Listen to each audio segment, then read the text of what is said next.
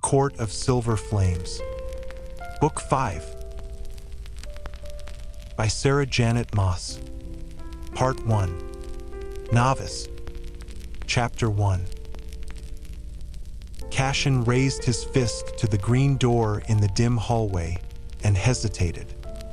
He'd cut down more enemies than he cared to tally, had stood knee-deep in gore on countless battlefields and kept swinging, had made choices that cost him the lives of skilled warriors, had been a general and a grunt and an assassin, and yet, here he was lowering his fist. Balking. The building on the north side of the Sidra River was in need of new paint and new floors, if the creaking boards beneath his boots as he climbed the 2 flights had been any indication. But at least it was clean, definitely grim by Valaris's standards. But when the city itself had no slums, that wasn't saying much. He'd seen and stayed in far worse. He'd never understood, though, why Nesta insisted on dwelling here. He got why she wouldn't take up rooms in the House of Wind. It was too far from the city, and she couldn't fly or winnow in, which meant dealing with the 10,000 steps up and down. But why live in this dump when the townhouse was sitting empty? Since construction had finished on Fair and Reese's sprawling home on the river, the townhouse had been left open to any of their friends who needed or wanted it. He knew for a fact that Fair had offered Nesta a room there and had been rejected.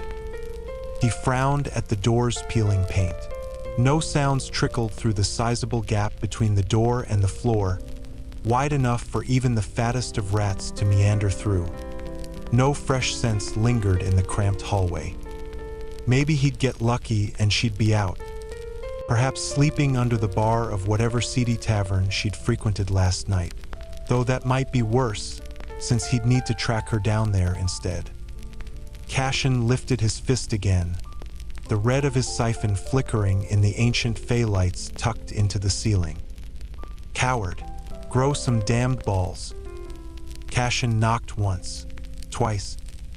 Silence. Cassian almost sighed his relief aloud. Thank the fucking mother. Clipped, precise footsteps sounded from the other side of the door, each more pissed off than the last. He tucked his wings in tight, squaring his shoulders as he braced his feet apart. A traditional fighting stance, beaten into him during his training years, now mere muscle memory. He didn't dare consider why the sound of those footsteps sent his body falling into it. The snap as she unlatched each of her 4 locks might as well have been the beating of a war drum. Cassian ran through the list of things he was to say, how Fair had suggested he say them. The door was yanked open, the knob twisting so hard Cassian wondered if she was imagining it as his neck. Nesta Archeron already wore a scowl. But there she was. She looked like hell. What do you want? She didn't open the door wider than a hand's breadth. When had he last seen her? The end of summer party on that barge in the Sidra last month? She hadn't looked this bad. Though he supposed a night trying to drown oneself in wine and liquor never left anyone looking particularly good the next morning, especially at "It's 7 in the morning," she went on, raking him over with that gray-blue stare that always kindled his temper. She wore a male's shirt. Worse, she wore only a male's shirt. Cassian propped a hand on the door jamb and gave her a half grin he knew brought out her claws. Rough night. Rough year, really. Her beautiful face was pale, far thinner than it had been before the war with Highburn. Her lips bloodless, and those eyes, cold and sharp, like a winter morning in the mountains. No joy, no laughter, in any plane of it, of her. She made to shut the door on his hand. He shoved a booted foot into the gap before she could break his fingers. Her nostrils flared slightly. Fair wants you at the house. Which one? Nesta said, frowning at the foot he'd wedged in the door. She has 5. He bit back his retort. This wasn't the battlefield. and he wasn't her opponent. His job was to transport her to the assigned spot, and then pray that the lovely home Fair and Reese had just moved into wouldn't be reduced to rubble. The new one. Why didn't my sister fetch me herself? He knew that suspicious gleam in her eye, the slight stiffening of her back. His own instincts surged to meet her defiance, to push and discover what might happen. Since winter solstice, they'd exchanged only a handful of words. Most had been at the barge party last month. They'd consisted of, "Move. Hello, Ness. Move. Gladly." After months and months of nothing, of barely seeing her at all, that had been it. He hadn't even understood why she'd shown up to the party, especially when she knew she'd be stuck on the water with them for hours. Amren likely deserved the credit for the rare appearance, due to whatever bit of sway the female held over Nesta. But by the end of that night, Nesta had been at the front of the line to get off the boat, arms tight around herself, and Amren had been brooding at the other end of it, nearly shaking with rage and disgust. No one had asked what had happened between them, not even Fair. The boat had docked, and Nesta had practically run off, and no one had spoken to her since. Until today. Until this conversation, which felt like the longest they'd had since the battles against Highburn. Cassian said at last, "Fair is High Lady. She's busy running the night court." Nesta cocked her head, gold-brown hair sliding over a bony shoulder. On anyone else, the movement would have been contemplative. On her, it was the warning of a predator sizing up prey. "And my sister," she said in that flat voice that refused to yield any sign of emotion, "deemed my immediate presence necessary? She knew you'd likely need to clean yourself up and wanted to give you a head start. You're expected at 9. He waited for the explosion as she did the math. Her eyes flared. "Do I look like I need 2 hours to become presentable?" He took the invitation to survey her. Long bare legs, an elegant sweep of hips, tapered waist, too damn thin, and full, inviting breasts that were at odds with the new, sharp angles of her body. On any other female, those magnificent breasts might have been enough cause for him to begin courting her the moment he met her. But from the instant he'd met Nesta, the cold fire in her eyes had been a temptation of a different sort. And now that she was high fae, all inherent dominance and aggression, and piss-poor attitude, he avoided her as much as possible, especially with what had happened during and after the war against Highburn. She'd made her feelings about him more than clear. Cassian said at last, "You look like you could use a few big meals, a bath, and some real clothes." Nesta rolled her eyes, but fingered the hem of her shirt. Cassian added, "Kick out the sorry bastard, get washed, and I'll bring you some tea." Her brows rose a fraction of an inch. He gave her a crooked smile. "You think I can't hear that male in your bedroom, trying to quietly put on his clothes and sneak out the window?" As if in answer, a muffled thud came from the bedroom. Nesta hissed, "I'll be back in an hour to see how things are proceeding." Cassian put enough bite behind the words that his soldiers would know not to push him. They'd remember that he required 7 siphons to keep his magic under control for good reason. But Nesta did not fly in his legions, did not fight under his command, and certainly did not seem to recall that he was over 500 years old and, "Don't bother, I'll be there on time." He pushed off the door jamb, wings flaring slightly as he backed away a few steps. "That's not what I was asked to do. I'm to see you from door to door." Her face tightened. "Go perch on a chimney." He sketched a bow, not daring to take his eyes off her. She'd emerged from the cauldron with gifts, considerable gifts, dark ones. But no one had seen nor felt any sign of them since that last battle with Hybern, since Amryn had shattered the cauldron and Fair and Reese had managed to heal it. Ellen, too, had revealed no indication of her seer's abilities since then. But if Nesta's power remained, still capable of leveling battlefields, Cassian knew better than to make himself vulnerable to another predator. "Do you want your tea with milk or lemon?" She slammed the door in his face, then locked each of those 4 locks. Whistling to himself and wondering if that poor bastard inside the apartment would indeed flee out the window, mostly to escape her, Cassian strode down the dim hallway and went to find some food. He'd need the sustenance today, especially once Nesta learned precisely why her sister had summoned her. Nesta Archeron didn't know the name of the male in her apartment. She ransacked her wine-soaked memory as she returned to the bedroom, dodging piles of books and lumps of clothing, recalling heated glances at the tavern, the wet, hot meeting of their mouths, the sweat coating her as she rode him until pleasure and drink sent her into blessed oblivion, but not his name. The male had already leaned out the window, with Cassian no doubt lurking on the street below to witness his spectacularly pathetic exit, when Nesta reached the dim, cramped bedroom. The brass poster bed was rumpled, the sheets half spilled on the creaky, uneven wood floor, and the cracked window banged against the wall on its loose hinges. The male twisted toward her. He was handsome in the way most high-fae males were handsome, a bit thinner than she liked them. Practically a boy compared to the towering mass of muscle that had just filled her doorway. He winced as she padded in, his expression turning pained as he noted what she wore. That's... Nesta tugged off his shirt, leaving nothing but bare skin in its wake. His eyes widened, but the scent of his fear remained.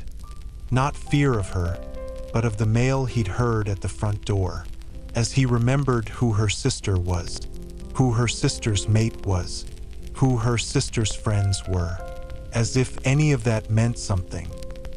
What would his fear smell like if he learned she'd used him, slept with him to keep herself at bay, to settle that writhing darkness that had simmered inside her from the moment she'd emerged from the cauldron? Sex, music, and drink she'd learned this past year, all of it helped. Not entirely, but it kept the power from boiling over. Even if she could still feel it streaming through her blood, coiled tight around her bones.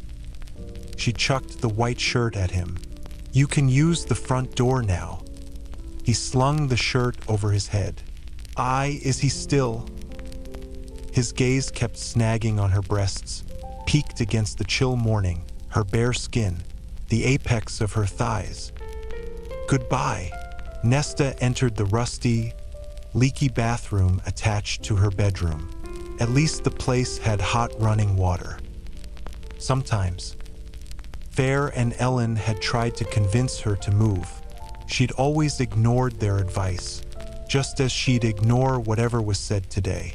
She knew Fair planned a scolding, perhaps something to do with the fact that Nesta had signed last night's outrageous tab at the tavern to her sister's bank account. Nesta snorted, twisting the handle in the bath. It groaned, the metal icy to the touch, and water sputtered, then sprayed into the cracked, stained tub. This was her residence. No servants, no eyes monitoring and judging every move, no company unless she invited them, or unless prying, swaggering warriors made it their business to stop by. It took 5 minutes for the water to actually heat enough to start filling the tub. There had been some days in the past year when she hadn't even bothered to take the time.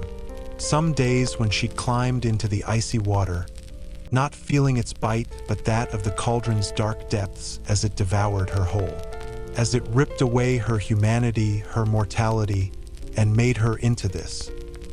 It had taken her months of battling it, the body-tensing panic that made her very bones tremble to be submerged, but she'd forced herself to face it down, had learned to sit in the icy water, nauseated and shaking, teeth gritted. had refused to move until her body recognized that she was in a tub and not the cauldron, that she was in her apartment and not the stone castle across the sea, that she was alive, immortal, even though her father was not. No, her father was ashes in the wind, his existence marked only by a headstone on a hill outside this city, or so her sisters had told her. I loved you from the first moment I held you in my arms, her father had said to her in those last moments together. Don't you lay your filthy hands on my daughter. Those had been his final words, spat at the king of Hybern. Her father had squandered those final words on that worm of a king. Her father, the man who had never fought for his children, not until the end. When he had come to save them, to save the humans and the Fae, yes, but most of all, his daughters. Her. A grand, stupid waste. Unholy dark power flowed through her, and it had not been enough to stop the king of Hybern from snapping his neck. She had hated her father, hated him deeply, and yet he had loved her, for some inexplicable reason, not enough to try to spare them from poverty or keep them from starving. But somehow it had been enough for him to raise an army on the continent, to sail a ship named for her into battle. She had still hated her father in those last moments. And then his neck had cracked, his eyes not full of fear as he died, but of that foolish love for her. That was what had lingered, the look in his eyes, the resentment in her heart as he died for her. It had festered, gnawing at her like the power she buried deep, running rampant through her head until no icy baths could numb it away. She could have saved him. It was the king of Hybern's fault. She knew that, but it was hers too. Just as it was her fault that Ellen had been captured by the cauldron after Nesta spied on it with that scrying. Her fault that Hybern had done such terrible things to hunt her and her sister down like a deer. Some days, the sheer dread and panic locked Nesta's body up so thoroughly that nothing could get her to breathe. Nothing could stop the awful power from beginning to rise in her. Nothing beyond the music at those taverns, the card games with strangers, the endless bottles of wine, and the sex that made her feel nothing, but offered a moment of release amid the roaring inside her. Nesta finished washing away the sweat and other remnants of last night. The sex hadn't been bad. She'd had better, but also much worse. Even immortality wasn't enough time for some males to master the art of the bedroom. So she'd taught herself what she liked. She'd obtained a monthly contraceptive tea from her local apothecary, and then she'd brought that first male here. He had no idea that her maidenhead had been intact until he'd spied the smeared blood on the sheets. His face had tightened with distaste, then a glimmer of fear that she might report an unsatisfactory first bedding to her sister's insufferable mate. Nesta hadn't bothered to tell him that she avoided both of them at all costs, especially the latter. These days, Rhys seemed content to do the same. After the war with Hybern, Rhys had offered her jobs, positions in his court. She didn't want them. They were pity offerings, thin attempts to get her to be a part of Fair's life, to be gainfully employed. But the High Lord had never liked her. Their conversations were coldly civil at best. She'd never told him that the reasons he hated her were the same reasons she lived here. Took cold baths some days, forgot to eat on others, couldn't stand the crack and snap of a fireplace, and drowned herself in wine and music and pleasure each night. Every damning thing Rhys thought about her was true, and she'd known it long before he had ever shadowed her doorstep. Any offering Rhys threw her way was made solely out of love for Fair. Better to spend her time the way she wished. They kept paying for it, after all. The knock on the door rattled the entire apartment.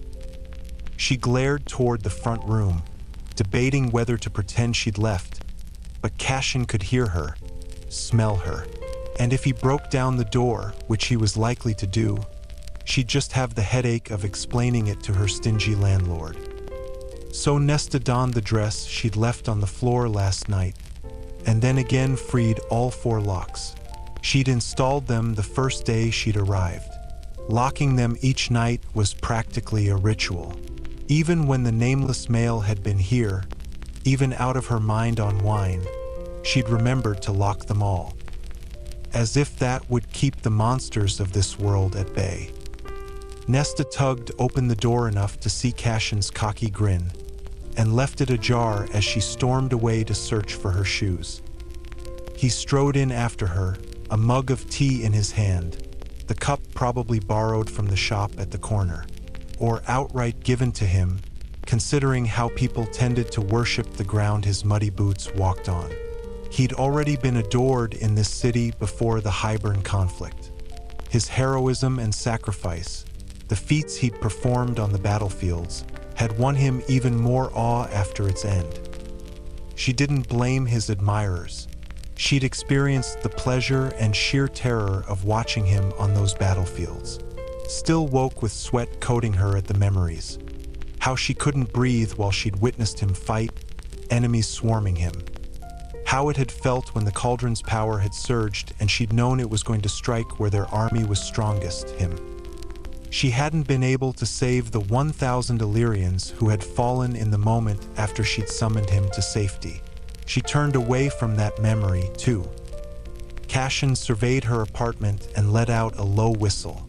Ever thought of hiring a cleaner? Nesta scanned the small living area, a sagging crimson couch, a soot-stained brick hearth, a moth-eaten floral armchair, then the ancient kitchenette, piled with leaning columns of dirty dishes. Where had she thrown her shoes last night? She shifted her search to her bedroom. Some fresh air would be a good start, Cassian added from the other room. The window groaned as he cracked it open. She found her brown shoes in opposite corners of the bedroom. One reeked of spilled wine. Nesta perched on the edge of the mattress to slide them on, tugging at the laces. She didn't bother to look up as Cassian's steady steps approached, then halted at the threshold. He sniffed once, loudly. I'd hoped you at least changed the sheets between visitors, but apparently that doesn't bother you.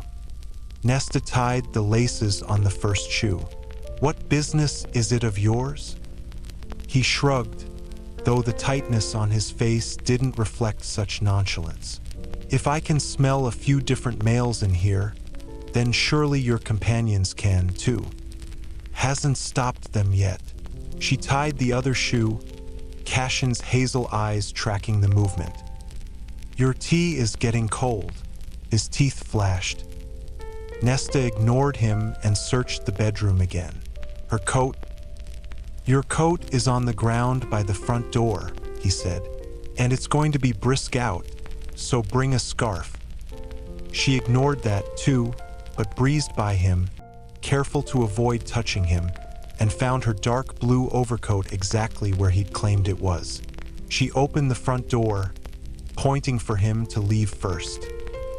Cassian held her gaze as he stalked for her, then reached out an arm and plucked the cerulean and cream scarf Ellen had given her for her birthday this spring off the hook on the wall. He gripped it in his fist, dangling it like a strangled snake as he brushed past her. Something was eating at him. Usually, Cassian held out a bit longer before yielding to his temper. Perhaps it had to do with whatever Fair wanted to say up at the house. Nesta's gut twisted as she set each lock. She wasn't stupid. She knew there had been unrest since the war had ended, both in these lands and on the continent. Knew that without the barrier of the wall, some Fey territories were pushing the limits on what they could get away with in terms of border claims and how they treated humans. And she knew that those 4 human queens still squatted in their shared palace, their armies unused and intact. They were monsters, all of them. They'd killed the golden-haired queen who'd betrayed them and sold another, Vasa, to a sorcerer lord. It seemed only fitting that the youngest of the 4 remaining queens had been transformed into a crone by the cauldron. Made into a long-lived fae, yes, but aged into a withered shell as punishment for the power Nesta had taken from the cauldron. How she'd ripped it apart while it had torn her mortal body into something new. That wizened queen blamed her, had wanted to kill her, if Hybern's ravens had been correct before Bryaxis and Rhys and had destroyed them for infiltrating the House of Wind's library. There had been no whisper of that queen in the 14 months since the war. But if some new threat had arisen, the 4 locks seemed to laugh at her before Nesta followed Cassian out of the building and into the bustling city beyond. The riverfront house was actually an estate, and so new and clean and beautiful that Nesta remembered her shoes were covered in stale wine precisely as she strode through the towering marble archway and into the shining front hall, tastefully decorated in shades of ivory and sand. A mighty staircase bisected the enormous space, a chandelier of hand-blown glass, made by Valaris artisans, drooping from the carved ceiling above it. The fey lights in each nest-shaped orb cast shimmering reflections on the polished pale wood floors, interrupted only by potted ferns, wood furniture also made in Valaris, and an outrageous array of art. She didn't bother to remark on any of it. Plush blue rugs broke up the pristine floors, a long runner flowing along the cavernous halls on either side, and one ran beneath the arch of the stairs, straight to a wall of windows on its other side, which looked out onto the sloping lawn and gleaming river at its feet. Cassian headed to the left, toward the formal rooms for business. Fair had informed Nesta during that first and only tour 2 months ago. Nesta had been half drunk at the time and had hated every second of it, each perfect room. Most males bought their wives and mates jewelry for an outrageous winter solstice present. Rhys had bought Fair a palace. No, he'd purchased the war-decimated land and then given his mate free rein to design the residence of their dreams. And somehow, Nesta thought as she silently followed an unnaturally quiet Cassian down the hall toward one of the studies whose doors were cracked open. Fair and Rhys had managed to make this place seem cozy, welcoming. A behemoth of a building, but still a home. Even the formal furniture seemed designed for comfort and lounging, for long conversations over hearty food. Every piece of art had been picked by Fair herself or painted by her, many of them portraits and depictions of them, her friends, her new family. There were none of Nesta, naturally. Even their goddamned father had a portrait on the wall along one side of the grand staircase. Him and Ellen, smiling and happy, as they'd been before the world went to shit, sitting on a stone bench amid bushes bursting with pink and blue hydrangea. The formal gardens of their first home, that lovely manor near the sea. Nesta and their mother were nowhere in sight. That was how it had been, after all. Ellen and Fair doted on by their father, Nesta prized and trained by their mother. During that first tour, Nesta had noted the lack of herself here, the lack of their mother.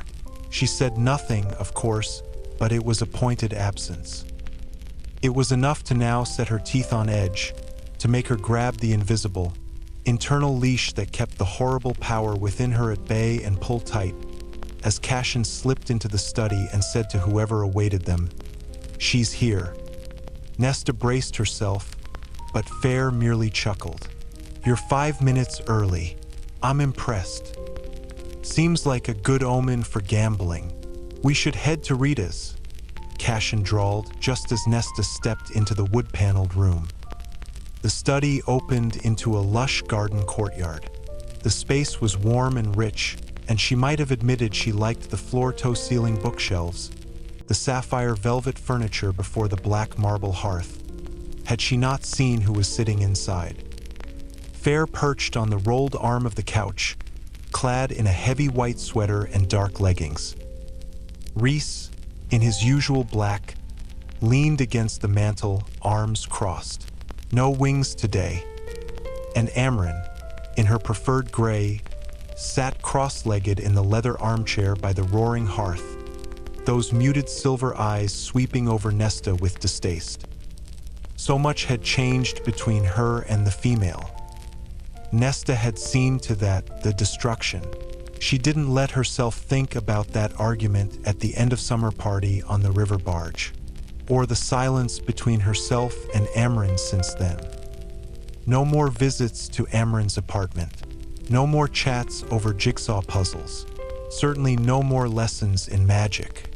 She'd made sure of that last part, too. Fair at least smiled at her. "I heard you had quite the night." Nesta glanced between where Cassian had claimed the armchair across from Amren, the empty spot on the couch beside Fair, and where Reese stood by the hearth. She kept her spine straight, her chin high, hating that they all eyed her as she opted to sit on the couch beside her sister, hating that Reese and Amren noted her filthy shoes and probably still smelled that male on her despite the bath. "You look atrocious," Amren said. Nesta wasn't stupid enough to glare at the whatever Amren was. She was high fae now, yes, but she'd once been something different, not of this world. Her tongue was still sharp enough to wound. Like Nesta, Amren did not possess court-specific magic related to the high fae. It didn't make her influence in this court any less mighty. Nesta's own high fae powers had never materialized. She had only what she'd taken from the cauldron, rather than letting it deign to gift her with power, as it had with Ellen. She had no idea what she'd ripped from the cauldron while it had stolen her humanity from her, but she knew they were things she did not and would never wish to understand, to master. The very thought had her stomach churning. "Though I bet it's hard to look good," Amren went on, "when you're out until the darkest hours of the night, drinking yourself stupid, and fucking anything that comes your way." Fair whipped her head to the High Lord's second. Reese seemed inclined to agree with Amren. Cassian kept his mouth shut. Nesta said smoothly, "I wasn't aware that my activities were under your jurisdiction." Cassian loosed a murmur that sounded like a warning. To which one of them she didn't know, or care.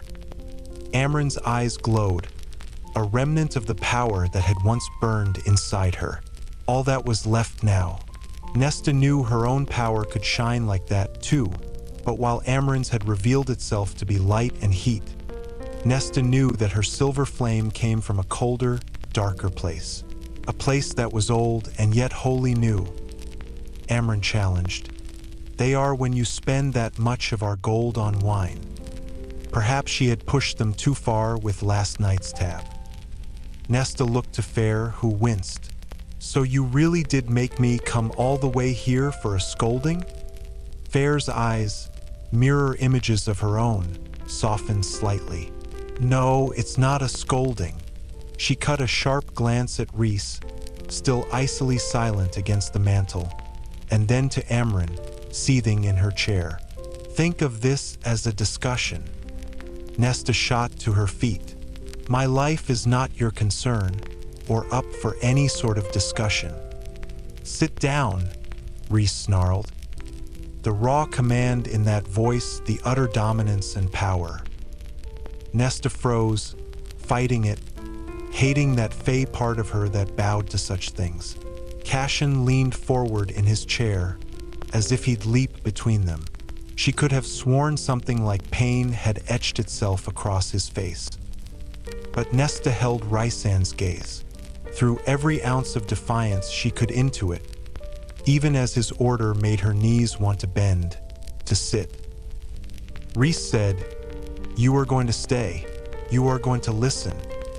She let out a low laugh. "You're not my High Lord. You don't give me orders."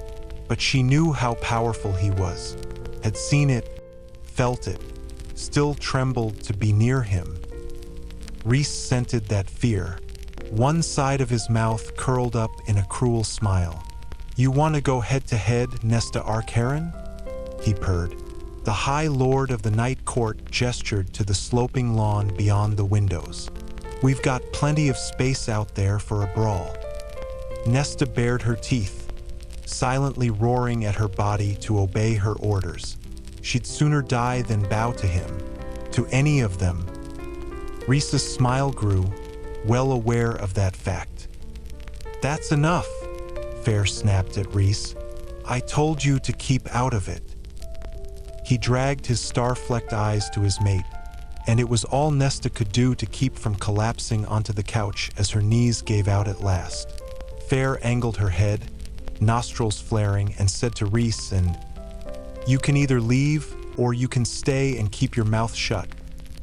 Rhys again crossed his arms, but said nothing. "You too," Fair spat to Amren. The female harumphed and nestled into her chair. Nesta didn't bother to look pleasant as Fair twisted to face her, taking a proper seat on the couch, the velvet cushions sighing beneath her.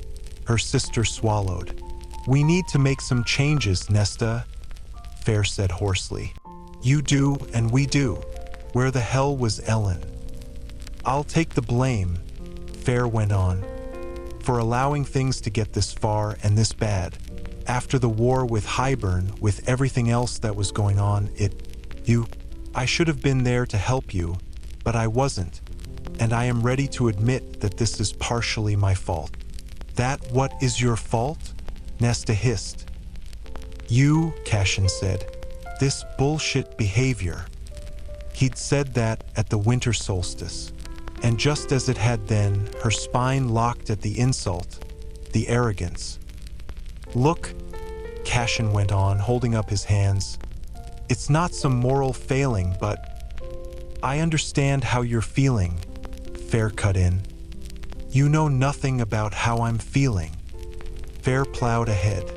"It's time for some changes, starting now. Keep your self-righteous do-gooder nonsense out of my life." "You don't have a life," Fair retorted, "and I'm not going to sit by for another moment and watch you destroy yourself." She put a tattooed hand on her heart, like it meant something. "I decided after the war to give you time, but it seems that was wrong. I was wrong." "Oh!" The word was a dagger thrown between them. Rhys tensed at the sneer, but still said nothing. "You're done," Fair breathed, voice shaking. "This behavior, that apartment, all of it, you are done, Nesta." "And where?" Nesta said, her tone mercifully icy. "Am I supposed to go?" Fair looked to Cassian. For once, Cassian wasn't grinning. "You're coming with me," he said, "to train." Chapter 2. Cassian felt as if he'd loosed an arrow at a sleeping fire drake. Nesta, bundled in that worn blue coat, with her stained shoes and her wrinkled gray dress, looked him over and demanded, "What?" "As of this meeting," Fair clarified, "you're moving into the House of Wind." She nodded eastward, toward the palace carved into the mountains at the far end of the city. "Rhys and I have decided that each morning you will train with Cassian in Windhaven, in the Illyrian Mountains. After lunch, for the rest of the afternoon, you will be assigned work in the library beneath the House of Wind. But the apartment, the seedy taverns, all of that is over, Nesta." Nesta's fingers curled into fists in her lap, but she said nothing. He should have positioned himself beside her, instead of allowing his high lady to sit on that couch within arm's reach of her. No matter that Fair already had a shield around her self-courtesy of Rhys, it had been there at breakfast, too, part of my ongoing training, Fair had muttered when Cassian asked about the ironclad defenses, so strong they even masked her scent. Rhys is having Helion teach him about truly impenetrable shields, so of course I have the pleasure of being the test subject. I'm supposed to try to break this one to see if Rhys is following Helion's instructions correctly. It's a new kind of insanity, but one that had proved fortuitous, even if they didn't know what Nesta's power could do against ordinary magic. Rhys seemed to be thinking the same thing, and Cassian poised himself to jump between the two sisters. His siphons flared in warning as Rhys's power rumbled. Cassian had no doubt Fair could defend herself against most opponents, but Nesta, he wasn't entirely sure Fair would hit back, even if Nesta launched that terrible power at her. And he hated that he didn't know if Nesta would sink low enough to do it. That things had become so bad that he even considered the possibility. "I'm not moving to the House of Wind," Nesta said, "and I'm not training at that miserable village. Certainly not with him." She threw him a look that was nothing short of venomous.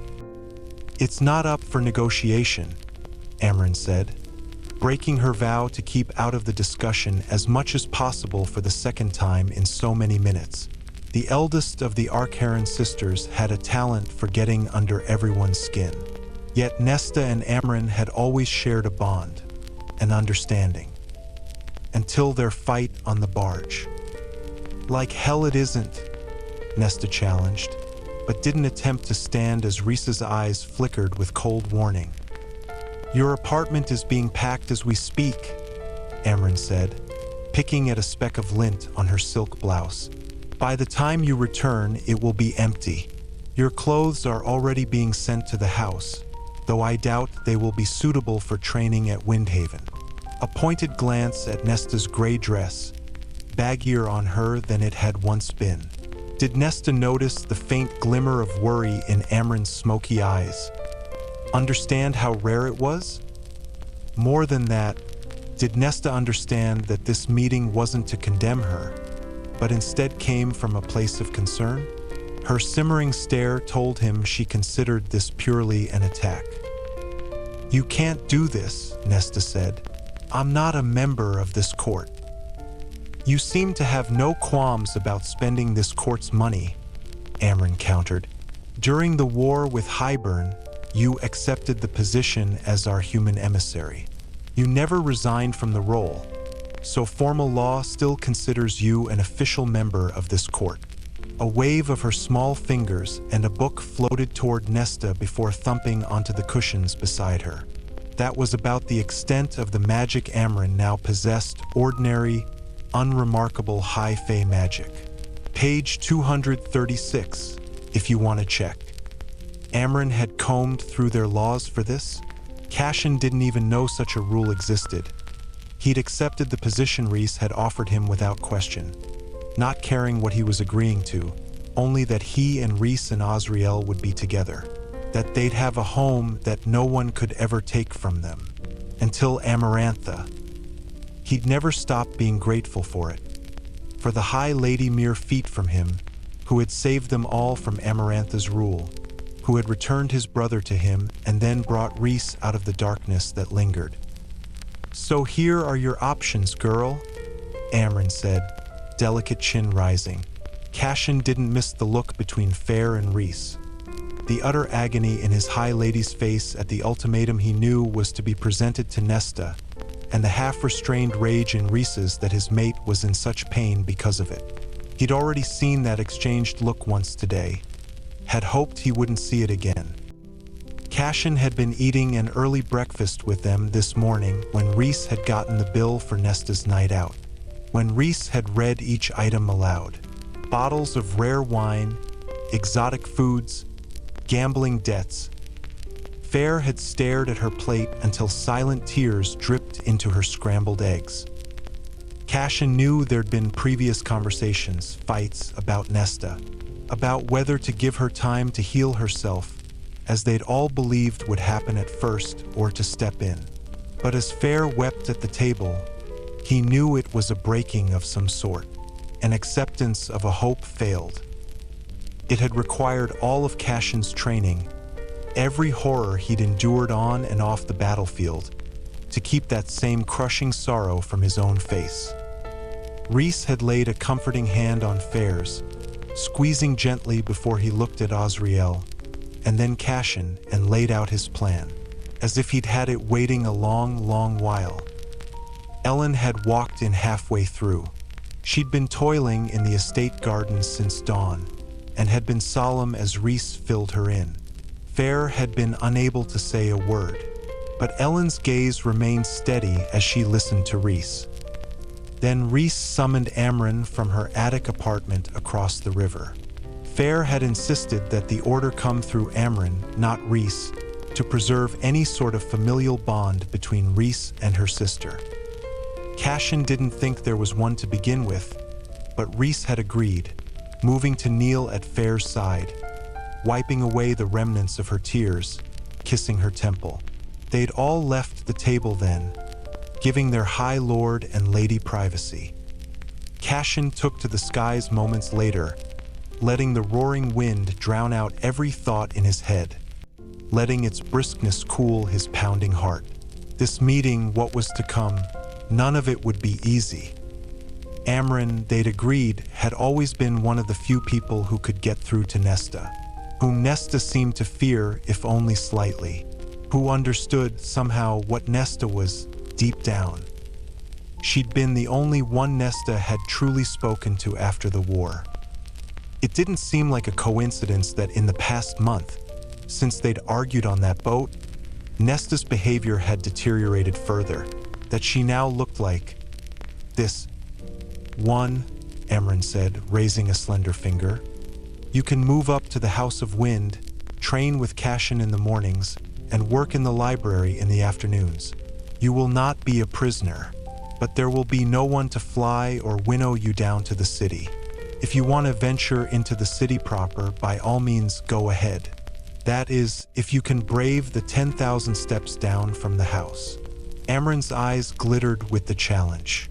And if you can somehow find 2 coppers to rub together to buy yourself a drink. But if you follow this plan, we will reevaluate where and how you live in a few months. And my other option? Nesta spat. Mother above, this woman female. She was no longer human. Cassian could think of very, very few people who would defy Amren and Rhys. Certainly not in the same room. Certainly not with such venom. You go back to the human lands. Amren had suggested a few days in a dungeon in the Hewn City, but Fair had simply said that the human world would be more than enough of a prison for someone like Nesta. Someone like Fair, too, and Ellen. All 3 sisters were now high fae with considerable powers, though only Fair's were let loose. Even Amren had no idea whether Ellen's and Nesta's powers remained. The cauldron had granted them unique powers, different from other high fae. The gift of sight to the former, and the gift of... Cassian didn't know what to call Nesta's gift. Didn't know whether it was a gift at all or something she had taken. The silver fire, that sense of death looming, the raw power he'd witnessed as it blasted into the king of Hybern. Whatever it was, it existed beyond the usual array of high fae gifts. The human world was behind them. They could never return. Even though all 3 of them were war heroes, each in their own right, the humans wouldn't care. Would stay far, far away if they weren't provoked to violence. So, yes, Nesta might technically be able to return to the human lands, but she would find no companionship there. No warm welcome or town that would accept her. Wherever she was able to find a place to live, she would be essentially housebound, confined to the grounds of her home for fear of human prejudices. Nesta turned to Fair, lips pulling back from her teeth. And these are my only options? Fair caught herself before she could say the rest. I'm sorry, and squared her shoulders, became the high lady of the night court, even without her black crown, even in Rhys's old sweater. Yes, you have no right. Nesta erupted. You dragged me into this mess, this horrible place. You are why I am like this, why I am stuck here. Fair flinched. Rhys's rage became palpable, a pulse of night-kissed power that tightened Cassian's gut. Every warrior's instinct beaten into him coming to attention. That's enough, Fair breathed. Nesta blinked. Fair swallowed, but didn't balk. That is enough.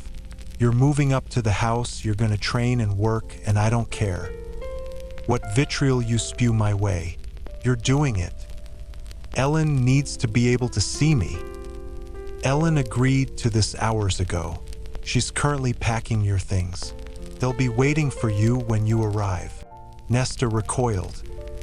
Fair didn't relent. Ellen knows how to contact you. If she wishes to visit you at the House of Wind, she is free to do so. One of us will gladly take her up there.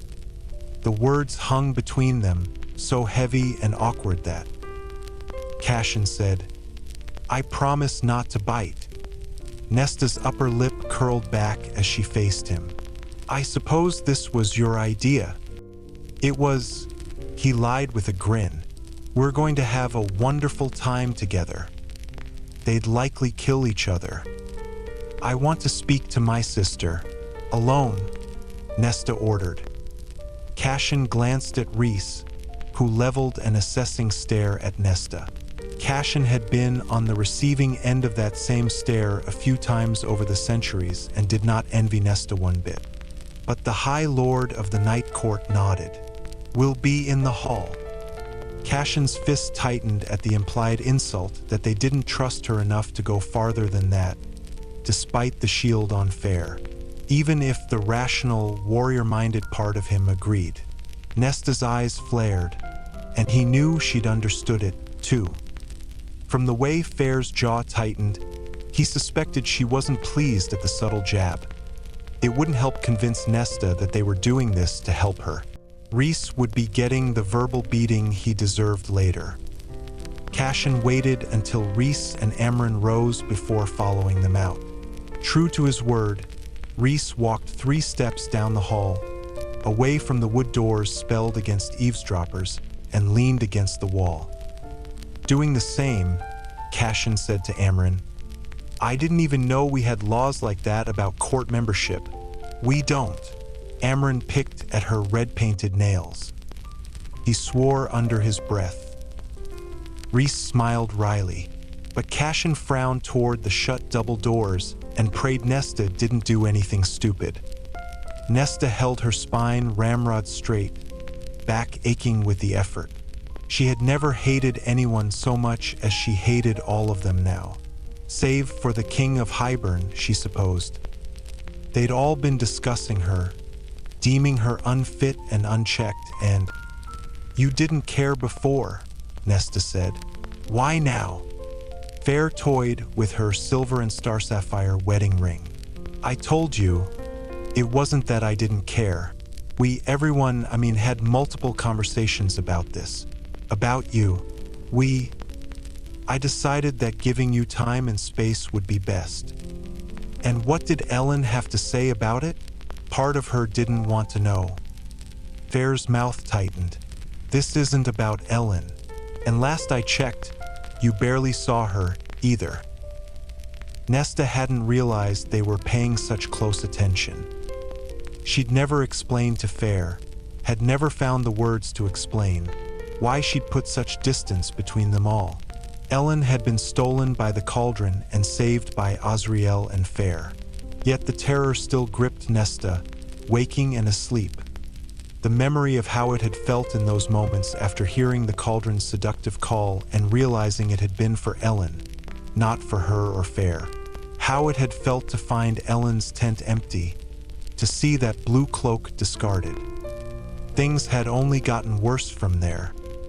You have your lives and I have mine, she'd said to Ellen last winter solstice. She'd known how deeply it would wound her sister, but she couldn't bear it. The bone-deep horror that lingered. The flashes of that discarded cloak or the cauldron's chill waters or Cassian crawling toward her or her father's neck snapping. Fair said carefully, For what it's worth, I was hoping you'd turn yourself around. I wanted to give you space to do it, since you seem to lash out at everyone who comes close enough, but you didn't even try. Perhaps you can find it in yourself to try a little harder this year. Cassian's words from 9 months ago still rang fresh in Nesta's mind, uttered on an ice-slick street blocks from here. Try? It was all she could think to say. I know that's a foreign word to you. Then her rage had ruptured from her. Why should I have to try to do anything? I was dragged into this world of yours, this court. Then go somewhere else." She'd swallowed her own response. "I have nowhere to go." It was the truth. She had no desire to return to the human realm, had never felt at home there, not really.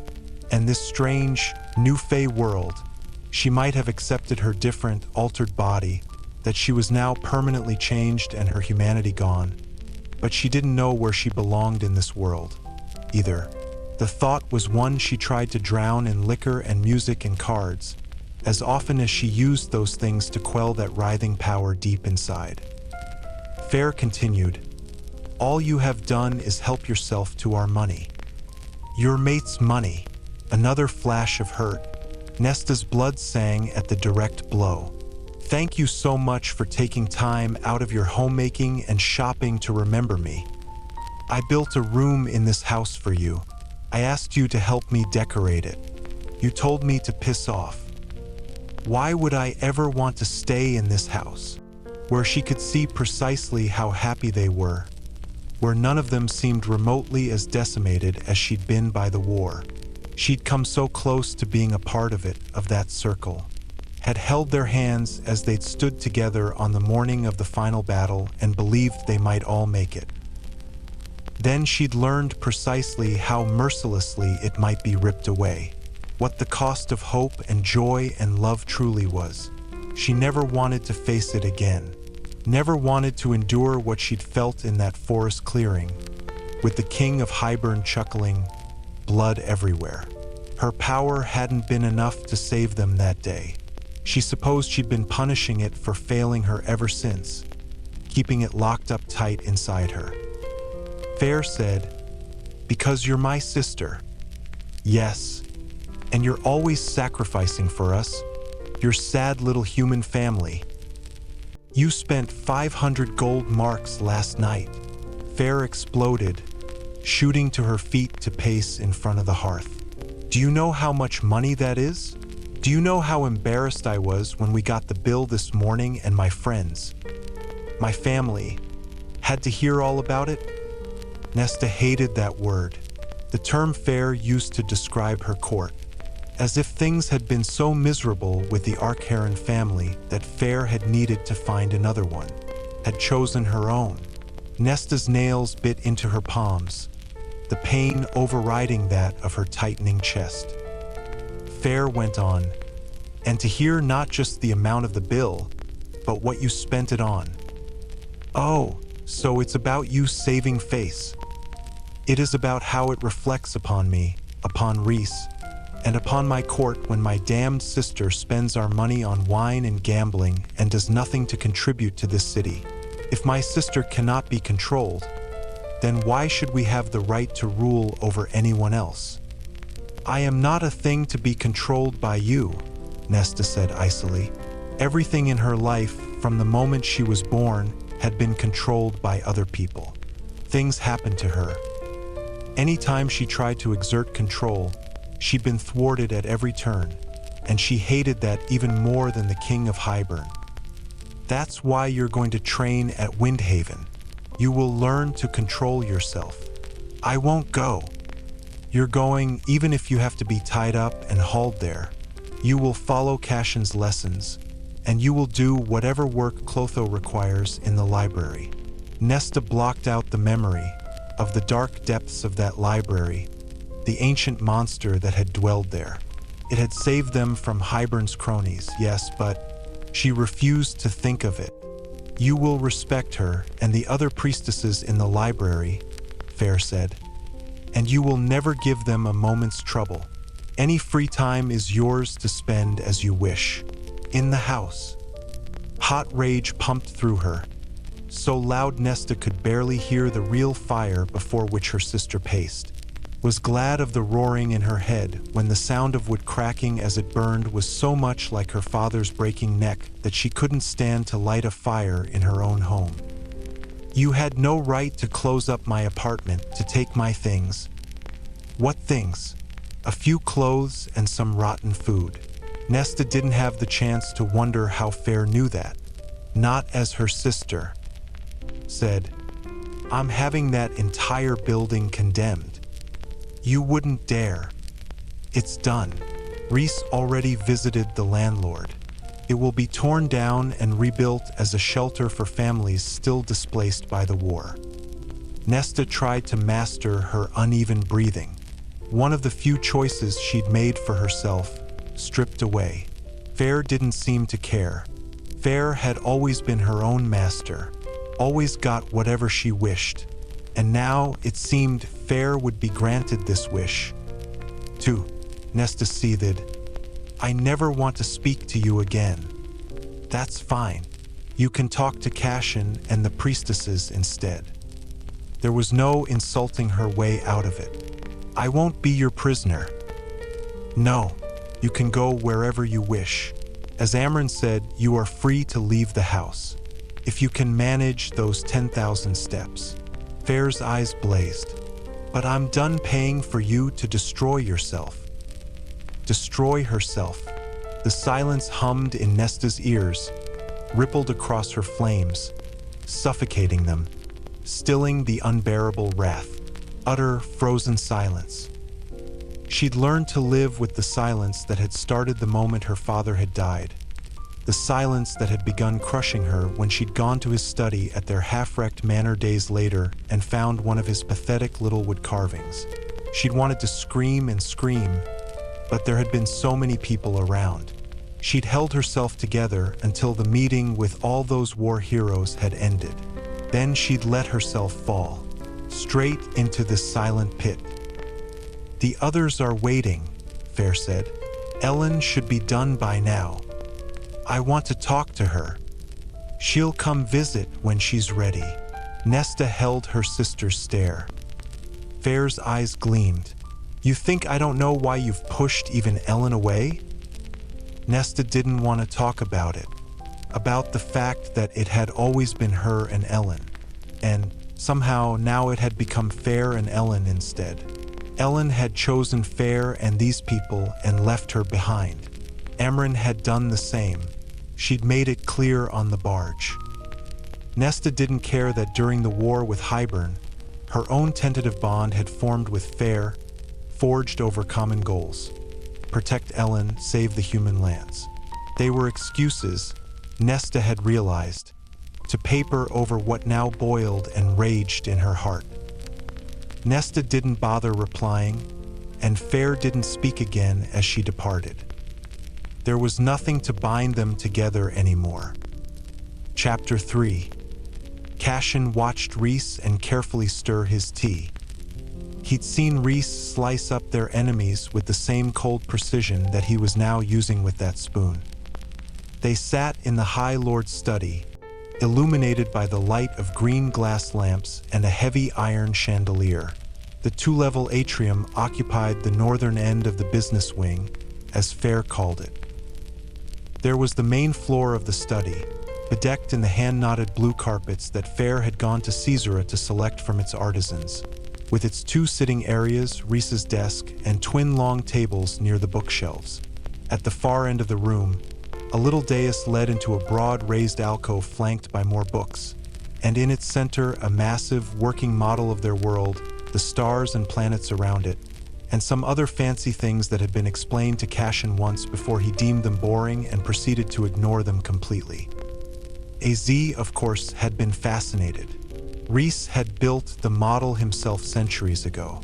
It could not only track the sun, but also tell time, and it somehow allowed Reese to ponder the existence of life beyond their own world and other things Cassian had, again, instantly forgotten. On the mezzanine, accessible by an ornate wrought iron spiral staircase just to the left when one walked in, were more books, thousands in this space alone. A few glass cabinets full of delicate objects that Cassian stayed away from, for fear of breaking them with his bare paws, as Moore described his hands, and several of Fair's paintings. There were plenty of those on the bottom level, too, some in shadow and meant to stay that way, some revealed by the streaming light reflecting off the river at the foot of the sloping lawn. Cassian's High Lady had a way of capturing the world that always made him pause. Her paintings sometimes unsettled him. The truths she portrayed weren't always pleasant ones. He'd gone to her studio a few times to watch her paint. Surprisingly, she had let him. The first time he'd visited, he'd found fair tints at her easel. She was painting what he realized was an emaciated rib cage, so thin he could count most of the bones. When he spotted a familiar birthmark on the too thin left arm beside it, he eyed the same mark amid the tattoo on her own extended arm, brush in hand. He merely nodded to her, an acknowledgement that he understood.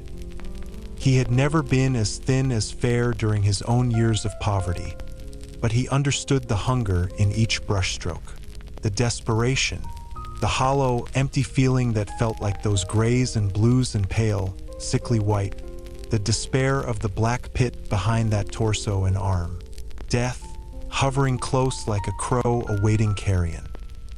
He'd thought about that painting a great deal in the days afterward, how it had made him feel, how close they'd all come to losing their high lady before they'd ever met her. Rhys finished stirring his tea and set down his spoon with terrible gentleness. Cassian raised his eyes to the portrait behind his High Lord's mammoth desk. The golden phalite orbs in the room were positioned to make it seem alive, glowing. Fair's face, a self-portrait, seemed to laugh at him, at the mate whose back was to her, so she could watch over him, Rhys said. Cassian prayed that the gods were watching over him as Rhys sipped from his tea and said, "You're ready." He leaned back in his seat. "I've gotten young warriors in line before." Rhys's violet eyes glowed. "Nesta's not some young buck pushing the boundaries. I can handle her." Rhys stared at his tea. Cassian recognized that face, that serious, unervingly calm face. "You did good work getting the Illyrians back in order this spring, you know?" He braced himself. He'd been anticipating this talk since he'd spent 4 months with the Illyrians, soothing the jagged edges amongst the warbands, making sure the families who'd lost fathers and sons and brothers and husbands were taken care of, that they knew he was there to help and to listen, and generally making it very fucking clear that if they rose up against Rhys, there would be hell to pay. The blood right last spring had taken care of the worst of them, including the troublemaker Callan, whose arrogance hadn't been enough to compensate for his shoddy training when he'd been slain just miles from the slopes of Ramiel. That Cassian had heaved a sigh of relief at the news of the young male's demise had lingered with him, but the Illyrians had stopped their grumbling soon after, and Cassian had spent the time since then rebuilding their ranks, overseeing the training of promising new warriors and making sure the seasoned ones were still in good enough shape to fight again. Replenishing their depleted numbers had at least given the Illyrians something to focus on, and Cassian knew there was little he could add any more beyond the occasional inspection and council meeting. So the Illyrians were at peace, or as peaceful as a warrior society could be, with their constant training, which was what Rhys wanted. Not just because a rebellion would be a disaster, but because of this, what he knew Rhys was about to say. "I think it's time for you to take on bigger responsibilities." Cassian grimaced. There it was. Rhys chuckled. "You can't honestly mean to tell me you didn't know the Illyrian situation was a test?" "I'd hoped not," he grumbled, tucking in his wings. Rhys smirked, though he quickly sobered. "Nesta is not a test, though. She's different." "I know." Even before she'd been made, he'd seen it. And after that terrible day in Highburn, he'd never forgotten the bone carver's whispered words in the prison. "What if I tell you what the rock and darkness and sea beyond whispered to me, Lord of bloodshed? How they shuddered in fear on that island across the sea. How they trembled when she emerged. She took something precious. She ripped it out with her teeth. What did you wake that day in Highburn, Prince of Bastards?" That final question had chased him from slumber more nights than he cared to admit. Cassian made himself say, "We haven't seen a hint of her power since the war. For all we know, it vanished with the cauldron's breaking. Or maybe it's dormant, as the cauldron is now asleep and safely hidden in Credia with Draken and Miriam. Her power could rise at any moment. A chill skittered down Cassian's spine. He trusted the Seraphim Prince and the half-human woman to keep the cauldron concealed, but there would be nothing they or anyone could do to control its power if awoken. Rhys said, "Be on your guard. You sound like you're afraid of her." "I am." Cassian blinked. Rhys lifted a brow. "Why do you think I sent you to get her this morning?" Cassian shook his head, unable to help his laugh. Rhys smiled, lacing his fingers behind his head and leaning back in his seat. "You need to get out in the practice ring more, brother," Cassian told him, surveying his friend's powerful body. "Don't want that mate of yours to find any soft bits." "She never finds any soft bits when I'm around her," Rhys said, and Cassian laughed again. "Is Fair going to kick your ass for what you said earlier?" "I already told the servants to clear out for the rest of the day as soon as you take Nesta up to the house. I think the servants hear you fighting plenty." Indeed, Fair had no hesitation when it came to telling Rhys that he'd stepped out of line.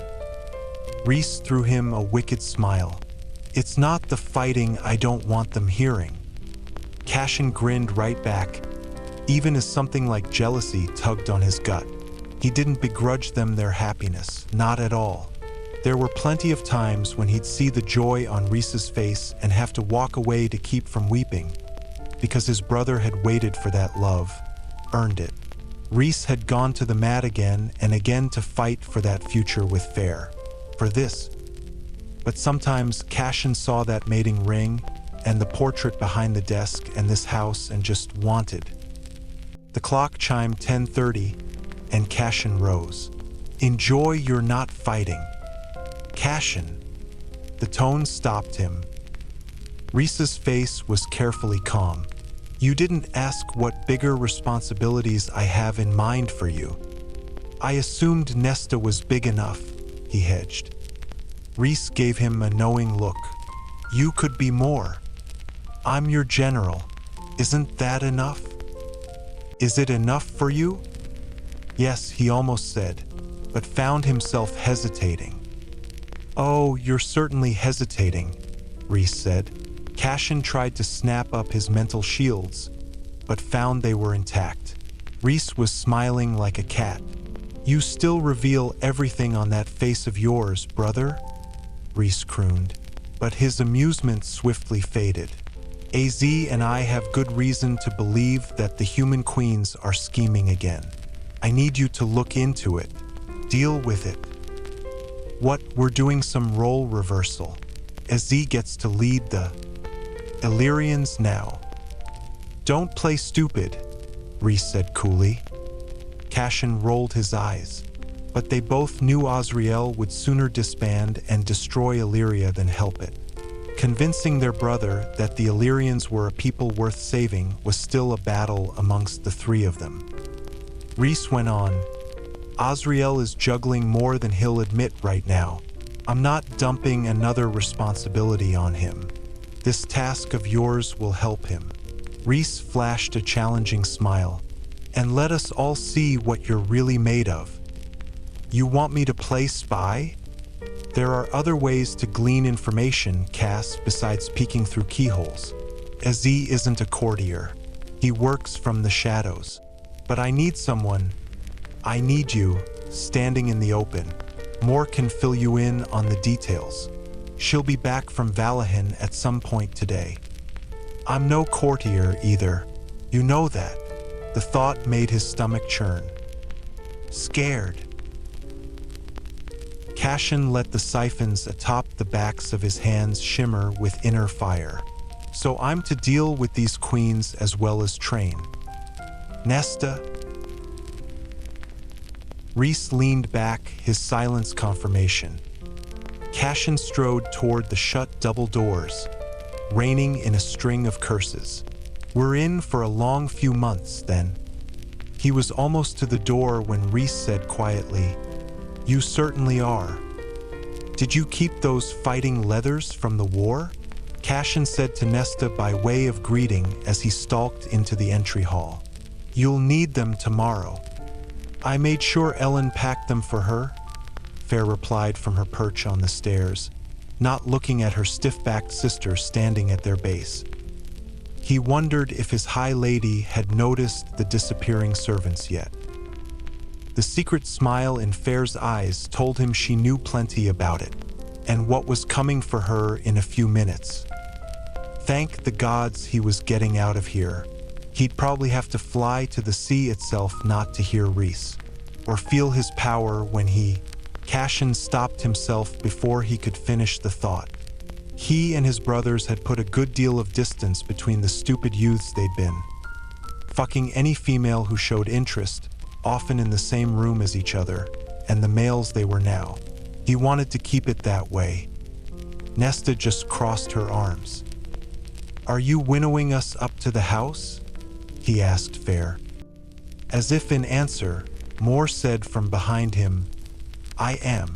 She winked at Fair. "She's got a special meeting with Risey." Cassian grinned as Moore strode in from the residential wing. "I thought you wouldn't be back until later today." He threw open his arms, folding her against his chest and squeezing tight. Moore's waist-length golden hair smelled of cold seas. She squeezed him back. "I didn't feel like waiting until the afternoon. Valahan is already knee-deep in snow. I needed some sunshine." Cassian pulled away to scan her beautiful face, as familiar to him as his own. Her brown eyes were shadowed despite her words. "What's wrong?" Fair rose from her seat, noting the strain as well. "Nothing," Moore said, flipping her hair over a shoulder. "Liar." "I'll tell you all later," Moore conceded and looked toward Nesta. "You should wear the leathers tomorrow, when you train up at Windhaven. You'll want them against the cold." Nesta leveled a bored, icy look at Moore. Moore just beamed at her in return. Fair took that as a good moment to casually step between them, Reese's shield still hard as steel around her. Never mind that they'd all be real damn close in about a minute. "Today we'll let you get settled at the house. You can unpack your things. Get some rest if you want." Nesta said nothing. Cassian dragged a hand through his hair. "Cauldron, spare them." Reese expected him to play politics when he couldn't even navigate this. Moore smirked, as if reading the thought on his face. "Congratulations on your promotion." She shook her head. "Cassian, the courtier. I never thought I'd see the day." Fair snickered, but Nesta's eyes slid to him, surprised and wary. He said to her, if only to beat her to it, "Still a bastard-born nobody, don't worry." Nesta's lips thinned. Fair said carefully to Nesta, "We'll talk soon." Nesta again didn't reply. It seemed she had stopped speaking to Fair at all, but at least she was going willingly. Semi-willingly. "Shall we?" Moore said, offering up either elbow. Nesta gazed at the floor, her face pale and gaunt, eyes blazing. Fair met his stare. The look alone conveyed everything she was begging of him. Nesta stepped past her, grabbed Moore's forearm, and watched a spot on the wall. Moore cringed at him, but Cassian didn't dare share the look. Nesta might not be gazing at them, but he knew she saw and heard and assessed everything. So he merely took Moore's other arm and winked at Fair before they all vanished into wind and darkness.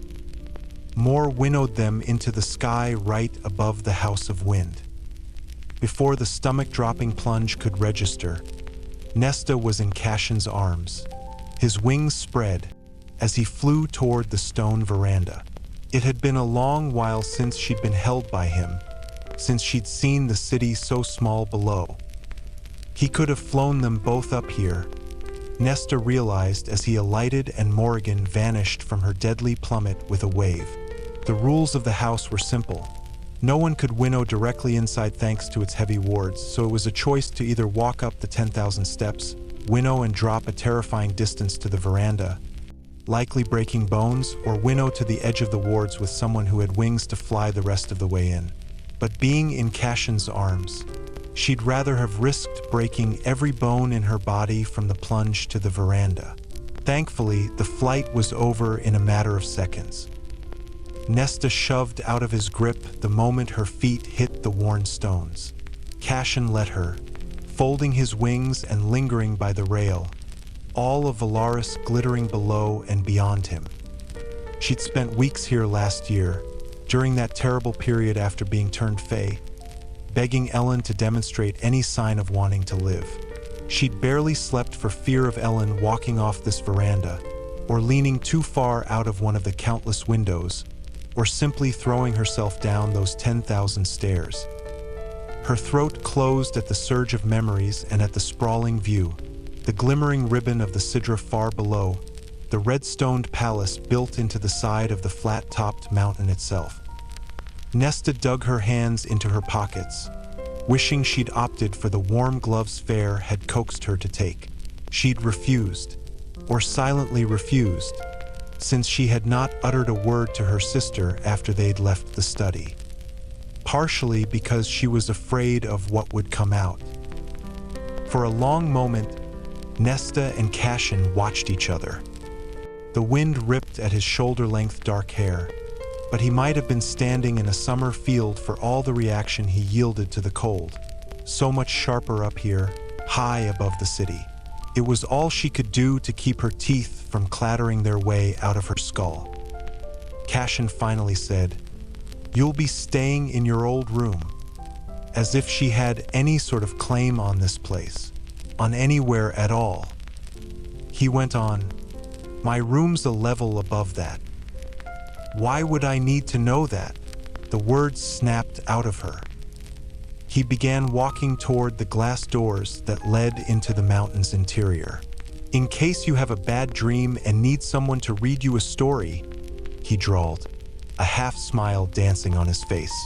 "Maybe one of those smutty books you like so much." Her nostrils flared, but she walked through the door he held open for her, nearly sighing at the cozy warmth filling the red stone halls. Her new residence, sleeping site. It wasn't a home, this place, just as her apartment hadn't been a home. Neither had her father's fancy new house before Hybern had half destroyed it, and neither had the cottage or the glorious manor before that. Home was a foreign word. But she knew this level of the House of Windwell, the dining room to the left and the stairway to her right that would take her down 2 levels to her floor, and the kitchen's a level below that. The library far, far beneath it. She wouldn't have cared where she stayed, except for the convenience of the small, private library also on her level, which had been the place where she discovered those smutty books, as Cassian called them. She'd devoured a few dozen of them during those weeks she'd first been here, desperate for any lifeline to keep her from falling apart, from bellowing at what had been done to her body, her life, to Ellen. Ellen, who would not eat or speak or do anything at all. Ellen, who had somehow become the adjusted one. In the months leading to and during the war, Nesta had managed, had stepped into this world with these people and started to see it, a future, until she'd been hunted by the king of Hybern and the cauldron, until she'd realized that everyone she cared for would be used to hurt her, break her, trap her, until that last battle when she couldn't stop 1,000 Illyrians from dying and had instead been able to save only one. Him. She would do it again if forced to, and knowing that she couldn't bear that truth either. Cassian aimed for the downward stairs, his every movement brimming with unfaltering arrogance. "I don't need an escort to my room, no matter that his rooms were that way too. I know how to get there." He threw a smirk over a muscled shoulder and strode down the stairs anyway. I just want to make sure you arrive in one piece before I settle in. He nodded to the landing they passed, the open archway that led into the hall with his bedroom. She knew it only because she'd had little more to do during those initial weeks as high fae than wander this palace like a ghost. Cassian added, "AZ is in the room 2 doors down from mine." They reached the level of her bedroom and he swaggered along the hall. "You probably won't see him, though. He's here to spy on me?" Her words bounced off the red stone. Cassian said tightly, "He says he'd rather stay up here than at the river house." That made 2 of them. "Why?" "I don't know. He's AZ. He likes his space." He shrugged, the fey light filtering through the golden sconces gilding the taloned apex of his wings. "He'll keep to himself, so most of the time it'll be only you and me." She didn't dare reply, not to all that statement implied. Alone with Cassian. "Here." Cassian stopped in front of a familiar, arched wood door. He leaned against the jamb, hazel eyes monitoring her every step. She knew the house belonged to Reese. Knew Cassian's entire existence was paid for by Reese, just as the High Lord bankrolled all of his inner circle. Knew that the fastest and deepest way to annoy Cassian, hurt him right now, would be to strike for that, to make him doubt the work he did and whether he deserved to be here. The instinct crept up, a rising wave, each word selected to slice and wound. She'd always had the gift, if it could be called that. Yet it wasn't a curse, not entirely. It had served her well. He scanned her face as she stopped in front of the bedroom door. "Let's hear it, Ness." "Don't call me that." She dangled the words like bait. Let him think her vulnerable. But he pushed off the door, wings tucking in. "You need a hot meal." "I don't want one." "Why?" "Because I'm not hungry." It was true. Her appetite had been the first thing to go after that battle. Only instinct and the occasional social requirement to appear like she gave a shit about anything kept her eating. "You won't last through an hour of training tomorrow without food in your belly." "I'm not training at that horrible place." She'd hated Windhaven from the first time she'd seen it. Cold and bleak and full of humorless, harsh-faced people. The siphon strapped atop Cassian's left hand gleamed, a red band of light twining from the stone to wrap around the door handle. It yanked the iron downward, the door swinging open with a creak, then vanished like smoke. You were given an order as well as the alternative to following it. You want to go back to the human lands? Be my guest. Then go somewhere else. He'd likely have that preening Morrigan dump her over the border like so much baggage. And Nesta would have called the bluff, except she knew what she'd face down south. The war had done little to warm human sentiments toward the Fae. She had nowhere to go. Ellen, mourn as she might for the life she would have had with Grayson, had found a place, a role here, tending to the Gardens of Fair's veritable palace on the river, helping other residents of Valaris restore their own destroyed gardens. She had purpose and joy and friends, those 2 half-wraiths who worked in Rysand's household. But those things had always come easily to her sister, had always made Ellen special, had made Nesta fight like hell to keep Ellen safe at all costs. The Cauldron had learned that. The King of Highburn had learned it, too. An old, heavy weight tugged her down, oblivion beckoning. "I'm tired." Her words came out mercifully flat. "Take the day to rest, then," Cassian said, his voice a shade quiet. "Moore or Reese will winnow us up to Windhaven after breakfast tomorrow." She said nothing. He went on, "We'll start easy. 2 hours of training, then lunch, then you'll be brought back here to meet with Clotho." She didn't have the energy to ask further about the training, or the work in the library with its high priestess. She didn't really care. Let Reese and Enfair and Amryn and Cassian make her do this bullshit. Let them think it could somehow make a lick of difference. Nesta didn't bother to reply before she strode through the archway and into her bedroom, but she felt his stare on her, assessing every step over the threshold. The way her hand gripped the side of the door, the way she flexed her fingers before she slammed it shut. Nesta waited mere feet inside the bedroom, blinking at the glaring light through the wall of windows at its other end.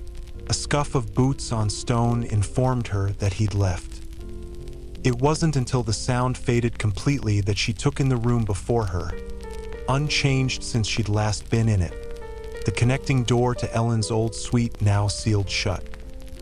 The wide space easily accommodated a mammoth four-poster bed against the wall to her left, as well as a small sitting area to her right, complete with a sofa and 2 chairs. A carved marble fireplace occupied the wall before the sitting area, mercifully dark, and multiple rugs lay scattered throughout, offering reprieve from the chilly stone floors. But that wasn't what she'd liked about this room. No, it was what she now faced. The wall of windows that overlooked the city, the river, the flatlands and distant sparkle of sea beyond. All that land, all those people so far away, as if this palace floated in the clouds. There had been some days up here when the mist had been thick enough to block the view below, swirling so close to the window that she'd been able to trail her fingers through it. No tendrils of mist drifted by now, though. The windows revealed nothing but a clear early autumn day, the sunlight near blinding. Seconds ticked by, minutes. A familiar roaring built in her ears. That heavy hollowness tugged her down, as surely as some fairy creature wrapping its bony hands around her ankle and yanking her beneath a dark surface. As surely as she had been shoved under that eternal, icy water in the cauldron.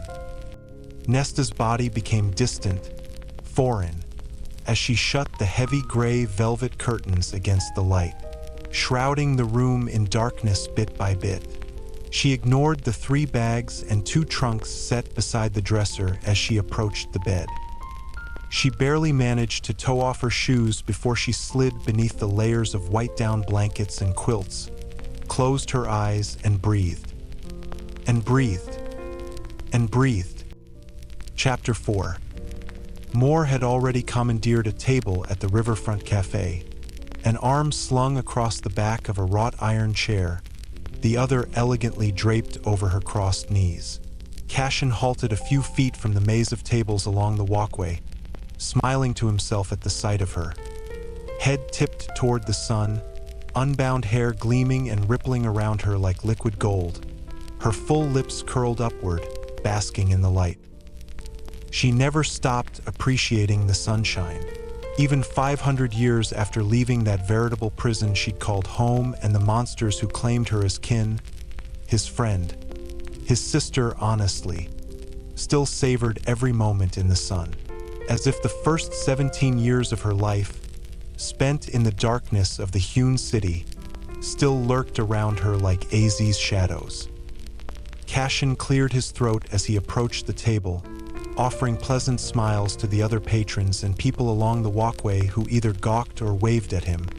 And by the time he sat, Moore was already smirking, her brown eyes lit with amusement. "Don't start," he warned, settling his wings around the chair's back and motioning to the owner of the cafe, who knew him well enough to understand that meant he wanted water, no tea or sweets, both of which Moore had before her. Moore grinned, so beautiful it took his breath away. "Can't I enjoy the sight of my friend being fawned over by the public?" He rolled his eyes and murmured his thanks to the owner as a pitcher of water and a glass appeared before him. Moore said when the owner had gone to tend to other tables, "I seem to remember a time when you enjoyed that sort of thing, too." I was a young, arrogant idiot.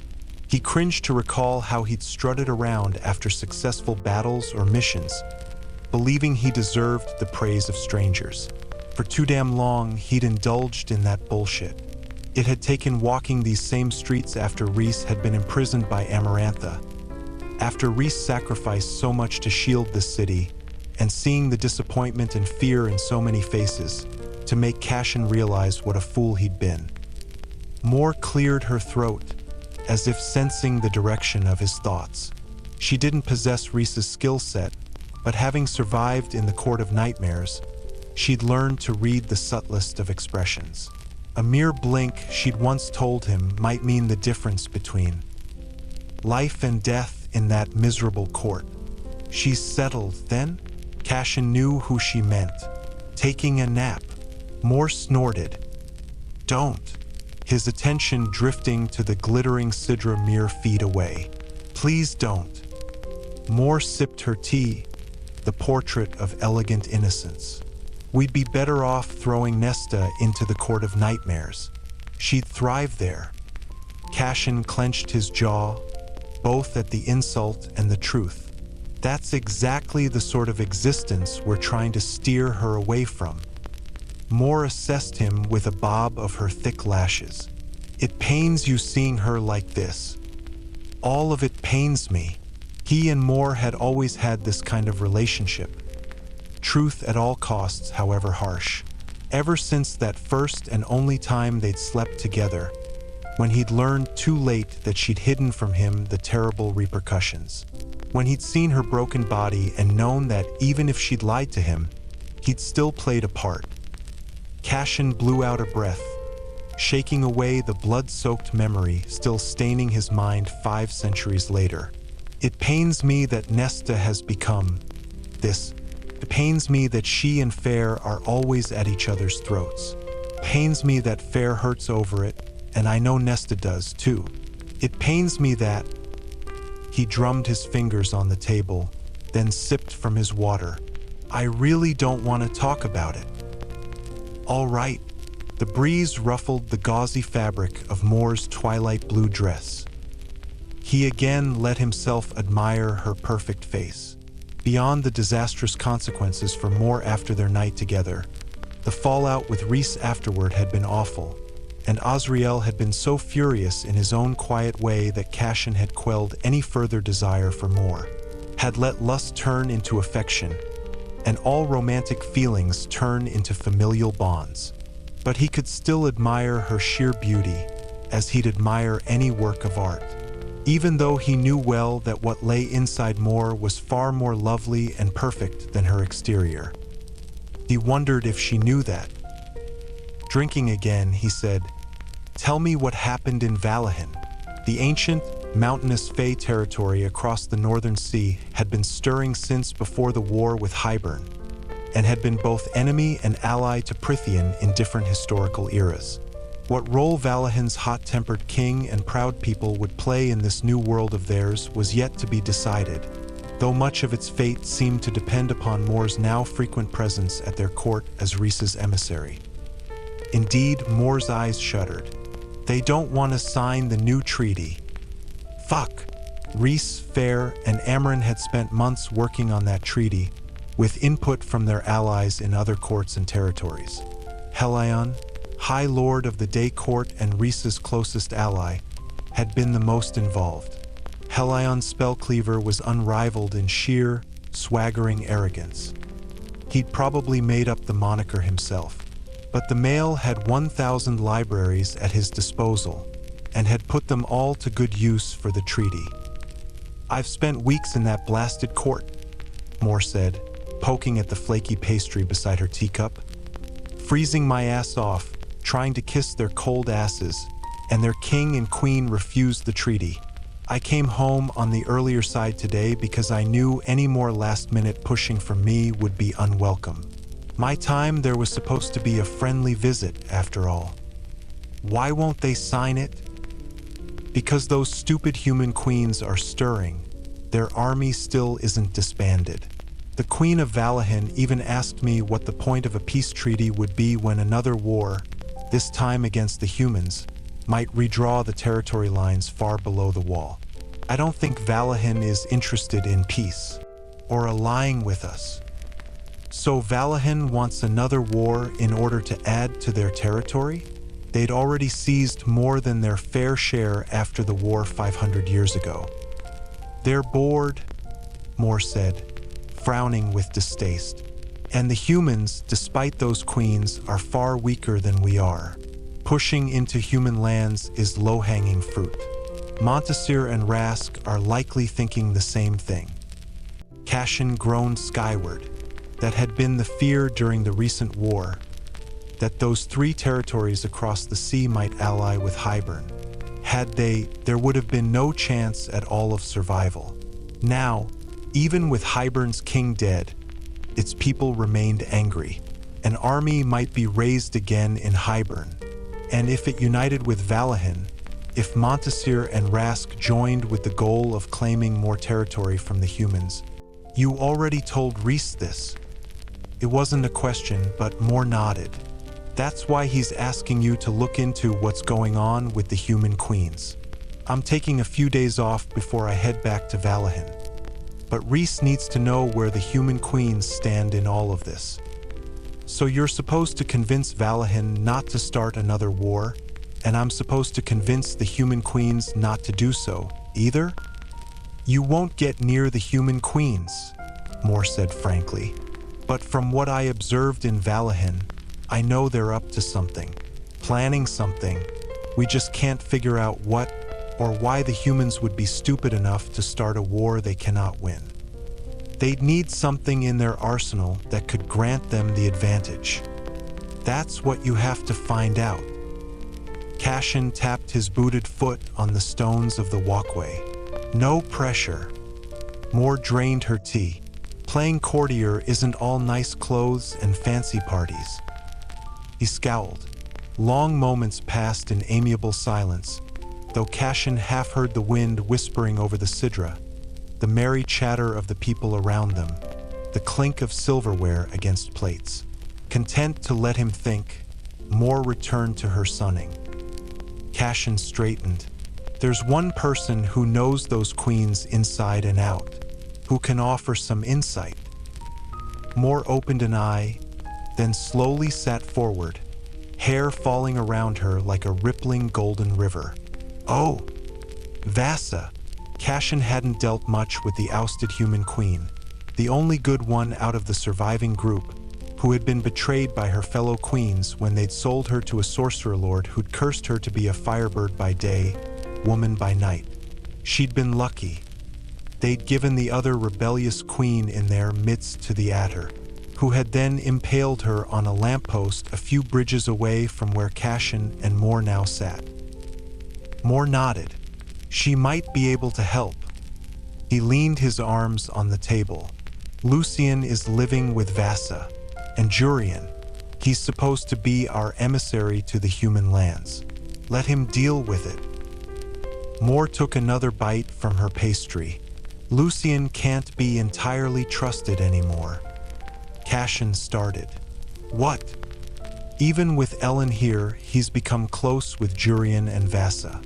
He's voluntarily living with them these days, and not just as an emissary, as their friend." Cassian went over all he'd heard and observed from his encounters with Lucian since the war, trying to contemplate it like Reese and Moore would. He spent months helping them sort out the politics of who rules Prithian's slice of the human lands, Cassian said slowly. "So Lucian can't be unbiased in reporting to us on Vasa." Moore nodded gravely. "Lucian might mean well, but any reports would be skewed, even if he isn't aware of it, in their favor. We need someone outside of their little bubble to collect information and report." She finished off her pastry. "Which would be you." "Fine, that made sense. Why haven't we already contacted Vasa about this?" Moore waved a hand, though her shadowed eyes belied her casual gesture. "Because we're just now piecing it all together. But you should definitely speak with her when you can. As soon as you can, actually." Cassian nodded. He didn't dislike Vasa, though meeting her would also entail talking with Lucian and Jurian. The former he'd learned to live with, but the latter, it didn't matter that it turned out that Jurian had been fighting on their side. that the human general who'd been Amarantha's tortured prisoner for 5 centuries had played highborn after being rebirthed by the cauldron, and had helped Cassian and his family win the war. Cassian still didn't like the man. He rose, leaning to ruffle Moore's shining hair. "I miss you these days." She'd been away frequently lately, and each time she returned, a shadow he couldn't place dimmed her eyes. "You know we'd warn you if Kier ever came here." Her asshole of a father still hadn't called in his favor with Rhys to visit Valaris. "Eris bought me time." Her words were laced with acid. Cassian had tried not to believe it, but he knew Eris had done it as a gesture of good faith. He'd invited Rhys and into his mind to see exactly why he'd convinced Kier to indefinitely delay his visit to Valaris. Only Eris had that sort of sway with the power-hungry Kier, and whatever Eris had offered Kier in exchange for not coming here was still a mystery.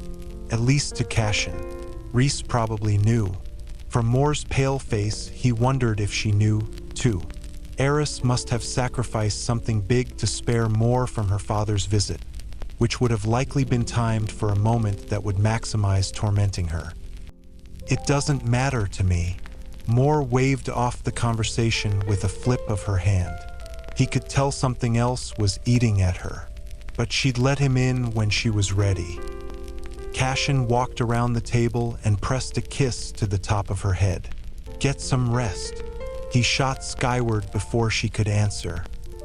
Nesta woke to pure darkness.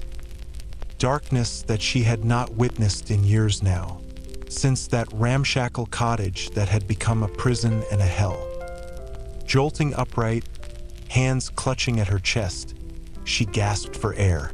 Had it been some fever dream on a winter's night? She was still in that cottage, still starving and poor and desperate. No, the air in the room was toasty, and she was the lone person in the bed, not clinging to her sisters for warmth, always squabbling over who got the coveted middle place in the bed on the coldest nights, or the edges on the hottest summer ones. And though she'd become as bony as she'd been during those long winters, this body was new too, powerful, or it had once been. Scrubbing at her face, Nesta slid from the bed. The floors were warmed, not the icy wooden planks in the cottage. Padding to the window, she drew back the drapes and peered out at the darkened city below. Golden lights shone along the streets, dancing on the twining band of the Sidra. Beyond that, only starlight silvered the lowlands before the cold and empty sea. A scan of the sky revealed nothing regarding how far off dawn might be, and a long moment of listening suggested the household remained asleep. All 3 of them who occupied it. How long had she slept? They'd arrived by 11 in the morning, and she'd fallen asleep soon after that. She'd consumed absolutely nothing all day. Her stomach grumbled. But she ignored it, leaning her brow against the cool glass of the window.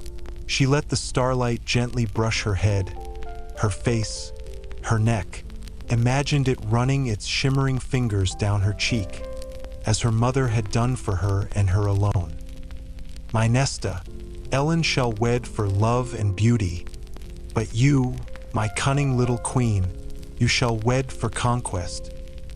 Her mother would thrash in her grave to know that, years later, her Nesta had come dangerously close to marrying a weak-willed woodcutter's son who had sat idly by while his father beat his mother, who had put his hands on her when she called things off between them, who had then attempted to take what she hadn't offered. Nesta had tried to forget Maas. She often found herself wishing the cauldron had ripped those memories away just as it had her humanity, but his face sometimes sullied her dreams, her waking thoughts. Sometimes, she could still feel his rough hands pawing at her, bruising her. Sometimes, the coppery tang of his blood still coated her tongue. Pulling back from the window, Nesta studied those distant stars again, half wondered if they might speak. "My Nesta," her mother had always called her, even on her deathbed, so wasted and pale from typhus. My little queen. Nesta had once delighted in the title, had done her best to fulfill its promise, indulging in a dazzling life that had melted away as soon as the debtors swept in and all her so-called friends had revealed themselves to be nothing more than envious cowards wearing smiling masks. Not one of them had offered to help save the Archeron family from poverty. They had thrown them all, mere children and a crumbling man, to the wolves. So Nesta had become a wolf, armed herself with invisible teeth and claws, and learned to strike faster, deeper, more lethally, had relished it. But when the time came to put away the wolf, she'd found it had devoured her too. The stars flickered above the city, as if blinking their agreement. Nesta curled her hands into fists and climbed back into bed. Cauldron, damn him, maybe he shouldn't have agreed to bring her here. Cassian lay awake in his behemoth of a bed, large enough for 3 Illyrian warriors to sleep side by side, wings and all. Little in the room itself had changed in the past 500 years. Moore occasionally groused about wanting to redecorate the House of Wind, but he liked this room how it was. He'd awoken at the sound of a door shutting and been instantly alert, heart hammering as he pulled free the knife he kept on the nightstand. 2 more were hidden under his mattress, another set above the doorway, and 2 swords lay beneath the bed and in a dresser drawer, respectively. That was just his collection. The mother knew what AZ had stored in his own room.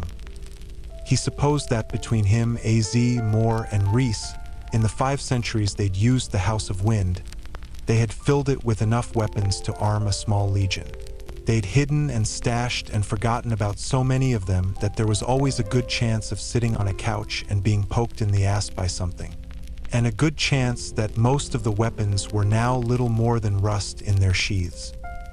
But the ones in this bedroom, those he kept oiled and clean, ready. The knife gleamed in the starlight, his siphons fluttering with red light as his power scanned the hall beyond the door. But no threat emerged, no enemy breaching the new wards. Hybern soldiers had broken through more than a year ago, nearly getting their hands on Fair and Nesta in the library. He hadn't forgotten it, that terror on Nesta's face as she'd raced for him, arms outstretched. But the sound in the hall, Azrael, he'd realized a heartbeat later. That he'd heard the door at all told him AZ wanted him aware of his return. Hadn't wanted to talk, but had wanted Cassian to know that he was around. Which had left Cassian here, staring at the ceiling, his siphons slumbering once more and knife again sheathed and set on the nightstand. From the star's position, he knew it was past 3, dawn was still far off. He should get some sleep. Tomorrow would be hard enough. As if his silent plea had gone out into the world, a smooth male voice purred into his mind. Why are you up so late? Cassian scanned the sky beyond the wall of windows, as if he'd see Reese flying there. I have the same question for you. Reese chuckled. I told you, I had some apologizing to do with my mate. A long, wicked pause. We're taking a break. Cassian laughed. Let the poor female sleep. She was the one who initiated this round. Pure male satisfaction edged every word. You still didn't answer my question. Why are you snooping on me at this hour? I wanted to make sure all was well. It's not my fault you were already up. Cassian let out a soft groan. It's fine. Nesta went to sleep right after we got here and stayed in bed. I'm assuming she's still asleep. You got there before 11. I know. It's 3:15 in the morning. I know.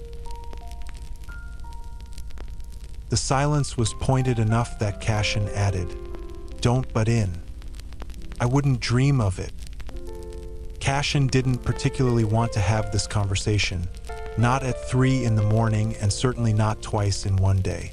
I'll check in tomorrow night with an update on the first lesson. Reese's pause was again too pointed to ignore, but his brother said, "More will bring you up to Windhaven. Good night, Cass." The dark presence in his mind faded, leaving him hollow and chilled. Tomorrow would be a battlefield unlike any other he'd walked onto. Cassian wondered how much of him would be left intact by the end of it. Chapter 5. If you don't eat that, you're going to regret it in about 30 minutes. Seated at the long table in the House of Wind's dining room, Nesta looked up from the plate of scrambled eggs and steaming bowl of porridge. Sleep still weighed her bones, sharpening her. Temper as she said, "I'm not eating this." Cassian dug into his own portion, nearly double what lay before her. "It's either that or nothing."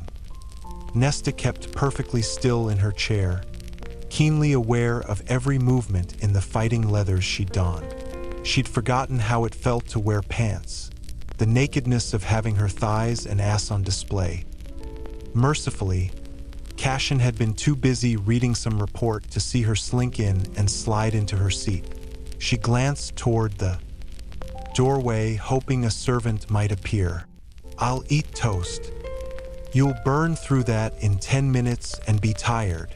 Cassian nodded toward the porridge. "Put some milk in it if you need to make it more palatable." He added before she could demand it, "There's no sugar." She clenched the spoon. "As punishment?" "Again, it'll give you energy for a short blast, and then make you crash." He shoveled eggs into his mouth. "You need to keep your energy level constant throughout the day. Foods full of sugar or flimsy bread give you a temporary high.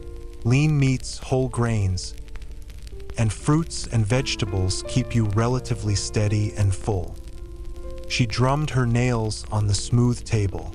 She'd sat here several times before with the members of Rysand's court. Today, with only the two of them, it felt obscenely large. "Are there any other areas of my daily life that you're going to be presiding over?" He shrugged, not pausing his eating. "Don't give me a reason to add any more to the list, arrogant asshole." Cassian nodded toward the food again. "Eat." She shoved the spoon into the bowl but didn't lift it.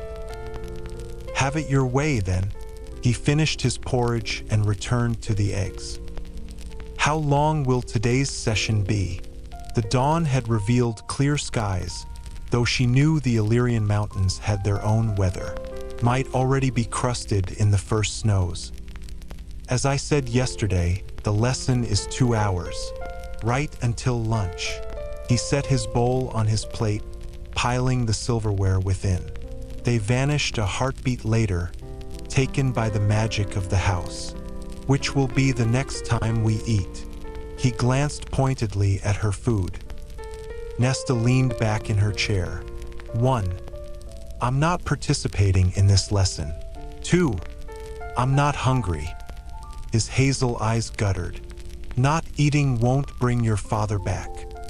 That has nothing to do with this, she hissed. Nothing. He braced his forearms on the table. We're going to cut the bullshit. You think I haven't gone through what you're dealing with? You think I haven't seen and done and felt all that before? And seen those I love deal with it, too? You aren't the first, and you won't be the last. What happened to your father was terrible, Nesta. But... She shot to her feet. You don't know anything. She couldn't stop the shaking that overtook her. From rage or something else. She didn't know. She balled her hands into fists. Keep your fucking opinions to yourself. He blinked at the profanity, at what she guessed was the white-hot rage crinkling her face. And then he said, Who taught you to curse? She squeezed her fists harder. You lot. You have the filthiest mouths I've ever heard. Cassian's eyes narrowed with amusement, but his mouth remained a thin line. I'll keep my fucking opinions to myself if you eat. She threw every bit of venom she could muster into her gaze. He only waited.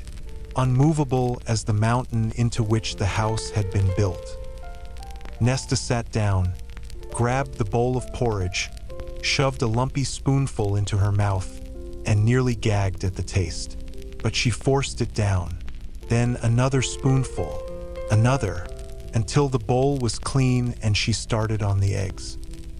Cassian monitored each bite, and when there was nothing left, she scooped up her plate and bowl and held his stare as she dumped her dishes atop each other, the sound of the rattling silverware filling the room. She again rose, stalking toward him. The doorway beyond him, he stood as well. Nesta could have sworn he wasn't breathing as she passed, close enough that a shift of her elbow would have had it brushing his stomach. She said sweetly, "I look forward to your silence."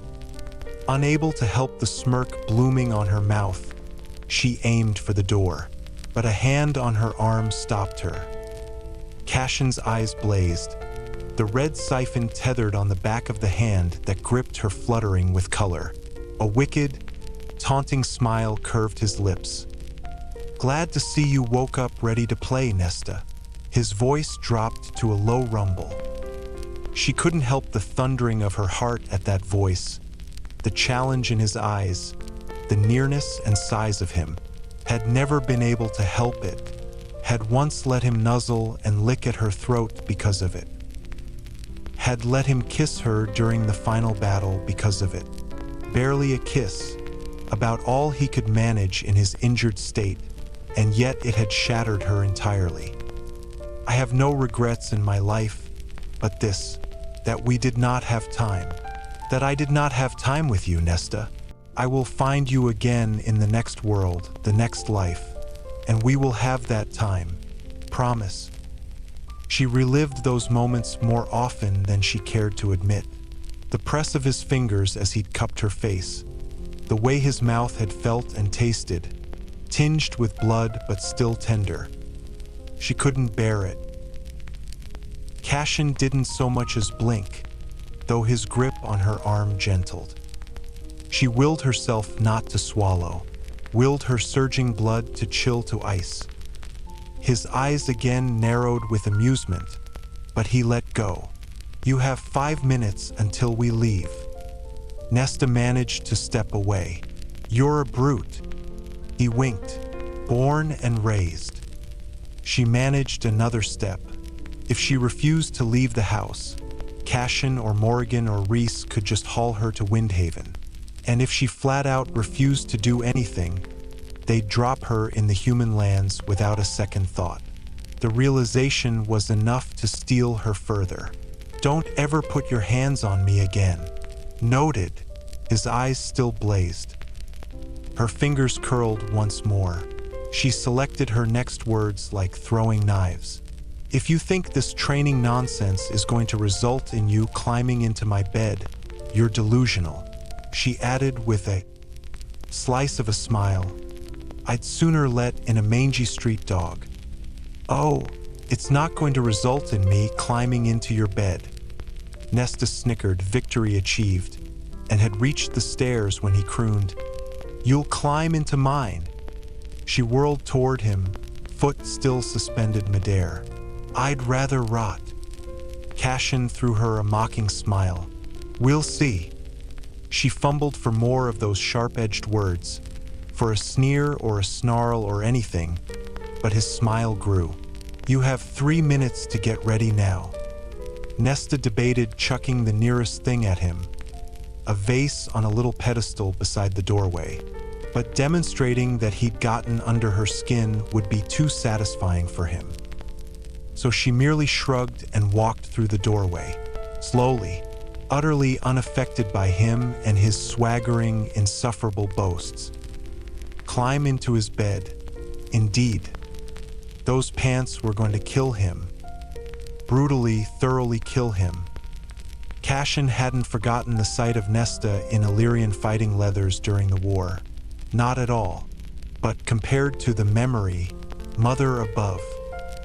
Every word, every language he knew had vanished at the sight of her striding past, straight-backed and unhurried as any noble lady presiding over her household. Cassian knew he'd let her win that round, that he'd lost the upper hand the moment she threw him that little shrug and continued into the hall, unaware of the view it presented, how it made every thought beyond the most primal eddy out of his mind. Settling himself required the entire 3 minutes she was downstairs. The mother knew he had enough to deal with today, both with Nesta's lesson and beyond it, without descending into thoughts of peeling those pants off her and worshipping every inch of that spectacular backside. He couldn't afford distractions like that, not for a million reasons. But fuck, when had he last had a satisfying roll in the sheets? Certainly not since the war. Maybe since before Fair had freed them all from Amarantha's grip. Cauldron boil him, it had been the month before Amarantha had fallen, hadn't it? With that female he'd met at Rita's, in an alley outside the pleasure hall, against a brick wall, quick and dirty and over within minutes. Neither he nor the female wanting anything more than swift release. That had been more than 2 years ago. It had been his hand ever since. He should have scratched that particular itch before deciding that living in the house with Nesta was a good idea. She was hurting and adrift, and the last thing she needed was him panting after her, grabbing her arm like an animal, unable to stop himself from drawing near. She wanted nothing to do with him. She'd said as much at winter solstice. I've made my thoughts clear enough on what I want from you. A whole lot of nothing. It had cracked an intrinsic piece of him, some final resistance and shred of hope that everything they'd endured during the war might amount to something. That when he spilled his heart to her as he lay dying, that when she'd covered him with her body and chosen to die alongside him, she'd chosen him too. A stupid fucking hope, and one he should have known better than to harbor. So that winter solstice night on the icy streets, when he knew she'd only shown up at the townhouse to get the money Fair had dangled in exchange for making an appearance, when she'd asserted that she wanted nothing to do with him, he'd thrown the present he'd spent months hunting down into the frozen Sidra, and then busied himself with quelling the growing dissent amongst the Illyrians. And he'd stayed away from her for the intervening 9 months, far, far away. He'd come so close to making a stupid mistake that night, to laying his heart bare for her to rip out of his chest. He'd hardly managed to walk away with some semblance of pride. Over his cold, dead body would she do that to him again? Nesta emerged, her braided hair now coiled across the crown of her head like a woven tiara. He made a point not to look beneath her neck, at the body left on display. She needed to gain back the weight she'd lost and pack on some muscle, but those fucking leathers. Let's go, he said, his voice rough and cold. Thank the cauldron for that. On the veranda beyond the dining room's glass doors, more landed, as if plunging from the 30 feet above the wards was nothing. For her, Cassian supposed it was. More hopped from foot to foot, rubbing her arms and gritting her teeth, and gave him a look that said, "You owe me so big for this, asshole." Nesta scowled, but slung on her cloak, each movement graceful and unhurried, then aimed for where more waited. Cassian would fly them both out beyond the ward's reach, then more would winnow them to Windhaven, where he'd somehow find a way to convince Nesta to train. But thankfully, Nesta knew that she had to do the bare minimum today, which meant going to Windhaven. She'd always known how to wage this kind of emotional, mental warfare. She'd have made a fine general, might still be one someday. Cassian couldn't tell if it would be a good thing to turn Nesta into that sort of a weapon. She'd pointed at the King of Highburn in a death promise before she'd been turned high fae against her will. Months later, she'd held up his severed head like a trophy and stared into his dead eyes. And if the bone carver had spoken true about her emerging from the cauldron as something to fear, fuck. He didn't bother with his cloak as he yanked open the glass doors, breathing in a face full of crisp autumn air, and stalked toward Moore's opening arms. No ice or snow crusted the mountain hold of Windhaven, but it didn't stop the bitter cold from slamming into Nesta the moment they appeared. Morrigan vanished with a wink at Cassian and a warning glower thrown at Nesta, leaving them assessing the field stretching ahead. A few small stone houses rose to the right, and beyond them stood some new residences made of fresh pine. A village, that was what this place had become recently. But immediately before them lay the fighting rings, right along the edge of the flat mountaintop, fully stocked with various weapons, weights, and training supplies. Nesta had no idea what any of the impressive varieties were, beyond their basic names. Sword, dagger, arrow, shield, spear, bow, brutal-looking round spiky ball on a chain. On their other side smoldered fire pits, clouds of smoke drifting to a fenced-in array of livestock, sheep and pigs and goats, all shaggy but well-fed. And, of course, the Illyrians themselves. Females tended to steaming pots and pans around those fires, and all of them halted when Cassian and Nesta appeared. So did the dozens of males in those sparring rings. None smiled. A broad-shouldered, stocky male whom Nesta vaguely recognized sauntered their way, flanked too deep by younger males. They all had their wings tucked in tight, perhaps to walk as a unit, but as they stopped in front of Cassian, those wings spread slightly. Cassian kept his in what Nesta called his casual spread, not wide, but not tucked in close. The position conveyed the perfect amount of ease and arrogance, readiness and power. The familiar male's gaze snagged on her. What's her business here? Nesta gave him a secretive smile. Witchcraft. She could have sworn Cassian muttered a plea to the mother before he cut in. I will remind you, Devlon, that Nesta Archeron is our High Lady's sister and will be treated with respect. The words held enough of a bite that even Nesta glanced at Cassian's stone-cold face. She had not heard that unyielding tone since the war. She will be training here. Nesta wanted nothing more than to shove him off the nearby cliff edge. Devlon's face curdled. Any weapons she touches must be buried afterward. Leave them in a pile. Nesta blinked. Cassian's nostrils flared. We will do no such thing. Devlon sniffed at her, his cronies snickering. Are you bleeding, witch? If you are, you will not be allowed to touch the weapons at all. Nesta made herself pause, contemplate the best way to knock the bastard down a few pegs. Cassian said with remarkable steadiness, those are outdated superstitions. She can touch the weapons whether she has her cycle or not. She can, Devlon said, but they will still be buried. Silence fell. Nesta didn't fail to note that Cassian's expression had darkened as he stared down Devlon, but he said abruptly, how are the new recruits faring? Devlon opened his mouth, then shut it, irritation flashing there at a fight denied.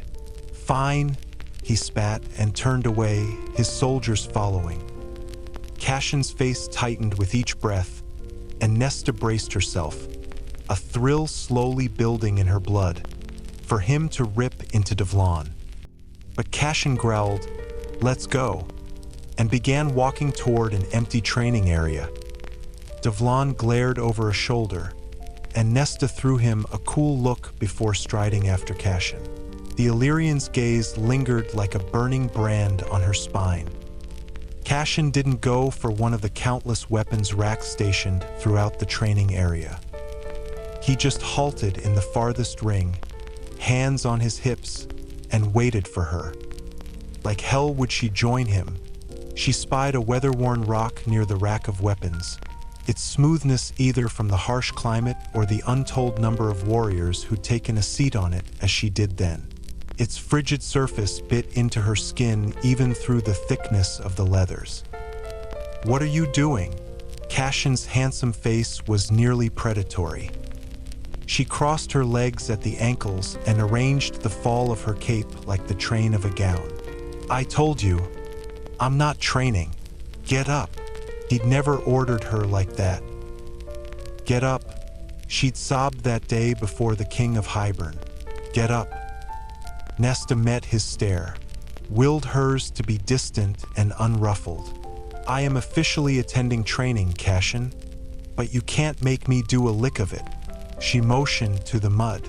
"Drag me through it if you want, but I won't lift a finger." The Illyrian stares pelted them like stones. Cassian bristled. Good. Let him see what a waste of life, what an utter wretch she'd become. "Get the hell up." His words were a soft snarl.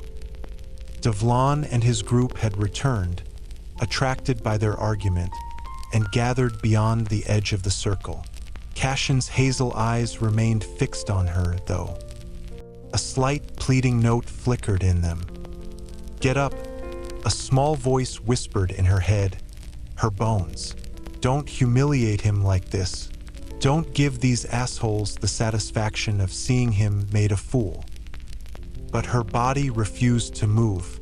She'd drawn her line and to yield. To him, to anyone, something like disgust filled his face. Disappointment, anger. Good. Even as something crumpled inside her, she couldn't stop the relief. Cassian turned away from her, drawing the sword sheathed down his back. And without another word, without a glance, he began his morning exercises. Let him hate her. It was better that way. Chapter 6. Each series of steps and movements Cassian went through was beautiful and lethal and precise, and it was all Nesta could do to not gawk. She'd never been able to look away from him. From the moment they'd met, she'd developed a keen awareness of his presence in any space, any room. She hadn't been able to stop it, to block it out, no matter how much she suggested otherwise. "Go," he had begged her as he lay dying. "Can't," she'd wept. "I can't." She didn't know where the person she'd been in that moment had gone. Couldn't find her way back to her. But even as she sat on that rock and stared at the swaying pines covering the mountains, she watched Cassian from the corner of her eye, aware of every graceful movement, the rasp of his steady breathing, the flow of his dark hair in the wind. "Hard at work, I see." Morrigan's voice drew Nesta's gaze from the mountains and the warrior who seemed so much a part of them. The stunning female stood beside her, brown eyes fixed on Cassian, admiration shining in them. There was no sign of Devlon or his followers, as if they'd drifted away long ago. Had it been 2 hours already? Moore said mildly, "He is pretty, isn't he?" Nesta's spine stiffened at the warmth in her tone. "Just ask him." No amusement lit Morrigan's face as she shifted her attention down to Nesta. "Why aren't you out there?" "I'm taking a break."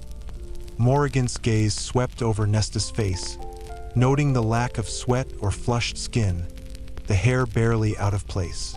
The female said quietly, "My vote would have been to dump you right back in the human lands, you know?" "Oh, I know." Nesta refused to stand to meet the challenge. "Good thing being Fair's sister has its advantages." Morrigan's lip curled. Beyond her, Cassian had halted his smooth movements. Dark fire simmered in Morrigan's eyes. "I knew plenty of people like you once." Her hand drifted to her abdomen. "You never deserve the benefit of the doubt that good people like him give you." Nesta was well aware of that, and knew what manner of people Morrigan referred to, those who dwelled in the Court of Nightmares in the Hewn City. Fair had never told her the full story, but Nesta knew the bare details. The monsters who had tormented and brutalized Morrigan until she was thrown to the wolves. Nesta leaned back on her hands, the cold rock biting through her gloves. She opened her mouth, but Cassian had reached them, breathless and gleaming with sweat. "You're early. I wanted to see how things were coming along. Morrigan pulled her burning gaze from Nesta. Seems like today was a slow start. Cassian raked his fingers through his hair. You could say that. Nesta clenched her jaw hard enough to hurt. Morrigan extended a hand to him, and then threw one toward Nesta without so much as a glance. Shall we? Morrigan was a self-righteous busybody. The thought raged through Nesta as she stood in the subterranean library beneath the House of Wind. A vain, self-righteous busybody. Cassian hadn't spoken to her upon their return. She hadn't waited to see if he'd offer lunch, either, before going to her room and taking a bath to warm her bones. When she'd emerged, she found that a note had been slipped beneath her door. In tight, bold lettering, it told her to be in the library at 1. No threats, no promises to ship her off to the human lands. As if he didn't care whether she obeyed. Well, at least breaking him had been accomplished faster than she'd anticipated. She'd ventured to the library not because of any desire to obey his or Rysan's commands, but because the alternative was equally unbearable. Sitting in her silent bedroom, nothing but the roaring in her head to fill the quiet. It had been more than a year since she'd last been down here, since those terrifying moments when Hybern's assassins had snuck in, chasing her and Fair into the dark heart of the library. She peered over the edge of the landing's stone railing, straight into the black pit far below. No ancient creature slumbered in that darkness anymore, but the dimness remained, and at its bottom lay the ground where Cassian had landed, reaching for her. There had been such rage on his face at the sight of her terror. She sliced off the thought, pushed back the tremor that went through her, and focused on the female sitting at the desk, nearly hidden by columns of books stacked there. The female's hands were wrecked. There was no polite way of describing them beyond that. Bones bent and knobbed, fingers at the wrong angles. Fair had once mentioned that the priestesses in this library had difficult pasts, to say the least. Nesta didn't want to know what had been done to Clotho, the library's high priestess, to render her thus. To have her tongue cut out and then deliberately healed that way so the damage might never be undone. Males had hurt her and, hands shoving her down into freezing water, voices laughing and sneering. A brutish male face grinning as he anticipated the trophy that would be pulled forth. She couldn't stop it, couldn't save Ellen, sobbing on the floor, couldn't save herself. No one was coming to rescue her, and these males would do what they wanted, and her body was not her own, not human, not for much longer. Nesta wrenched her thoughts back to the present, blasting back the memory. Her face veiled in the shadows beneath her pale hood, Clotho sat in silence, as if she'd seen the thoughts blare through Nesta, as if she knew how often the memory of that day in Hybern woke her. The limpid blue stone crowning the hood of Clotho's robe flickered like a siphon in the dim light as she slid a piece of parchment across the desk. You can begin today by shelving books on level 3. Take the ramp behind me to reach it. There will be a cart with the books, which are organized alphabetically by author. If there is no author, set them aside and ask for help at the end of your shift. Nesta nodded. When is the end of my shift? Using her wrists and the backs of her hands, Clotho pulled a small clock to herself, pointed with a bulging knuckle to the 6 o'clock marker. 5 hours of work. Nesta could do that. Fine. Clotho considered her again, like she could see the churning, roaring sea inside her, that refused to leave her alone for so much as a moment, that refused to grant her a second of peace. Nesta lowered her eyes to the desk, forced herself to release a breath, but with its escape past her lips, that familiar weight swept in. I am worthless and I am nothing, Nesta nearly said. She wasn't sure why the words bubbled up, pressing on her lips to voice them. I hate everything that I am, and I am so tired. I am tired of wanting to be anywhere but in my own head. She waited for Clotho to gesture, to do anything to say she'd heard the thoughts. The priestess motioned to the library above and below, a silent dismissal. Feet heavy, Nesta made her way to the sloping ramp.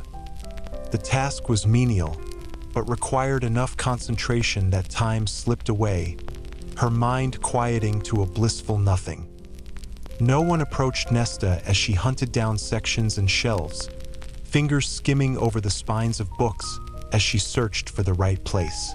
There were at least 36 priestesses who worked and researched and healed here, though it was nearly impossible to count them when they all wore the same pale robes and so many kept the hoods over their faces. The ones who'd left their hoods down had offered her tentative smiles. This was their sanctuary, gifted to them by Rhys-en.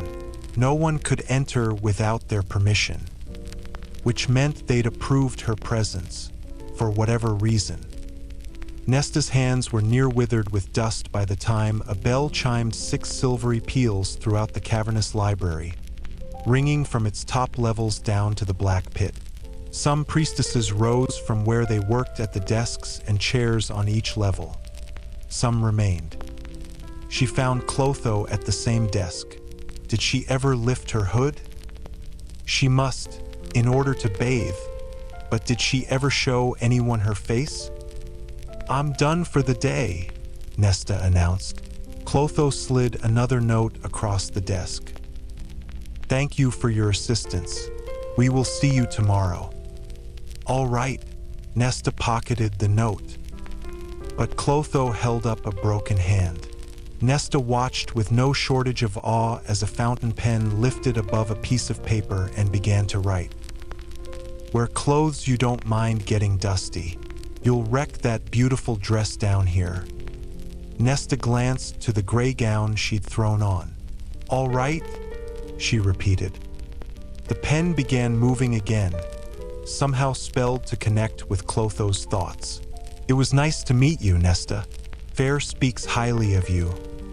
Nesta turned away. No one likes a liar, priestess. She could have sworn a breath of amusement fluttered from beneath the female's hood. Cassian didn't come to dinner. Nesta had stopped in her room only long enough to wash the dust from her hands and face, and then nearly sprinted upstairs, stomach growling.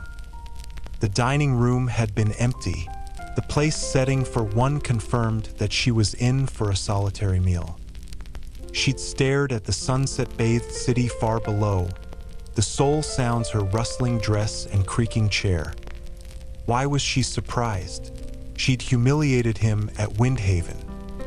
He was probably with his friends at the river house, ranting at them to find some other way to deal with her.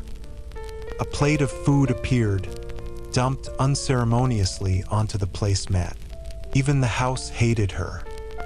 Nesta scowled at the red-stoned room. Wine. None appeared. She lifted the glass before her. Wine. Nothing. She tapped her nails on the table's smooth surface. Were you told to not give me wine? Talking to a house. A new low. But as if in answer, the glass filled with water. Nesta snarled toward the open archway at her back. Funny. She surveyed the food. Half a roast chicken seasoned with what smelled like rosemary and thyme, mashed potatoes swimming in butter, and green beans sautéed with garlic. That silence roared in her head, in the room. She drummed her fingers again. Ridiculous. This whole thing, this high-handed interference was ridiculous. Nesta stood and aimed for the doorway. Keep your wine. I'll get my own. Chapter 7. Without the wall's magic blocking access to the human lands, Moore winnowed Cassian after sundown directly to the manor that had become home and headquarters to Jurian, Vassa, and, apparently, Lucian. Even more than a year later, the ravages of war lay evident around the estate. Trees felled, barren patches of earth where greenery had not yet returned, and a general bleak openness that made the gray-stoned house seem like an accidental survivor. In the moonlight, that starkness was even emptier. The remnants of trees silvered, the shadows in the pockmarked earth deeper. Cassian didn't know to whom the home had once belonged, and apparently neither did its new occupants. Fair had told him that they called themselves the Band of Exiles. Cassian snorted to himself at the thought. Moore didn't linger upon dropping him at the house's arched wooden door, smirking in a way that told him even if he begged her to help, she wouldn't. No, she wanted to see him play courtier precisely as Reese had asked. He hadn't planned on starting this mission today, but after that disastrous attempt at a lesson with Nesta, he'd needed to do something. Anything. Nesta had known exactly what bullshit she was pulling by refusing to get off that rock. How it would appear to Devlon and the other preening assholes. She'd known and done it anyway. So as soon as he dumped Nesta at the house, he'd headed to a deserted cliff by the sea where the roar of the surf drowned the raging heat in his bones.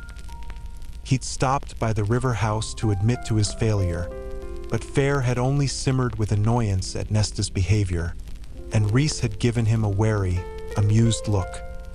It was Amryn who had said, "Let her dig her own grave, boy, then offer her a hand." "I thought that's what this past year has been," he'd countered. "Keep reaching out your hand," had been Amryn's only reply. He'd found more soon after that, explained that he needed to be transported, and here he was. He raised his fist to the door, but the wooden slab pulled away before he could touch it. Lucian's scarred, handsome face appeared, his golden eye whirring. "I thought I sensed someone else arriving." Cassian stepped into the house, floorboards creaking beneath his boots. "You just got here?" "No," Lucian said, and Cassian marked the tightness of his shoulders beneath the dark gray jacket he wore, the taut silence emanating from every stone of the house. He marked its layout in case he needed to fight his way to an exit, which, given the displeasure that Lucian radiated as he strode for an archway to their left, seemed a distinct possibility. Without turning, Lucian said, "Eris is here." Cassian didn't falter, didn't reach for the knife strapped to his thigh, though it was an effort to block the memory of Moore's battered face. The note nailed to her abdomen, her naked body dumped like garbage at the border of the autumn court. The fucking bastard had found her there and left her. She had been on death's threshold, and Cassian's plans for what he'd one day do to him went far beyond the pain inflicted by a knife. Eris's suffering would last weeks, months, years. Cassian didn't care that Eris had convinced Keir to delay his visit to Valaris, had apparently done so out of whatever shred of kindness remained in him. Didn't care that Reese had noted something in Eris that had earned his trust. None of that mattered to Cassian one fucking bit. His attention focused on the red-haired male seated near the roaring fire in the surprisingly fancy parlor. He knew enough to keep tabs on an enemy. Eris lounged in a golden chair, legs crossed, his pale face the portrait of courtly arrogance. Cassian's fingers curled. Every time he'd seen the prick these past 5 centuries, he'd struggled with it. This blinding rage at the mere sight of him. Eris smiled, well aware of it. "Cassian." Lucian's gold eye clicked, reading Cassian's rage while warning flashed in his remaining russet eye. The male had grown up alongside Eris, had dealt with Eris's and Baron's cruelty, had his lover slaughtered by his own father, but Lucian had learned to keep his cool. Right? Reese had asked Cassian to do this. He should think like Reese, like Moore, push aside the rage. Cassian gave himself a second to do so, vaguely aware of Vasa saying something. He had noted and half dismissed the 2 humans in the room. The brown-haired warrior, Jurian, and the red-haired young queen. If Rhys and Mor were here, they wouldn't say a word about anything in front of Eris. Would pretend this was a friendly visit to check on how the human lands were holding together. Even if Eris was most likely their ally. No, Eris was their ally. Rhys had bargained with him, worked with him. Eris had held up his end at every turn. Rhys trusted him. Mor, despite all that had happened, trusted him. Sort of. So Cassian supposed he should do so as well. His head hurt. So many things to calculate. He'd done it on battlefields, but these mind games and webs of lies. Why had Rhys asked him to do this? He'd been direct in dealing with the Illyrians. He'd laid out the hell that would be brought down upon them if they rebelled, and shown up to help with whatever they needed. That was in no way comparable to this. Cassian blinked and registered what Vasa had said. General Cassian. Pleasure. He gave the queen a swift, perfunctory bow. Your Majesty. Jurian coughed, and Cassian glanced to the human warrior. Once human, partially human, he didn't know. Jurian had been sliced apart by Amarantha. His consciousness somehow trapped within his eye, which she'd mounted on a ring and worn for 500 years. Until his lingering bones had been used by Hybern to resurrect his body and return that essence into this form, the same one that had led armies on those long-ago battlefields during the war. Who was Jurian now? What was he? From his spot on a ridiculous pink sofa by the far wall, Jurian said, "It only goes to her head when you call her that." Vasa straightened, her cobalt jacket a sharp contrast to the red gold of her hair. Of the three red-headed people in this room, Cassian liked her coloring the best. The golden hue of her skin, the large, up-tilted blue eyes framed by dark lashes and brows, and the silken red hair, which she'd cut to her shoulders since he'd last seen her. Vasa said to Jurian, "I am a queen, you know. A queen by night and firebird by day, sold by her fellow human queens to a sorcerer lord who had enchanted her, damned her into transforming each dawn into a bird of fire and ash." Cassian had waited until sundown to visit, so as to find her in her human form. He needed her to be able to speak. Jurian crossed an ankle over a knee, his muddy boots dull in the firelight. "Last I heard, your kingdom was no longer yours. Are you still a queen?"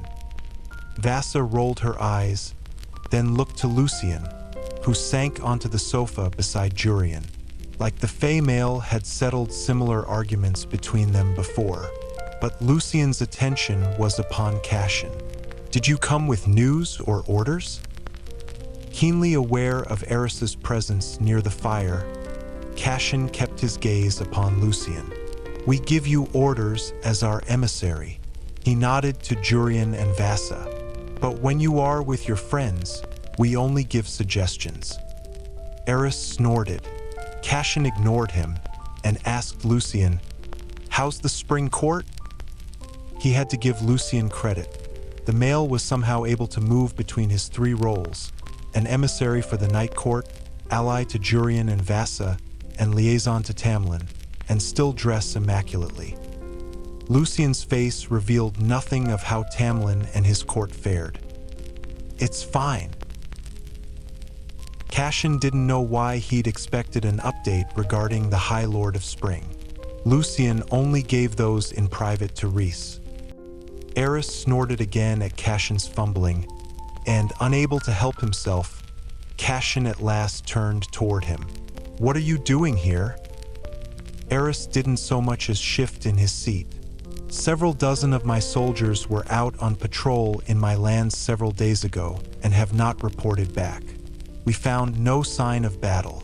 Even my hounds couldn't track them beyond their last known location." Cassian's brows lowered. He knew he shouldn't let anything show, but those hounds were the best in Prythian. Canines blessed with magic of their own. Gray and sleek like smoke, they could race fast as the wind, sniff out any prey. they were so highly prized that the Autumn Court forbade them from being given or sold beyond its borders, and so expensive that only its nobility owned them. And they were bred rarely enough that even one was extremely difficult to come by. Eris, Cassian knew, had 12. None of them could winnow? Cassian asked. No. While the unit is one of my most skilled in combat, none of its soldiers are remarkable in magic or breeding. Breeding was tossed at Cassian with a smirk. Asshole. Vasa said, Eris came to see if I could think of any reason why his soldiers might have gotten into trouble with humans. His hounds detected strange scents at the site of the abduction. Ones that seemed human, but were odd, somehow. Cassian lifted a brow at Eris. You believe a group of humans could kill your soldiers? They can't be that skilled, then. Depends on the human, Jurian said, the male's face dark. Vasa's was a mirror. Cassian grimaced. Sorry. Sorry. Some courtier. But Eris shrugged a shoulder. I think plenty of parties are interested in triggering another war, and this would be the start of it. Though perhaps your court did it. I wouldn't put it past Rhys, and to winnow my soldiers away and plant some mysterious sense to throw us off. Cassian flashed him a savage grin. We're allies, remember? Eris gave him an identical smile. Always. Cassian couldn't stop himself. Maybe you made your own soldiers vanish, if they even vanished at all, and are just making this up for the same bullshit reason you just spewed out. Eris chuckled, but Jurian cut in. There have been tensions amongst the humans regarding your kind, but as far as we know, as far as we've heard from Lord Grayson's forces, the humans here have kept to the old demarcation lines and have no interest in starting trouble. Yet was left unsaid. Would asking about the human queens on the continent reveal Rhys's hand? The conversation had shifted toward it, so he could bring it up as idle talk, rather than as the reason he'd come here. Fuck, his head hurt. What about your sisters? He nodded to Vasa. Would they have anything to do with this? Eris's gaze shot to him, and Cassian reined in his curse. Perhaps he'd said too much. He wished more were here. Even if putting her and Eris in a room together, no, he'd save her that misery. Vasa's cerulean eyes darkened. We were just getting to that, actually. She gestured to Cassian. You've heard the same rumors we have. They're stirring again across the sea and are poised to start trouble. Are they stupid enough to do it is the real question, Jurian said. They're anything but stupid, Lucian said, shaking his head. But leaving a human scent at the site is so obvious a clue that it seems unlikely it was one of them. Any move they make is heavily weighed, Vasa said, glancing to the wall of windows overlooking the destroyed lands beyond. Though I cannot think why any of them would capture your soldiers, she said to Eris, who seemed to be monitoring each word out of their mouths. There are other Fae on the continent itself, so why bother to cross the sea to take yours? And why not the spring courts? Tamlin wouldn't notice anyone missing at this point. Lucian cringed, and Cassian, while inclined to smirk at the thought of the asshole suffering, found himself frowning.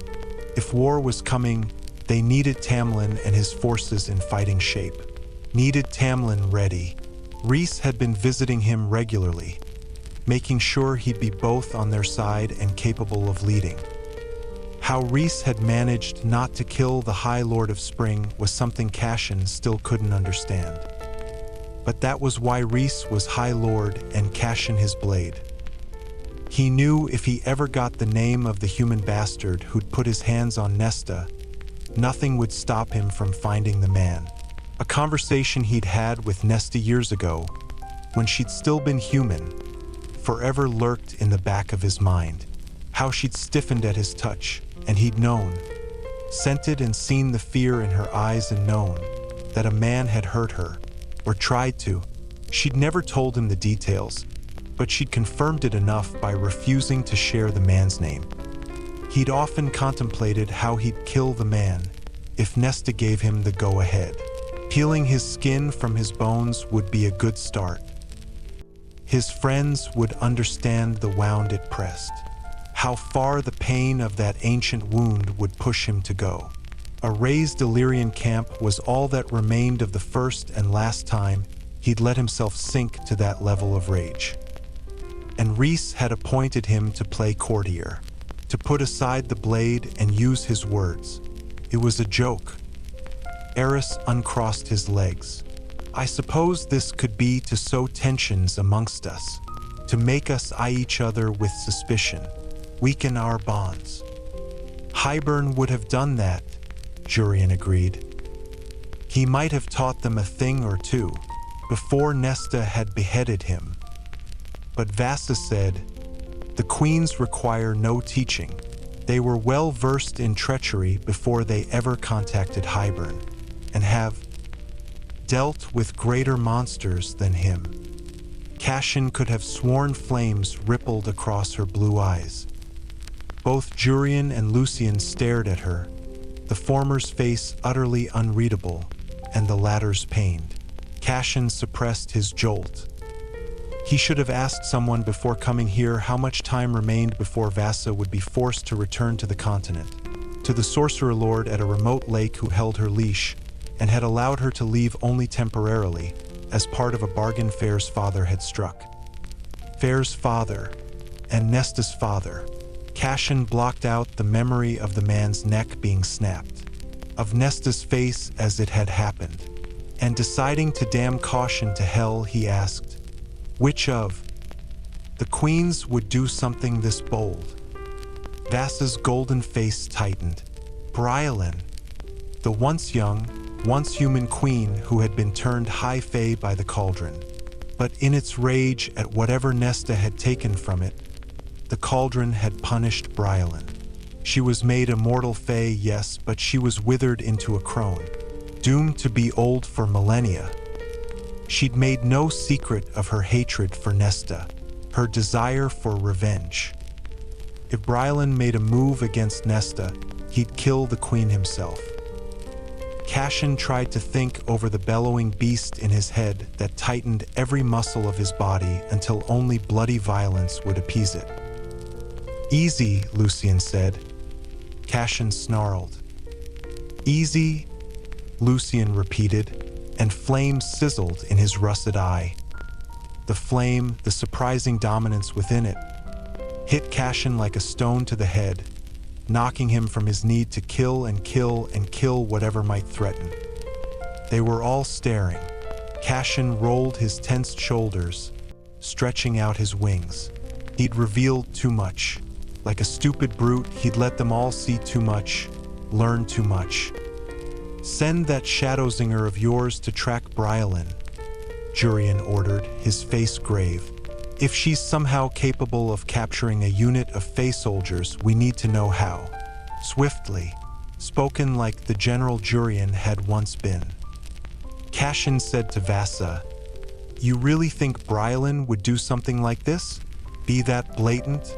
Someone has to be trying to fool us into going after her. Lucian asked, how would she even get here and vanish that quickly? Crossing the sea takes weeks. She'd need to winnow to pull it off. The queens can winnow, Jurian corrected. They did so during the war, remember? But Vassa said, only when several of us are together, and it is not winnowing as the Fae do, but a different power. It's akin to the way all 7 High Lords can combine their powers to perform miracles. Well, fuck, Eris said. I have it on good authority that the other 3 queens have scattered to the winds. Cassian tucked away the information and the questions it raised. How did Eris know that? Bryalin has been residing alone in their palace for weeks now, long before my soldiers vanished. So she can't winnow then, Cassian concluded. And again, would she really be foolish enough to do something like this if the other queens have left? Vassa's eyes darkened. Yes, the other's departure would serve to remove obstacles to her ambitions. But she'd only do this if she had someone of immense power behind her, perhaps pulling her strings. Even the fire seemed to quiet. Lucien's eye clicked. Who? You wonder who is capable of making a unit of Fey soldiers across the sea vanish? Who could give Brylan the power to winnow, or do it for her? Who could aid Brylan so she'd be bold enough to do such a thing? Look to Cassian. Cassian froze as memories clicked into place, as surely as one of Amren's jigsaw puzzles. The sorcerer who imprisoned you is named Cassian? Is he the bone carver's brother? Everyone gaped at him. Cassian clarified. The bone carver mentioned a brother to me once, a fellow true immortal and a death lord. That was his name. Yes, Vasa breathed. Cassian was the bone carver's older brother. Lucien and Jurian looked at her in surprise, but Vasa's gaze lay upon him. Fear and hatred filled it, as if speaking the male's name were abhorrent. Her voice hoarsened. Cassian is no mere sorcerer. He's confined to the lake only due to an ancient spell, because he was outsmarted once. Everything he does is to free himself. Why was he imprisoned? Cassian asked. The story is too long to tell, she hedged. But know that Brylan and the others sold me to him not through their devices, but his, by words he planted in their courts, whispered on the winds. He's still at the lake, Lucien said carefully. Lucien had been there, Cassian recalled. Had gone with Nesta's father to the lake where Vasa was held captive. Yes, Vasa said, relief in her eyes. But Cassian is as old as the sea older. Some say he is death itself, Eris murmured. I do not know if that is true, Vasa said. But they call him Cassian the Deathless, for he has no death awaiting him. He is truly immortal, and would know of anything that might give Brylan an edge against us. And you think Cassian would do all of this? Cassian pressed. Not out of sympathy for the human queens, but with the goal of freeing himself? Certainly. Vasa peered at her hands, fingers flexing. I fear what may happen if he ever gets free of the lake. If he sees this world on the cusp of disaster and knows he could strike, and strike hard, and make himself its master, as he once tried to do long ago. Those are legends that predate our courts, Eris said. Vasa nodded. It is all I have gleaned from my time enslaved to him. Lucien stared out the window, as if he could see the lake across a sea and a continent, as if he were setting his target. But Cassian had heard enough. He didn't wait for their goodbyes before heading for the archway and the front hall behind it. He'd made it 2 steps beyond the front door, breathing in the crisp night air, when Eris said behind him, "You make a terrible courtier." Cassian turned to find Eris shutting the front door and leaning against it. His face was pale and stony in the moonlight. "What do you know?" "As little as you," Cassian said, offering a truth that he hoped Eris would deem a deception. Eris sniffed the night breeze, then smiled. She couldn't be bothered to come inside to say hello? How he detected Moore's lingering scent, Cassian didn't know. Perhaps Eris and his smokehounds had more in common than he realized. She didn't know you were here. A lie. Moore had probably sensed it. He'd spare her the pain of coming back here and have Reese retrieve him. He'd fly north for a few hours until he was in range of Reese's power and then shoot a thought toward him. Eris's long red hair ruffled in the wind. "Whatever it is you're doing, whatever it is you're looking into, I want in." "Why?" "And no. Because I need the edge Brylan has, what Cassian has told her or shown her. To overthrow your father." Because my father has already pledged his forces to Brylan and the war she wishes to incite. Cassian started. What? Eris's face filled with cool amusement. I wanted to feel out Vasa and Jurian. He didn't mention his brother, oddly enough. But they clearly know little about this. Explain what the fuck you mean by Baron pledging his forces to Brylan. It's exactly what it sounds like. He caught wind of her ambitions and went to her palace a month ago to meet with her. I stayed here, but I sent my best soldiers with him. Cassian refrained from sniping about Eris opting out, especially as the last words settled.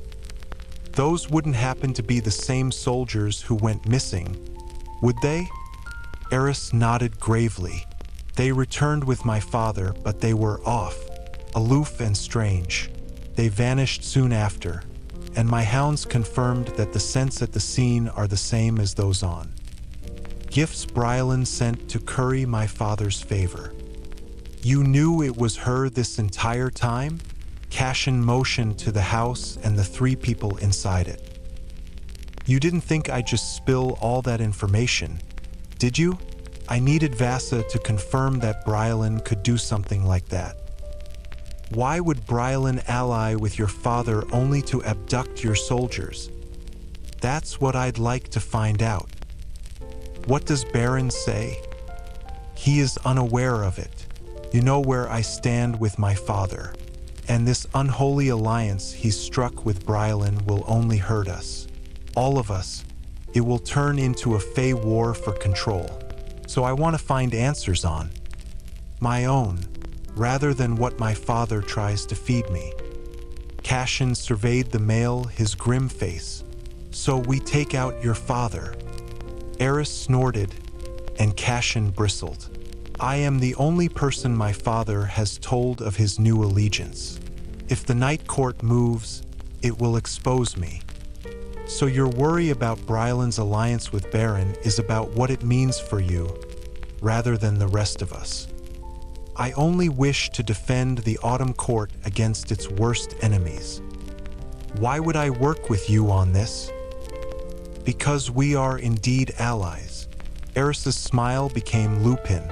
And because I do not believe your High Lord would wish me to go to other territories and ask them to help with Brylan and Cassian, to help them remember that all it might take to secure Brylan's alliance would be to hand over a certain Archeron sister. Don't be stupid. Enough to believe my father hasn't thought of that, too. Cassian's rage flashed red before his eyes. He'd revealed that weakness earlier. Let Eris see how much Nesta meant, what he'd do to defend her. Fool, he cursed himself. Stupid, useless fool. I could kill you now and not worry about this at all, Cassian mused. He'd enjoyed beating the shit out of the male that night on the ice with Fair and Lucian, and he'd waited centuries to kill him anyway. Then you would certainly have a war on your hands. My father would go straight to Brylan and Cassian, I suppose, and then go to the other discontent territories, and you would be wiped off the proverbial map. Perhaps literally, since the Night Court would be divvied up between the other territories if Rhys and Fair die without an heir. Cassian clenched his jaw. So you're to be my ally whether I wish it or not? The brute understands at last. Cassian ignored the barb. Yes, what you know, I want to know. I will notify you of any movement on my father's part regarding Brylan. So send out your Shadowzinger, and when he returns, find me. Cassian stared at him from under lowered brows. Eris's mouth curled upward, and before he winnowed into the night like a ghost, he said, "Stick to fighting battles, General. Leave the ruling to those capable of playing the game." Chapter 8. Nesta didn't bother to go to the wine cellar or to the kitchen. They'd be locked. But she knew where the stairs lay, knew that particular door at least would not be locked. Still snarling, Nesta yanked open the heavy oak door and peered down the steep, narrow stairwell. Spiral stairs. each a foot high. 10,000 steps around and around and around. Only the occasional slitted window to offer a breath of air and a glimpse of progress. 10,000 steps between her and the city, and then a half-mile walk at least from the bottom of the mountain to the nearest tavern. An awaiting, blessed oblivion. 10,000 steps. She was no longer human. This high fae body could do it. She could do it. She couldn't do it. The dizziness hit her first, winding around over and over, eyes trained downward to avoid a slip that would kill her, caused her head to spin. Her empty stomach churned. But she focused, counting each step. 70, 71, 72. The city below barely drew any closer through the occasional slitted windows she passed. Her legs started to shake. Her knees groaned with the effort of keeping her upright, balancing on the steep drop of each step. Nothing but her own breathing and the sound of her scuffing steps filled the narrow space. All she could see was the endlessly curving, perfect arc of the wall ahead. It never altered, save for those tiny, too rare windows. Around and around and around and around and around. 86, 87. Down and down and down and down. 100. She halted, no window in sight, and the walls pushed, the floor kept moving. Nesta leaned into the red stone wall, let its coolness sink into her brow. Breathed. 9,900 steps to go. Bracing a hand on the wall, she renewed her descent. Her head spun again. Her legs wobbled. She got in 11 more steps before her knees buckled so suddenly she nearly slid. Only her hand grappling at the uneven wall kept her from wiping out. The stairwell spun and spun and spun, and she shut her eyes against it. Her jagged panting bounced off the stones, and in the stillness, she had no defenses against what her mind whispered. She couldn't shut out her father's final words to her. I loved you from the first moment I held you in my arms. Please, she begged the king of Hybern. Please. He'd snapped her father's neck anyway. Nesta gritted her teeth, blowing out breath after breath. She opened her eyes and stretched out her leg to take another step. It trembled so badly that she didn't dare. She didn't let herself dwell on it, rage about it as she turned around. Didn't even let herself feel the defeat. Her legs protested, but she forced them upward. Away. Around and around again. Up and up 111 steps. She was nearly crawling by the last 30, unable to get a breath down, sweat pooling in the bodice of her dress, her hair sticking to her damp neck. What the hell were the benefits of becoming high fae if she couldn't endure this? The pointed ears she'd learned to like. The infrequent cycle, which Fair had warned would be painful, had actually been a boon, something Nesta was happy to worry about only twice a year. But what was the point of it, of any of it, if she couldn't conquer these stairs? She kept her eyes on each step, rather than the twisting wall and the dizzying sensation it brought. This hateful house, this horrible place. She grunted as the oak door at the top of the stairwell became visible at last. Fingers digging into the steps hard enough for the tips to bark in pain. She dragged herself up the last few, slithering on her belly onto the hallway floor, and arrived face first in front of Cassian, smirking as he leaned against the adjacent wall. Cassian had needed some time before seeing her again. He'd updated Reese and the others immediately upon returning. They'd received his information with dour, somber faces. By the end of it, Azriel was preparing for some reconnaissance on Brylan as Amryn pondered what powers or resources the Queen and Kashii might possess, if they had indeed captured Eris's soldiers so easily. And then Cassian had been slapped with a new order: keep an eye on Eris. Beyond the fact that he approached you, Rhys had said, "You are my general. Eris commands Baron's forces. Be in communication with him." Cassian had started to object, but Rhys had directed a pointed look at Azriel, and Cassian had caved. Az had too much on his plate already. Cassian could deal with that piece of shit Eris on his own. Eris wants to avoid a war that would expose him, Fair had guessed. If Baron sides with Brylin, Eris would be forced to choose between his father and Prythian.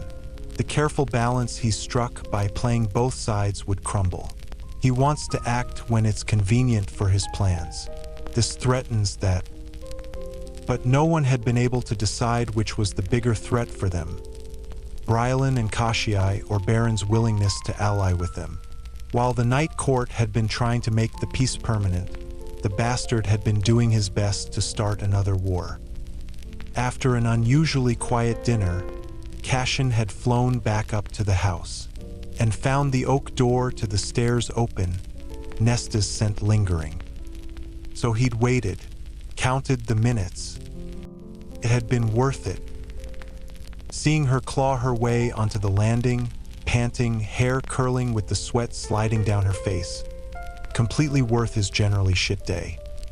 Nesta was still sprawled on the hall floor when she hissed. Whoever designed those stairs was a monster. Would you believe that Rhys, Az, and I had to climb up and down them as punishment when we were boys? Her eyes shimmered with temper. Good. Better than the vacant ice. Why? Because we were young and stupid and testing boundaries with a high lord who didn't understand practical jokes regarding public nudity. He nodded toward the stairs. I got so dizzy on the hike down that I puked on Az. He then puked on Rhys, and Rhys puked all over himself. It was the height of summer, and by the time we made the trek back up, the heat was unbearable. We all reeked, and the scent of the vomit on the stairs had become horrific. We all puked again as we walked through it. He could have sworn the corners of her mouth were trying to twitch upward. He didn't hold back his own grin at the memory, even if they'd still had to hike back down and mop it all up. Cassian asked, "What stair did you make it to?" 111. Nesta didn't rise. Pathetic. Her fingers pushed into the floor, but her body didn't move. This stupid house wouldn't give me wine. I figured that would be the only motivator to make you risk 10,000 stairs. Her fingers dug into the stone floor once more. He threw her a crooked smile, glad for the distraction. "You can't get up, can you?" Her arms strained, elbows buckling. "Go fly into a boulder." Cassian pushed off the wall and reached her in 3 strides. He wrapped his hands under her arms and hauled her up. She scowled at him the entire time, glared at him some more when she swayed, and he gripped her tighter, keeping her upright. "I knew you were out of shape," he observed, stepping away when she'd proved she wasn't about to collapse. "But 100 steps? Really?" 200, counting the ones up, she grumbled. Still pathetic. She straightened her spine and raised her chin. "Keep reaching out your hand." Cassian shrugged, turning toward the hall and the stairwell that would take him up to his rooms. "If you get tired of being weak as a mewling kitten, come to training." He glanced over a shoulder. Nesta still panted, her face flushed and furious. "And participate." Nesta sat at the breakfast table, grateful she'd left her room soon after sunrise to make the trek up to the dining room. It had taken her double the time it normally would, thanks to her stiff, throbbing legs. Getting out of bed had required gritted teeth and a litany of cursing. Everything afterward had only gotten worse. Bending to put her legs into her pants, going to the bathroom, even just heaving open the door. There wasn't one part of her legs that didn't ache. So she'd left her room early, not wanting to give Cassian the satisfaction of seeing her limp and grimace into the dining room. The problem, of course, was that now she wasn't entirely certain she could stand. So she'd taken a good, long while eating her meal, was choking down the porridge when Cassian prowled through the dining room doors, took one look at her, and smirked. He knew. Somehow the swaggering asshole knew. She might have snapped something, but Azriel stalked into the room on his heels. Nesta straightened at the Shadowzinger's appearance, the darkness clinging to his shoulders as he offered her a grim smile. Azriel was nothing short of beautiful, even with those scarred hands and the shadows that flowed from him like smoke. She'd always found him to be the prettiest of the three males who called themselves brothers. Cassian slid into the chair opposite hers, his food instantly appearing before him, and said with grating cheer, "Morning, Nesta." She threw him an equally saccharine smile. "Good morning, Cassian." Azriel's hazel eyes danced, but he said nothing as he gracefully took his place beside Cassian, a plate of his own food appearing. "I haven't seen you in a while," Nesta said to him. She couldn't remember the last time, actually. Azriel took a bite of his eggs before replying. "Likewise." The Shadowzinger nodded toward her clothes. "How's training?" Cassian cut him a sharp look. Nesta glanced between them. There was no way Azriel didn't know about yesterday. Cassian had probably gloated about the incident with the stairs, too. She sipped from her tea.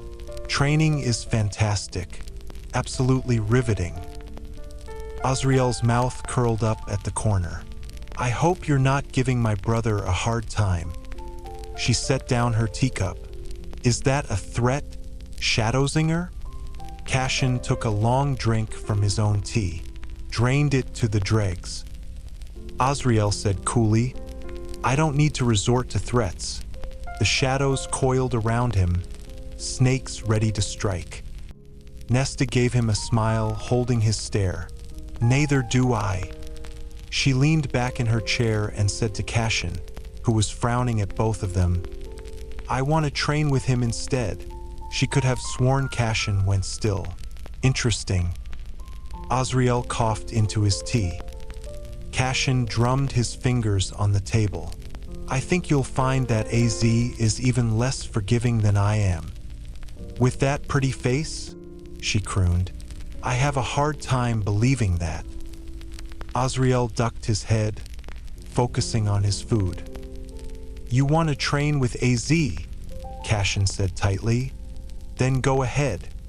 He appeared thoughtful for a moment, his eyes lighting before he added, "Though I doubt that you'll survive a lesson with him, when you can't manage to walk down 100 stairs without being so sore the next morning that you're unable to get out of your chair."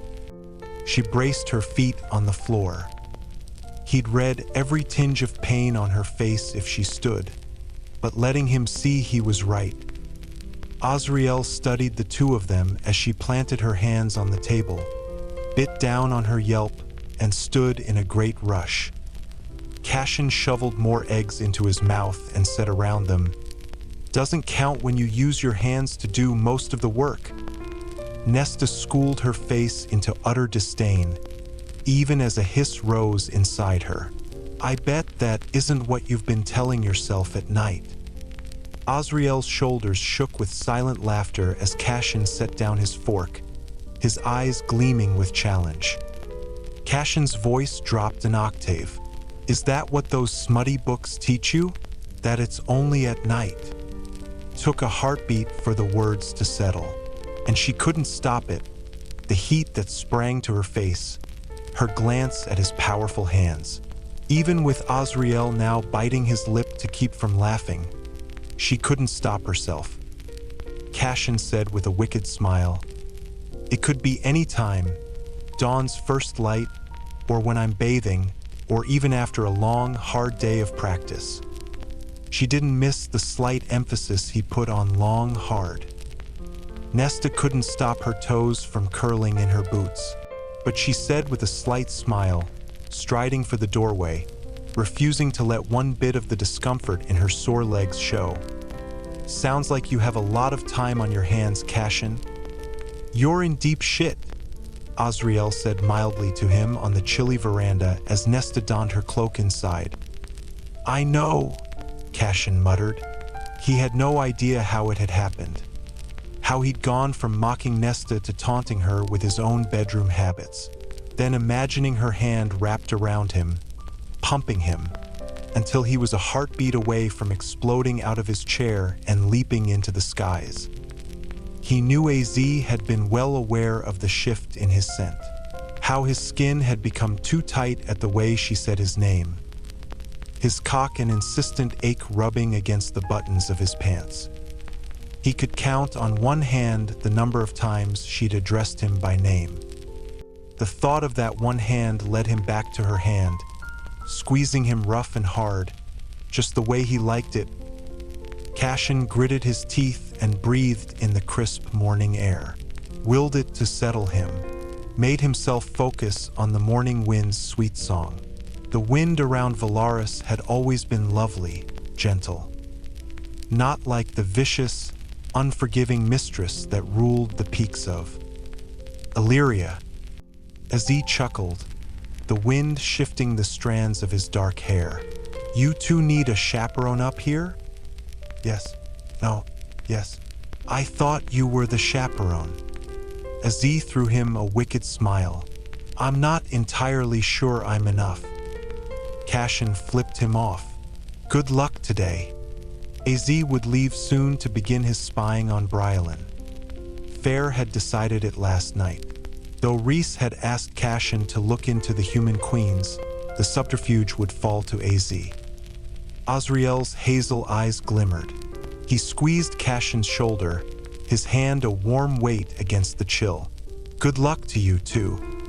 Cassian didn't know why he'd thought Nesta would enter the sparring ring with him today.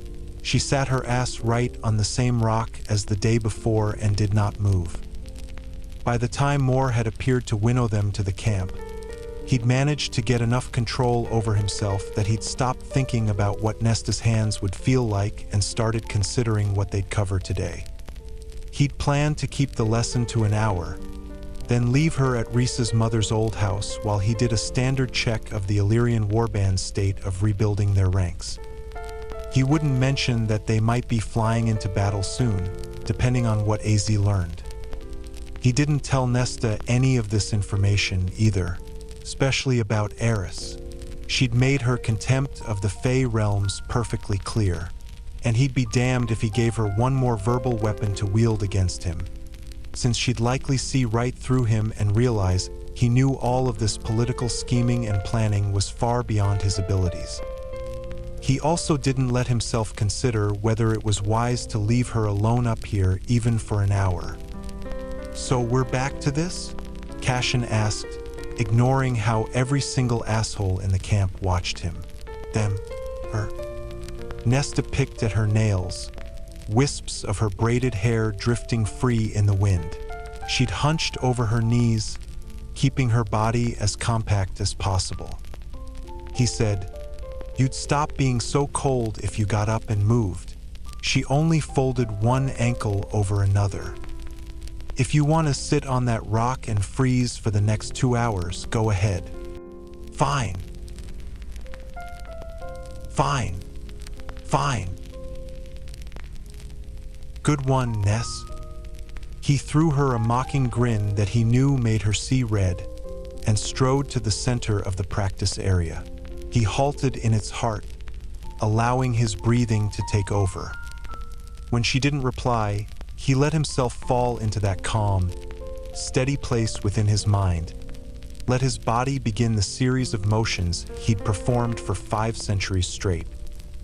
The initial steps were to remind his body that it was about to start working, stretching and breathing, concentrating on everything from his toes to the tips of his wings, waking everything up.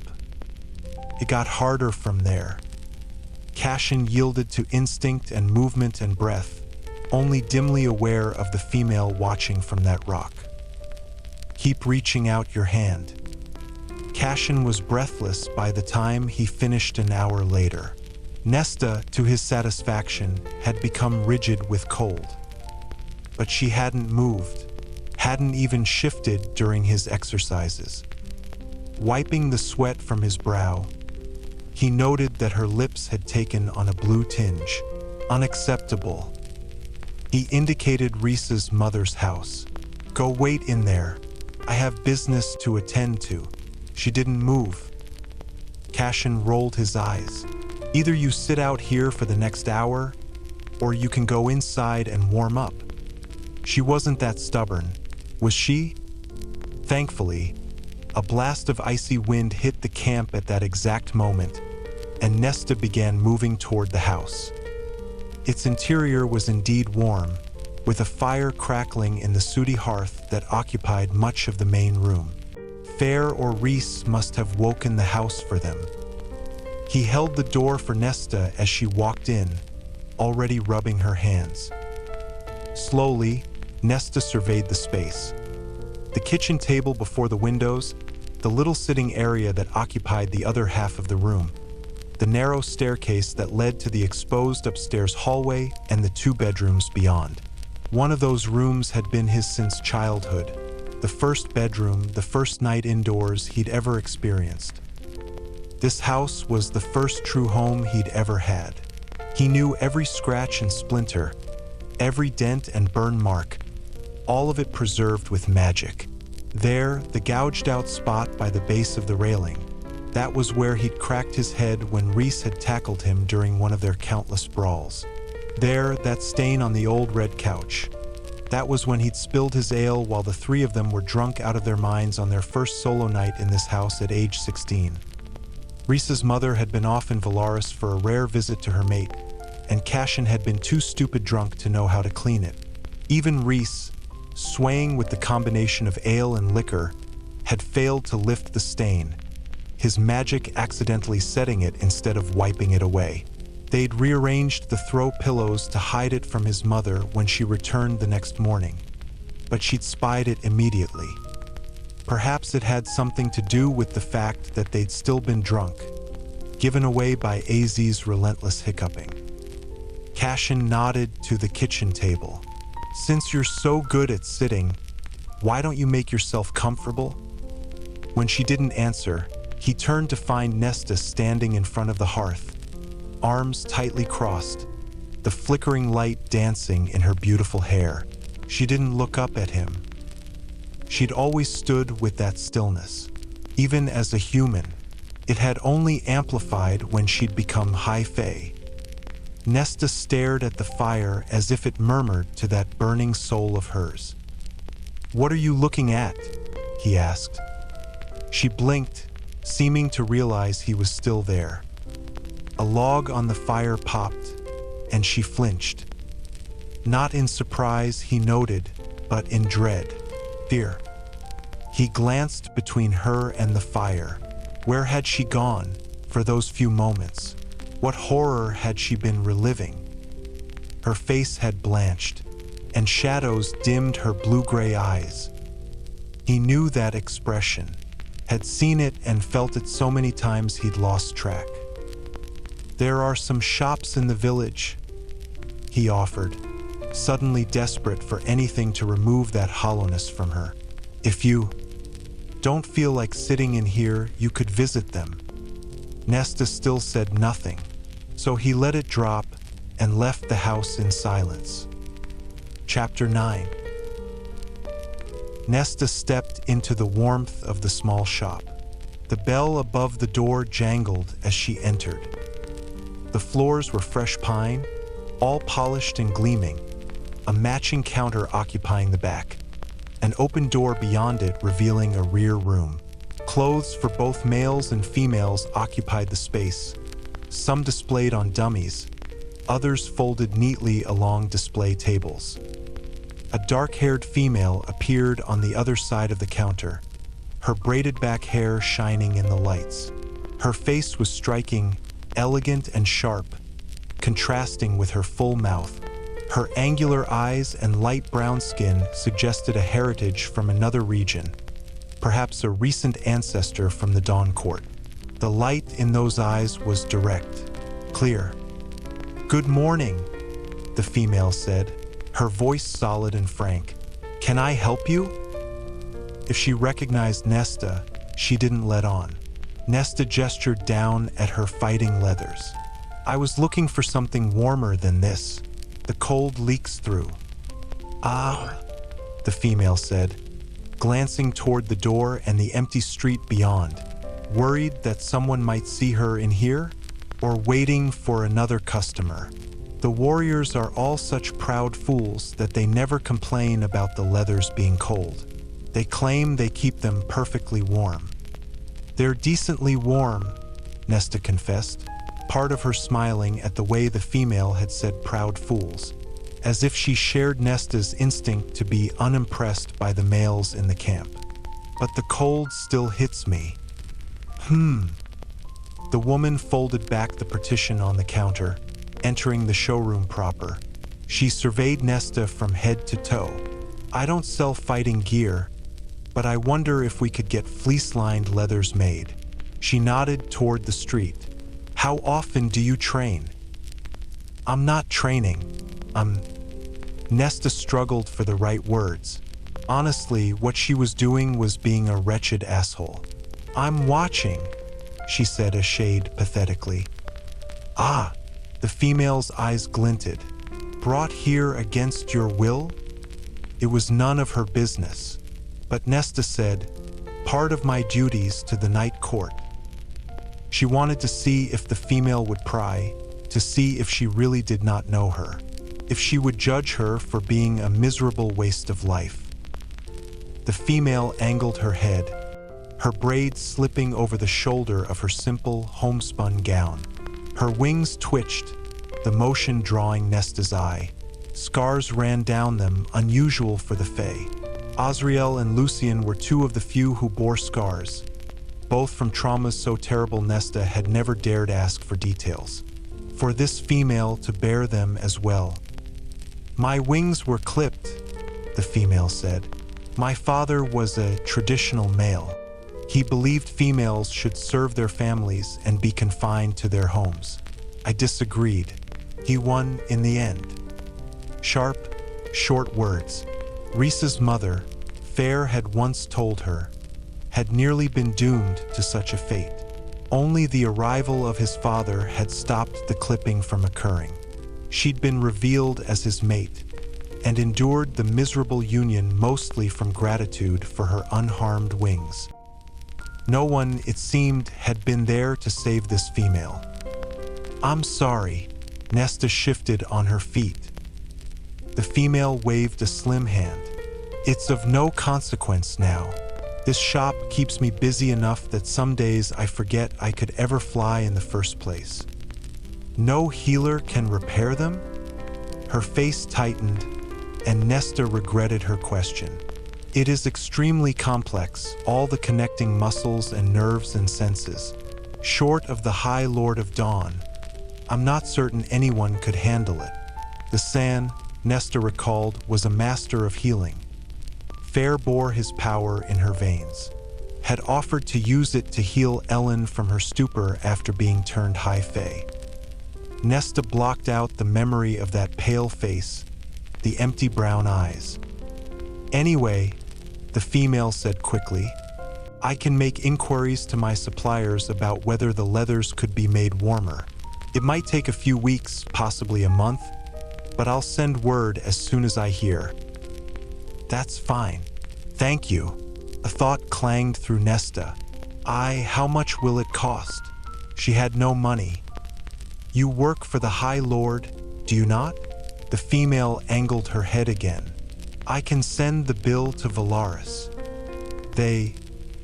Nesta didn't want to admit how low she'd fallen, not to this stranger. I actually don't need the warmer clothes. I thought Reese and paid you all well. He does, but I am fine. If the female could be blunt, so could she. I'm cut off. Curiosity flooded the female's eyes. Why? Nesta stiffened. I don't know you well enough to tell you that. The female shrugged. All right, I can still make inquiries. Get a price for you. If you're cold out there, you shouldn't suffer. She added pointedly, no matter what the High Lord may think. I think he'd rather Cassian threw me off the edge of that cliff over there." The female snorted, but she held out a hand toward Nesta. "I'm Emery." Nesta took her hand, surprised to find her grip like iron. "Nesta Archeron." "I know," Emery said, releasing Nesta's hand. "You killed the king of Hybern." Yes, there was no denying that fact, and she couldn't bring herself to lie that she wasn't the least bit smug about it. "Good." Emery's smile was a thing of dangerous beauty. She said again, "Good." There was steel in this female, not just in her straight spine and chin, but in her eyes. Nesta turned toward the door and waiting cold, unsure what to do with the naked approval of what so many others had regarded either with awe or fear or doubt. "Thank you for your help." So strange to speak polite, normal words. Strange to wish to offer them, and to a stranger no less. Males and females, children darting amongst them, gawked at Nesta as she exited onto the street. A few hurried their children along. She met their stares with cool indifference. "You're right to hide your children from me," she wanted to say. "I am the monster you fear." "Same task as yesterday?" Nesta asked Clotho by way of greeting, still half-chilled from the camp she'd departed only 10 minutes earlier. Cassian had barely spoken upon returning to Rysand's mother's house, his face taut with whatever he'd dealt with at the other Illyrian villages, and Morrigan had been just as sour-faced when she'd appeared to winnow them back to the House of Wind.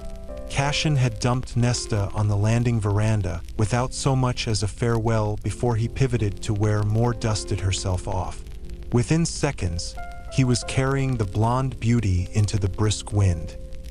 It shouldn't have bothered her, seeing him flying away with another female in his arms. Some small part of her knew it wasn't remotely fair to feel that body-tightening irritation at the sight. She had pushed him away again and again, and he had no reason to believe she'd wish it differently. And she knew he had a history with Morrigan, that they'd been lovers long ago. She turned from the sight, entering the house through its dining room, where she found a bowl of some sort of pork and bean soup waiting, a silent, thoughtful offering. She'd just said to the house, "I'm not hungry," before striding down to the library. Now she waited as Clotho wrote out an answer and handed over a piece of paper. "Nesta, read. There are books to be shelved on level 5. Nesta peered over the railing beside Clotho's desk, silently counting. 5 was very far down, not within the first ring of true darkness, but hovering in the dimness above it. Nothing lives down there anymore, right? Bryaxis hasn't come back." Clotho's enchanted pen moved. The second note read, "Bryaxis never harmed any of us." "Why?" The pen scratched along the paper. "I think Bryaxis took pity on us. We saw our nightmares come true before we came here." It was an effort not to look at Clotho's gnarled hands or try to pierce the shadows beneath her hood. The priestess added to the note, "I can reassign you to a higher level." "No," Nesta said hoarsely. "I'll manage." And that was that. An hour later, her leathers covered in dust, Nesta slumped at an empty wooden table, in need of a pause. That same bowl of pork and bean soup appeared on the table. She peered at the distant ceiling. "I said I'm not hungry." A spoon appeared alongside the bowl, and a napkin. "This is absolutely none of your business." A glass of water thudded down next to the soup. Nesta crossed her arms, leaning back in the chair. "Who are you talking to?" The light female voice had Nesta twisting around, stiffening as she found a priestess in the robes of an acolyte standing between the two nearest shelves. Her hood was thrown back, and fey light danced in the rich coppery chestnut of her pin-straight hair.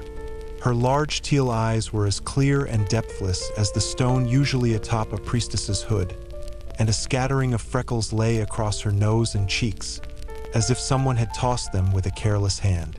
She was young, almost coltish, with her slender, elegant limbs. High fae, and yet, Nesta couldn't explain the way she sensed that there was something else mixed into her. Some secret beneath the pretty face. Nesta gestured to the soup and water, but they were gone. She scowled at the ceiling, at the house that had the nerve to pester her and then make her look like a lunatic. But she said to the priestess, "I wasn't talking to anyone." The priestess hefted the 5 tomes in her arms. "Are you finished for today?" Nesta glanced at the cart of books she'd left unsorted. "No, I was taking a break." "You've only been working for an hour." "I didn't realize anyone was timing me." Nesta allowed every bit of unpleasantness to show in her face. She'd already conversed with one stranger today, fulfilling her quota of basic decency. Being kind to a second one was beyond her. The acolyte remained unimpressed. "It's not every day we have someone new in our library." She dumped the books onto Nesta's cart.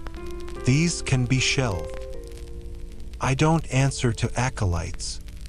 The priestess drew up to her full height, which was slightly taller than average for fae females. A crackling sort of energy buzzed around her, and Nesta's power grumbled in answer. "You're here to work," the acolyte said, her voice unruffled. "And not only for Clotho. You speak rather informally of your high priestess. Clotho does not enforce rank. She encourages us to use her name." "And what is your name?" She would certainly be complaining to Clotho about this impertinent acolyte's attitude.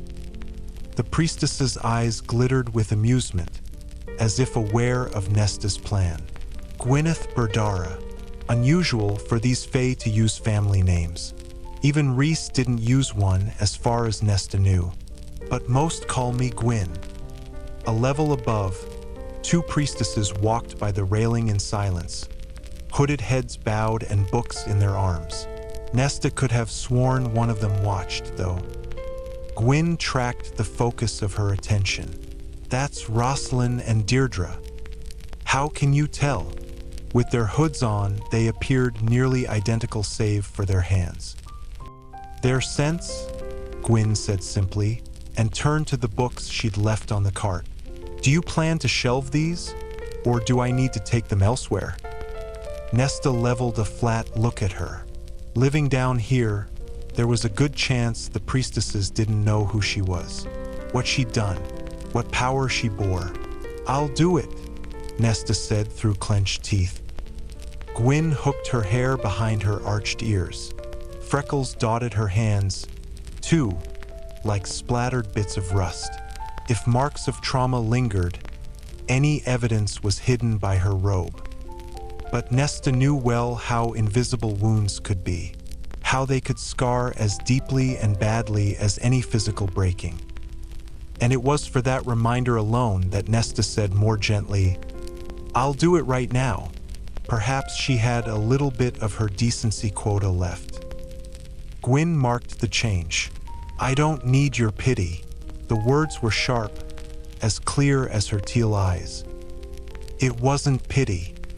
I've been here for nearly 2 years, but I haven't become so disconnected from others that I can't tell when someone remembers why I am here and alters their behavior." Gwyn's mouth flattened to a line.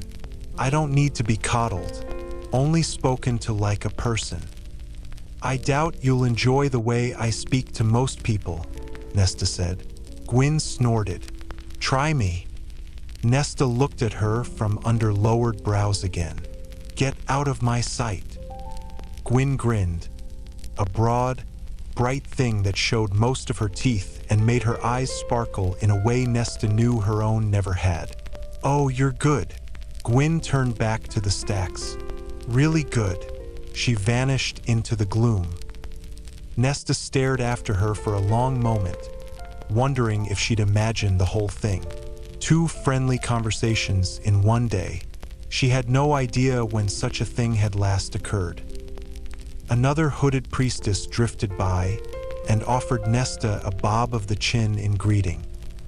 Quiet settled around her, as if Gwyn had been a summer storm that blew in and evaporated within a moment. Sighing, Nesta gathered the books Gwyn had left on the cart. Hours later, dusty and exhausted and finally hungry, Nesta stood before Clotho's desk and said, "Same story tomorrow?" Clotho wrote, "Are you not pleased by your work? I would be if your acolytes didn't boss me around like a servant. Gwyneth mentioned she had run into you earlier. She works for Merrill, my right hand, who is a fiercely demanding scholar. If Gwyneth's requests were abrupt, it was due to the pressing nature of the work she does. She wanted me to shelve her books, not find more. Other scholars need them, but I am not in the business of explaining my acolyte's behavior. If you did not like Gwyneth's request, you should have said so." To her, Nesta bristled. "I did. She's a piece of work. Some might say the same of you." Nesta crossed her arms. Some might. She'd have bet that Clotho was smiling beneath her hood.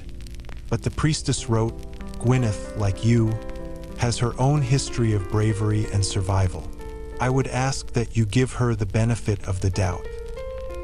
Acid that felt an awful lot like regret burned in Nesta's veins. She shoved it aside. "Noted, and the work is fine." Clotho only wrote, "Good night, Nesta." Nesta trudged up the steps and entered the house proper. The wind seemed to moan through the halls, answered only by her grumbling stomach. The private library was mercifully empty when she strode through the double doors, instantly relaxing at the sight of all those books crammed close, the sunset on the city below, the Sidra a living band of gold. Sitting at the desk before the wall of windows, she said to the house, "I'm sure you won't do it now, but I would like that soup." "Nothing." She sighed up at the ceiling. "Fantastic." Her stomach twisted, as if it'd devour her organs if she didn't eat soon. She added tightly, "Please." The soup appeared, a glass of water beside it. A napkin and silverware followed. A fire roared to life in the hearth, but she said quickly, "No fire, no need." It banked to nothing, but the phthalites in the room flared brighter. Nesta was reaching for her spoon when a plate of fresh, crusty bread appeared, as if the house were a fussing mother hen. "Thank you," she said into the quiet and dug in. The phthalites flickered once, as if to say, "You're welcome." Chapter 10. Nesta ate until she couldn't fit another morsel into her body, helping herself to thirds of the soup. The house seemed more than happy to oblige her, and had even offered her a slice of double chocolate cake to finish. "Is this Cassian approved?" She picked up the fork and smiled at the moist, gleaming cake. "It certainly isn't," he said from the doorway, and Nesta whirled, scowling. He nodded toward the cake. "But eat up." She put down the fork. "What do you want?" Cassian surveyed the family library. "Why are you eating in here? Isn't it obvious?" His grin was a slash of white. "The only thing that's obvious is that you're talking to yourself. I'm talking to the house, which is a considerable step up from talking to you. It doesn't talk back." "Exactly." He snorted. "I walked into that one." He stalked across the room, eyeing the cake she still didn't touch. "Are you really talking to the house? Don't you talk to it?" "No." "It listens to me," she insisted. "Of course it does. It's enchanted. It even brought food down to the library unasked." His brows rose. "Why?" "I don't know how your fairy magic works. Did you do anything to make it act that way? If you're taking a page from Devlan's book and asking if I did any witchcraft, the answer is no. Cassian chuckled. That's not what I meant, but fine. The house likes you. Congratulations. She growled, and he leaned over her to pick up the fork. She went stiff at his closeness, but he said nothing as he took a bite of the cake. He let out a hum of pleasure that traveled along her bones, and then took another bite.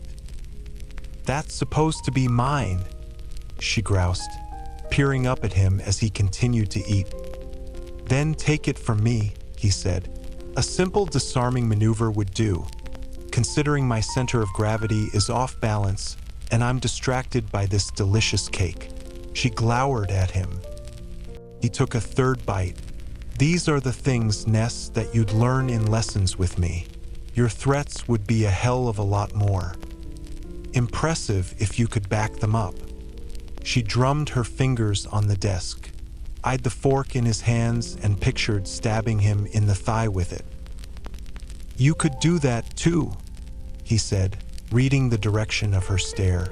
I could teach you how to turn anything into a weapon, even a fork. She bared her teeth, but Cassian only set down the fork with grating precision and walked out, leaving her the half-eaten cake. Nesta read the deliciously erotic romance she'd found on a shelf of the private library until her eyelids grew so heavy only iron will could hold them open. It was then that she trudged down the hall to her bedroom and collapsed into bed, not bothering to change out of her clothes before she sprawled on the mattress. She woke freezing in the dark of night, roused herself enough to strip off the leathers, and climbed under the sheets, teeth clattering. A moment later, a fire blazed in the hearth. No fire, she ordered, and it vanished again. She could have sworn a tentative curiosity curled around her. Shivering, she waited for the sheets to warm to her body temperature. Long minutes passed, and then the bed heated, not from her own naked body, but some manner of spell. The very air warmed, too, as if someone had blown a great breath into the space. Her shaking stopped, and she nestled into the warmth. Thank you, she murmured. The house's only answer was to slide the still-open drapes shut. By the time they'd finished swaying, she was again asleep. Ellen had been stolen, by Hybern, by the cauldron which had seen Nesta watching it and watched her in turn, had noted her scrying with bones and stones and made her regret it. She had done this, brought this upon them, touching her power, wielding it, had done this, and she would never forgive herself, never. Ellen would surely be tormented, ripped apart body and soul. A crack cleaved the world. Her father stood before her, neck twisted. Her father, with his soft brown eyes, the love for her still shining in them as their light faded. Nesta jolted awake, nausea rippling through her as she grasped at the sheets. Deep in her gut, her soul, something writhed and twined around itself, seeking a way out, seeking a way into the world. Nesta shoved it down, stomped on her power, slammed every mental door she could on it. Dream, she told it. Dream and memory, go away. Her power grumbled in her veins, but obeyed. The bed had become hot enough that Nesta kicked off the sheets before rubbing her hands over her sweat-soaked face. She needed a drink, needed anything to wash this away. She dressed swiftly, not quite feeling her body, not quite caring what time it was or where she was, thinking only of the obstacle between her and that pleasure hall. The door to the 10,000 steps was already open, the phalites in the hall dimmed to near darkness. Her boots scuffed on the stones as she approached, glancing behind her to make sure no one followed. Hands shaking, she began the descent. Around and around and around. I loved you from the first moment I held you in my arms. Down and down and down. That ancient cauldron opening an eye to stare at her, to pin her in place. The cauldron dragging her into itself, into the pit of creation, taking and taking from her, merciless despite her screaming. Around and down exactly as she had been pulled in by the cauldron, crushed beneath its terrible power. Nausea swelled, her power with it, and her foot slipped. She had only a heartbeat to grab for the wall, but too late.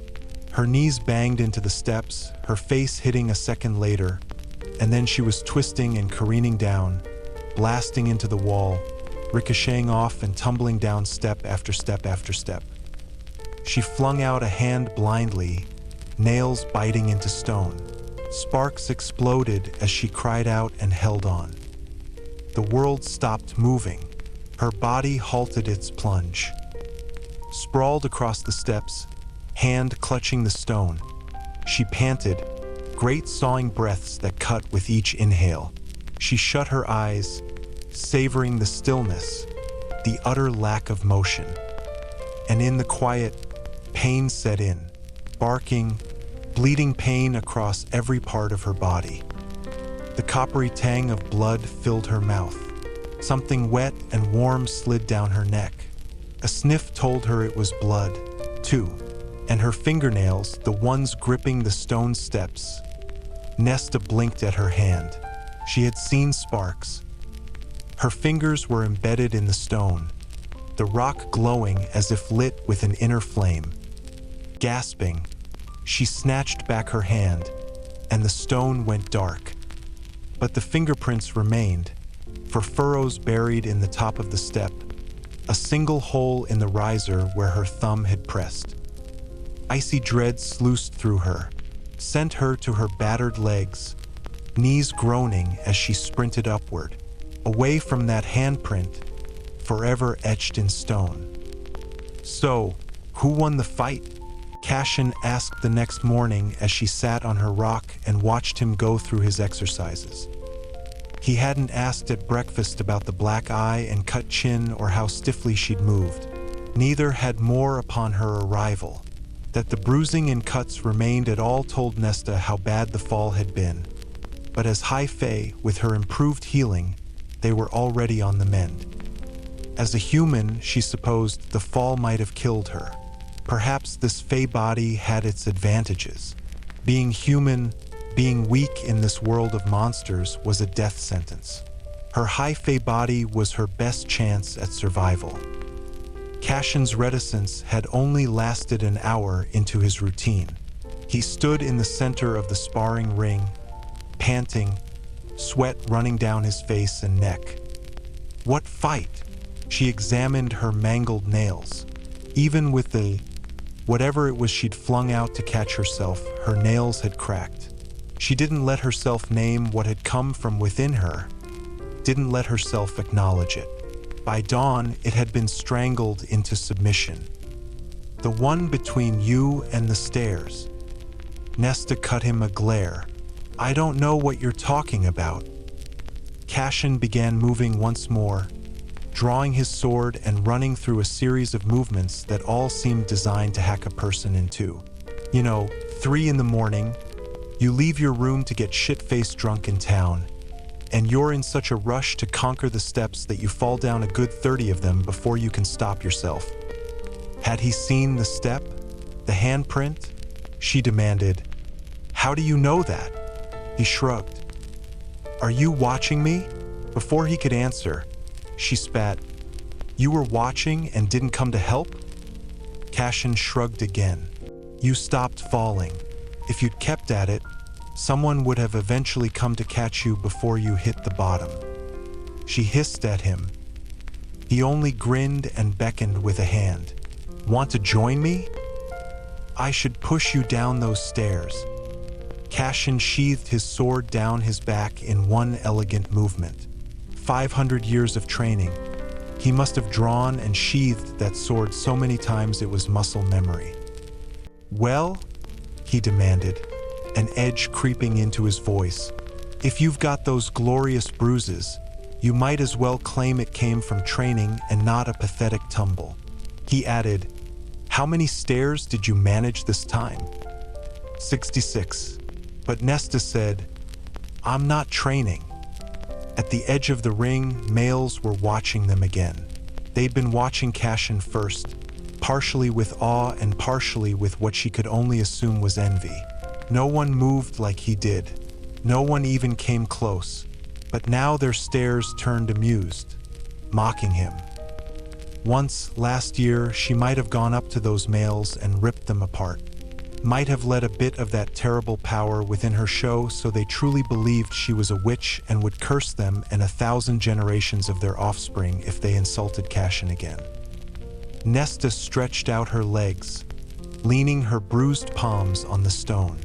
"Enjoy your exercises." Cassian bristled, but he held out his hand again. "Please." She'd never heard him say that word. It was a rope thrown between them. He'd meet her halfway, let her win the power battle, admit defeat if she would just get off the rock. She told herself to get up, to take that outstretched hand.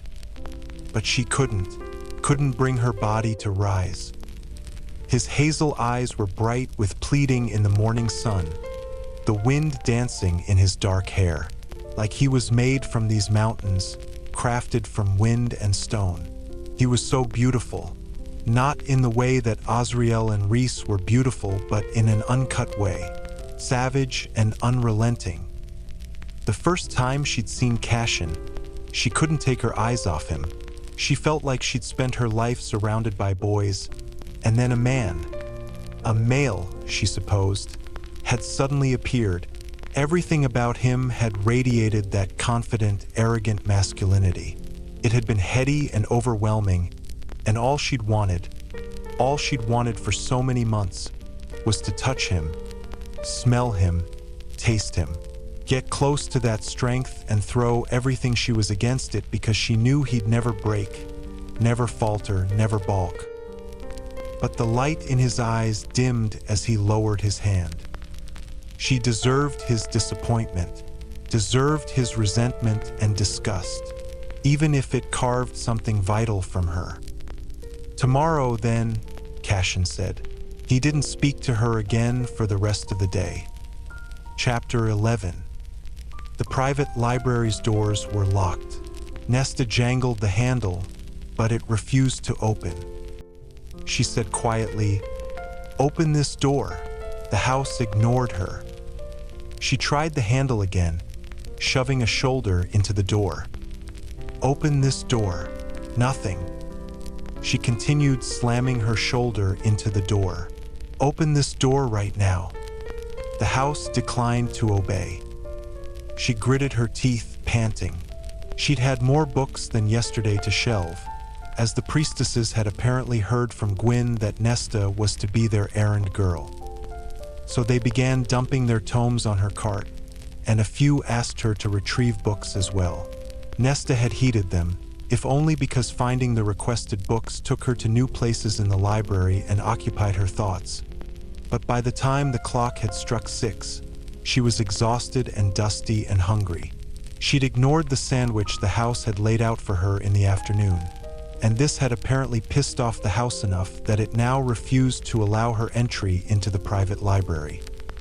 "All I want," Nesta ground out, "is a nice, hot meal and a good book." She tried the handle again. "Please." Nothing. Nothing at all. "Fine." She stormed down the hall. Hunger alone carried her up to the dining room, where she found Cassian mid-meal, Azrael across from him. The Shadowzinger's face was solemn, his eyes wary. Cassian, his back to her, only stiffened, no doubt alerted either by her scent or the cadence of her steps. She didn't speak as she aimed for a chair halfway down the table. A place setting and spread of food appeared as she reached her seat. She had a feeling that if she took the plate and left, it'd vanish from her hands before she reached the door. Nesta maintained her silence as she slid into her chair, picked up her fork, and dug into the fillet of beef and roasted asparagus. Cassian cleared his throat and said to Azriel, "How long will you be gone?" "I'm not sure." The Shadowzinger's eyes bore into her before he added, "Vasa was right to suspect something deadly amiss. Things are dangerous enough over there that it would be wiser for me to keep my base here at the house and winnow back and forth." Curiosity bit deep, but Nesta said nothing. Vasa.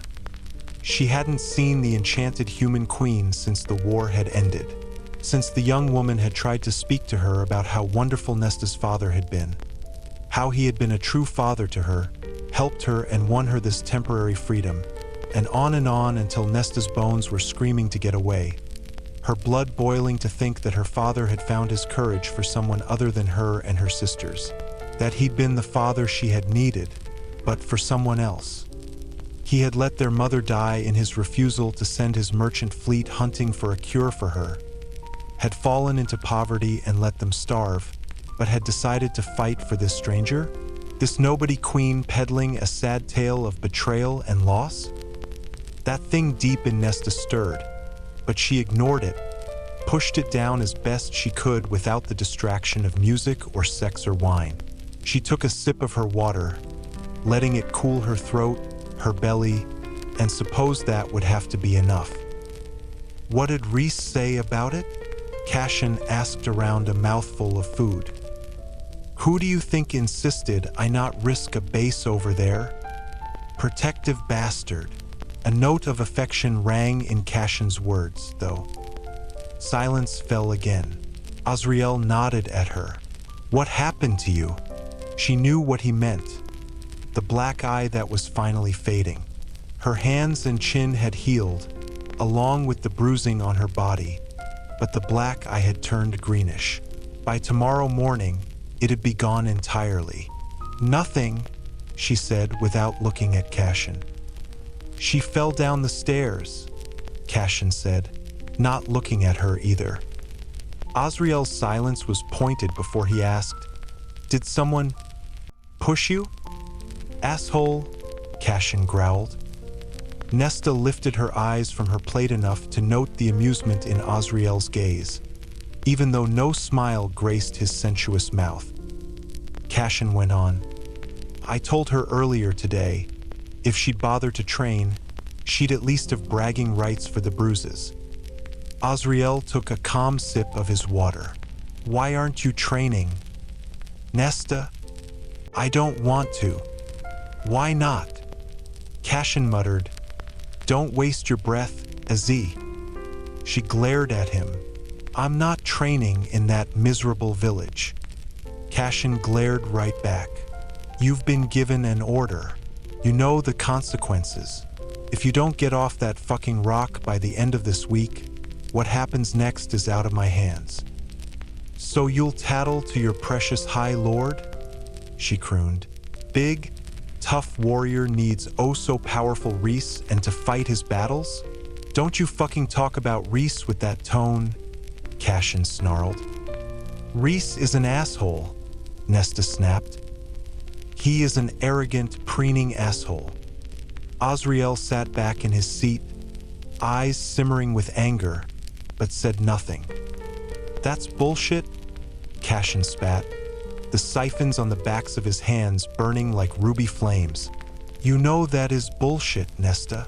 "I hate him," she seethed. "Good. He hates you too," Cassian shot back. "Everyone fucking hates you. Is that what you want? Because congratulations, it's happened." Azriel let out a long, long breath. Cassian's words pelted her, one after another, hit her somewhere low and soft, and hit hard. Her fingers curled into claws, scraping along the table as she flung back at him. "And I suppose now you'll tell me that you are the only person who doesn't hate me, and I'm supposed to feel something like gratitude and agree to train with you. Now I tell you I'm done." The words rumbled between them. Nesta blinked, the only sign of surprise she'd allow. Azriel tensed as if surprised as well. but she sliced into Cassian before he could go on. Does that mean you're done panting after me as well? Because what a relief that will be to know you've finally taken the hint. Cassian's muscled chest heaved, his throat working. You want to rip yourself apart, go right ahead. Implode all you like. He stood, meal half finished. The training was supposed to help you, not punish you. I don't know why you don't fucking get that. I told you, I'm not training in that miserable village. Fine. Cassian stalked out, his pounding steps fading down the hall. Alone with Azriel, Nesta bared her teeth at him. Azriel watched her with that cool quiet, keeping utterly still, like he saw everything in her head, her bruised heart. She couldn't bear it, so she stood, only 2 bites taken from her food, and left the room as well. She returned to the library. The lights blazed as brightly as they had during the day, and a few lingering priestesses wandered the levels. She found her cart, filled again with books needing to be shelved. No one spoke to her, and she spoke to no one as she began to work, with only the roaring silence in her head for company. Emran had been wrong. Keep reaching out your hand was utter bullshit when the person it was extended to could bite hard enough to rip off fingers. Cassian sat on the flat top of the mountain in which the House of Wind had been built, peering down into the open-air training ring beneath him. The stars glinted overhead, and a brisk autumn breeze that whispered of changing leaves and crisp nights flowed past him. Below, Valaris was a golden sparkle, accented along the Sidra with a rainbow of color. He had never failed at anything, not like this. And he'd been so stupidly desperate, so stupidly hopeful, that he hadn't believed she'd truly refuse. Until today, when he'd seen her on that rock and known she'd wanted to get up, but watched her shut down the instinct, watched her clamp that steel wool over herself. You're not the brooding type. Cassian started, whipping his head to find Fair sitting beside him. She dangled her feet into the emptiness, her golden brown hair ruffled by the wind as she peered into the training pit. Did you fly in? Winnowed. Reese said you were thinking loudly. Fair's mouth quirked to the side. I figured I'd see what was happening. A fine skin of power remained wrapped around his high lady, invisible to the naked eye but glittering with strength. Cassian nodded toward her. Why's Risey still got that ironclad shield on you? It was mighty enough to guard all of Valaris. Because he's a pain in the ass, Fair said, but smiled softly. He's still learning how it works, and I still haven't figured out how to break free of it. But with the Queens a renewed threat, and Baron in the mix, especially if Cassian is their puppet master, Reese is perfectly happy to leave it on. Everything with those Queens is a fucking headache, Cassian grumbled. Hopefully, AZ will figure out what they're really up to, or at least what Brylan and Cassian are up to. Reese was still contemplating what to do about Eris's demands. Cassian supposed he'd get his orders on that front soon, and would then have to deal with the asshole, general to general. Part of me dreads what Azriel will find, Fair said, leaning back on her hands. Moore's heading off to Valahin again tomorrow. I worry about that too, that she'll come back with worse news about their intentions. We'll deal with it. Spoken like a true general. Cassian knocked Fair's shoulder with his wing, a casual, affectionate gesture, one he never dared make with the females of any Illyrian community. Illyrians were psychotic on a good day about who touched their wings and how, and wing touching outside of the bedroom, training, or mortal combat was an enormous taboo. But Reese never cared, and Cassian had needed the contact. Always needed physical contact, he'd learned, probably thanks to a childhood spent with precious little of it. Fair seemed to understand his need for a reassuring touch, because she said, How bad is it? Bad. It was all he could bring himself to admit. But she's going to the library? She went back to the library tonight. She's still down there for all I know. Fair gave a hum of contemplation, gazing at the city. His high lady looked so young. He always forgot how young she truly was, considering what she'd already faced and achieved in her life. At 21, he'd still been drinking and brawling and fucking, unconcerned with anything and anybody except his ambition to be the most skilled of Illyrian warriors since Aenalius himself. At 21, Fair had saved their world, mated, and found true happiness. Fair asked, "Did Nesta say why she won't train?" "Because she hates me." Fair snorted. "Cassian, Nesta does not hate you. Believe me. She sure as shit acts like it." Fair shook her head. "No, she doesn't." Her words were pained enough that he frowned. "She doesn't hate you either," he said quietly. Fair shrugged. The gesture made his chest ache. "For a while I thought she didn't, but now I don't know. I don't understand why you two can't just..." He struggled for the right word. "Get along? Be civil? Smile at each other?" Fair's laugh was hollow. "It's always been that way." "Why?" "I have no idea. I mean, it was always that way with us, and our mother. She only had an interest in Nesta.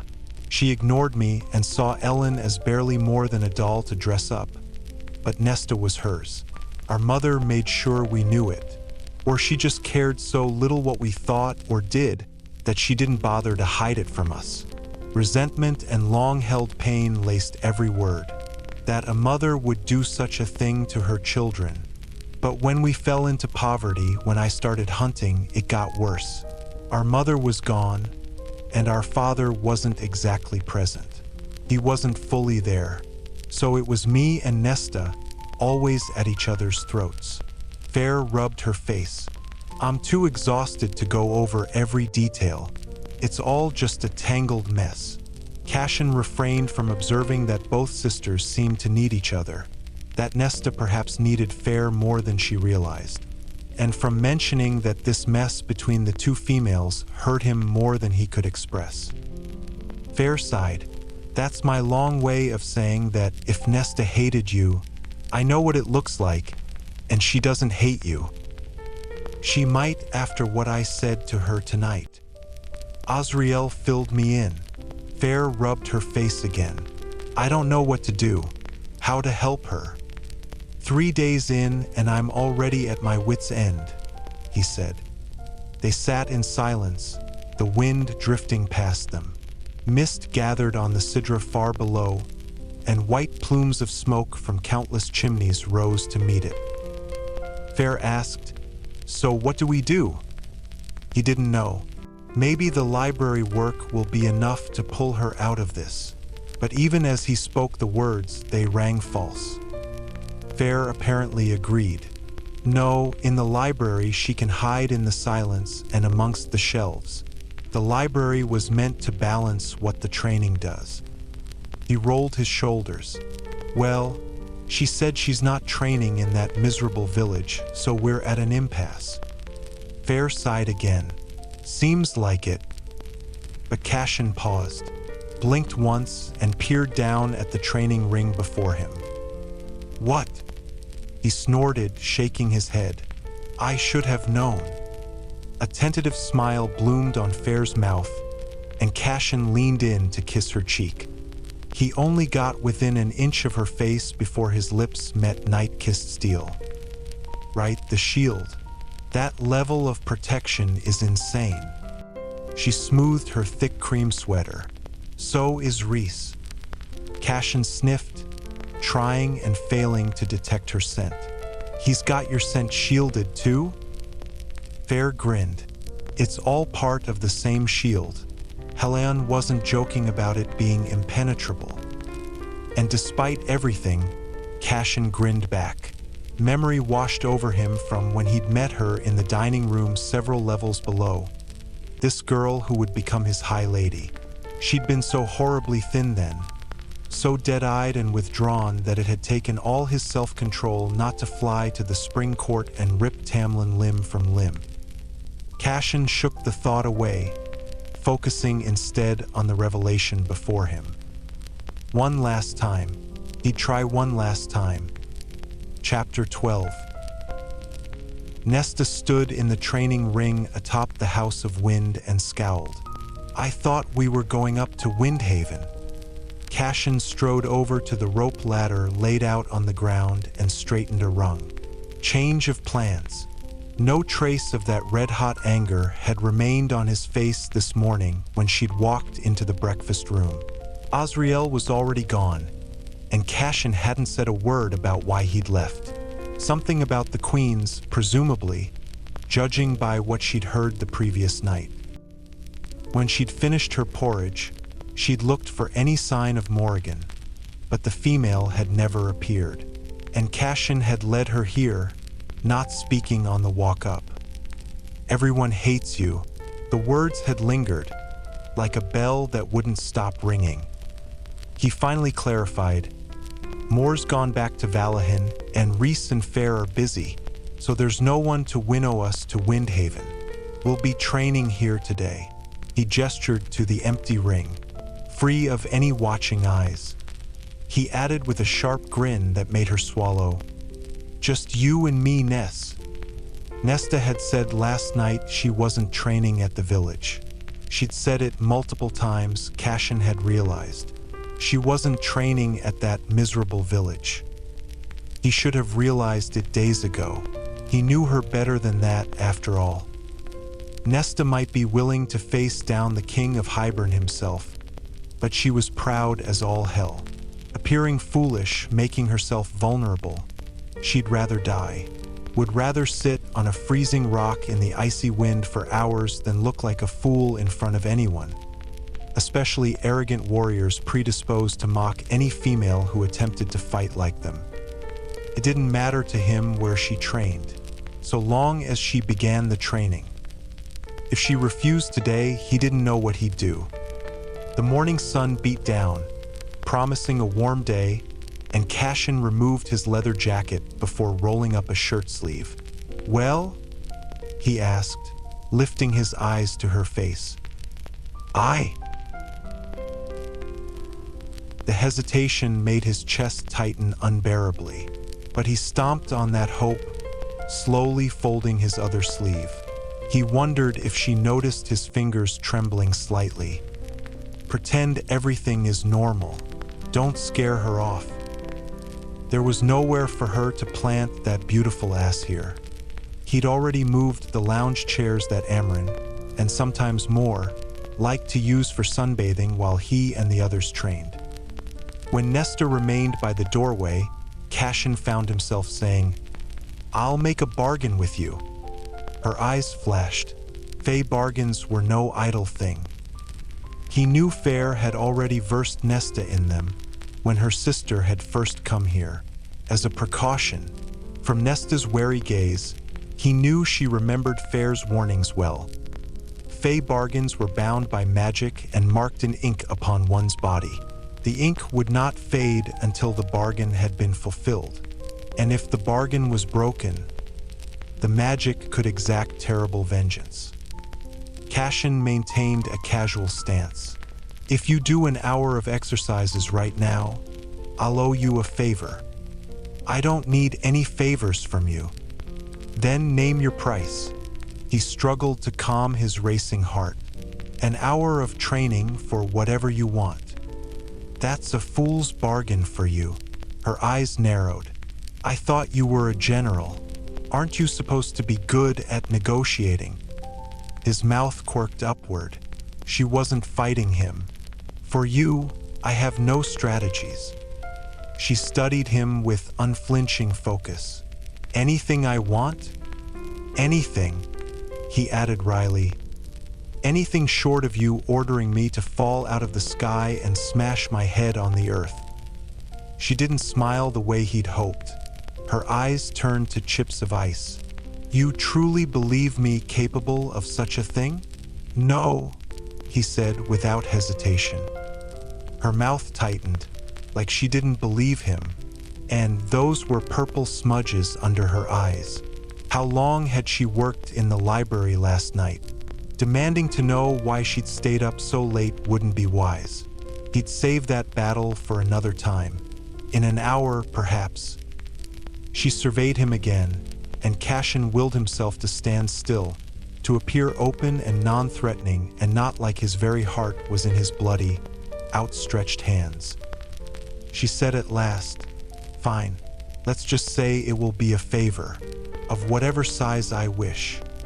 It was dangerous to allow this, deadly, stupid, but he said, "Yes." He extended his hand. "One last time. Keep reaching out your hand." A bargain. He met her steely expression with his own. "You train with me for an hour, and I'll owe you one favor of whatever size you wish." Agreed. She slid her hand into his and shook firmly. Magic zapped between them, and she gasped, recoiling. Cassian let it thunder into him, like a stampede of galloping horses. He rode it out. Whatever her power was, it had made the bargain more intense, demanding. He scanned his hands, his bare forearms, seeking any hint of a tattoo beyond the Illyrian ones he bore for luck and glory. Nothing. It had to be somewhere. He peeled off his shirt and scanned the muscled planes of his torso. Nothing. He approached the narrow mirror leaned against one end of the ring, left there for them to study their technique while exercising alone. Stopping before it, Cassian twisted, staring over a shoulder at his tattooed back. There, dead in the center of the Illyrian tattoo snaking down his spine, a new tattoo had appeared, an 8-pointed star, whose compass points radiated in sharp lines across and up the groove of his back, twining with the Illyrian markings long inked there. The eastern and western points of the star shot right onto his wings, black blending into black. A matching one he knew would be on Nesta's spine. He tried not to think about her bare expanse of skin, now marked in black ink, as he faced her. Nesta's eyes weren't on the mirror, though. No, they'd fixed on his torso, on his chest, on his abdominal muscles, on his bare arms. Her pulse fluttered in her throat. He didn't dare move, not as her gaze fixed on the V of muscles that sloped beneath the waist of his pants. Not as her eyes darkened, her lashes bobbing as color crept over her pale skin. His blood heated, skin tightening over bone and muscle, as if it could feel the touch of her blue-gray eyes, as if it were her fingers running over his stomach. Lower. He knew better than to throw out a teasing remark, rile her, and she'd not only refuse to train, bargain, or no, but she'd stop looking at him like that. Slowly, her eyes trailed up his body, lingering on his carved pectorals and the Illyrian tattoo that swirled over one of them before flowing down his left arm. He might have flexed. Slightly, his voice thick, he managed to say, "Ready?" Cauldron boil him. He knew the question held more meanings than he cared to unravel. From the glimmer in her eyes, he knew she got it, but she squared her shoulders. "All right, I owe you 1 hour of training." "You sure as hell do." Cassian mastered his breathing, shoving aside that roaring desire. He strode to the center of the ring, but opted to keep his shirt off. Because of the warm day, because his skin was now burning hot. He gestured to the space beside him and flashed her his broadest grin. "Let's see what you've got, Archeron." A bargain with Cassian. Nesta didn't know how she'd allowed herself to agree to it, to let that magic pass between them and mark her. But everyone hates you. Maybe it was that fact alone that had her agreeing to this insanity. She had no idea what favor she'd call in from him, but fine. This training ring with its high walls, the sky her only witness. Here, she supposed, she could let him do his worst. No matter that Cassian without a shirt bordered on obscene, even with the collection of scars peppering his golden brown skin. The one on his left pectoral was especially horrific, and one she knew he hadn't received during the war with Highburn. She didn't want to know what had been bad enough to leave a scar on his quick-healing body, especially when all evidence of the devastating wound he'd gotten during the war was gone. Only rippling muscle and skin remained. Honestly, there were so many muscles she couldn't count them all. Muscles on his damned ribs. She didn't know people could have them there. And those ones that flowed into his pants, like a golden arrow pointing to exactly what she wanted. Nesta shook the thought out of her head as she approached Cassian in the center of the ring. He grinned like a fiend. She stopped a good 3 feet away, the morning sun warm on her hair, her cheeks. It was the closest she'd stood to him without arguing or bickering in a long time. Cassian rolled his powerful shoulders, his sprawling tattoo shifting with the movement. All right, we start with the basics. Swords. She indicated the rack of weapons against the wall to the left of the archway into the stairwell. His mouth curled upward. You won't be getting to swords yet. You need to learn to control your movements, your balance. You'll develop basic strength and awareness of your body before you'll pick up even a wooden practice sword. He glanced at her laced-up boots. Feet and breathing. She blinked. Feet. Your toes especially. He was completely serious. What about my toes? Learning how to grip the ground to balance your weight. It builds a foundation for everything else. I'm going to be exercising my toes. He chuckled. You thought it'd be swords and arrows on day one? Arrogant ass. You threw my sister into the training ring and did just that. Your sister already possessed a skill set you don't have, and also lacked the luxury of time. Hunting to keep them fed had taught Fair that skill set. Hunting, while Nesta had stayed home, safe and warm, and let Fair venture into that forest alone. Those skills Fair had honed had allowed her to survive against the High Fae and all their terrors. But Fair only had them because of what she'd been forced to do. Because Nesta hadn't been the one to do it, to step up. She found Cassian watching carefully, as if he heard those thoughts, felt their weight on her. Fair taught me how to use a bow. Only a few lessons and long ago, but Nesta remembered. It was one of the few times she and Fair had been allies. Not an Illyrian bow. Cassian gestured to a rack of massive bows and quivers beside the mirror. The bows were nearly as tall as a grown woman. It took me until I was a mature adult to have the strength to even string one of those. Nesta crossed her arms, drumming her fingers on her biceps. So I'm going to spend an hour out here, wiggling my toes? Cassian's grin bloomed again. Yes. At some point, Nesta began sweating. Her feet ached. Her legs turned to jelly. She'd taken off her boots and gone through a few stances with Cassian, focusing on clenching her toes, finding her balance, and generally looking like a fool. At least no one was around to see her standing on one leg while hinging at the hip, the other leg rising behind her, or using 2 wooden poles to steady herself while she swung her foot from pole to pole, working her way up each stick, or doing a basic squat that it turned out was all wrong, her weight misplaced and back too arched. All basic, stupid things, and all things she failed utterly at. Cassian didn't seem even remotely impressed as she rose from the squat he'd made her hold while supporting a wooden stick above. Her head. Stand straight up, head first. Nesta obeyed. No, he motioned for her to sink back down. Head first. Don't curl your back or lean forward. Shoot straight up. I'm doing that. You're hunching. Push your feet into the ground.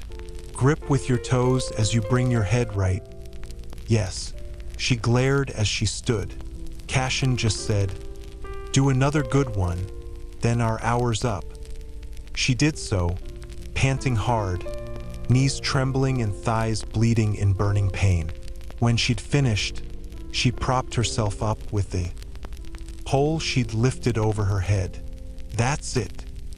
Unless you want to bargain with me for a second hour. You really want to owe me 2 favors?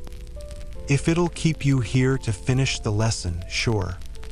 I'm not sure I can take any more of these stretches. Then we'll do some breathing work and then a cool down." "What's a cool down?" "More stretching." He grinned.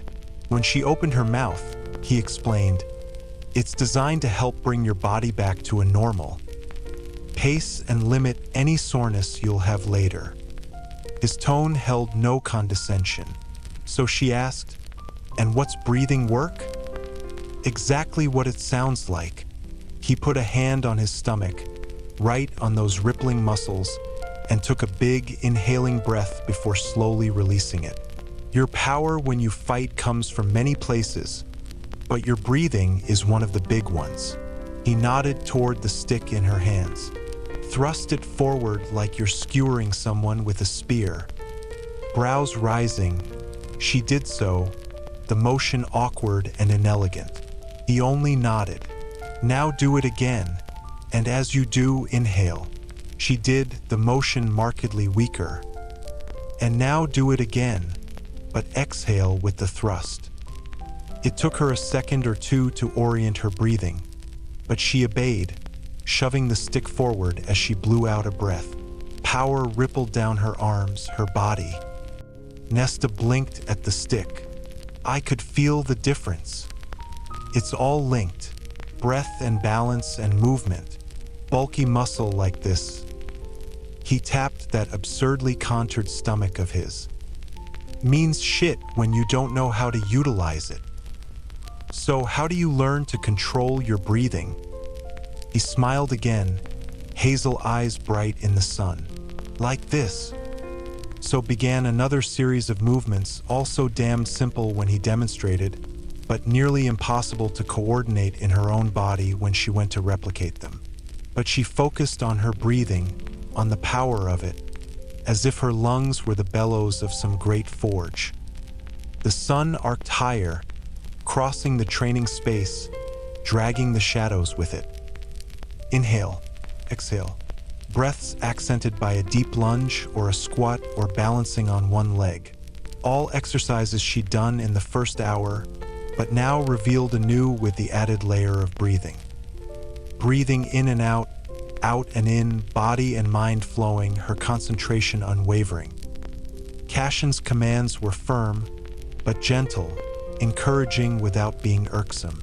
Hold it, hold it, hold it, and release. Good. Again. Again. Again. There wasn't a part of her body that wasn't sliding with sweat. Wasn't one part that wasn't shaking as he bade her lie down on a black mat at the far end of the ring. "Cool down," he said, kneeling and patting the mat.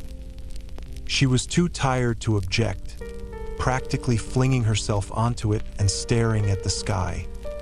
The blue bowl arched into forever, the sun stinging against the sweat on her face. Wisps of clouds drifted through the dazzling blue, unconcerned with her entirely. Her mind had become as clear as that sky, the fog and pressing shadows gone. "Do you like flying?"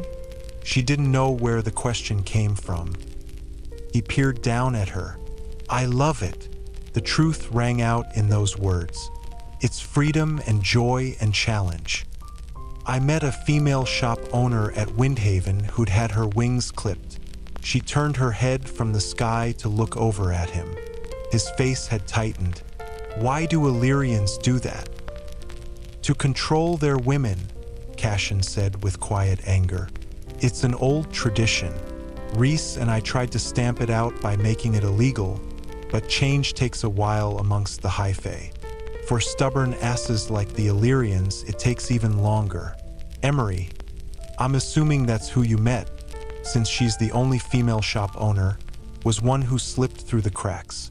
It was during Amarantha's reign, and a lot of shit slipped through the cracks. His eyes turned haunted, not only from what had been done to Emery by her father, Nesta could tell, but at the memories of those 50 years, the guilt. And perhaps it was to save him from reliving those memories, to banish that unwarranted guilt in his eyes, that she nestled against the mat and said, "Cool down. You sound eager." She met his stare. She swallowed, hated herself for balking, and forced herself to say, "The breathing makes my head. Stop being so horrible, awful, miserable, loud." Understanding washed over his face. Mine too. For a moment, she held his gaze, watched the wind tug at the strands of his shoulder-length hair. The instinct to touch the sable locks had her pressing her palms to the mat, as if physically restraining herself. "Right?" Cassian cleared his throat.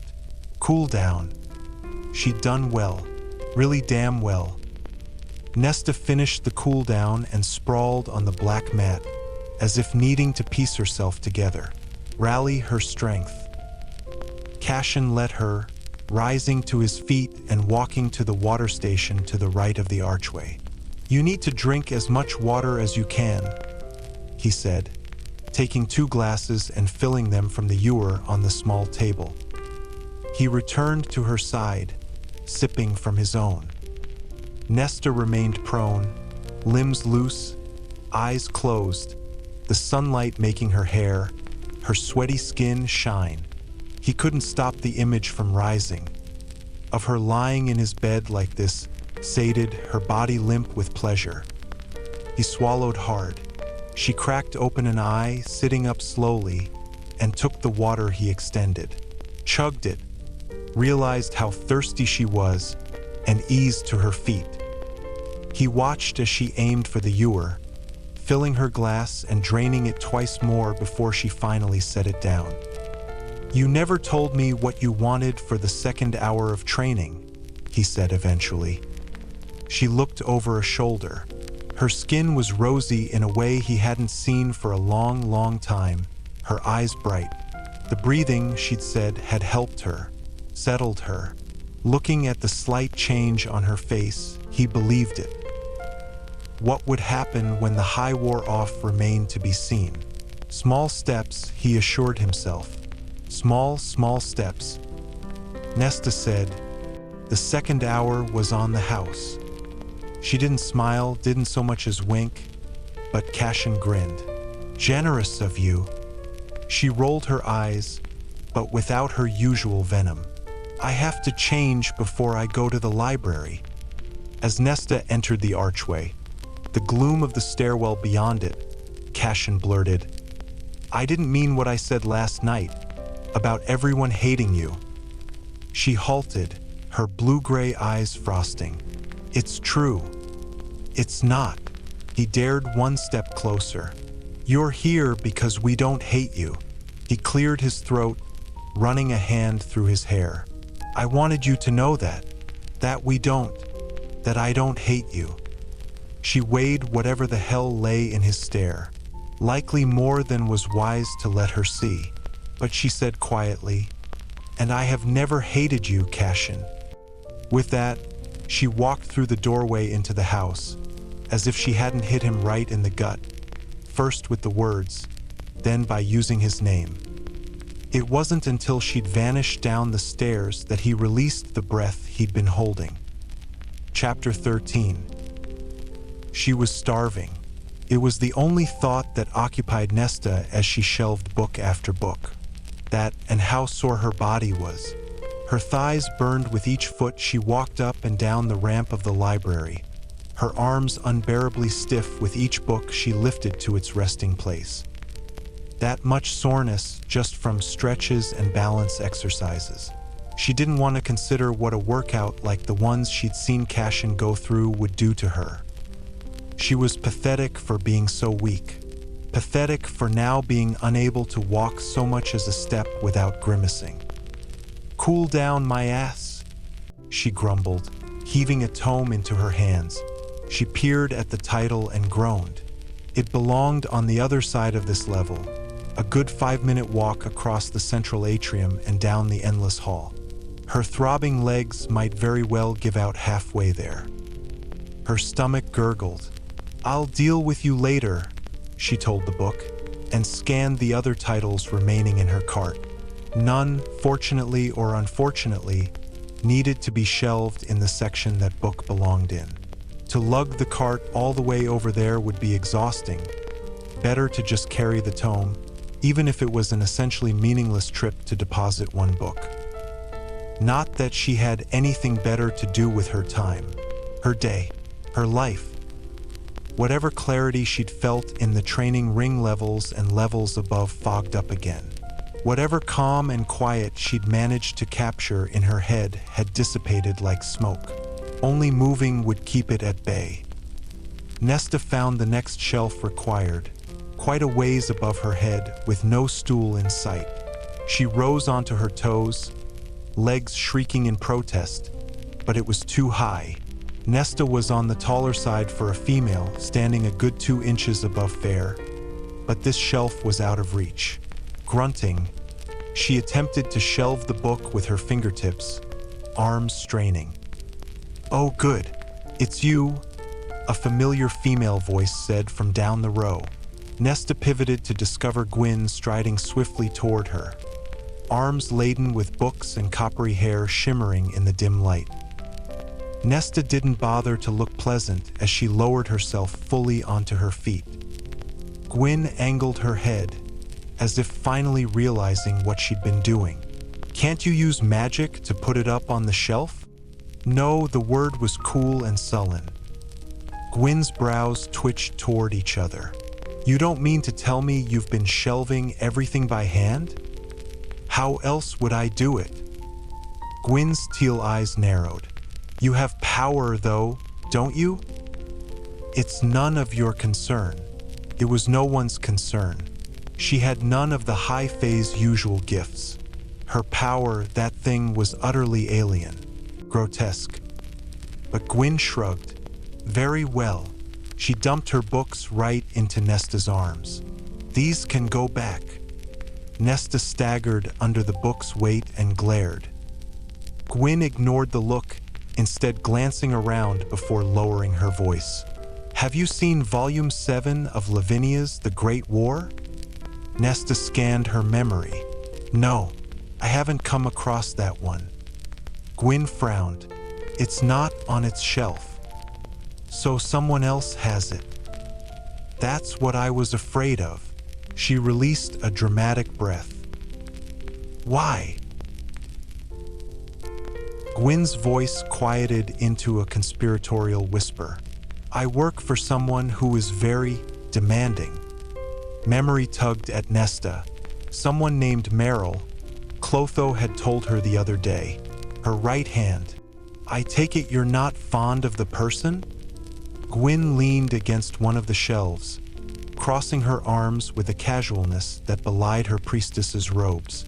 Again, she wore no hood and no blue stone atop her head. "Honestly, while I consider many of the females here to be my sisters, there are a few who are not what I would consider nice." Nesta snorted. Gwyn again peered down the row. "You know why we're all here."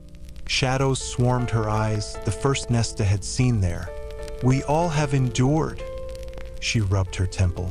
"So I hate to even speak ill of any one of my sisters here, but Meryl is unpleasant.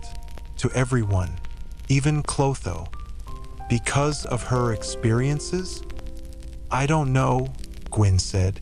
"All I know is that I was assigned to work with Meryl and aid in her research, and I might have made a teensy mistake." She grimaced. "What manner of mistake?" Gwyn blew out a sigh toward the darkened ceiling. "I was supposed to deliver Volume 7 of The Great War to Meryl yesterday, along with a stack of other books, and I could have sworn I did. But this morning, while I was in her office, I looked at the stack and saw I'd given her Volume 8 instead." Nesta reined in her eye rolling. "And this is a bad thing?" She'll kill me when it's not there for her to read today. Gwyn hopped from foot to foot, which could be any moment. I got away the instant I could, but the book isn't on the shelf. She halted her fidgeting. Even if I found the book, she'd spot me swapping it into the pile. And you can't tell her? Gwyn couldn't be serious about the killing thing, though with the fairies, Nesta supposed it might be a possibility, despite this place being one of peace. Gods no, Meryl doesn't accept mistakes. The book is supposed to be there. I told her it was there, and I messed up. The priestess's face paled. She looked almost ill. Why does it matter? Emotion stirred in those remarkable eyes. Because I don't like to fail. I can't. Gwyn shook her head. I don't want to make any more mistakes. Nesta didn't know how to unpack that statement, so she just said, "Ah." Gwyn went on. These females took me in, gave me shelter and healing and family. Again, her large eyes darkened. I cannot stand to fail them in anything, especially someone as demanding as Meryl, even when it might seem trivial. Admirable, though Nesta was loath to admit it. Have you left this mountain since you arrived? No. Once we come in, we do not leave unless it is time for us to depart, back to the world at large, though some of us remain forever. And never see daylight again, never feel fresh air. We have windows in our dormitories. At Nesta's confused expression, she clarified, they're glamored from sight on the mountainside. Only the High Lord knows about them, since they're his spells. And you now, I suppose.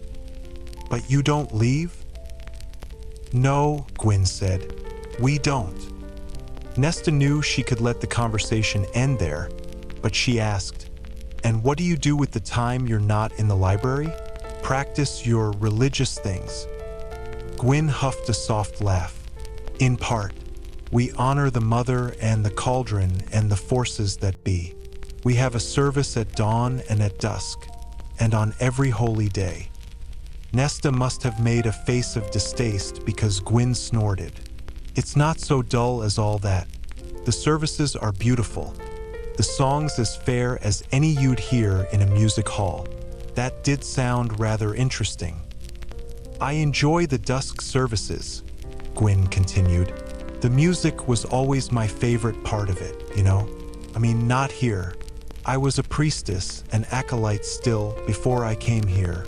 She added a shade quietly, in Sangrava. The name sounded familiar to Nesta, but she couldn't place it. Gwyn shook her head, her face pale enough that her freckles stood out in stark relief. I need to return to Meryl before she starts wondering where I am, and come up with some way to save my hide when she can't find that book in the pile. She jerked her chin to the books in Nesta's hands. Thanks for that. Nesta only nodded, and the priestess was gone, coppery brown hair fading from sight. She made it back to her cart with minimal wincing and grunting, though standing still for so long with Gwyn had made it nearly impossible for her to start walking again. A few priestesses drifted by, either directly past her or on one of the levels above or below, utterly silent. This whole place was utterly silent. The only bit of color and sound came from Gwyn. Would she remain here, locked beneath the earth, for the rest of her immortal life? Seemed a shame. Understandable for what Gwyn must have endured, yes, what all these females had endured and survived. But a shame as well. Nesta didn't know why she did it, why she waited until no one was around before she said into the hushed air of the library, "Can you do me a favor?" She could have sworn she sensed a pause in the dust and dimness, a piqued interest. So she asked, "Can you get me Volume 7 of The Great War? By someone named Lavinia." The house had no problem sending her food. Perhaps it could find the tome for her. Again, Nesta could have sworn she felt that pause of interest, then a sudden vacancy. And then a thump sounded on her cart as a gray leather-bound book with silver lettering landed atop her pile. Nesta's lips curved upward. "Thank you." A soft, warm breeze brushed past her legs, like a cat wending between them in warm greeting and farewell. When the next priestess passed, Nesta approached her. "Excuse me." The female halted so swiftly her pale robe swayed with her, the blue stone on her hood gleaming in the soft fey light. "Yes." Her voice was soft, breathy.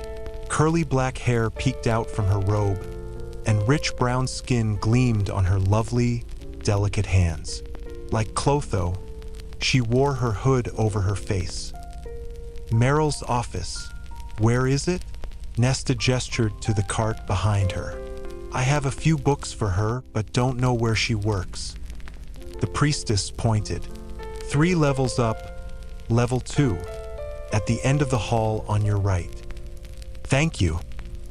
The priestess hurried along, as if even that moment of social interaction had been too much. But Nesta gazed toward the level 3 stories above.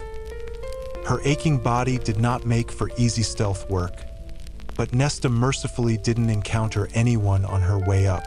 She knocked on the shut wood door. "Enter." Nesta opened the door to a rectangular cell of a room, occupied by a desk on the far side and 2 bookshelves lining both long walls. A small pallet lay to the left of the desk, a blanket and pillow neatly aligned, as if the hooded priestess with her back to Nesta sometimes couldn't be bothered to return to the dormitory to sleep. No sign of Gwyn. Nesta wondered if she'd already been dismissed for her so-called failure. But Nesta took a few steps into the room, surveying the shelf to her right before she said, "I brought the books you requested." The female hunched over her work, the scratching of her pen filling the room. "Fine." She didn't so much as turn. Nesta scanned the other shelf. They're Volume 8 of the Great War. Nesta had taken a silent step toward it when the priestess's head snapped up. "I didn't ask for any more books. And where's Gwyneth? She should have returned half an hour ago." Nesta asked as blandly and stupidly as she could, "Who's Gwyneth?" Meryl turned at that, and Nesta was greeted with a surprisingly young face, and a stunningly beautiful one. All the high fae were beautiful, but Meryl made even more look drab. Hair white as fresh snow contrasted against the light brown of her skin, and eyes the color of a twilight sky blinked once, twice, as if focusing on the here and now and not whatever work she'd been doing. She noted Nesta's leathers, the lack of any robes or stone atop her braided hair, and demanded, "Who are you?" "Nesta." She hefted the books in her arms. "I was told to bring these to you." Volume 8 of the Great War lay mere inches away. If she just stuck out a hand to her left, she could snatch it off the shelf. Swap it out with Volume 7 from the stack in her arms. Meryl's remarkable eyes narrowed. She looked as young as Nesta, yet an ornery sort of energy buzzed around her. "Who gave you those orders?"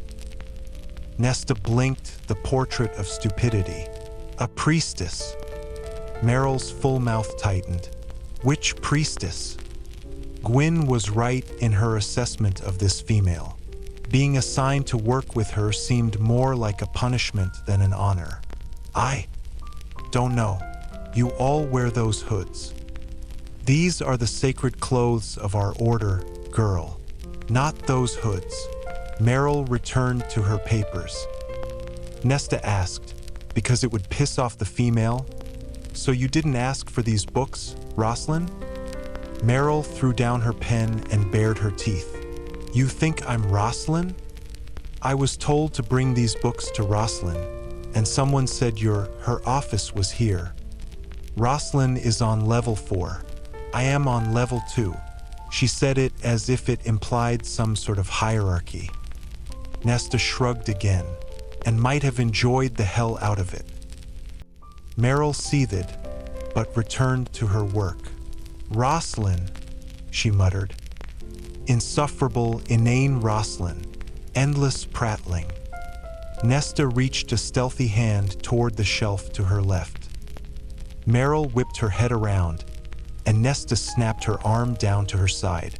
Never disturb me again. Meryl pointed to the door. Get out and shut the door behind you. If you see that silly Gwyneth, tell her she's expected here immediately. Apologies, Nesta said, unable to keep the glimmer of annoyance out of her eyes, but Meryl was already twisting back to her desk. It had to be now. One eye on the priestess, Nesta moved.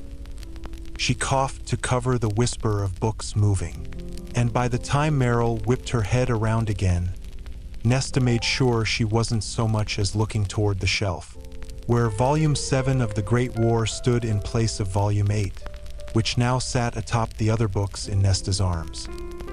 Nesta's heart pounded in her entire body. Meryl hissed, "What are you lingering for? Get out." "Apologies," Nesta repeated, bowing at the waist, and left, shut the door behind her. And only when she stood in the silent hall did she allow herself to smile.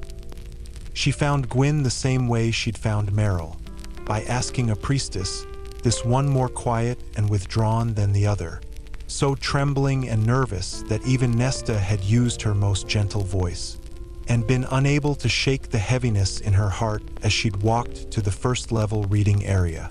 Across the hushed, cavernous space, it was easy to hear Gwyn's soft singing as she flitted from table to table, looking at the piles of discarded books, trying desperately to find the missing tome.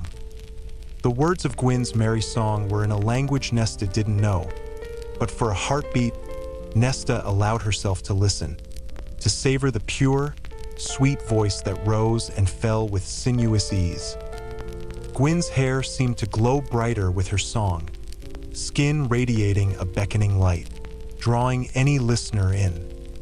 But Meryl's warning clanged through the beauty of Gwyn's voice, and Nesta cleared her throat. Gwyn whirled toward her, glow fading even as her freckled face lit with surprise. "Hello again," she said. Nesta only extended Volume 8 of The Great War. Gwyn gasped. Nesta threw her a wicked smile. "This was shelved improperly. I swapped it with the right book." Gwyn didn't seem to need more than that, thankfully, and clutched the book to her chest like a treasure. "Thank you. You've just saved me from a terrible tongue lashing." Nesta arched a brow at the book. "What's Meryl researching, anyway?" Gwyn frowned. "Lots of things. Meryl's brilliant. Horrible but brilliant.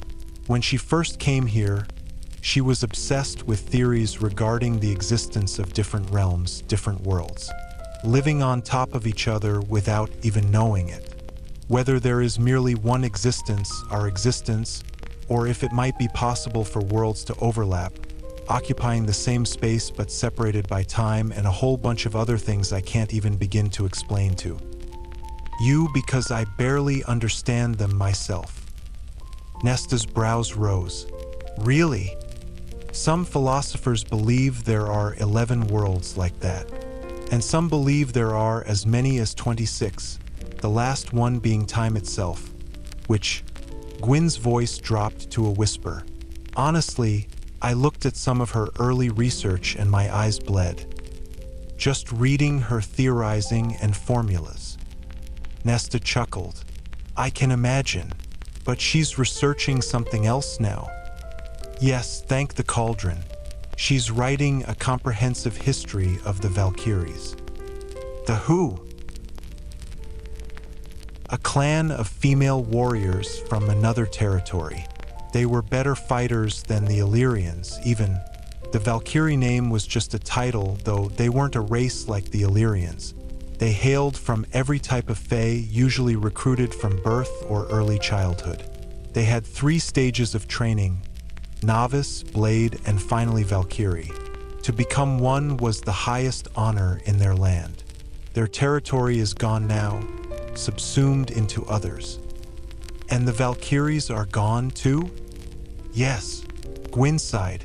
Valkyries existed for millennia, but the war, the one 500 years ago, wiped out most of them, and the few survivors were elderly enough to quickly fade into old age and die afterward. From the shame legend claims, they let themselves die, rather than face the shame of their lost battle and surviving when their sisters had not. I've never heard of them. She knew little about any of the Fae history, both by choice and because of the human world's utter lack of education on it. The Valkyrie history and training were mostly oral, so any accounts we have are through whatever passing historians or philosophers or tradespeople wrote down. It's just bits and pieces, scattered in various books. No primary sources beyond a few precious scrolls. Meryl got it into her head years ago to begin compiling all of it into one volume. Their history, their training techniques.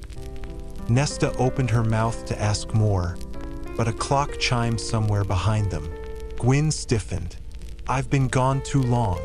She'll be furious. Meryl would indeed. Gwyn twisted toward the ramp beyond the reading area, but she paused, looking over her shoulder. But not as mad as she would have been with the wrong book.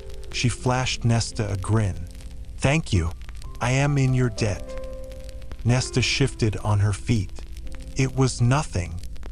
Gwyn's eyes sparkled, and before Nesta could avoid the emotion shining there, the priestess sprinted toward Meryl's chambers, robes flying behind her. Nesta made it to her room without collapsing from sheer exhaustion or Meryl realizing she'd been duped and coming to kill her, both of which she considered to be great accomplishments. She found a hot meal waiting on the desk of her bedroom, and she'd barely sat down before she tore into the meat and bread and medley of roasted vegetables. Standing again was an effort, but she made it to her bathroom, where a hot bath was already steaming away. Getting into the tub required all her concentration, hefting one leg at a time, and she moaned with relief as the delicious heat soaked through her.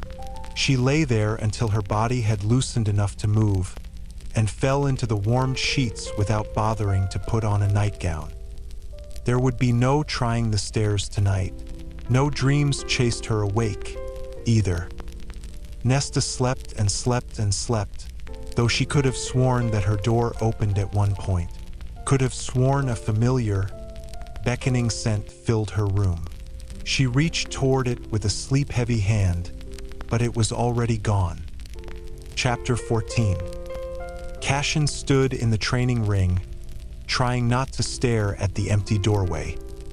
Nesta hadn't come to breakfast. He'd let it slide because she hadn't come to dinner either, but that had been because she'd been passed out cold in her bed, naked, or close to it. He hadn't seen anything when he'd poked his head into her room, at least, nothing that might have scrambled his mind to the point of uselessness, but her bare shoulder had suggested enough. He'd debated waking her and insisting that she eat, but the house had stepped in. A tray had appeared beside her doorway, full of empty plates, as if the house was showing him precisely how much she'd eaten, as if the house was proud of what it had gotten her to eat. Good work, he'd muttered into the air, and the tray vanished. He made a mental note to ask Reese about it later, whether the house was sentient. He'd never heard his High Lord mention it in 5 centuries. Considering the filthy things he'd done in his bedroom, his bathroom, in so many of the rooms here, the idea of the house watching him, cauldron boil him alive. So Cassian had let Nesta sleep through breakfast, hoping the house had at least brought the meal to her room. But it meant he had no idea if she'd show up. She'd made a bargain with him yesterday, and he'd come here today to see if she'd at least meet him, prove yesterday hadn't been a fluke. Minutes dripped by. Maybe he'd been a fool to hope, to think one lesson might be enough. Muffled cursing filled the stairwell beyond the archway. Each scrape of boots seemed to move slowly. He didn't dare to breathe, not as her cursing grew nearer, inch by inch, as if it was taking her a long, long time to climb the stairs. And then she was there, hand braced on the wall, a grimace of such misery on her face that Cassian laughed. Nesta scowled, but he only said, relief wobbling his knees, "I should have realized." Realized what? She stopped 5 feet from him. That you'd be late because you're so sore you can't climb the stairs. She pointed to the archway. I got up here, didn't I? True, he winked. I'll let that count as part of your warm-up, to get the muscles in your legs loose. I need to sit down. And risk not being able to get back up? He grinned. Not a chance. He nodded to the space beside him. Stretches, she grumbled, but she got into position. And when Cassian began to instruct her through the movements, she listened. 2 hours later, sweat poured down Nesta's body, but the aching had at least ceased. You need to get the lactic acid out of your muscles. That's what's hurting you, Cassian had said when she'd complained nonstop for the first 30 minutes. Whatever the hell that meant. She lay on the black mat, panting again, taking in the cloudy sky. It was a good deal crisper than yesterday, with tendrils of mist wandering past the ring every now and then. When do I stop being sore? She asked Cassian breathlessly. Never. She turned her head toward him, about as much movement as she could manage. Never. Well, it gets better, he amended and moved down to her feet. May I? She had no idea what he was asking, but she nodded. Cassian lightly wrapped his hands around her ankle, his skin warm against her foot, and lifted her leg upward. She hissed as a muscle along the back of her thigh shrieked in protest, drawing so tight she gritted her teeth. Breathe into it when I push the leg toward you, he ordered. He waited until she exhaled before he lifted her leg higher. The tightness in her thigh was considerable enough that she stopped thinking about his calloused, warm hands against her bare ankle, about how he knelt between her legs. So close she turned her head away to stare at the red rock of the wall. Again, he told her, and she exhaled, winning another inch. Again, Cauldron, your hamstrings are tight enough to snap. Nesta obeyed, and he kept stretching her leg upward, gaining inch after inch. The soreness does get easier, Cassian said after a moment, as if he weren't holding her leg flush to his chest. Though I have plenty of days when I can barely walk at the end. And after a battle, I need a week to recover from that alone. I know. His eyes found hers, and she clarified. I mean, I saw you, in the war. Saw him hauled in unconscious, his guts hanging out. Saw him in the sky, death racing at him until she screamed for him, saved him. Saw him on the ground, broken and bleeding, the king of Highburn about to kill them both. Cassian's face gentled, as if he knew what memories pelted her. I'm a soldier, Nesta. It's part of my duties, part of who I am. She looked back toward the wall, and he lowered her leg before starting on the other. The tightness in that hamstring was unbearable. The more stretching you do, he explained when she squeezed her eyes shut against the pain, the more mobility you'll gain. He nodded toward the rope ladder laid out on the floor of the training ring, where he'd had her run it up and down, knees to chest, keeping within each of the boxes, for 5 minutes straight. You're nimble on your feet. I took dancing lessons as a girl. Really? We weren't always poor. Until I was 14, my father was as rich as a king. They called him the Prince of Merchants. He gave her a tentative smile. And you were his princess? Ice cracked through her. No, Ellen was his princess. Even Fair was more his princess than I ever was. And what were you? I was my mother's creature. She said it with such cold it nearly froze her tongue. Cassian said carefully, "What was she like?" "A worse version of me." His brows twitched together. She didn't want to have this conversation. Even the sunlight failed to warm her. She pulled her leg from his hands and sat up, kneading the distance between them. And because it looked like he'd speak again, Nesta said the only thing she could think of.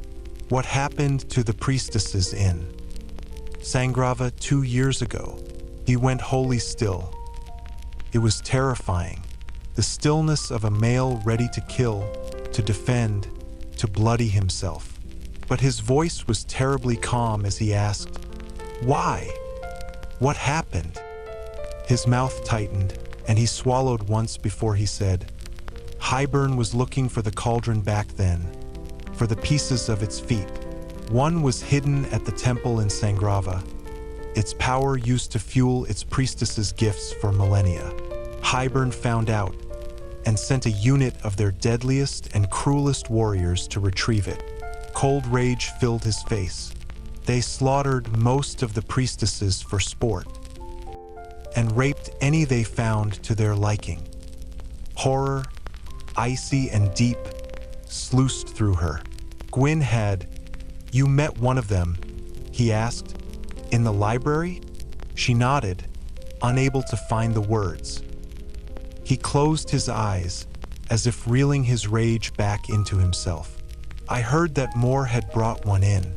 Osriel was the one who made it out there first, and he killed any of the Hybern soldiers left, but by that point," he shuddered. "I don't know what became of the other survivors, but I'm glad one wound up here. Safe, with people who understand and wish to help." "So am I," Nesta said quietly. She rose on surprisingly loose legs and blinked down at them. "They don't hurt as much." "Stretching," Cassian said, as if that were answer enough. "Never forget the stretching." The spring court made Cassian itch. It had little to do with the bastard who ruled it, he'd realized, but rather the fact that the lands lay in perpetual spring, which meant plumes of pollen drifting by, setting his nose to running and skin to itching, until he was certain that at least a dozen insects were slithering all over him. "Stop scratching," Rhys said without looking at him as they strode through a blooming apple orchard. "No wings to be seen today." Cassian lowered his hand from his chest. "I can't help it if this place makes my skin crawl." Rhys snorted, gesturing to one of the blossoming trees above them, petals falling thick as snow. The feared general, felled by seasonal allergies. Cassian gave an unnecessarily loud sniffle, earning a full chuckle from Rhys. Good. When he'd met his brother half an hour ago, Rhys's eyes had been distant, his face solemn. Rhys halted in the middle of the orchard, located to the north of Tamlin's once lovely estate. The afternoon sun warmed Cassian's head, and if his entire body weren't itching so damned much, he might have lain on the velvety grass and sunned his wings. "I'd peel my skin off right now, if it had stopped the itching." "There's a sight I'd like to see," a voice said behind them, and Cassian didn't bother to look pleasant as they found Eris standing at the base of a tree 5 feet away. Amid the pink and white blossoms, the cold-faced autumn court air looked truly fairy, as if he'd stepped out of the tree, and his one and only master was the earth itself. "Eris?" Rhys purred, sliding his hands into his pockets. "A pleasure." Eris nodded at Rhys, red hair dappled in the sunlight leaking through the blossom-heavy branches. "I only have a few minutes." "You asked for this meeting," Cassian said, crossing his arms. "So out with it." Eris shot him a look laced with distaste. "I'm sure you've reported my offer to Rhys and..." "He did?" Reese said, dark hair ruffled by a soft, sighing breeze, as if even the wind itself loved to touch him. I didn't appreciate the threats. Eris shrugged. I merely wanted to make myself clear. Spit it out, Eris, Cassian said. One more minute here, and the itching would drive him mad. He wished anyone else could have come in his stead, but he'd been appointed by Reese to deal with the bastard. General to general. Eris had asked for the meeting this morning, naming this location as neutral ground. Thankfully, its lord had no interest in patrolling who entered these lands. Eris kept his eyes on Reese. I assume your Shadowzinger is off doing what he does best. Reese said nothing, revealed nothing. Cassian followed his lead. Eris went on with a shrug. We are wasting our time, gathering information rather than acting. His amber eyes gleamed in the shade of the apple tree. Regardless of the Death Lord pulling their strings, if the human queens intend to be a thorn in our sides, we could simply deal with them now. All of them. My father would be forced to abandon his plans. And I'm sure you could invent some reason that has nothing to do with me or what I've told you to excuse their removal. Cassian blurted, You want us to take out the queens? It was Eris's turn to say nothing.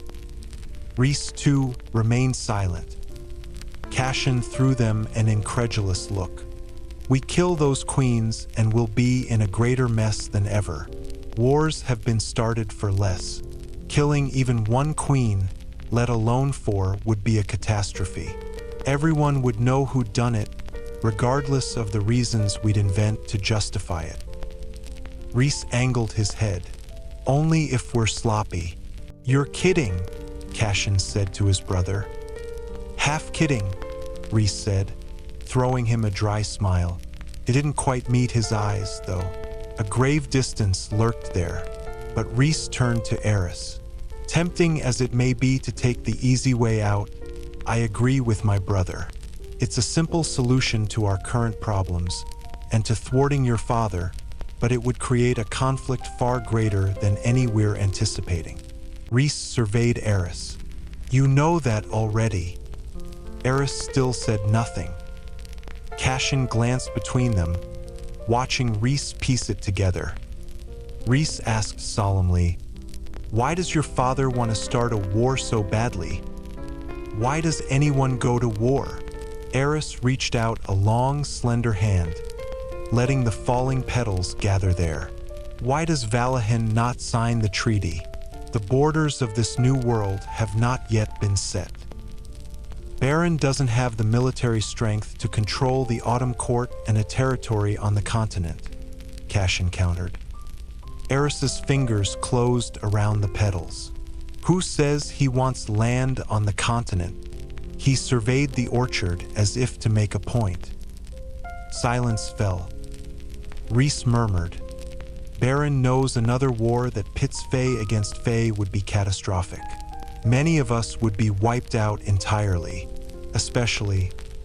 Reese tilted his head back to take in the apple blossoms, especially those of us who are weakened. And when the dust settles, there would be at least one court left vacant, its lands bare for the taking. Eris looked toward the hills beyond the orchard, green and gold and glowing in the sunlight. They say a beast prowls these lands now. A beast with keen green eyes and golden fur. Some people think the beast has forgotten his other shape, so long has he spent in his monstrous form. And though he roams these lands, he does not see or care for the neglect he passes, the lawlessness, the vulnerability.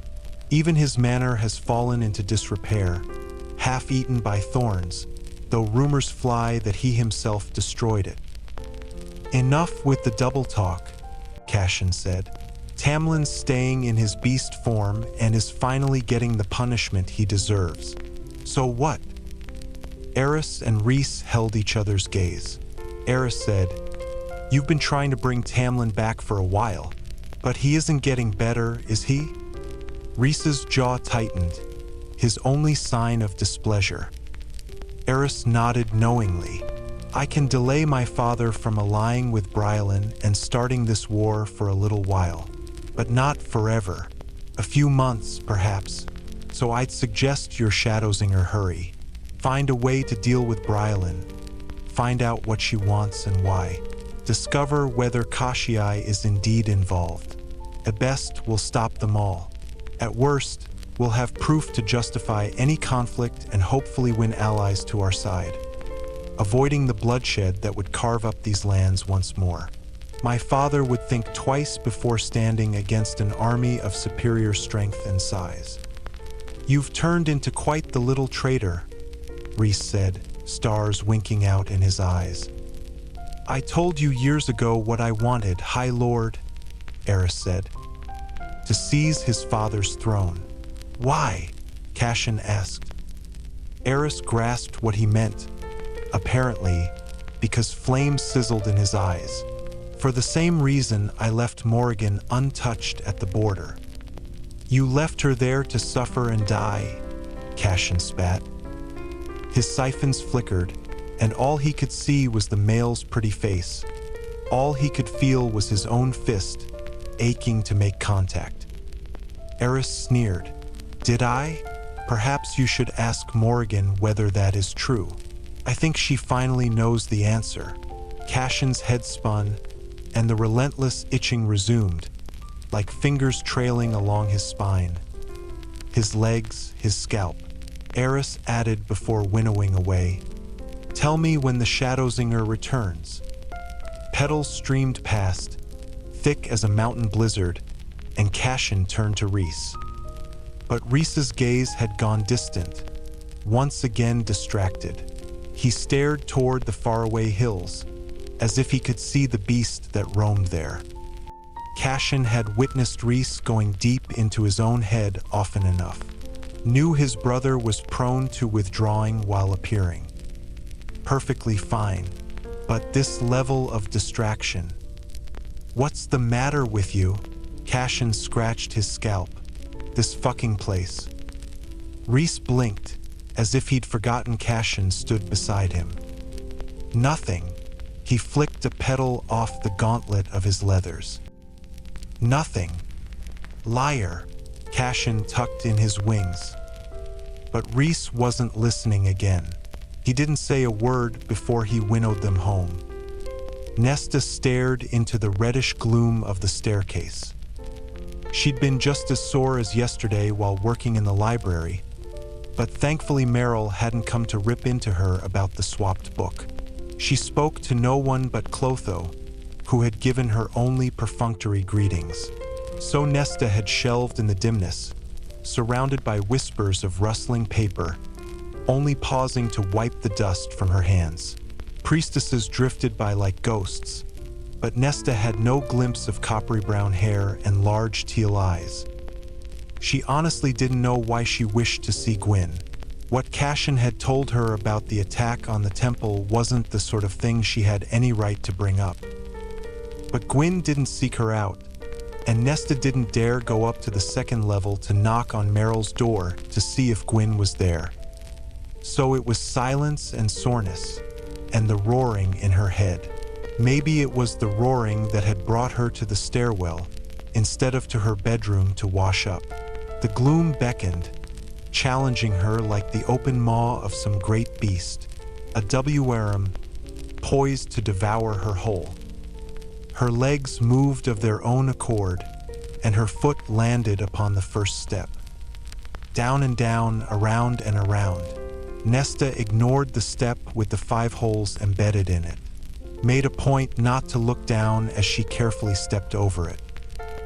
Silence and roaring and nothing, nothing, nothing. Nesta made it to step 150 before her legs nearly gave out again.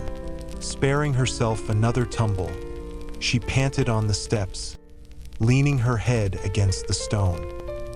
In that roaring silence, she waited for the stairs to stop twisting around her. And when the world was again still, she made the long, horrible climb back up. The house had dinner waiting on her desk, along with a book. Apparently, it had noted her request for a book the other day and deemed the Great War too dull. The title of this one was suitably smutty. "I didn't know you had dirty taste," Nesta said wryly. The house only responded by running a bath. "Dinner, bath, and a book?" Nesta said aloud, shaking her head in something close to awe. "It's perfect. Thank you." The house said nothing, but when she stepped into her bathroom, she found that it wasn't an ordinary bath. The house had added an assortment of oils that smelled of rosemary and lavender. She breathed in the heady, beautiful scent and sighed. "I think you might be my only friend," Nesta said, then groaned her way into the tub's welcoming warmth. The house was apparently so pleased by her words that as soon as she lay back, a tray appeared across the width of the tub, laden with a massive piece of chocolate cake. Chapter 15. The 7th level of the library was unnerving. Standing at the stone railing on level 6, clutching a book to be shelved, Nesta stared into the darkness mere feet from her, so thick that it hovered like a layer of fog, veiling the levels below. Books dwelled down there. She knew that, but she'd never been sent down to those dark levels. Had never seen one of the priestesses venture past the spot where she now stood, peering over the railing. Ahead of her, the darkness beckoned down the ramp, like it was an entry into some dark pit of hell. Hybern's twin ravens were dead. Did their blood still stain the ground far below? Or had Reese and Bryaxis wiped even that trace of them away? The darkness seemed to rise and fall, like it was breathing. The hair on her arms rose. Bryaxis was gone, set loose into the world. Even Fair and Rysan's hunting hadn't retrieved the thing that was fear itself. And yet the darkness remained. It pulsed, tendrils of shadow drifting upward. She'd stared too long into its depths. It might gaze back. But she didn't move from the rail. Couldn't remember how she'd come down this far, or which book she still held in her hands. There was night, and there was the darkness of extinguishing a candle, and then there was this. Not only the true absence of light, but a womb. The womb from which all life had come and would return. Neither good nor evil, only dark, dark, dark. Nesta. Her name drifted to her as if rising from the depths of some black ocean. Nesta. It slid along her bones, her blood. She had to pull back, pull away. The darkness pulsed, beckoning. Nesta. She whirled, nearly dropping the book over the edge. Gwyn was standing there, eyeing her. "What are you doing?" Heart thundering, Nesta twisted toward the darkness. But it was only that, murky darkness, through which she could now barely make out the sublevels beneath, as if the thick, impenetrable black had vanished. Gwyn, arms laden with books, strode to her side and surveyed the dark. Nesta waited for the chiding, the ridicule and disbelief, but Gwyn only asked gravely, "What did you see?" "Why?" Nesta asked. "Do you see things in that darkness?" Her voice was thin. "No, but some of the others do. They say the dark has trailed them, right to their doors." Gwyn shivered. "I saw darkness," Nesta managed to say. Her heart would not calm. Pure darkness, the likes of which she had not seen since she'd been inside the cauldron. Gwyn glanced between Nesta and the chasm below. "We should go higher." Nesta lifted the book still in her shaking arms. "I need to shelve this." "Leave it," Gwyn said, enough authority lacing her words that Nesta dropped the book onto a dark wood table. The priestess put a hand to Nesta's back, escorting her up the sloping ramp. "Don't look behind," Gwyn muttered out of the corner of her mouth. What level is your card on? 4. She began to twist her head to gaze over her shoulder, but Gwyn pinched her. Don't look behind, Gwyn murmured again. Is it following? No, but Gwyn's swallow was audible. I can feel something. Like a cat, small and clever and curious. It's watching. If you're joking. Gwyn reached into the pocket of her pale robe and pulled out the blue stone of the priestesses. It fluttered with light, like the sun on a shallow sea. Hurry now, she whispered, and they increased their pace, reaching the 5th level. No other priestesses approached, and there was no one to witness Gwyn urging, "Keep going." The stone in her hand glimmered. They made another loop upward, and just as they reached the 4th level, that presence, that sensation of something at their backs eased. They waited until they'd reached Nesta's cart before Gwyn dumped her books on the ground and flung herself into the nearest tufted armchair. Her hands trembled, but the blue stone had gone dormant again. Nesta had to swallow twice before she could say, "What is that?" "It's an invoking stone." Gwyn unfurled her fingers, revealing the gem within her hand. Similar to the siphons of the Illyrians, except that the power of the mother flows through it. We cannot use it for harm, only healing and protection. It was shielding us. No, I mean that darkness.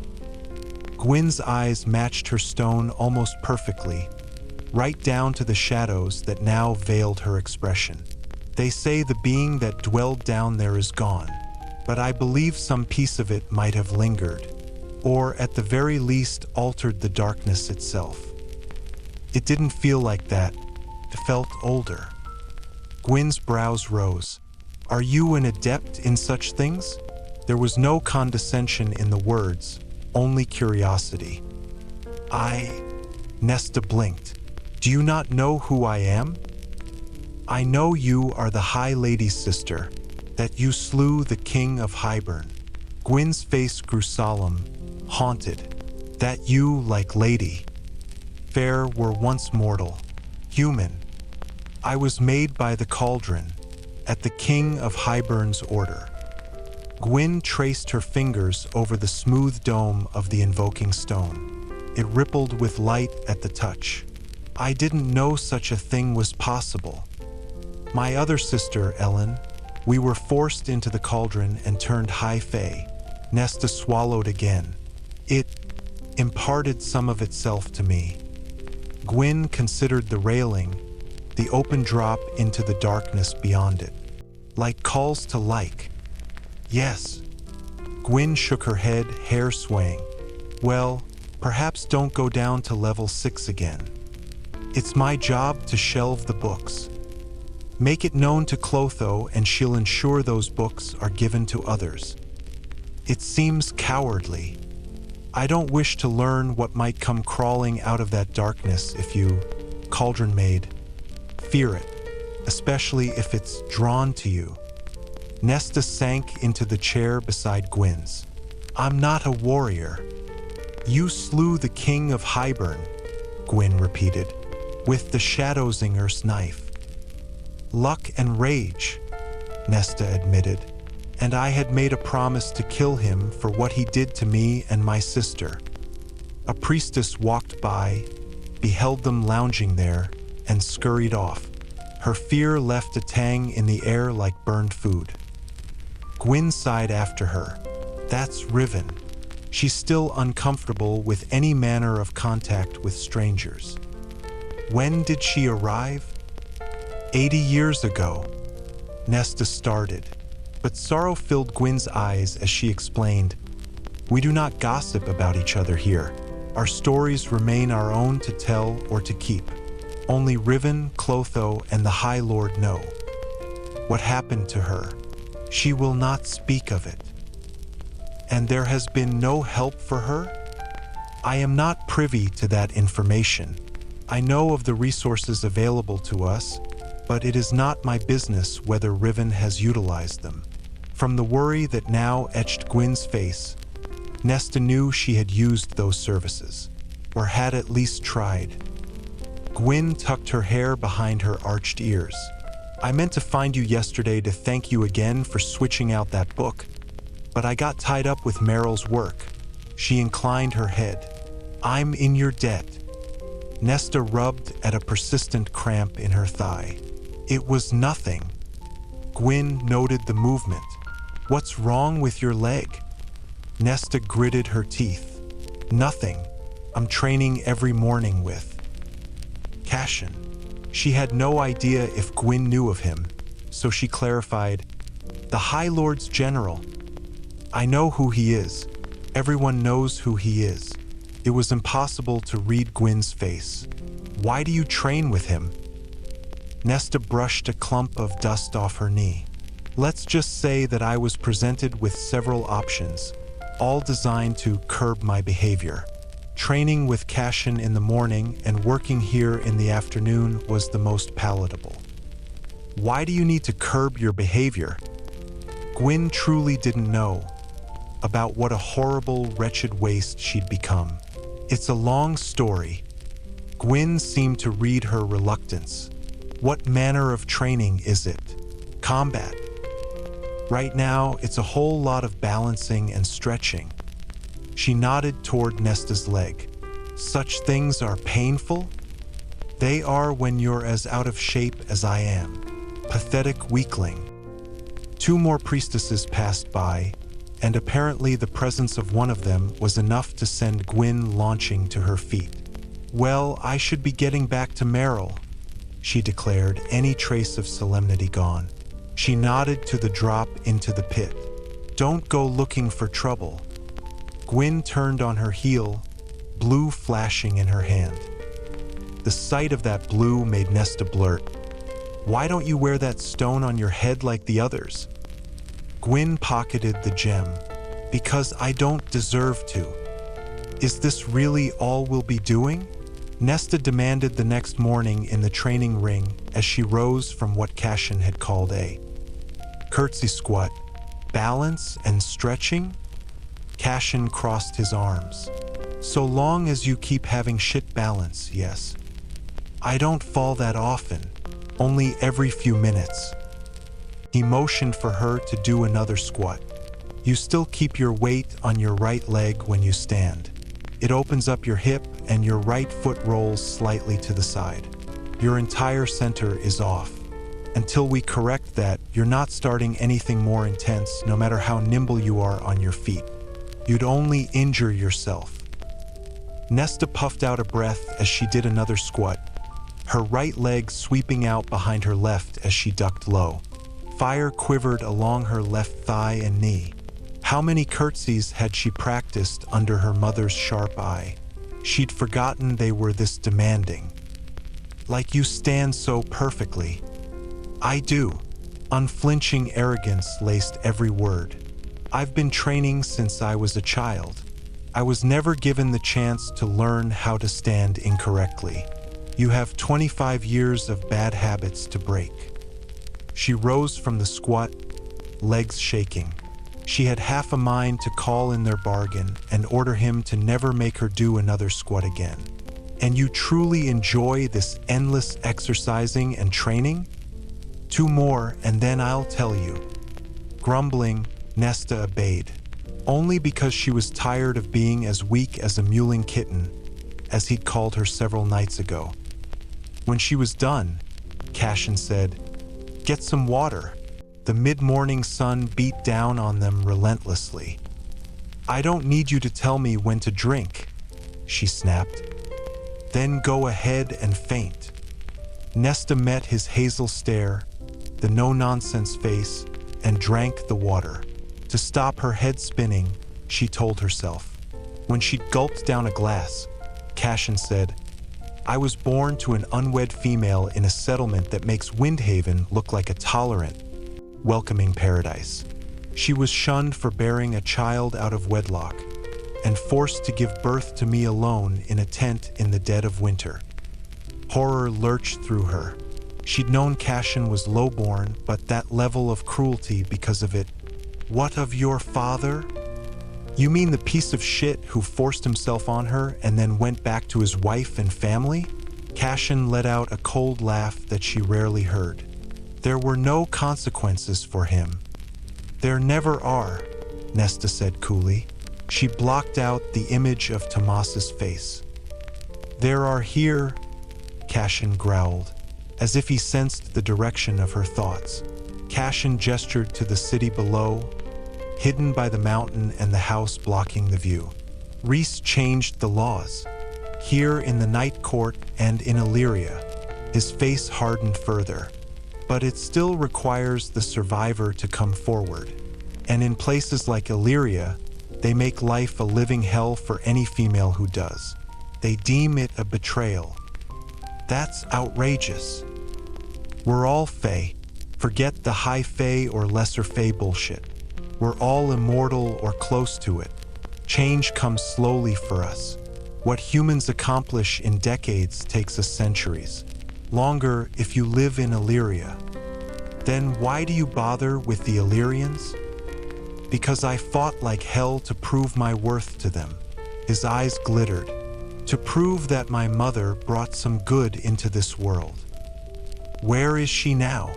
He'd never spoken of her. His eyes shuddered in a way she had not witnessed before. I was taken away from her when I was 3, thrown out into the snow. And in her so-called disgraced state, she became prey to other monsters. Nesta's stomach twisted with each word. She did their back-breaking labor until she died, alone, and his throat worked. I was at Windhaven by then. I wasn't strong enough to return to help her, to bring her somewhere safe. Rhys wasn't yet High Lord, and none of us could do anything. Nesta wasn't entirely certain how they'd wound up speaking of this. Apparently, Cassian realized it as well. It's a story for another time, but what I meant to try to explain is that through it all, through every awful thing, the training centered me, guided me. When I had a shit day, when I was spat on or pummeled or shunned, when I led armies and lost good warriors, when Rhys was taken by Amarantha, through all of that, the training remained.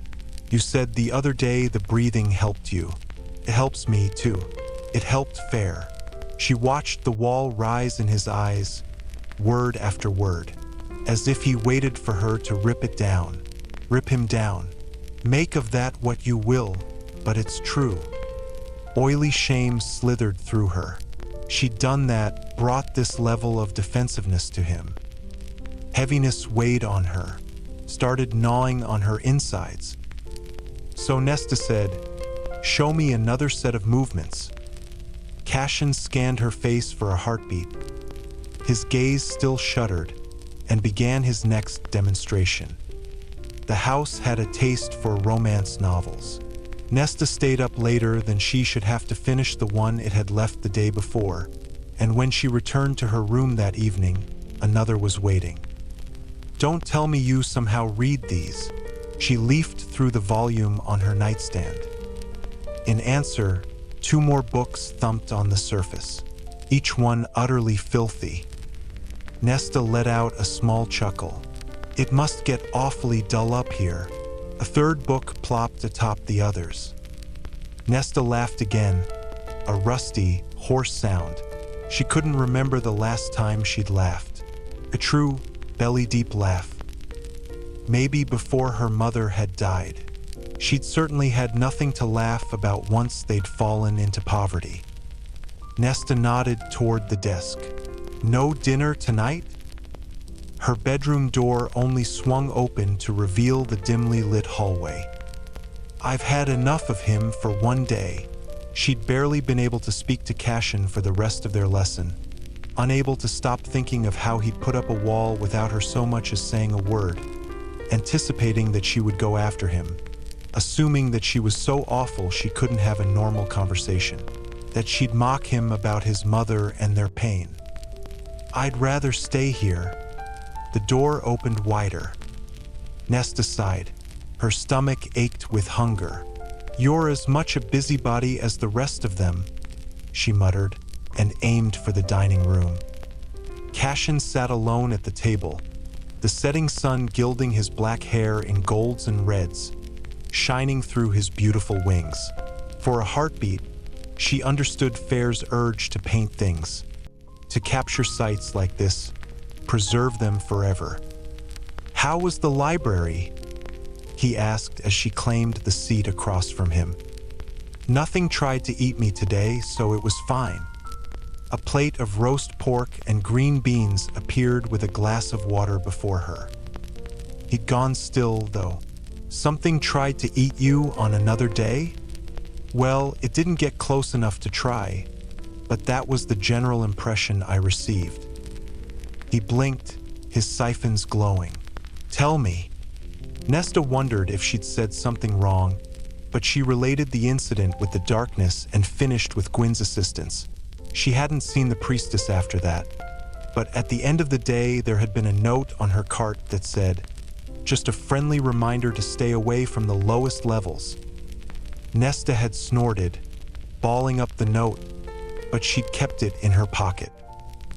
Across from her, Cassian's face was pale. "You saw Bryaxis once," Nesta said into the silence. "A few times," he breathed.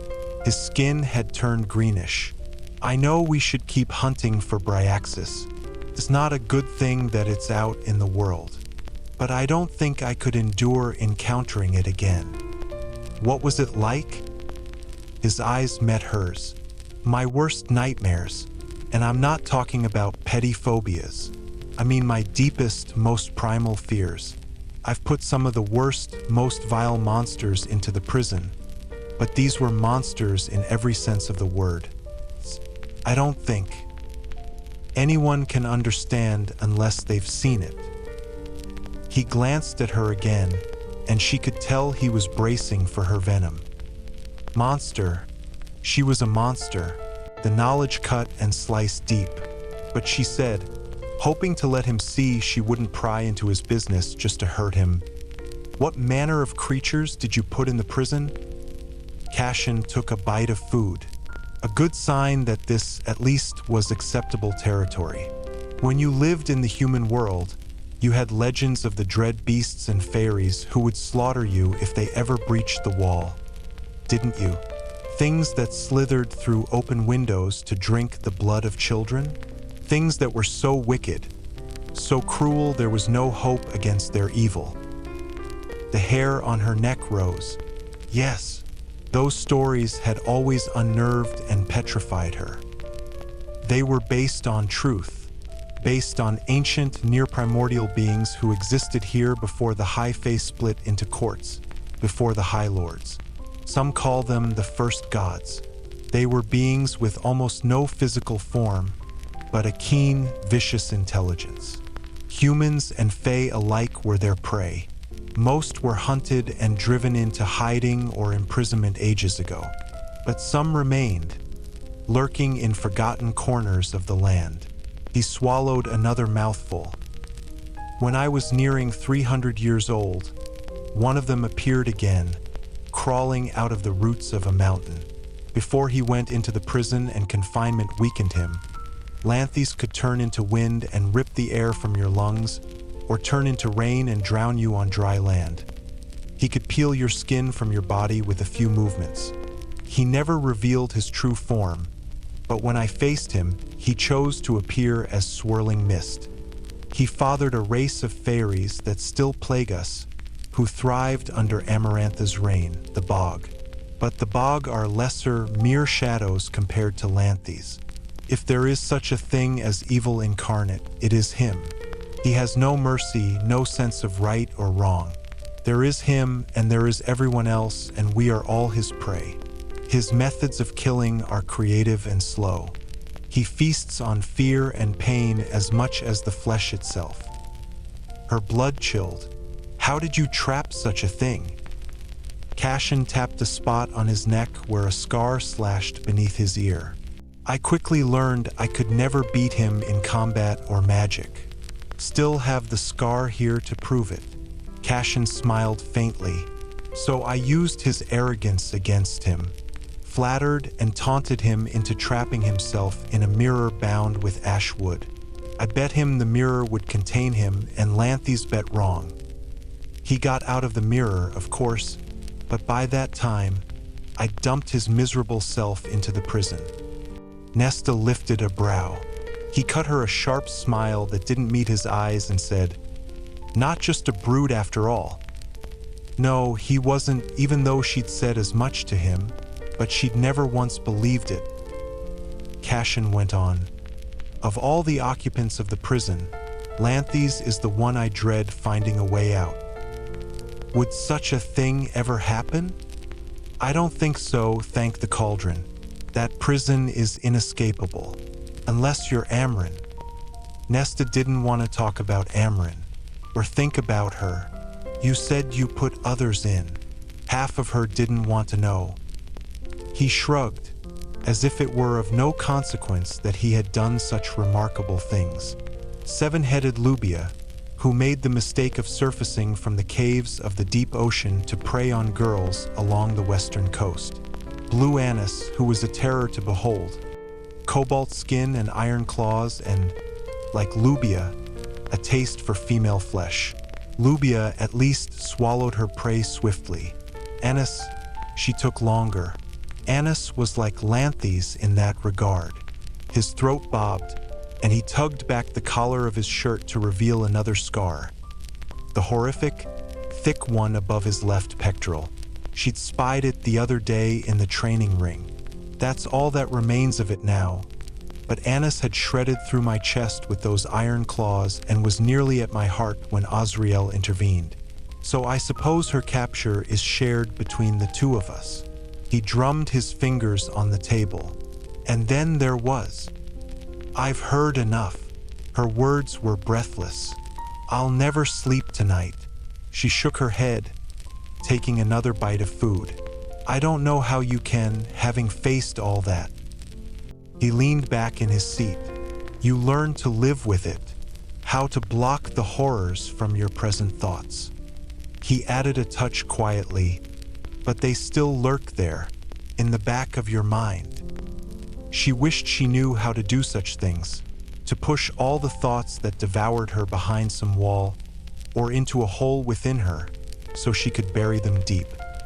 Cassian asked her, voice still quiet, "The darkness in the library, do you think it reacted to you specifically?" When she said nothing, he pressed, "Because of your powers?" "I don't have any powers," she lied. Training with Amren hadn't done a lick to help her understand them. Anyway, then who left that handprint on the stairs? She didn't bother to look pleasant. Maybe Lucian. He's got fire in his veins. He said your fire was different from his, that it burned cold, somehow. Perhaps you should lock me up in that prison then. He set down his fork. I'm just asking you a question. Does it matter if I have powers? Cassian shook his head in what seemed to be a mixture of admiration and disgust. You might have been born human, but you're pure fairy, answering questions with questions, evading an honest answer. I can't tell if that's a compliment or not. It's not. His teeth flashed. The kind of powers you have aren't the sort that should sit idly by. They need an outlet and training. Balancing and stretching? His jaw clenched. What happened with you and Amren? Why so many questions tonight? Because we're talking like normal people and I want to know. About all of it. Nesta rose from the table, aiming for the door. What does it matter to you? Let's not retread old territory, Ness. She threw over a shoulder. I hadn't realized we'd moved beyond. Bullshit. Here's the part where you remind me everyone hates me, and I leave. Cassian shot from his seat, blocking her path to the door in 3 strides. She'd forgotten how fast he was, how graceful despite his size. He glowered down at her. It never mattered to me whether you Took half the cauldron's power or a drop. It still doesn't matter. Why? Nesta couldn't stop herself from asking. Why do you even bother? His features turned stark.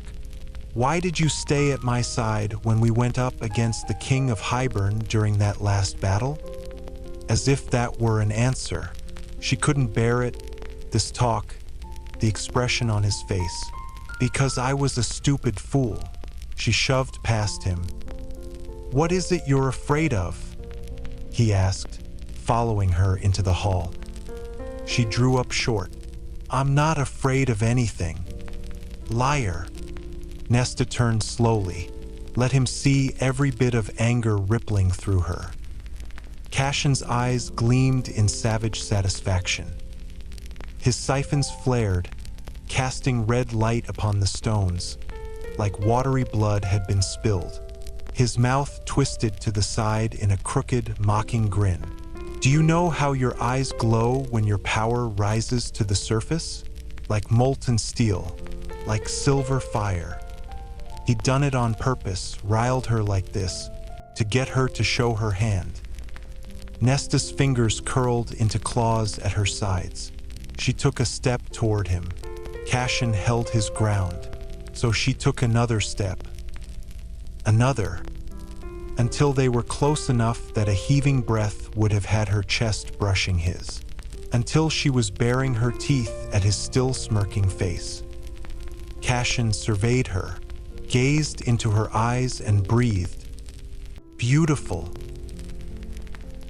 He didn't halt the hand she laid on his muscled chest, or when she pushed against that chest, backing him into the wall, his wings splaying on impact. He just stared and stared at her, marveling, hungry. Nesta couldn't move as Cassian leaned to whisper in her ear. The first time I saw that look on your face, you were still human, and I nearly went to my knees before you. His breath caressed the shell of her ear, and she couldn't stop her eyes from fluttering shut. His smile brushed against her temple. Your power is a song, and one I've waited a very, very long time to hear, Nesta. Her back arched slightly at the way he said her name, the way he bit out the second syllable, like he was imagining clamping his teeth down on other parts of her. But only her hand bridged their bodies. Only her hand, now bunching up his shirt, his thundering heartbeat pulsing beneath it. Until Cassian lowered his face an inch and grazed the tip of his nose along her neck. Beneath her hand, his chest heaved upward as he inhaled a great, greedy breath of her scent. Too far. She shouldn't have let herself go this far with him, let him this close. Yet she couldn't withdraw, couldn't do anything but let him brush his nose over her neck again. The urge to press her body into his, to feel his warmth and hardness grinding into her, nearly overrode every rational thought.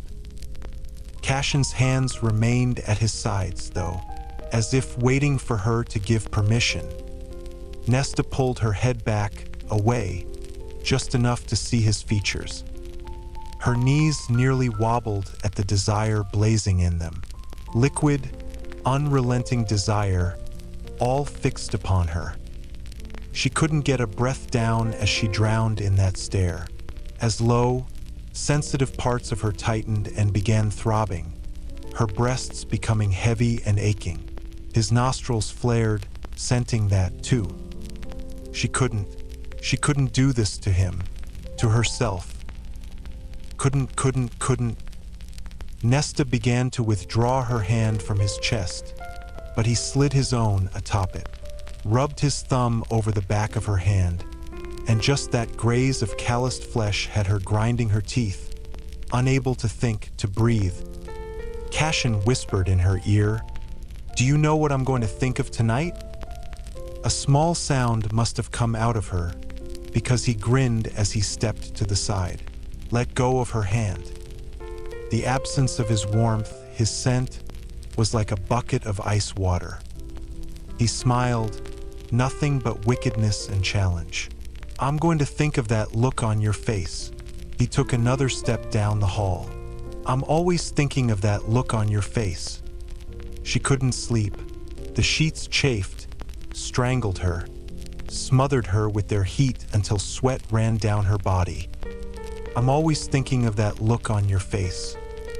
Nesta lay in the darkness, her breathing uneven, her body flushed and aching. She'd barely been able to focus on reading when she'd returned to her room, and she'd been tossing and turning in bed for what had felt like hours now. "I'm always thinking of that look on your face." She could see it. Cassian in his own bed, sprawled out like a dark king, gripping himself, pumping hard. She managed to whisper into the room, "Come back at dawn." She didn't know if the house obeyed, didn't find out if it understood why she wanted privacy as she traced her hand up her nightgown, the slide of silk against her skin nearly unbearable. She moaned into her pillow as her fingers slid between her legs, instantly slippery with the wetness pooled there, which hadn't gone away since she'd been left standing in that hallway. Her hips arched into the touch, and she gritted her teeth, letting out a long hiss as she dragged her fingers down her aching, throbbing center. "I'm always thinking of that look on your face." She slid her fingers in deep, writhing at the intrusion, unable to stop seeing Cassian's face, that half smile, that light in his eyes, the powerful body and beautiful wings. She withdrew her fingers nearly to their tips, and as she plunged them back in, it was Cassian's hand she pictured there, felt there. Cassian's other hand that rose to clasp her breast, squeezing hard, just the way she liked it, a sharp, slight edge of pain to heighten the pleasure. It was Cassian's hand she rode, biting her lip to keep her moaning contained. It was Cassian's hand that brought her over the edge and into a release so intense she nearly cried out.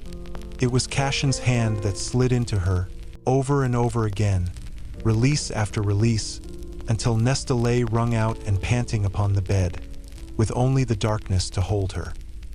Chapter 16. Cassian hadn't slept well.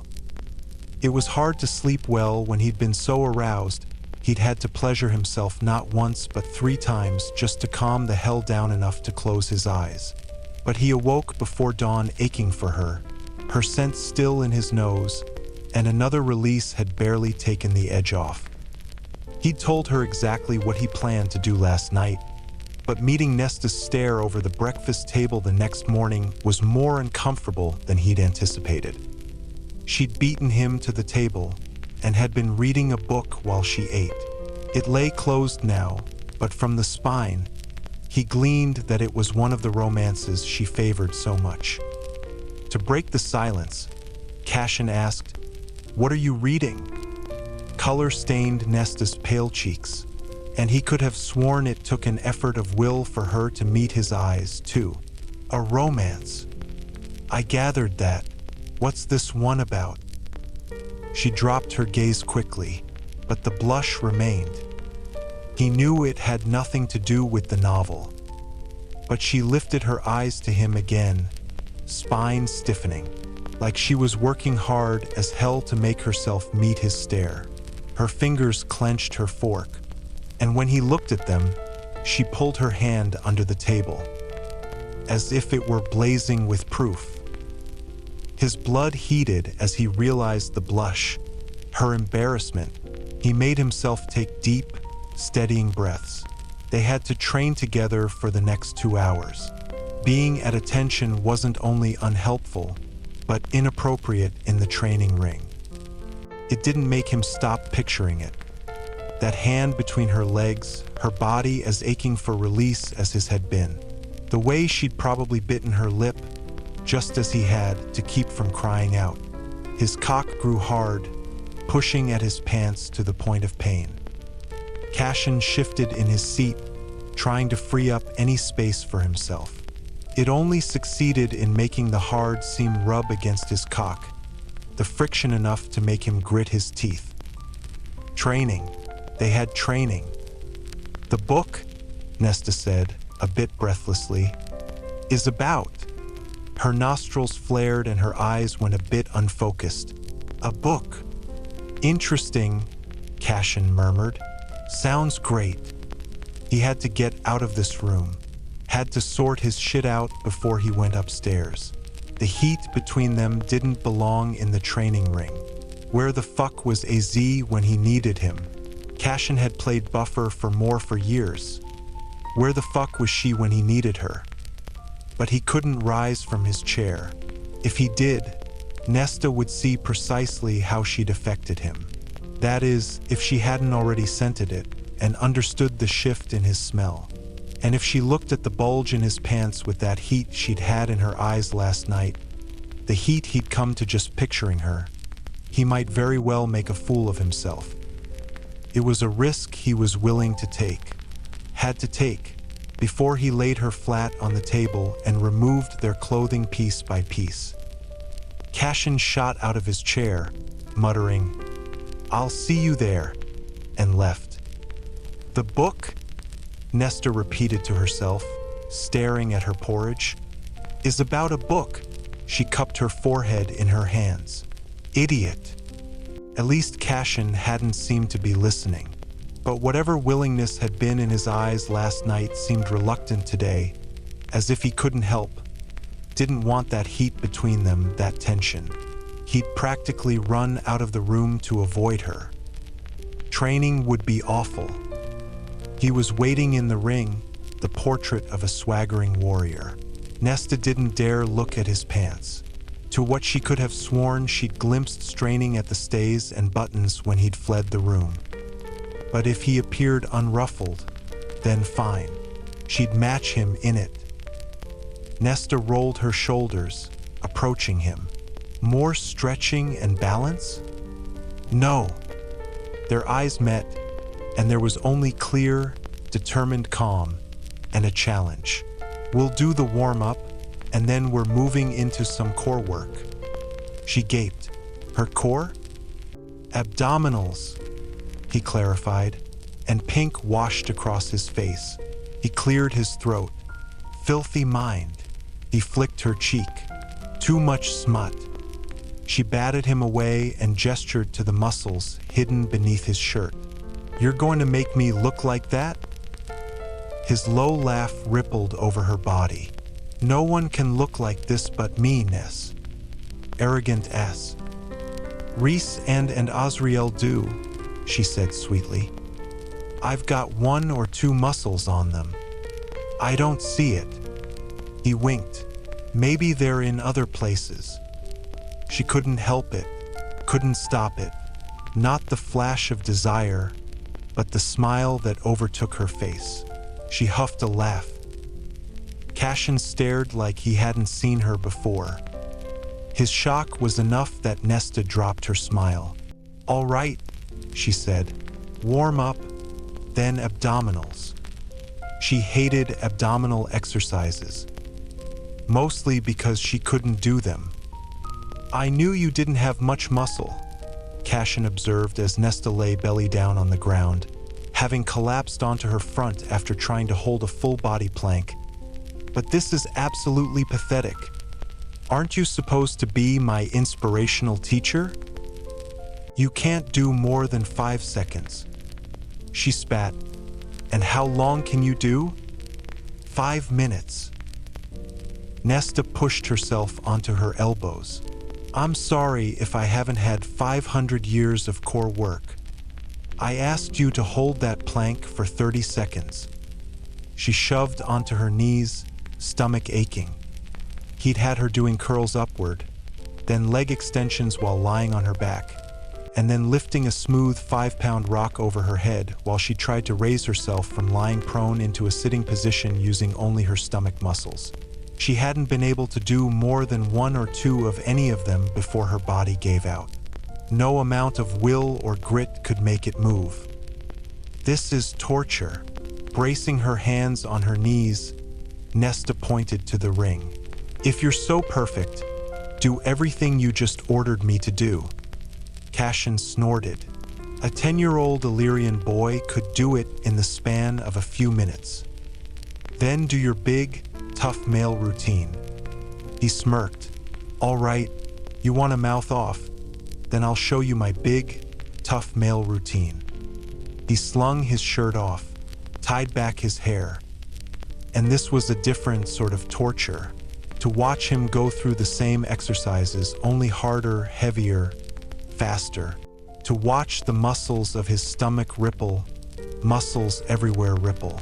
To watch sweat glisten and then run down his golden body, over his tattoos, along the 8-pointed star of their bargain on his spine before sliding into the waist of his pants. But he'd been professional during their lesson, utterly professional and distant, as if this training ring was sacred to him. Nesta couldn't tear her eyes away as he completed his exercises, panting softly. She tried not to wonder if that panting was how he'd sounded last night when he'd pleasured himself. But Cassian's hazel eyes were clear, triumphant. In another age, another world, he might have been deemed a warrior god by mortals. After what he'd told her about the monsters he'd put in the prison, he might very well be considered a great hero in this age. The kind that would one day be whispered about around a fire.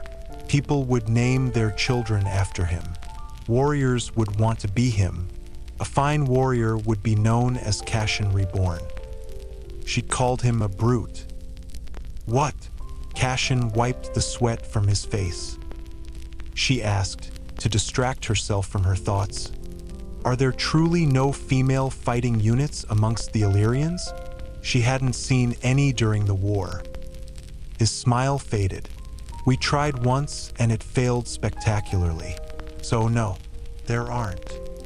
Because Illyrians are backward and horrible. He winced. Have you been talking to AZ? Just my observations. He untied his hair, the thick, straight locks falling around his face. The Illyrians, I told you, progress is slow. It's an ongoing goal of ours, me and Reese, I mean.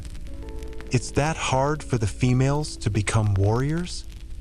It's not just the training, it's running the social gauntlet too. And then there's the blood rite, which they'd also have to complete. What's the blood rite? What it sounds like. He rubbed his neck. When an Illyrian warrior comes into his full power, usually in his 20s, he has to go through the blood rite before he can qualify as a full warrior and adult. Would-be warriors from every clan and village get sent in, usually 3 or 4 from each, all of them scattered across an area in the Illyrian mountains. We're left there for a week with 2 goals: survival and making it to Ramiel. What's Ramiel? She felt like a child with these questions, but her curiosity got the better of her. Our sacred mountain. He drew a familiar symbol in the dirt, an upward-pointing triangle with 3 dots above it. A mountain, she realized, and 3 stars. It's the symbol of the Night Court. The blood rite always takes place when Arctos, Carinth, and Orestes, our 3 holy stars, shine above it for 1 week a year. On the final day of the rite, they're directly above its peak. So you hike to the mountain? We kill our way to the mountain. His eyes had turned hard. We're drugged and dumped into the wilderness, with nothing but our clothes. And you have to participate?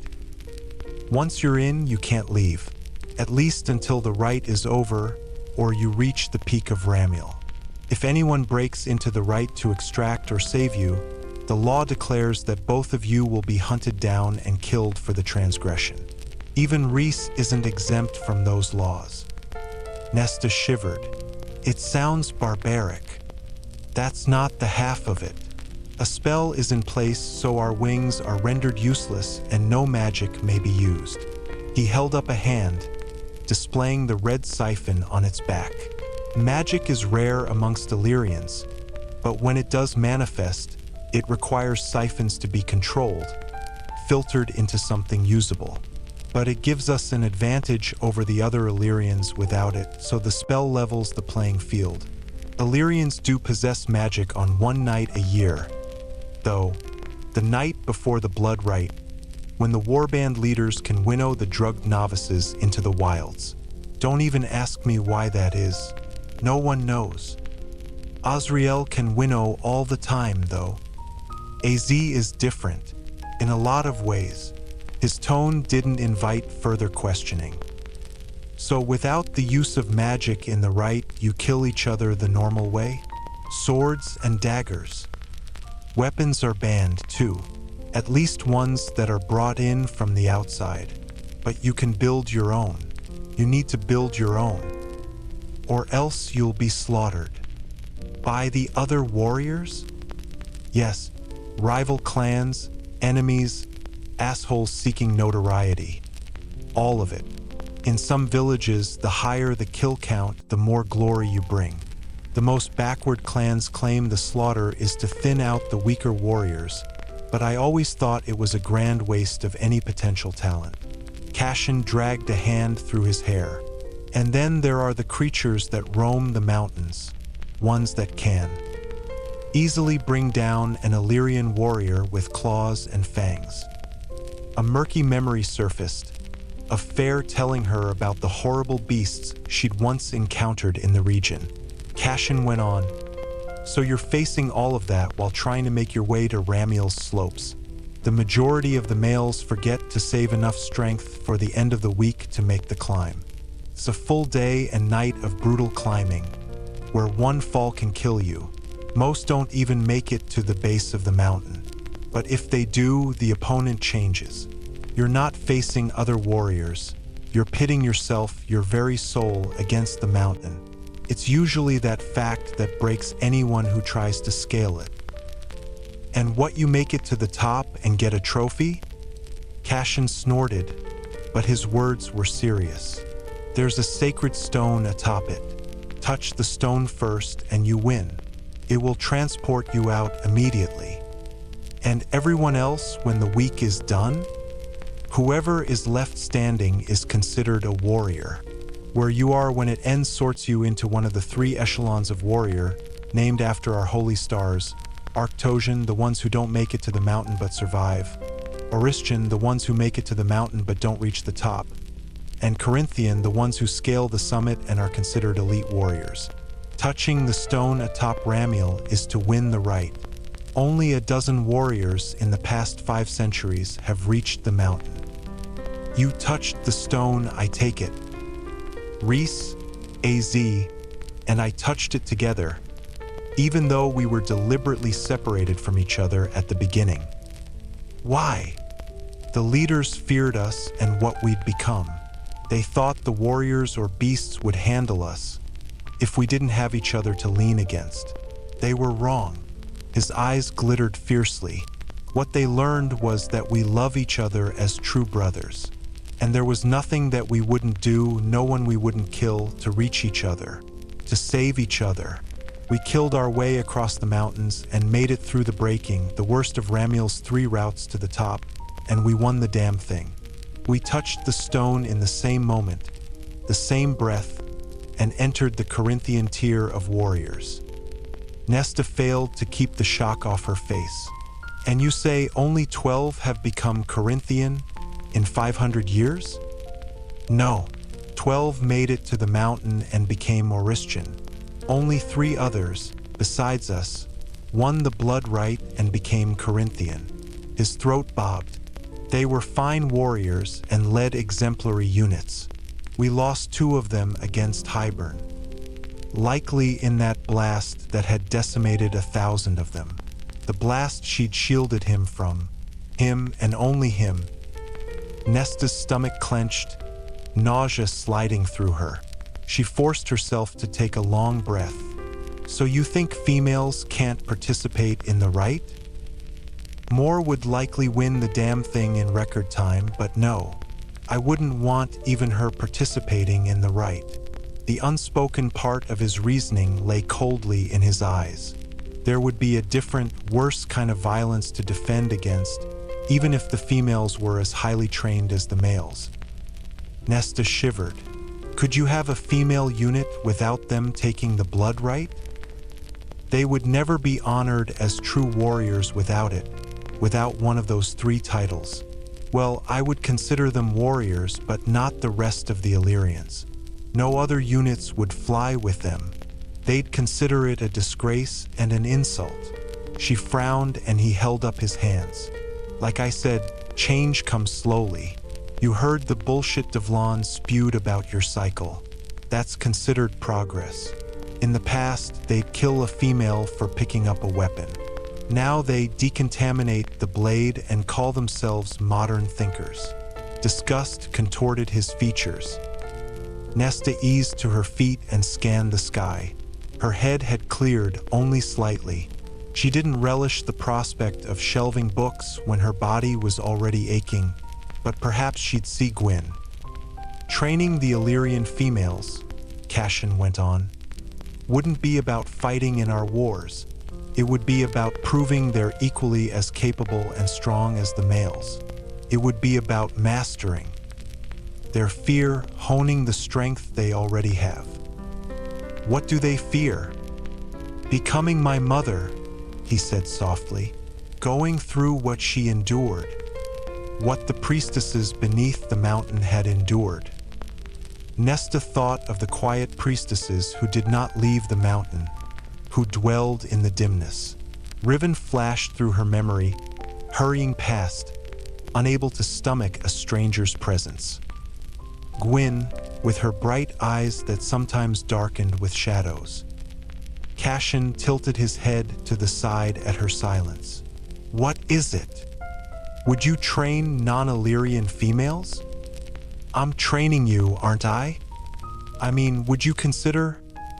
She didn't know how to elegantly phrase it, not like silver-tongued Reese and the priestesses in the library.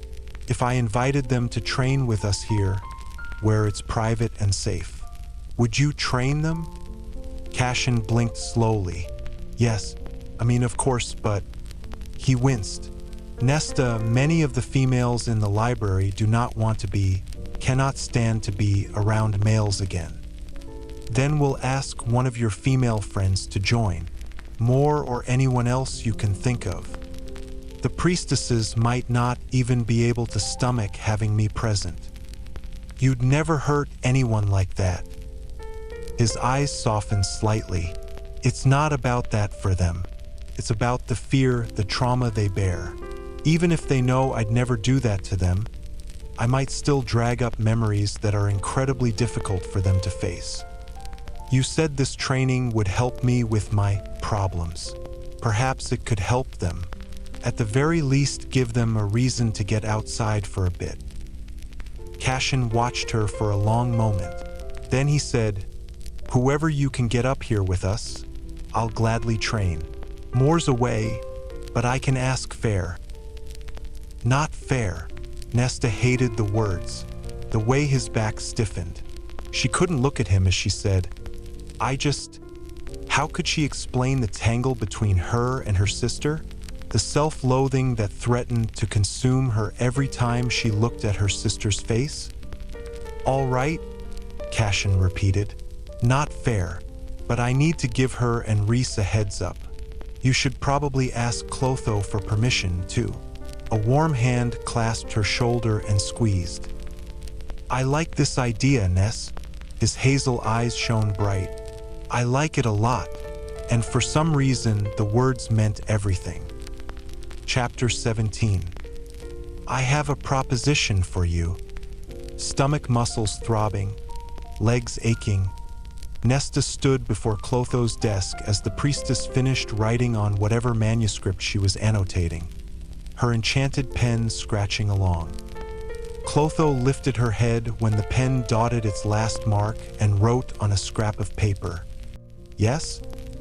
Would you allow your priestesses to train with me every morning in the ring at the top of the house? Not all of them, just whoever might be interested. Clotho sat perfectly still. Then the pen moved. Train for what? To strengthen their bodies, to defend themselves, to attack if they wish, but also to clear their minds. Help steady them. Who will oversee this training? You? No, I'm not qualified for that. I'll be training with them. Her heart pounded. She wasn't sure why. Cassian will be overseeing it. He's not handsy. He's respectful and... Nesta shook her head. She sounded a proper fool. Beneath the shadows of her hood, Nesta could sense Clotho's gaze lingering upon her. The pen moved again. Not many will come, I am afraid. I know, but even one or two, I'd like to offer. Nesta gestured to a pillar beyond Clotho. I'll put a sign-up sheet there. Whoever wants to join is welcome. Again, that long stare from beneath the hood, its weight like a phantom touch. Then Clotho wrote, "Whoever wants to join has my blessing." Nesta pasted the sign-up sheet onto the pillar that day. No one had inked their name on it by the time she departed. She awoke early, made the trek to the library to check the list, and found it still empty. "It'll take time," Cassian consoled her when he read whatever lay etched on her face as she stepped into the training ring. He added a shade softly, "Keep reaching out your hand." So Nesta did. Every afternoon when she arrived at the library, she checked the list. Every evening when she left, she checked it as well. It was always empty. At training, Cassian began to instruct her on basic footwork and body positioning in hand-to-hand combat. No punches or kicks, not yet. Nesta held that infernal plank for 10 seconds, then 15, then 20, 30. Cassian added weights to her exercises in order to build up her flimsy arms. Heavy stones with carved handles to carry while she did her lunges and squats. All while she breathed and breathed and breathed. She tried the stairs again, made it to step 500 before her muscles demanded she turn around. The next night, she halted on 610, then 750. She didn't know what she'd do at the bottom. Find a tavern or a pleasure hall and drink herself stupid, she supposed. If she made it, she'd deserve it, she told herself with each step. At night, exhaustion weighed so heavily she could barely eat and bathe before tumbling into bed. Barely read a chapter of a book before her eyelids drooped. She'd found a smutty novel she'd already read and loved in one of the trunks Ellen had packed, and had laid it on the desk. She'd said to the air, "I found this for you. It's a present." The book had vanished into nothing, but in the morning, she'd found a bouquet of autumnal flowers upon her desk, the glass vase bursting with asters and chrysanthemums of every color. A week passed, during which she barely saw Gwyn, though she learned through Clotho that Meryl had been pushing her hard with the Valkyrie research. But Nesta had so many books to shelve that the hours passed swiftly, especially once she began using the books to train. While striding up the ramp, she'd hold a heavy stack and execute an assortment of lunges. Several times, she caught passing priestesses a level above peering at her while she did so.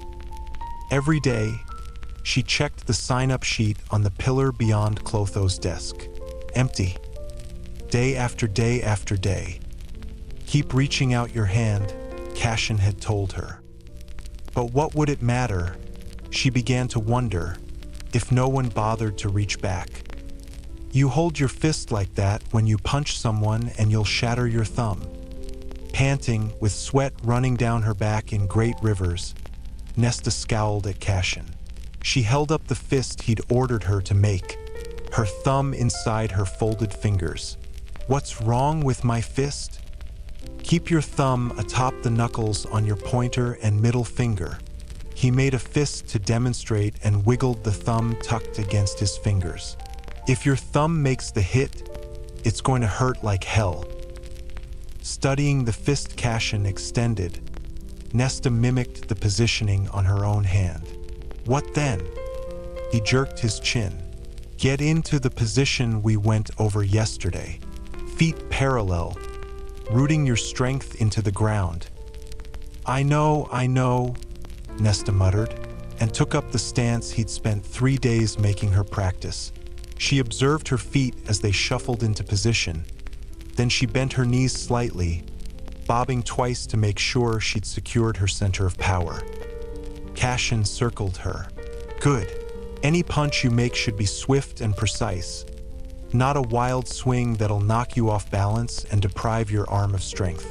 Your body and breath will power the punch more than your actual arm. He took up a similar stance and struck at the air. He moved so smoothly, so brutally, that the blow was done before she could blink. He held out his arm when he'd finished, muscles shifting. He'd rolled up his sleeves against the warm autumn day, but hadn't taken his shirt off entirely.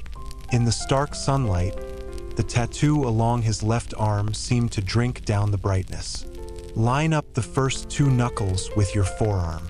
That's what you want to hit with, and the strength in your arm will carry right through to them. If you hit with your ring finger and pinky, you'll break your hand. I had no idea punching was so fraught with peril. Apparently, it takes brains to be a brute. Nesta flattened her brows, but focused on aligning her forearm and the knuckles he'd indicated.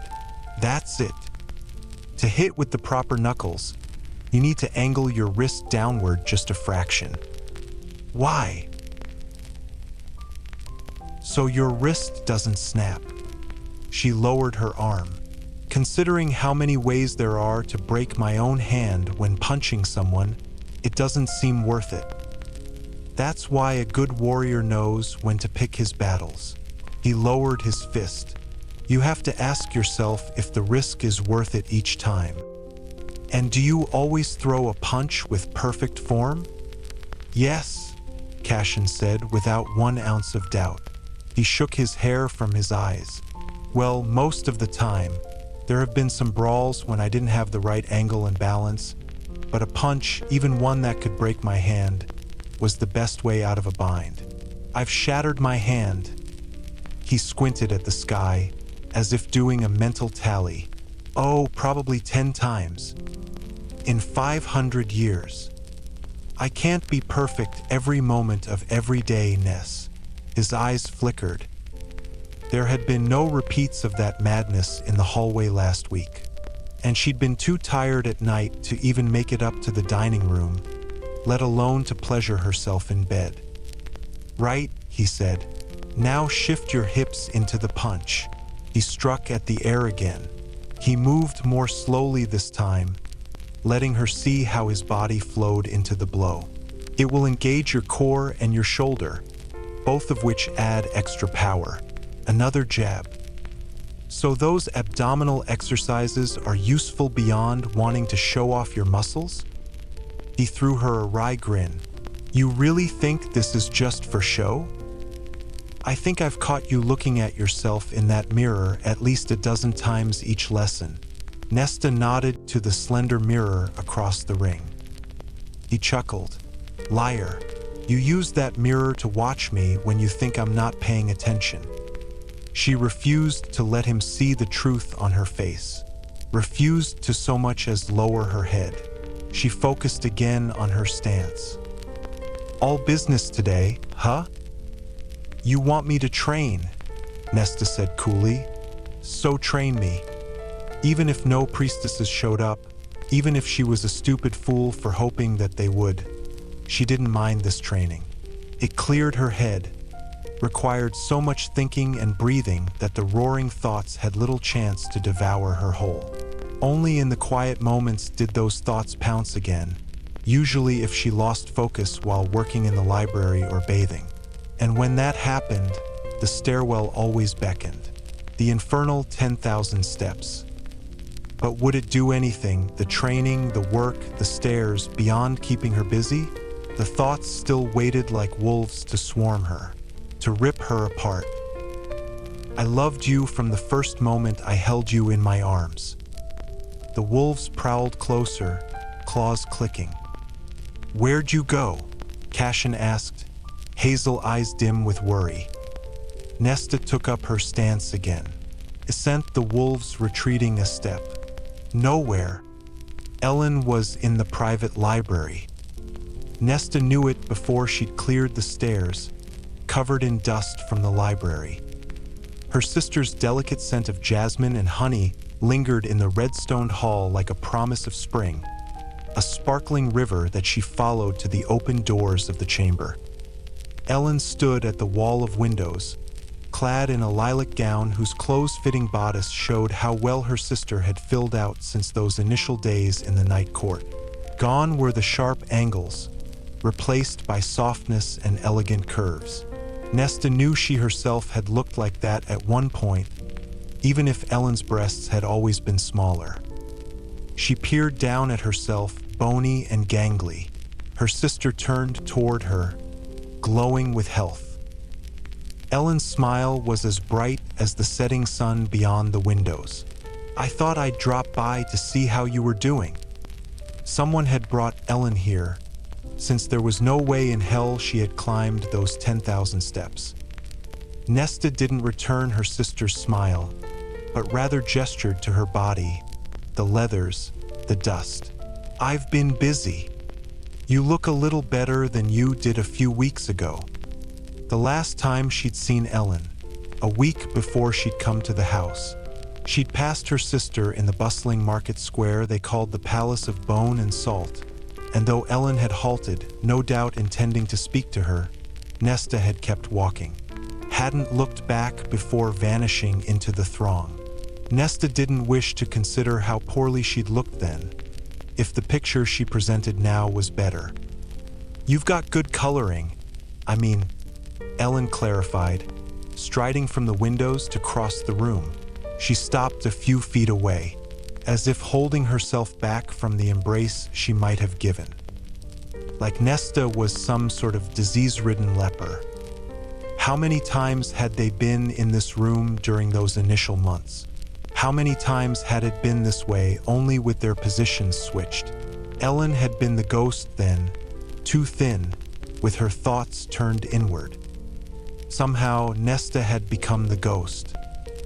Worse than a ghost, a wraith, whose rage and hunger were bottomless, eternal. Ellen had only needed time to adjust, but Nesta knew she herself needed more than that. "Are you enjoying your time up here?" Nesta met her sister's warm brown eyes. When human, Ellen had easily been the prettiest of the three of them, and when she'd been turned high fae, that beauty had been amplified. Nesta couldn't put her finger on what changes had been wrought beyond the pointed ears, but Ellen had gone from lovely to devastatingly beautiful. Ellen never seemed to realize it. It was always that way between them.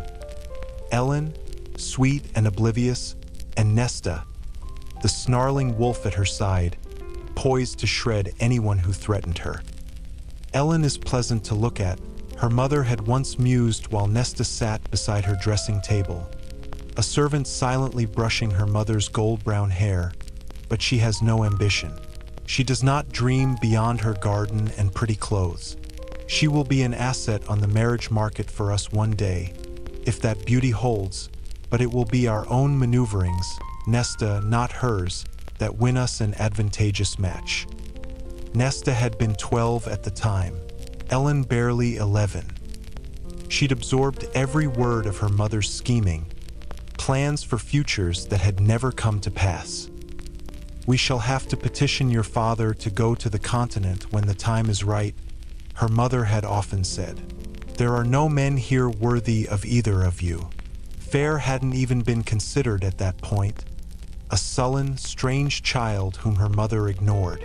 Human royalty rules there still, lords and dukes and princes, but their wealth is tapped out, many of their estates nearing ruin.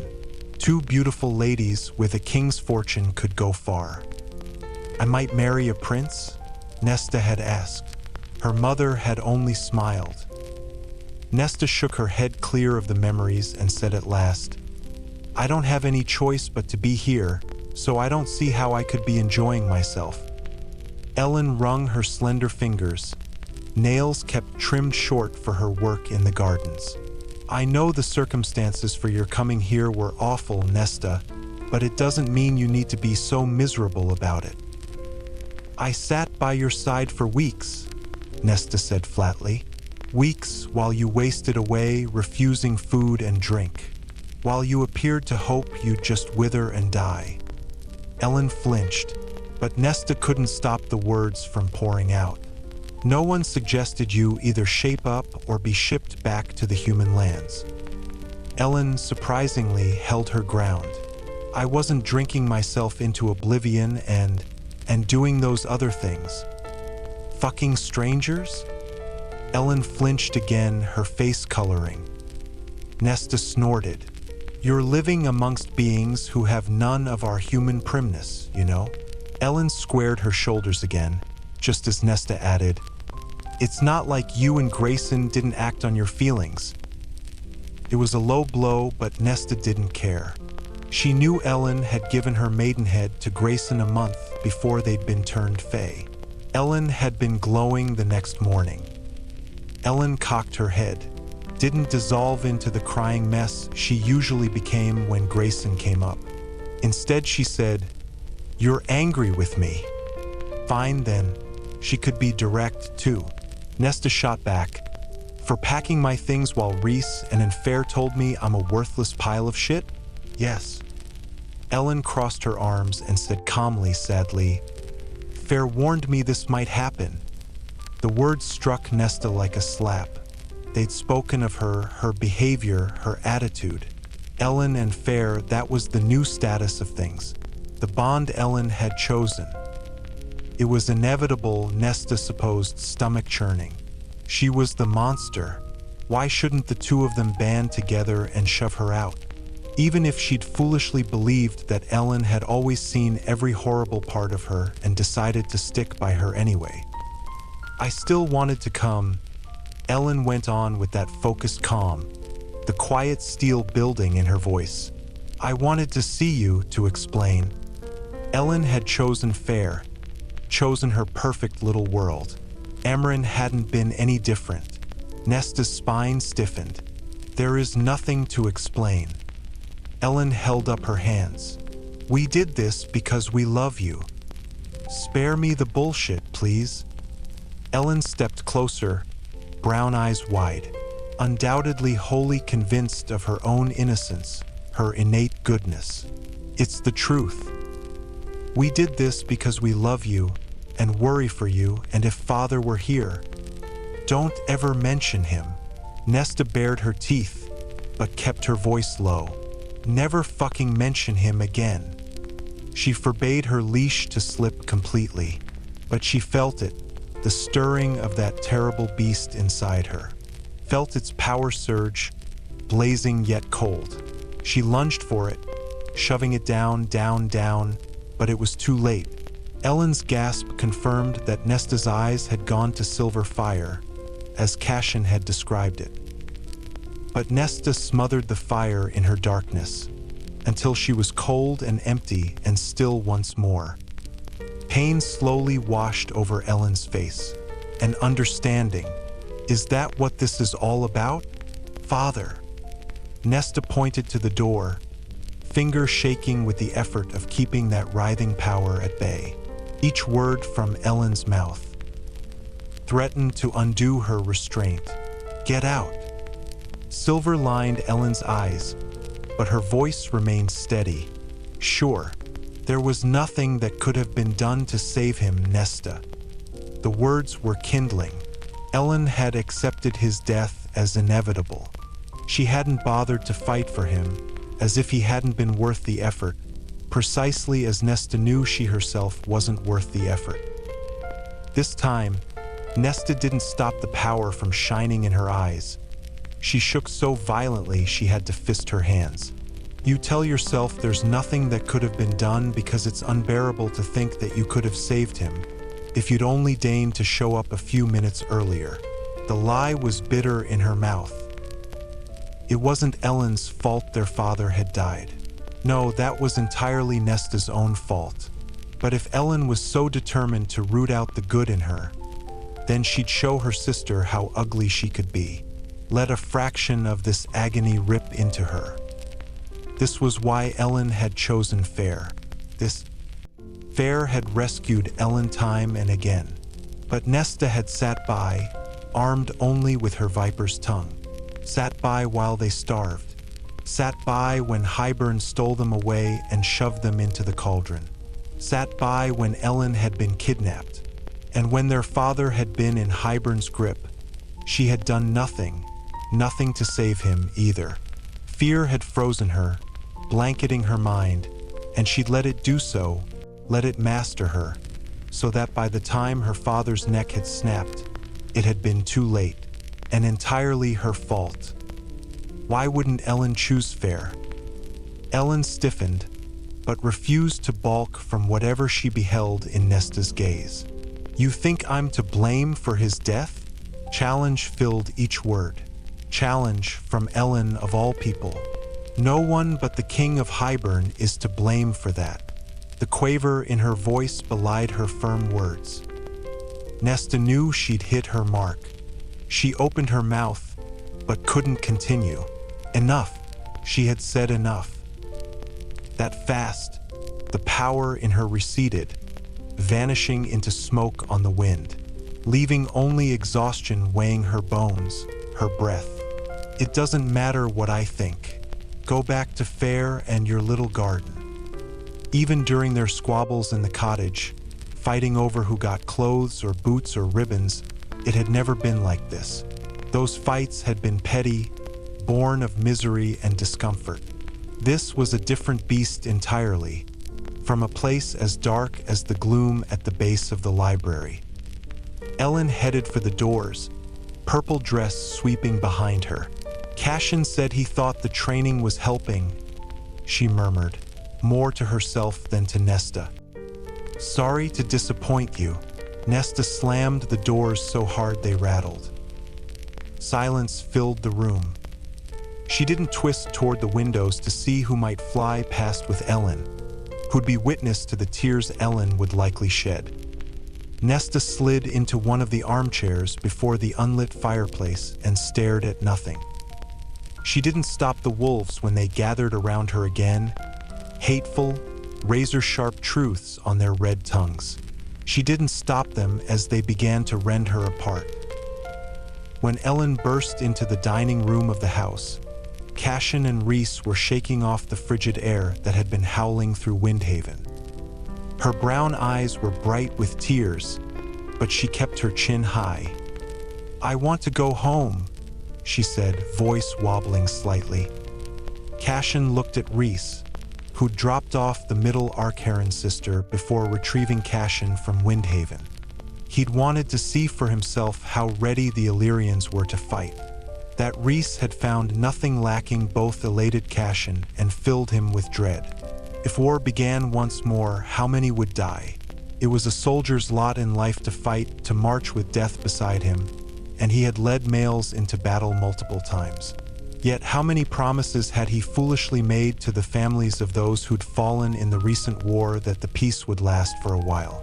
How many more families would he have to comfort? He didn't know why it was different this time, why it weighed so heavily. But while Rhys and Devlon had been speaking, Cassian had been staring at the children of Windhaven, wondering how many would lose their fathers. Cassian cast the memory aside as Rhys surveyed Ellen, his violet blue eyes missing nothing. What happened? When Rhys spoke like that, it was more of a command than a question. Ellen waved a hand in dismissal before flinging open the veranda doors and striding into the open air. "Ellen," Rhys said as he and Cassian trailed her into the dying light. Ellen stood by the rail, the breeze caressing her hair. "She's not getting any better. She's not even trying." She wrapped her arms around herself and stared toward the distant sea. Rhys turned to him, his face grave. Fair warned her. Cassian swore softly. "Nesta is making progress. I know she is. Something set her off." He added, because Rhys was still looking like cold death personified, "It'll take time. Maybe no more visits from her sisters, for the time being. At least not without her permission." He didn't want to isolate Nesta. Not at all. If Ellen wants to see her again, Let me ask Nesta first. Rhys's voice slithered like liquid night. What about fair? She doesn't want fair here. Power rumbled through Rhys, guttering the stars in his eyes. Calm the fuck down, Cassian snapped. They have their own shit to sort out. You threatening to obliterate Nesta every time it comes up doesn't help. Rhys held his stare, the inherent dominance in it like the force of a tidal wave. But Cassian weathered it, let it wash past him. Then Rhys shook his head and said to Ellen, I'll fly you home. Ellen didn't object when Rhys scooped her up and launched into the red and pink stained sky. When they were a speck of black and purple over the rooftops, Rhys sweeping along the gilded river as if giving Ellen a scenic tour, then and only then did Cassian enter the house. He stormed across the dining room and into the hallway. He charged down the stairs, his feet eating every inch of distance until he flung open the family library's doors. What the fuck happened? Nesta was sitting in an armchair before the dark fireplace, fingers digging into the rolled arms of the seat, a queen on a quilted throne. I don't want to talk to you, was all she said. His heart thundered, his chest heaving as if he'd run a mile. What did you say to Ellen? She leaned forward to peer at him, then rose to her feet, a pillar of steel and flame, her lips curling back from her teeth. Of course you'd assume I'm the one at fault. She prowled closer, her eyes burning with cold fire, always defending sweet, innocent Ellen. He crossed his arms, letting her get as close to him as she wanted. Like hell would he yield one step to her. I'll remind you that you've been the chief defender of sweet, innocent Ellen until recently. He'd witnessed her go toe-to-toe with Fae capable of slaughtering her without giving it a thought, all for her sister. Nesta only simmered, near shaking with rage. Or cold. Cauldron, it was cold in here. Only the heated floors offered any reprieve. Fire, he said, and the house obeyed. A great blaze flared to life in the hearth behind him.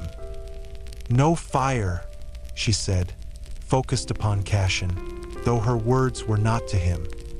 The house seemed to ignore her. No fire, she ordered. He could have sworn she blanched slightly. For a heartbeat, he was again in Rhys's mother's house in Windhaven.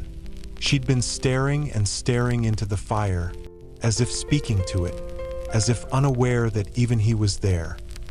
The fire crackled and popped. Nesta seethed to the open air. I said. A log cracked, as if the house were merrily ignoring her, adding heat to the flame.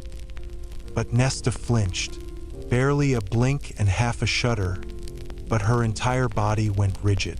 Fear and dread flashed over her features, then vanished. Strange. Whatever curiosity Nesta noted on his face had her bristling again before launching toward the open doors of the library. Where are you going? He demanded, unable to keep the temper from his voice. Out. She hit the hall and aimed for the stairwell. Cassian stalked after her, a snarl ripping from his throat. He quickly closed the distance between them. Leave me alone, she bit out. What's the plan, Ness? He trailed her to the lowest level of the house and the stairwell halfway down the corridor. You tear into the people who love you until they eventually give up and leave you alone? Is that what you want? She yanked on the handle of the ancient door and threw him a withering glare over a shoulder. She opened her mouth, then shut it against whatever had been about to come out. As if she'd bank herself for him, pity him, spare him, like he needed shielding from her. Say it, he hissed. Just fucking say it. Nesta's gaze lit with that silver fire. Her nose crinkled with animalistic rage. The siphons atop his hands warmed, readying for an enemy he refused to acknowledge. Her eyes slid down to the red stones, and when they again lifted to his face, the unholy fire in her stare was gone, replaced by something so dead and vacant it was like gazing into the unseeing eyes of a fallen soldier on a battlefield. He'd seen crows pick at eyes that dead. Nesta said nothing as she turned back to the stairwell and began her descent. Chapter 18. There was only the red stone of the stairwell, and her jagged breathing, and the knives that had turned inward and sliced, the walls pushing in, her legs burning with each step downward. She didn't want to be in her head, didn't want to be in her body. Wanted the beating of drums and the riotous song of a fiddle to fill her with sound, to silence any thought. Wanted to find a bottle of wine and drink deep. Let the wine pull her out of herself, set her mind drifting and numb. Down and down and down. Around and around and around. Nesta passed the step with her burning handprint. Past step 250, 300, 500, 800. It was on step 803 that her legs began to wobble. The roaring in her head dulled as she focused upon keeping upright. By step 1000, she had stopped entirely. There was only the spinning silence. Nesta closed her eyes and leaned her brow into the cool stone to her right, bringing up an arm to rest against it, as if she were clinging tight to a lover. She could have sworn a heartbeat thumped within the stone, as surely as if it beat within a chest beneath her ear. It was her own pounding blood, she told herself, even as she clung to the wall, that heartbeat. She let her breathing saw in and out of her, let the trembling of her body ease. The heartbeat in the stone faded. The wall turned icy beneath her flushed cheek, rough against her fingertips. She began the walk upward, one step after another, thighs straining, knees groaning, chest on fire. Her head had emptied by the time she half crawled up the last 20 steps. She'd had to stop 5 times to rest. 5 times, only for as long as it took to catch her breath and steady herself, just until the roaring threatened to press in again.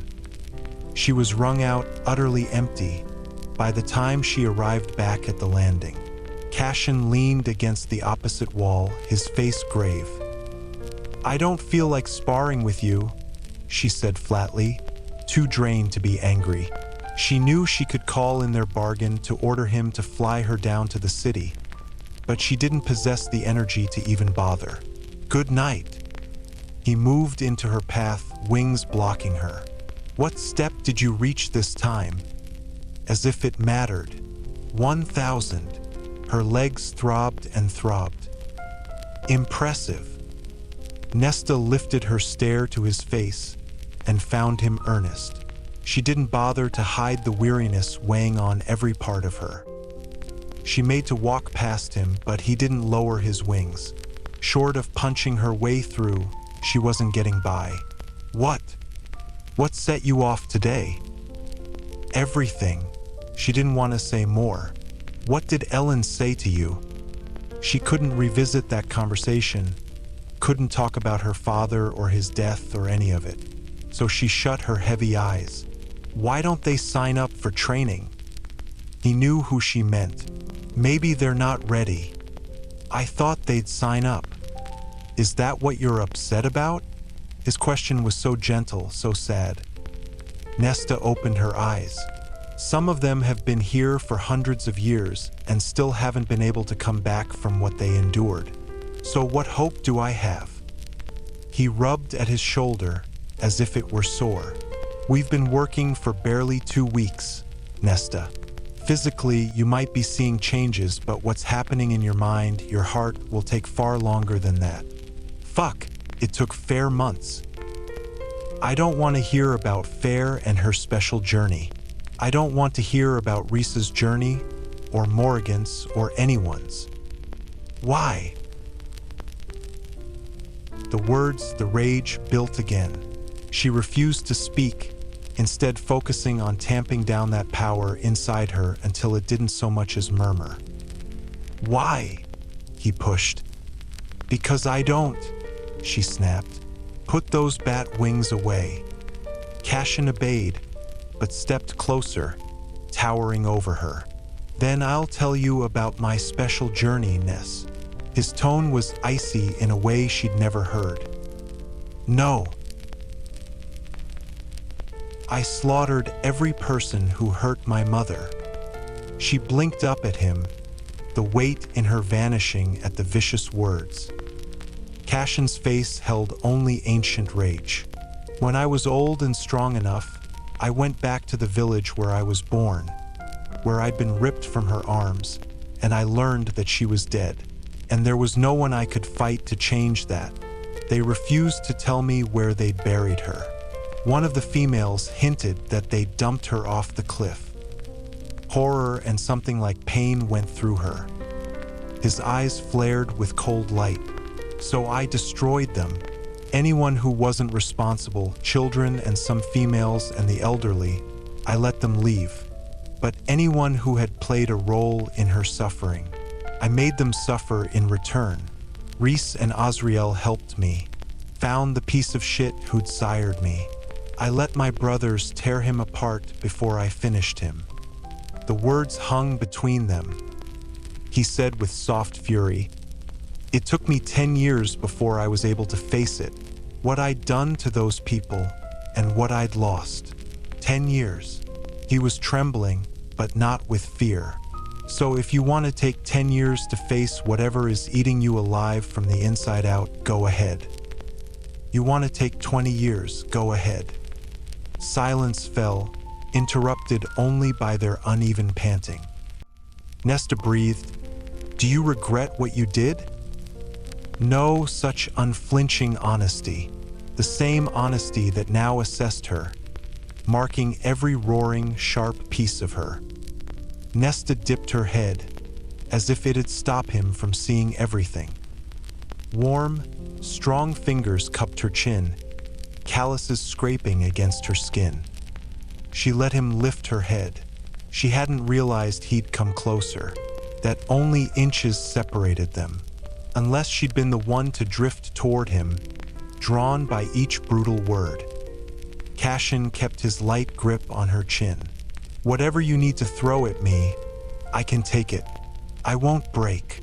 No challenge laced the words, only a plea. "You don't understand," she said, voice rasping. "I am not like you and the others. That's never bothered me one bit." He lowered his hand from her chin. She straightened. "It should. You say that like you want it to bother me. It bothers everyone, even oh-so-special Reese." And his teeth flashed, any semblance of softness gone. "I told you once, and I'll say it again. Don't take that snide fucking tone when you speak about him. He's not my high lord. I may speak of him as I wish." She made to step away, but he gripped her wrist, holding her in place. "Let go. Make me. Use that training and make me." Hot temper poured in. "You're an arrogant bastard. And you're a haughty witch. We're evenly matched." She snarled. "Let go." Cassian snorted, but obeyed, turning his face as he backed a step away. And it was the light of victory in his eyes, the clear sense that he believed he'd somehow unnerved her and won this fight that had her grabbing the front of his leather jacket. Nesta told herself it was to knock that smirk off his face that she curled her fingers in the leather and hauled her mouth to his. Chapter 19. For a heartbeat, there was only the warmth of Cassian's mouth, the press of his body, the stiffness in his every trembling muscle as Nesta slanted her lips over his, rising onto her toes. She'd kissed him with her eyes open, so she could see precisely how his own widened. Nesta pulled away a moment later and found his eyes still wide, his breathing harsh. She laughed softly, making to unhook her fingers from his jacket and strut down the hall. She only got as far as lowering her right hand before he surged forward to kiss her back. The force of that kiss knocked them toward the wall, the stone slamming into her shoulders as all of him lined up against all of her, a hand sliding into her hair while the other gripped her hip. The moment Nesta hit that wall, the moment Cassian enveloped her, it destroyed any illusion of restraint. She opened her mouth, and his tongue swept in, the kiss punishing and savage. And the taste of him, like snow-kissed wind and crackling embers. She moaned, unable to help herself. It seemed that sound was his undoing, for the fingers in her hair dug into her scalp, angling her head so he could better taste her, claim her.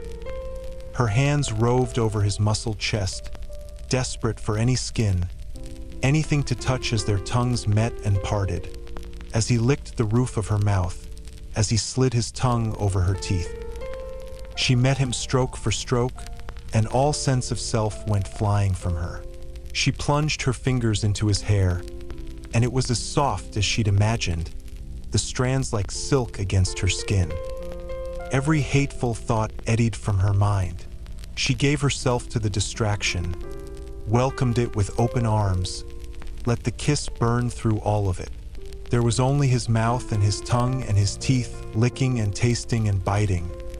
There was only the strength of his body, pressing against hers, but not nearly close enough. He slid his hands around her, grasping her ass, and lifted her into the air. She wrapped her legs around his middle and moaned again as he pressed himself between her thighs. She needed this temporary reprieve from her mind, that thing burning deep inside her, the memories that hounded her. She needed this, needed him. Cassian ground into her and groaned into her mouth at the first push of his hips. She arched her back at that deep-throated sound, baring her neck to him. He seized on it, dragging his mouth from hers. His tongue traced a line up the column of her neck, dragging heat in its wake, and reached that spot just below her ear that had her clenching, had her whimpering. He let out a laugh against her skin. "Like that," he murmured, and licked it again. Her breasts ached, and she moved against him, seeking any contact with his chest, any bit of friction. But Cassian buried his face against her neck, teeth clamping down lightly atop her fluttering pulse. The slight hurt set her panting. The scrape of his tongue over the spot had her eyes rolling back in her head. He pulled his head from her neck, though, and Nesta had never been laid so bare as she was while he ground his hips into her again and watched her writhe. A dark smile graced his mouth, so responsive. He purred in a voice she'd never heard but knew she'd crawl to hear again. He drove his hips between hers, a lazy, thorough push of the hardness of him into the throbbing ache of her. She scrambled to regain any sense of control, of sanity. Found herself wanting to hand it all over to him, to let him touch and touch and touch her, lick and suckle and fill her. Cassian growled, as if he read that in her stare, and kissed her again. Their tongues tangled, their bodies pressed so tightly she could feel his heartbeat against her chest. He tasted her thoroughly, withdrew, and tasted her again, like he was learning every place in her mouth. She had to feel his skin, had to feel the hardness pushing into her with her hands, her mouth, her body. She'd go mad if she didn't, go mad if she couldn't get these clothes off, go mad if he stopped kissing her. Nesta wedged her hand between their bodies, seeking him out. Cassian groaned again, long and low, as her hand cupped him through the leather of his pants. The breath stole out of her, the sheer size of him. Her mouth watered. She was aching, so wet that every stitch of the seam down the center of her pants was torture. His kiss turned deeper, wilder, and she grappled with the laces and buttons of his pants. There were so many she didn't know where to find the ones to undo them, her fingertips ripping at every loop, nearly clawing to get him free. Cassian's panting caressed her skin as he nipped at her bottom lip, her ear, her jaw. Her own staccato breathing echoed it, fire roaring in her blood, and he captured her mouth again, moaning into her as she gave up on the laces and buttons and laid her hand flat against him. He bucked as she rubbed the heel of her palm down his length, marveling at each inch. He tore his mouth from hers. "If you keep doing that, I'll..." Nesta did it again, dragging the heel of her palm upward, toward the tip she knew pressed against his lower abdomen. His hips arced toward her, and he tilted back his head, exposing the strong column of his throat. She learned the shape of him through his pants and pressed her hand harder, working him. He gritted his teeth, chest heaving like a bellows, and the sight of him coming undone had her leaning forward, had her clamping her teeth onto his neck, just as she rubbed him again, harder and rougher.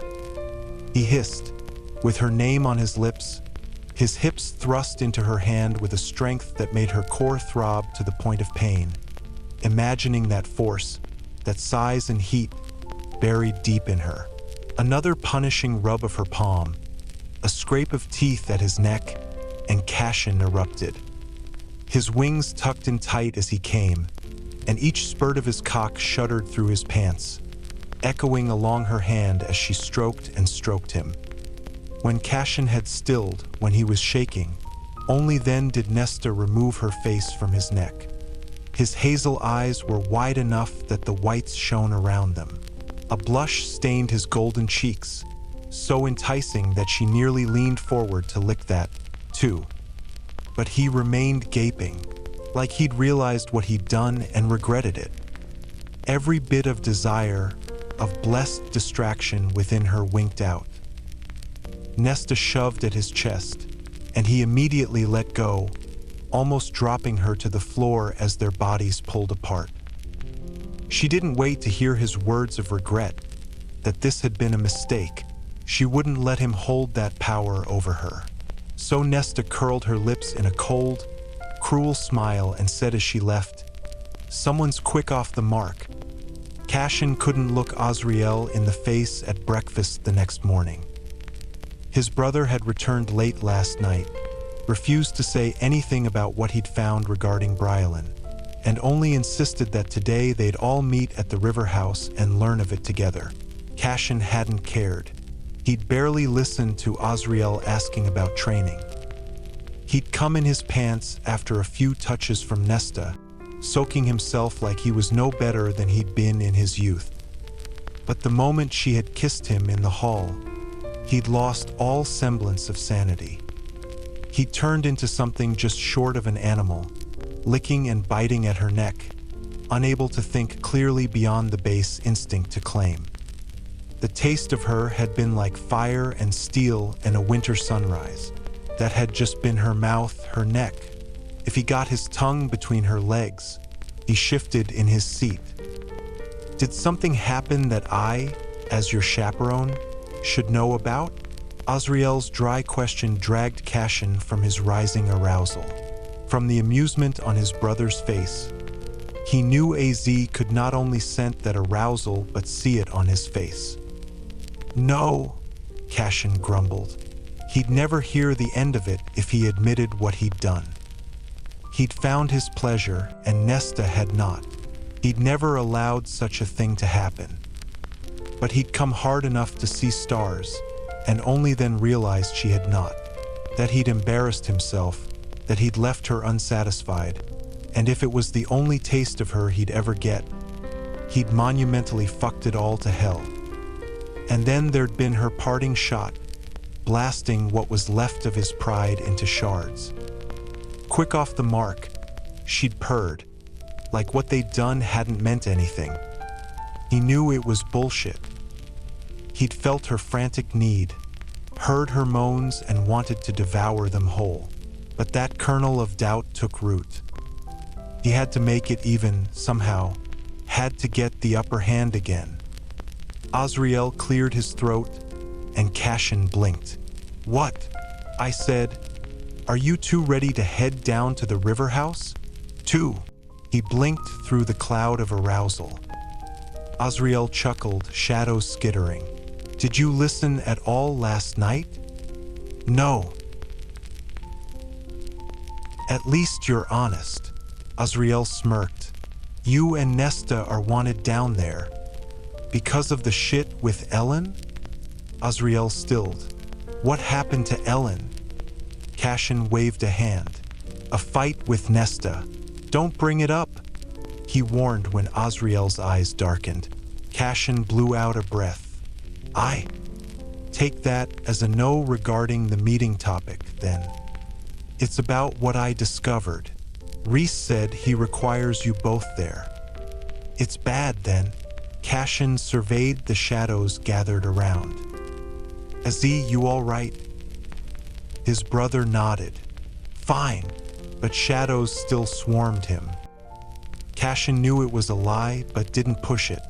AZ would speak when he was ready, and Cassian would have better success convincing a mountain to move than getting AZ to open up. So he said, all right, we'll meet you there. Chapter 20. Nesta could barely stand to be near Cassian as they flew over Valaris.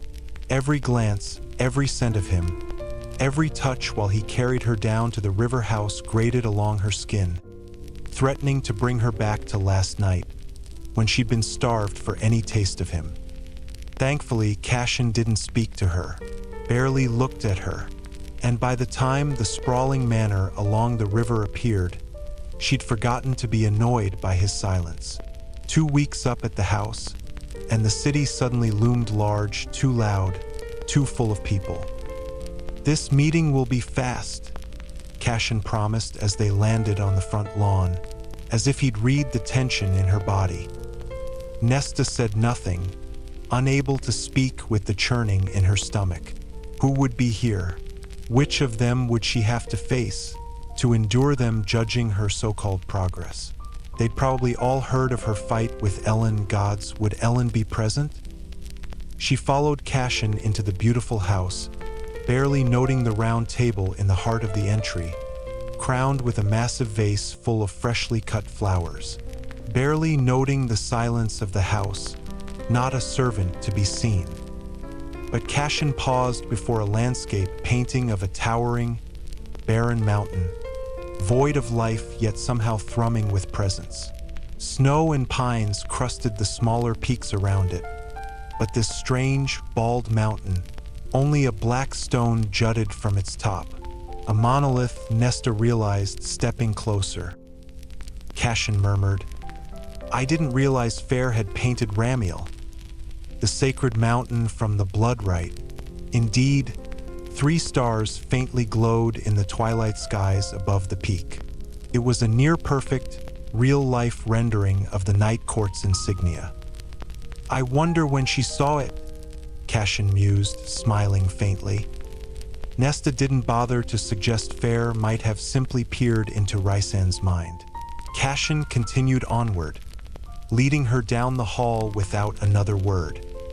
Nesta steeled herself as he stopped before the study doors, the same room where she'd sat and received a public lashing, and then flung one open.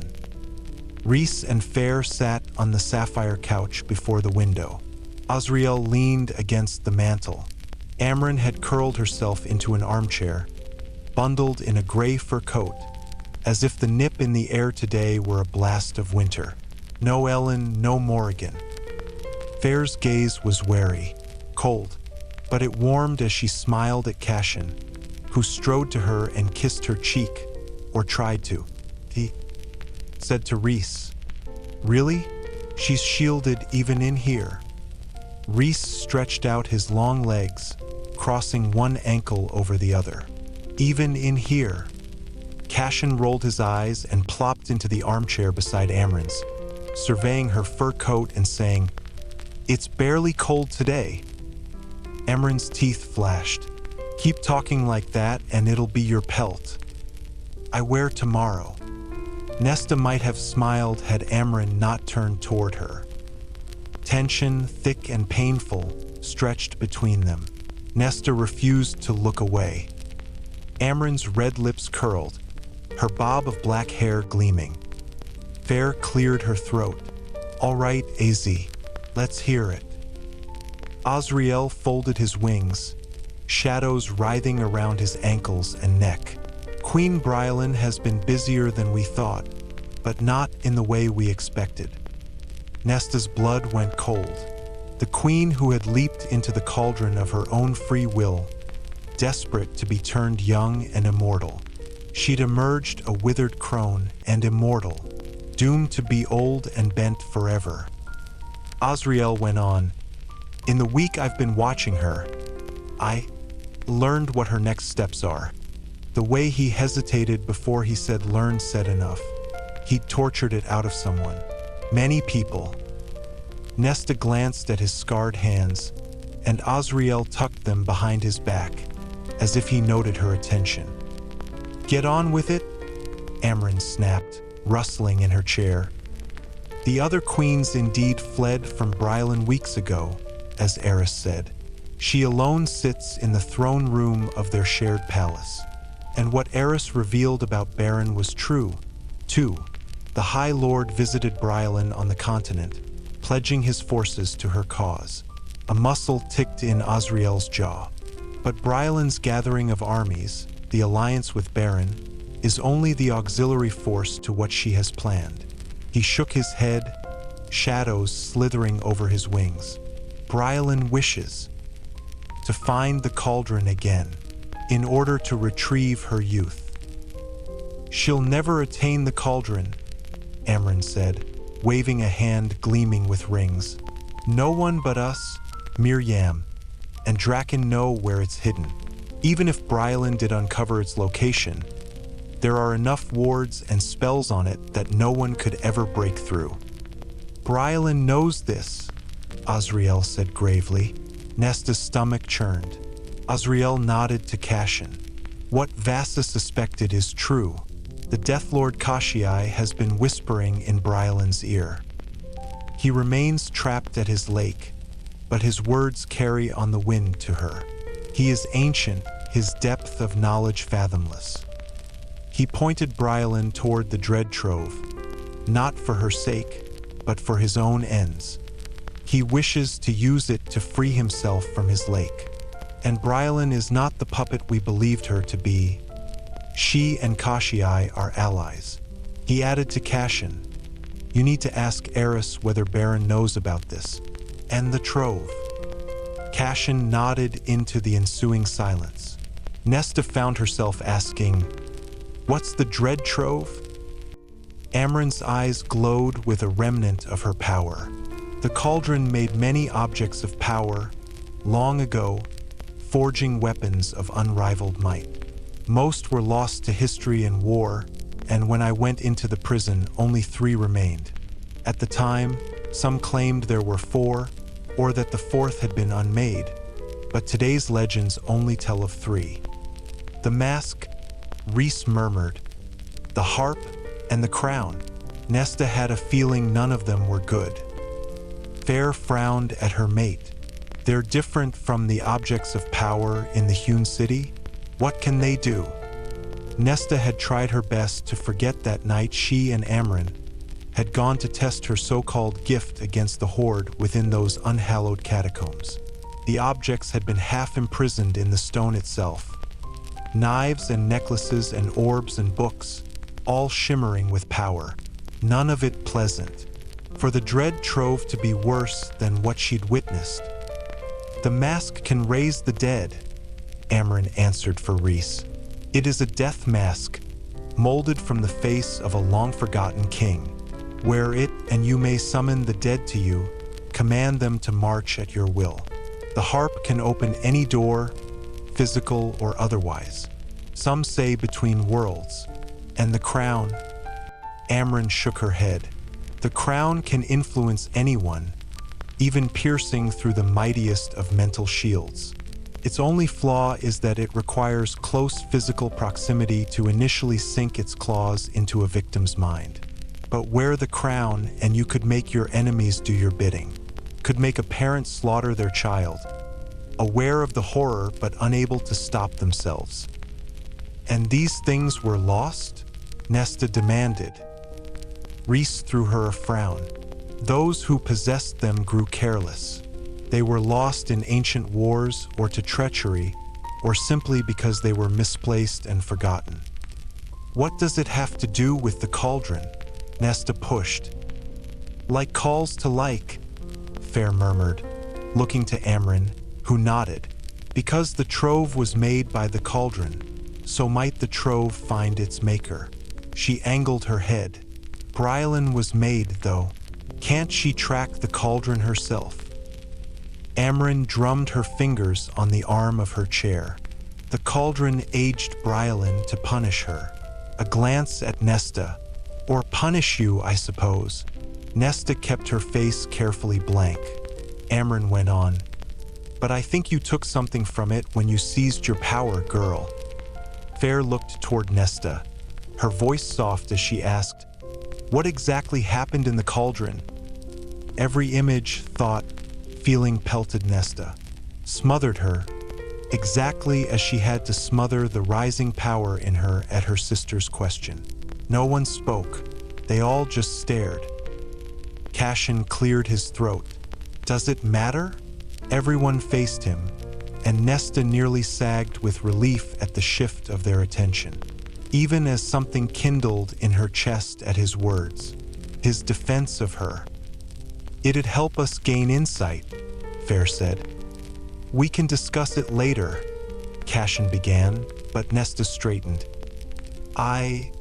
They all halted, twisted toward her. Her mouth went dry. Nesta swallowed against it, praying they didn't see the shaking hands she tucked under her thighs. Her thoughts swarmed her, each memory screaming, and she didn't know where to start, how to explain it. Breathe. It calmed her mind whenever Cassian led her through their exercises, so she let herself inhale, then slowly exhale. Again, a third time. And into the silence, Nesta said, I wasn't aware of what I took, just that I was taking things the cauldron did not want me to have.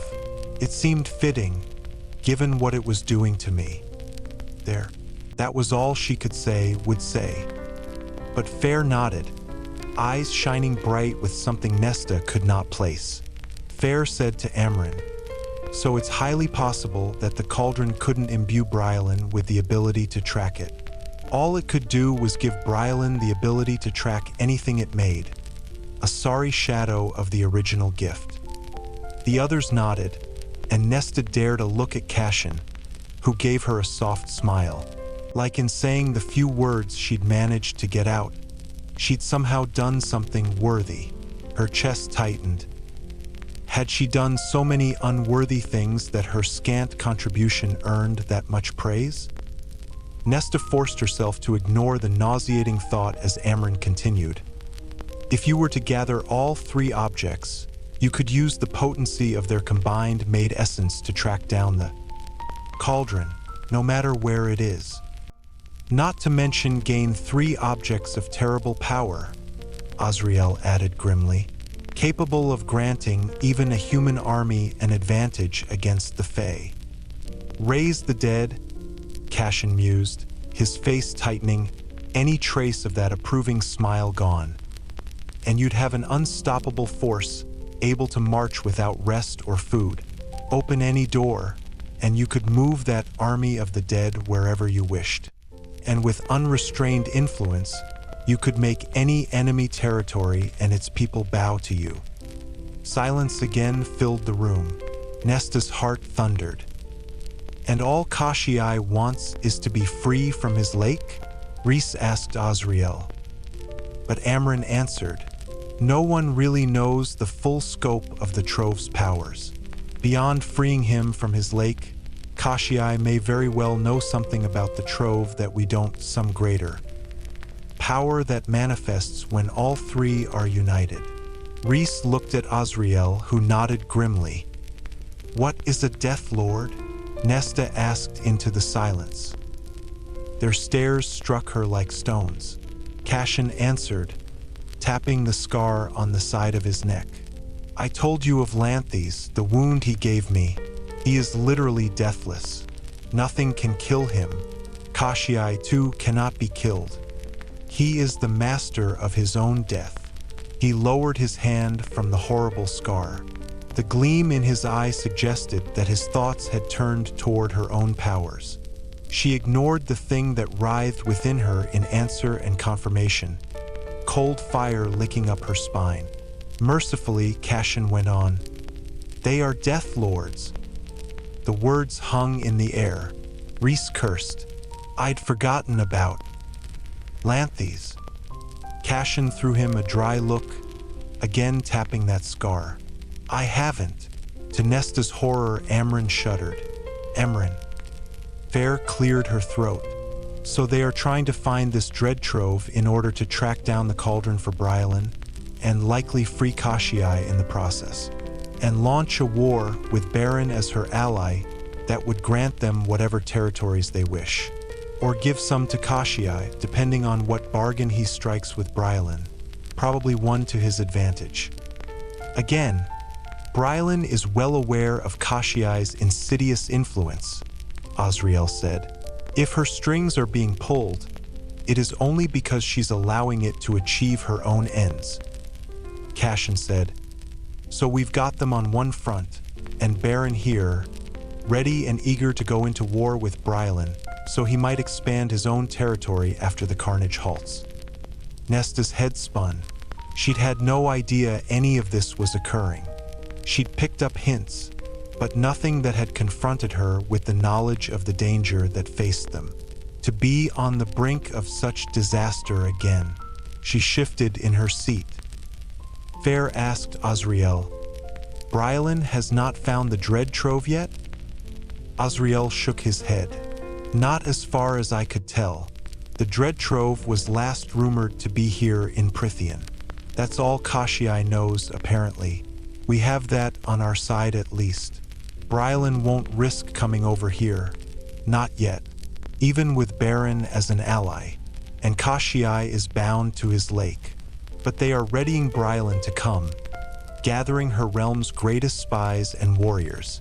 There was already a host of them at the Queen's palace. Why Brylan and Cassian took Eris's soldiers is something I still haven't figured out. He gestured to Cassian. You need to meet with Eris. Cassian nodded. I will, but we'll have to shore up the borders. Warn the courts. Tell them of Baron's plan. To hell with secrecy. We'd expose Eris in doing that, Rhys countered. And lose a valuable ally, he added when Cassian rolled his eyes. Eris is a snake, but he's useful. His motives might be selfish and power-hungry, but he can offer us a great deal. He frowned and said carefully, I agree with AZ. I want you to update Eris on this, as you promised. Fine, Cassian agreed. But what of warning the courts about the trove? No, Rhys said. We'd only risk one of them going after it. Baron would send out every warrior and spy of his to find it first. That he hasn't done so already suggests he doesn't know about the trove. But we need Eris to confirm. Fair asked, why didn't we look for the trove when we were hunting for the cauldron ourselves? The book was easier to find, Amren said, and it has been 10,000 years since anyone used the trove. I assumed it was all at the bottom of an ocean. So we find it, Cassian declared. Any ideas? Made objects tend to not wish to be found by just anyone, Amren cautioned. That they have faded from memory, that even I didn't think of them immediately in the fight against Hybern, suggests that perhaps they willed it that way. Wanted to stay hidden. True things of power have such gifts. You say that as if the objects have a sentience, Cassian said. They do, Amren said, storms drifting across her eyes. They were made in a time when wild magic still roamed the earth, and the Fae were not masters of all. Made objects back then tended to gain their own self-awareness and desires. It was not a good thing. Amren's face clouded with memory. and a chill whispered over Nesta's spine. Rhys mused, just as I'm able to alter a mind to forget, perhaps they have a similar gift. But Brylan is made, Amren said. Nesta's mouth again went dry. When Brylan was made, it likely removed from her the Dread Trove's glamour, for lack of a better term, recognized her as kin, where she might have glanced over a mention of the items before and never thought twice. Now it stuck. Or perhaps called to her, presented itself in a dream. All of them, all at once, looked at Nesta. You, Amren said quietly, are the same. So is Ellen. Nesta stiffened. If they're all enchanting you to forget, how is it that Azrael was able to remember and bear the information here? Perhaps once you learn of it, recognize it, the spell is broken, Amren said. Or perhaps the Dread Trove wants us to know of it. Now, for some dark reason of its own, the hair on Nesta's arms rose. Cassian shifted in his seat. So we tracked down the Dread Trove, how? Ellen spoke from the doorway, having appeared so silently that they all twisted toward her. Using me. Chapter 21. Nesta's head went silent as Ellen's words finished sounding in the room. Fair had twisted in her seat, face white with alarm. Nesta shot to her feet. No! Ellen remained in the doorway, her face pale but her expression harder than Nesta had ever seen it. You do not decide what I can and cannot do, Nesta. The last time we involved ourselves with the cauldron, it abducted you, Nesta countered, fighting her shaking. She found the words, the weapons she sought. I thought you didn't have powers anymore. Ellen pursed her lips. I thought you didn't either. Nesta's spine straightened. No one spoke, but their attention lingered on her like a film on her skin. You will not go looking for it. Amren said coolly, so you look for it, girl. Nesta turned to the small female. I don't know how to find anything. Like calls to like, Amren countered. You were made by the cauldron. You may track other objects made by it as well as Brylan can. And because you are made by it, you are immune to the influence and power of the Trove. You might use them, yes, but they cannot be used upon you. A glance to Ellen. Either of you. Nesta swallowed. I can't. But to let Ellen involve herself jeopardize her safety. Amren said, You tracked the cauldron. It nearly killed me. It trapped me like a bird in a cage. Ellen said, Then I will find it. I might require some time to reacquaint myself with my powers, but I could start today. Absolutely not. Nesta spat, fingers curling at her sides. Absolutely not. Why? Ellen demanded. Shall I tend to my little garden forever? When Nesta flinched, Ellen said, You can't have it both ways. You cannot resent my decision to lead a small, quiet life while also refusing to let me do anything greater. Then go off on adventures, Nesta said. Go drink and fuck strangers, but stay away from the cauldron. Fair said, It is Ellen's choice, Nesta. Nesta whirled on her, ignoring the warning flicker of primal wrath in Rhys's stare. Keep out of this, she hissed at her youngest sister. I have no doubt you put these thoughts in her head, probably. Encouraging her to throw herself into harm's way, Ellen cut in sharply.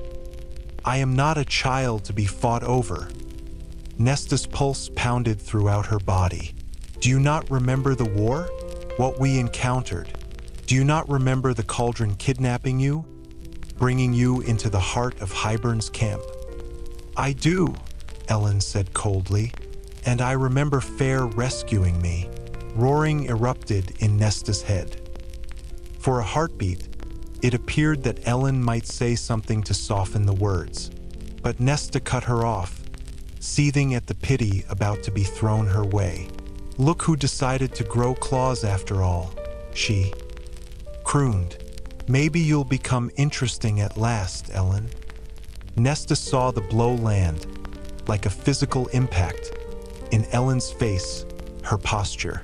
No one spoke, though shadows gathered in the corners of the room, like snakes preparing to strike. Ellen's eyes brightened with pain. Something imploded in Nesta's chest at that expression. She opened her mouth, as if it could somehow be undone. But Ellen said, I went into the cauldron too, and it captured me. And yet somehow all you think of is what my trauma did to you. Nesta blinked, everything inside her hollowing out. But Ellen turned on her heel. Find me when you wish to begin. The doors shut behind her. Every awful word Nesta had spoken hung in the air, echoing. Fair said to her, gratingly gentle, It wasn't an easy choice for me to ask Ellen to endanger herself like this. Nesta twisted to Fair. Can't you find the trove? She hated each cowardly word, hated the fear in her heart, hated that in merely asking, she'd exposed her preference for Ellen. You've got all that magic, and you were made yourself, even if it wasn't by the cauldron. You trained, you are a warrior. Can't you find it? Again, that silence, but a different kind, like a thunderhead about to break. No, Fair said quietly. I can't. She looked to Reese, who nodded, his eyes shining. Everyone watched Fair now, but Fair's attention remained fixed upon Nesta. I can't risk it. Why? Nesta snapped. Because I'm pregnant. Silence fell. Silence. And then Cassian let out a whoop of such joy that it shattered the fraught silence into smithereens, leaping from his chair to tackle Reese. They went down in a tangle of wings and dark hair, and then Amren was saying to Fair, light dancing in her eyes, Congratulations, girl. Azriel stooped to press a kiss to Fair's head, or an inch from it. I knew that stupid shield wasn't just to practice something Helion taught you, Cassian was saying, giving Reese a smacking kiss on the cheek before turning to Fair and grabbing her to him. Reese and relented on the shield enough that Cassian could wrap his arms around her, still laughing. And as Reese dropped the shield, Fair's scent filled the room. It was Fair's usual scent, only something new. A smaller, softer scent, like a budding rose, lay within it. Cassian laughed. No wonder you've been a moody bastard, Reese. I suppose we're about to learn a whole new level of overprotective. Fair glowered at him, then up at her mate. We've already had discussions about this. The shield is a compromise. Amren smiled broadly. What was his starting offer? Fair scowled. That he never leave my side for the next 10 months. The Fae took longer to grow children. Nesta had learned from poring over the books in the house's library during her initial weeks here. A month longer than a human pregnancy. How far along are you? Azriel asked, gazing at Fair's still flat stomach. She slid her fingers over it, as if anyone's attention there made her wish to protect the child inside. 2 months. Cassian pivoted toward Reese. You've been hiding this for 2 months? Reese threw him an arrogant smile. We thought you'd all guess it by now, to be honest. Cassian laughed again. How can we guess when you've got her bundled in that shield? Moody bastard, remember? Cassian grinned and said to Azriel, We're going to be uncles. Fair groaned. Mother helped this child. Azriel's own grin bloomed at that, but Fair's gaze slid to Nesta. Nesta said quietly to her sister, Congratulations, for she'd said nothing, had only been able to stand and watch them all, their joy and closeness, as if she were looking in through a window. But Fair offered her a tentative smile. Thank you. You'll be an aunt, you know. Gods help this child indeed, Cassian muttered, and Nesta glared at him. She turned to Rhys and Fair and found the former watching her carefully, the epitome of ease with his arm around his mate's shoulders, the gleam in his eye one of pure threat. Nesta let him see it then, that she bore no ill will toward Fair or the babe. Some primal part of her understood that Rhys was not only male, but a female, and he would eliminate any threats to his mate and child. That he'd do it slowly and painfully, and then walk away from her shredded corpse without an ounce of regret. It was self-preservation, perhaps some new fey instinct of her own, that had Nesta bowing her chin slightly, letting him see she meant no harm, would never hurt them. Rhys's own chin dipped, and that was that. Nesta said to Fair, "Did you tell Ellen?" Before Fair could reply, Azriel said, "What about more?" Fair smiled. Ellen was the only one who guessed. She caught me vomiting 2 mornings in a row. She nodded toward Azriel. "I think she's got you beat for secret keeping." "I'll tell more when she returns from Valahin," Rhys said. "Given your reaction, Cass, I don't trust that she can keep her excitement to herself if I tell her while she's there, even if she doesn't say anything to them. And I don't want a potential enemy knowing. Not yet." "Varian?" Emran asked. Nesta had never learned the story of how the female and the Summer Court's Prince of Adriata had become entwined. She supposed now she never would. "Not yet," Rhys repeated, shaking his head. "Not until Fair's farther along." Nesta angled her head at her sister. "So you can't do magic while pregnant?" Fair winced. "I can, but given my unusual set of gifts, I'm not sure how it might impact the baby. Winnowing is fine, but some other powers, when we're still so early in the pregnancy, could strain my body dangerously." Rhys's hand tightened on her shoulder. "It's a pain in the ass." Fair flicked at the hand gripping her arm. "As much of a pain in the ass as he's become." Rhys winked at her. Fair rolled her eyes, but then she said to Nesta, "Ellen will need time to dust off her powers to try to see the trove. But you, Nesta, you could scry again." Rhys added, "As swiftly as possible. Time is not our ally." Nesta asked Amren, "You're not made?" "Not as you were," Amren said. She gave Nesta a wicked grin. "Afraid?" Nesta ignored the taunt. Even Cassian's bright happiness had faded. "What choice do I have?" Nesta asked. If it was between her and Ellen, there was no choice at all. She would always go first if it meant keeping Ellen from harm, even if she'd just hurt her sister more than she could stomach. "You do have a choice," Rhys said firmly. "You will always have a choice here." Nesta threw him a cool look. "I'll search for it." She glanced at her sister's stomach, the hand idly resting atop it. "Of course I'll search for it." Cassian wanted to have a word with Rhys about the Illyrian legions, so Nesta found herself walking to the front entry of the river house alone. She'd made it halfway down the hall when Fair called her name, and Nesta paused, right in front of the painting of Ramiel.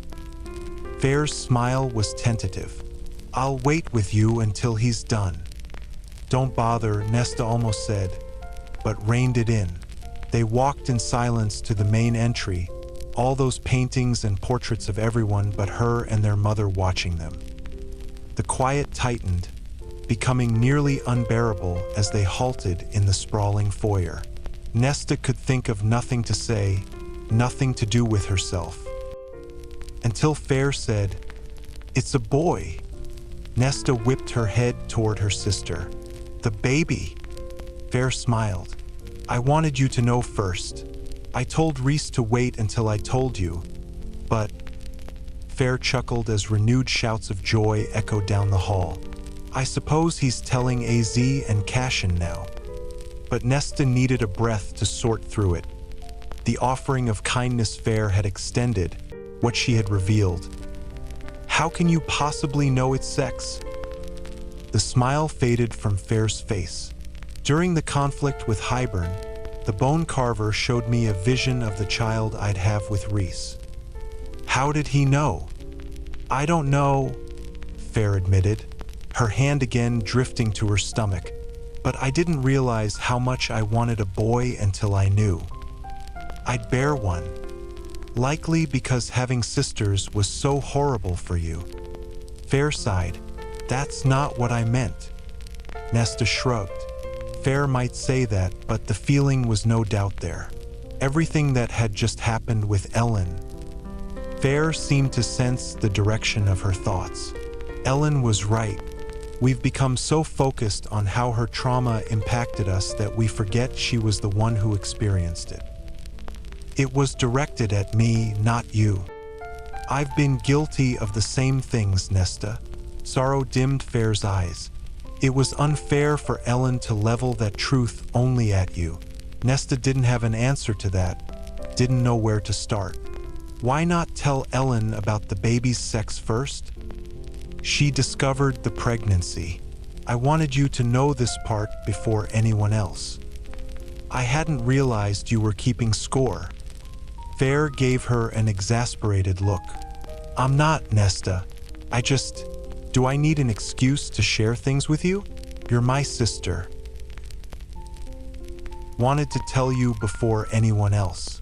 That's it. Nesta didn't have an answer to that either. Thankfully, Cassian's voice filled the hallway as he bid his farewell to Reese. Good luck, Fair said softly before rushing to meet a jubilant Cassian. And Nesta knew her sister didn't only mean with the dread trove. Chapter 22. Do you think Nesta can find the trove? Azriel asked Cassian as they relaxed in the sitting room that separated their bedchambers, flames crackling in the hearth before them. The night had turned chill enough that they needed the fire, and Cassian, who'd always loved fall despite the pricks in the autumn court, savored the warmth. I hope so, Cassian hedged. He couldn't stomach the thought of Nesta putting herself in danger, but he understood her motivations entirely.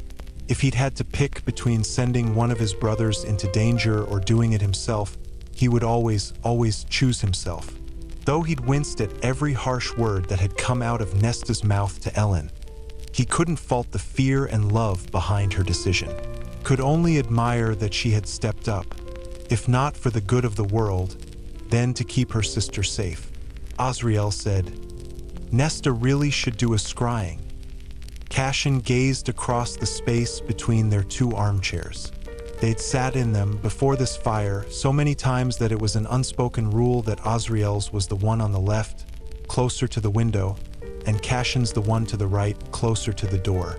A third sat to Azriel's left, usually for Reese, and a fourth to Cassian's right, always for more. A lace-lined golden throw pillow adorned the fourth chair, a permanent mark of her ownership. Amryn, for whatever reason, rarely stayed here long enough to see this room, so no chair had ever been held for her. Nesta isn't up for a scrying, Cassian said. We don't even know what power she has left. But Ellen had confirmed it for everyone. Both sisters still possessed their cauldron-gifted powers. Whether they were as powerful as before, he had no idea. You do know, though, Azriel countered. You've seen it, even beyond when it glows in her eyes. Cassian hadn't told anyone about the step he'd found with the clear finger holes burned into it. He wondered if Azriel had somehow learned of them. The news brought to him on his shadow's whispers. She's volatile right now. The last time she did a scrying, it ended badly. The cauldron looked at her, and then took Ellen. He'd seen every horrific memory flash before Nesta's eyes today. And though he understood that Ellen had spoken true, claiming the trauma of that memory, Cassian knew firsthand the lingering horror and pain of a loved one stolen and hurt. Azriel stiffened. I know. I helped rescue Ellen after all. AZ hadn't so much as hesitated before going into the heart of Hybern's war camp. Cassian leaned his head against the back of the chair, rustling his wings through the gaps crafted to accommodate them. Nesta will scry on her own eventually if she's capable. If Brylan and Cassian find just one of the dread trove items, let Nesta try it her way first. Cassian held AZ's stare. If we go in and order her to do it, it'll backfire. Let her exhaust her other options before she realizes only one is viable. Azriel studied his face, then nodded solemnly. Cassian blew out a breath, watching the flames leap and flutter. "We're going to be uncles," he said after a moment, unable to keep the wonder from his voice. Azriel's face filled with pride and joy. A boy! It wasn't a guarantee that a High Lord's firstborn would be his heir. The magic sometimes took a while to decide, and often jumped around the birth order completely. Sometimes it found a cousin instead. Sometimes it abandoned the bloodline entirely, or chose the heir in that moment of birth, in the echoes of a newborn's first cries. It wouldn't matter to Cassian, though, if Rhys's son inherited his world-shaking power, or barely a drop. It wouldn't matter to Rhys either. To any of them, that boy was already loved. "I'm happy for Rhys," Cassian said quietly. "So am I." Cassian looked over at AZ. "You think you'll ever be ready for one? Ever be ready to confess to more what's in your heart?" "I don't know," Azriel said. "Do you want a child?" "It doesn't matter what I want." Distant words, ones that prevented Cassian from prying further. He was still happy to be Moore's buffer with Azriel, but there'd been a change lately. In both of them, Moore no longer sat beside Cassian, draped herself over him, and Azriel, those longing glances toward her had become few and far between, as if he'd given up. After 500 years, he'd somehow given up. Cassian couldn't think why. AZ asked, "Do you want a child?" Cassian couldn't stop the thought that flashed. Of him and Nesta against the wall a level below, her hand rubbing him exactly the way he liked it, her moans like sweet music. He'd left her unsatisfied. She'd run off before he could make it even between the two of them. He'd gone up to Windhaven after the meeting earlier, and hadn't seen her at dinner. Wasn't even sure what the hell he'd say to her, how they'd have a conversation. It was like the unfinished bargain inked across their backs, that imbalance of pleasure, and a matter of what he unashamedly could call male pride. She had the upper hand now, had looked so damn smug when she'd cut him, quick off the mark. His knee bounced, and he glowered at the flame. Cassian? He realized Azriel had asked him a question, right, about children. Of course I want children.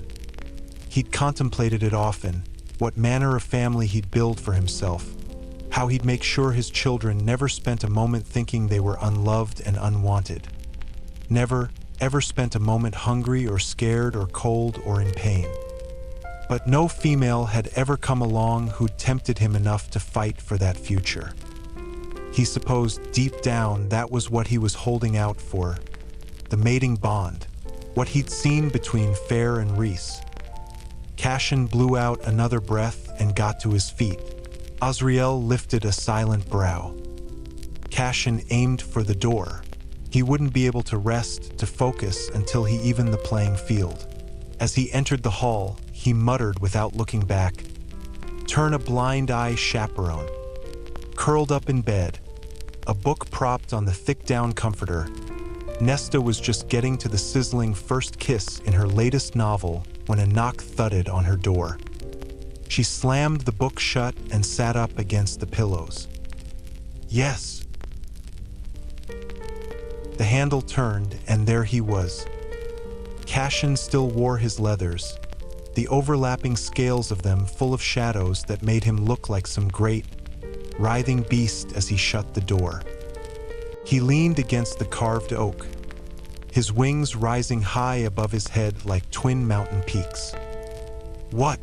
She slid the book onto the nightstand, sitting up further. His eyes dipped to her sleeveless silk nightgown, then quickly returned to her face. What?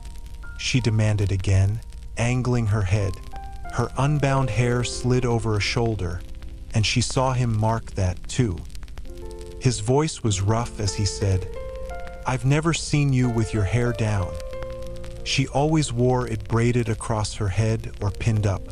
She frowned at the locks that flowed to her waist, the gold amongst the brown glimmering in the dim light. "It's a nuisance when it's down. It's beautiful." Nesta couldn't stop her swallow as she lifted her gaze.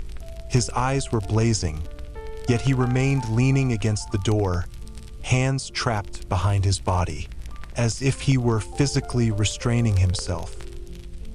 His scent drifted to her, darker, muskier than usual. She'd bet all the money she didn't have that it was the scent of his arousal. It set her pulse hammering, careening so far off the path of sanity that she scrambled after its vanishing leash. To let him affect her so easily, so greatly, unacceptable. She didn't dare look below his waist, not as she shaped her lips into a cool smile. "Here for more. I'm here to settle the debt between us." His words were guttural, her toes curled beneath the blanket. But her voice remained surprisingly calm. "What debt?" "The one I owe you for last night." He spoke as if there was no room in him for teasing, for humor. His eyes drifted lower than her face, noting the hammering of her pulse. "We have unfinished business." She grappled for anything to guard against him. Male pride is a thing of wonder. When he didn't respond, she threw another wall his way. "Why are you even here? You made it clear enough that last night was a mistake." He was having none of it. "I never said that." His attention remained fixed on her hammering pulse. "You didn't need to. I saw it in your eyes." His gaze snapped to hers. "The only mistake was that I came before I could taste you." Nesta knew he didn't mean her mouth, or her skin. Cassian went on, "The only mistake was that you ran off before I could get on my knees." Breathing became difficult. "Won't your friends tell you this is a mistake?" She gestured to the air between them. "My friends have nothing to do with this, with what I want from you." He said it with such intent that her breasts pebbled.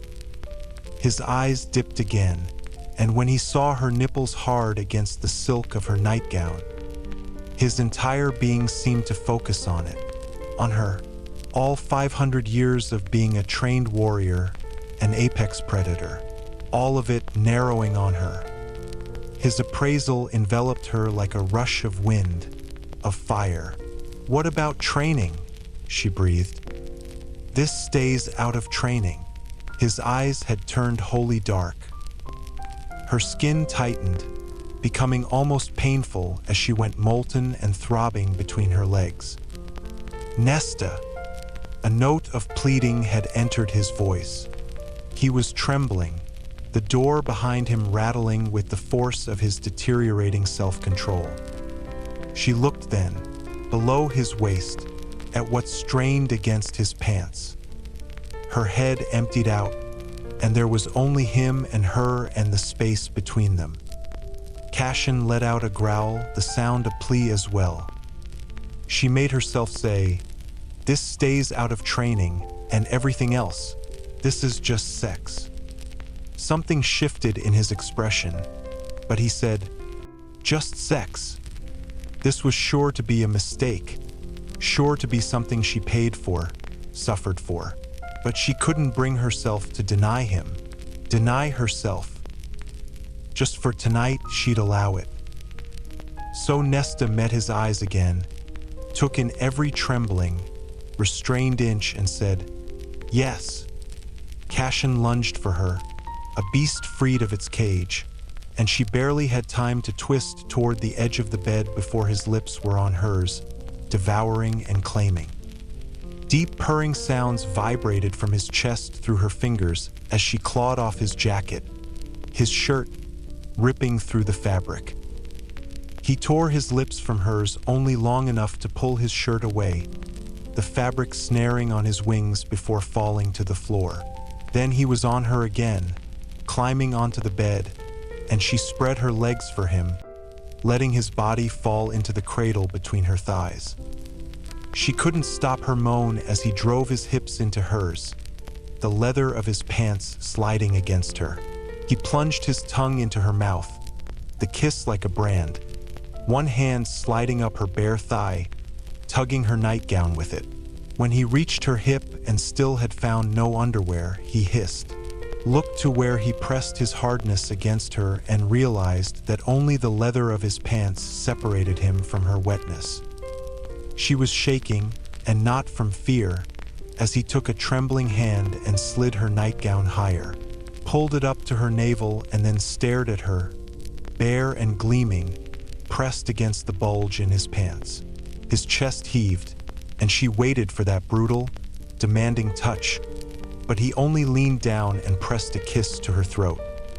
Tender, coaxing, Cassian pressed another to her shoulder, and she shivered more as he dragged his tongue over the spot. He kissed the hollow of her throat, licked it. He slipped the straps of her nightgown down her arms, kissed her collarbones. With each kiss, he pulled down the neck of her nightgown further, until his breath warmed her bare breasts. Cassian let out a sound from the back of his throat, from his gut, like some sort of starved, tormented creature. He stared at her breasts, and she couldn't breathe under that burning gaze. Couldn't breathe as his head dipped and he wrapped his lips around her nipple. Nesta arced off the bed, a breathless sound rupturing from her. Cassian only repeated the movement on her other breast, and then raked his teeth across the sensitive peak before clamping down lightly. She moaned then, tipping her head back, thrusting her chest up toward him in silent plea. Cassian let out that dark laugh and returned to her other breast, teeth grazing, teasing, biting. She strained her hands toward him, toward where he'd gone still between her legs. She needed him now. In her hand or her body, she didn't care. But Cassian only pulled away, pulled up and knelt before her, surveyed her spread beneath him, her nightgown a bunch of silk around her middle, everything else bared to him, his own feast to devour. "I owe you a debt," he said in that guttural voice that made her writhe. He watched her hips undulate and braced his large, powerful hands on either thigh. He waited for her to signal that she understood what he intended, what she'd dreamed of for so long, in the darkest hours of the night. In a choked whisper, she said, "Yes." Cassian gave her a feral, purely male smile, and then his hands tightened on her bare thighs, spreading them wider. His head lowered, and all she could see was his dark hair, gilded by the lamps, and his exquisite wings rising above them both. He didn't waste time with gentle touches and tastes. Parting her with one hand, he dragged his tongue clear up her center. The world fractured, reformed, and fractured again. He cursed against her wetness, and he reached down with his other hand to adjust himself in his pants. He licked her again, lingering at the spot atop the apex of her legs, sucking it into his mouth, teeth nipping before he withdrew. She arched, unable to stop the moan breaking from her throat. Cassian's tongue ran downward in an unhurried sweep, and he pressed a hand to her abdomen, stilling her, as he slid his tongue straight into her core. It curled into her, driving deeper than she'd expected, and she couldn't think, couldn't do anything but luxuriate in it, in him. "You taste," he growled against her, making his way up again toward the bundle of nerves in short, teasing licks, "even more delicious than I dreamed." Nesta whimpered, and he flicked his tongue there. Her whimper turned to a cry, and he laughed against her and flicked his tongue again. Release became a shimmering veil, just beyond her grasp but drifting closer. "So wet," he breathed, and licked at her entrance, as if determined to consume every drop of her. "Are you always this wet for me, Nesta?" She wouldn't allow him the satisfaction of the truth, but she couldn't think of a lie, not with his tongue pumping in and out of her, coaxing her toward but still denying her the pressure and relentless pounding she so badly needed. Cassian snickered, as if he knew the answer anyway. He licked her, his silken hair brushing over her belly, and looked up to meet her gaze. As their eyes locked, he slid a finger into her. She cried out, and he trailed a hand from her thigh to hold her open again as he licked at that spot while his finger pumped in and out of her in a teasingly slow rhythm. More, she wanted more. She undulated her hips against him, hard enough to drive his finger deeper. "Greedy," he murmured onto her, and withdrew his finger nearly to its tip, only to add a second finger as he plunged back in. Nesta let go entirely then, let go of sanity and any pride as he filled her with those two fingers. He sucked and nibbled, and release gathered around her like an iridescent mist. Cassian growled again, given over to whatever need drove him, and the reverberations of the sound echoed into places of her that had never been touched. In and out his fingers slid, stretching and filling, all while he tasted and savored. Nesta rode his hand, his face, grinding into him with abandon. Holy gods! Cassian's teeth grazed against her. Nesta! The sound of her name on his lips against her most sensitive place sent her mind scattering into eternity. She bowed off the bed with the force of her climax, and he became ravenous, fingers pumping and pumping, tongue and lips moving against her, like he'd devour her pleasure whole. He didn't stop until she'd collapsed against the mattress, until she was limp and reeling and trying to piece her mind back together. The slide of his fingers out of her left her empty and aching, the removal of his tongue and mouth from between her legs like a cold kiss. Cassian was panting, still hard as he rose up and stared at her. She couldn't move, couldn't remember how to move. No one had ever done that to her, made her feel like that.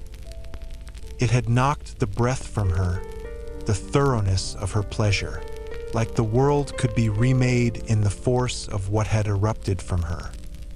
She just watched the carved, heaving muscle of his chest, his wings, his handsome face.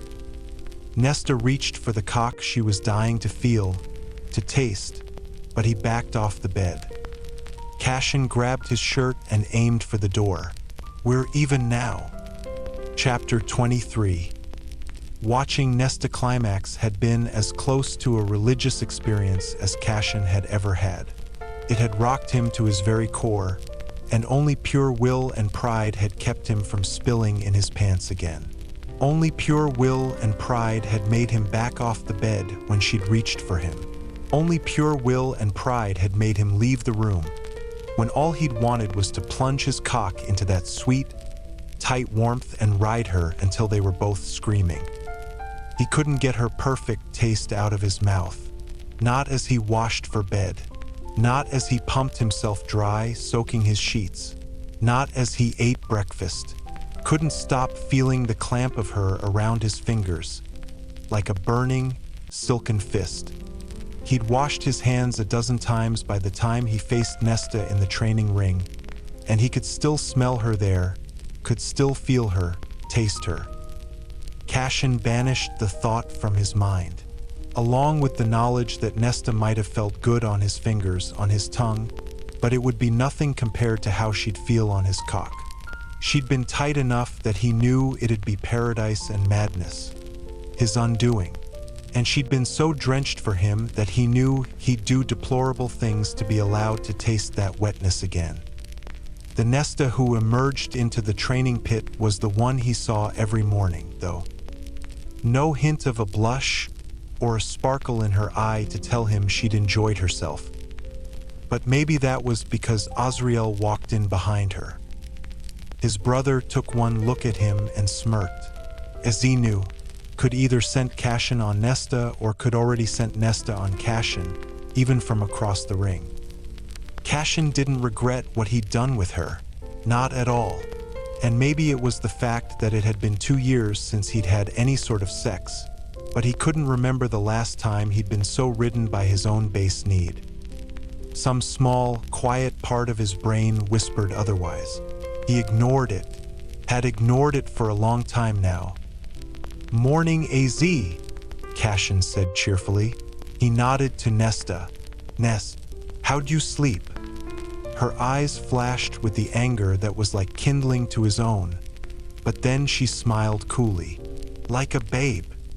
It was to be a game, then. Which one of them could pretend that nothing had happened the longest? Which one of them might seem the least affected? Cassian threw her a grin that declared he was in, and he'd make her crawl before the end. Nesta merely began to unlace her boots. He jerked his chin toward Azrael. "Why are you up here?"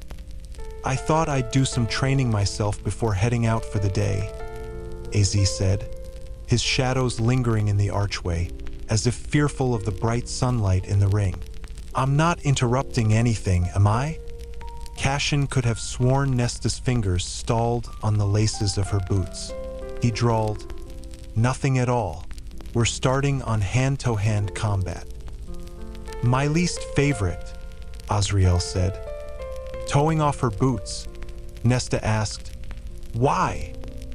AZ observed her striding barefoot into the ring. "I like swordplay better. Hand-to-hand is too close for my tastes." "He doesn't like getting a face full of someone's armpit sweat," Cassian said, chuckling.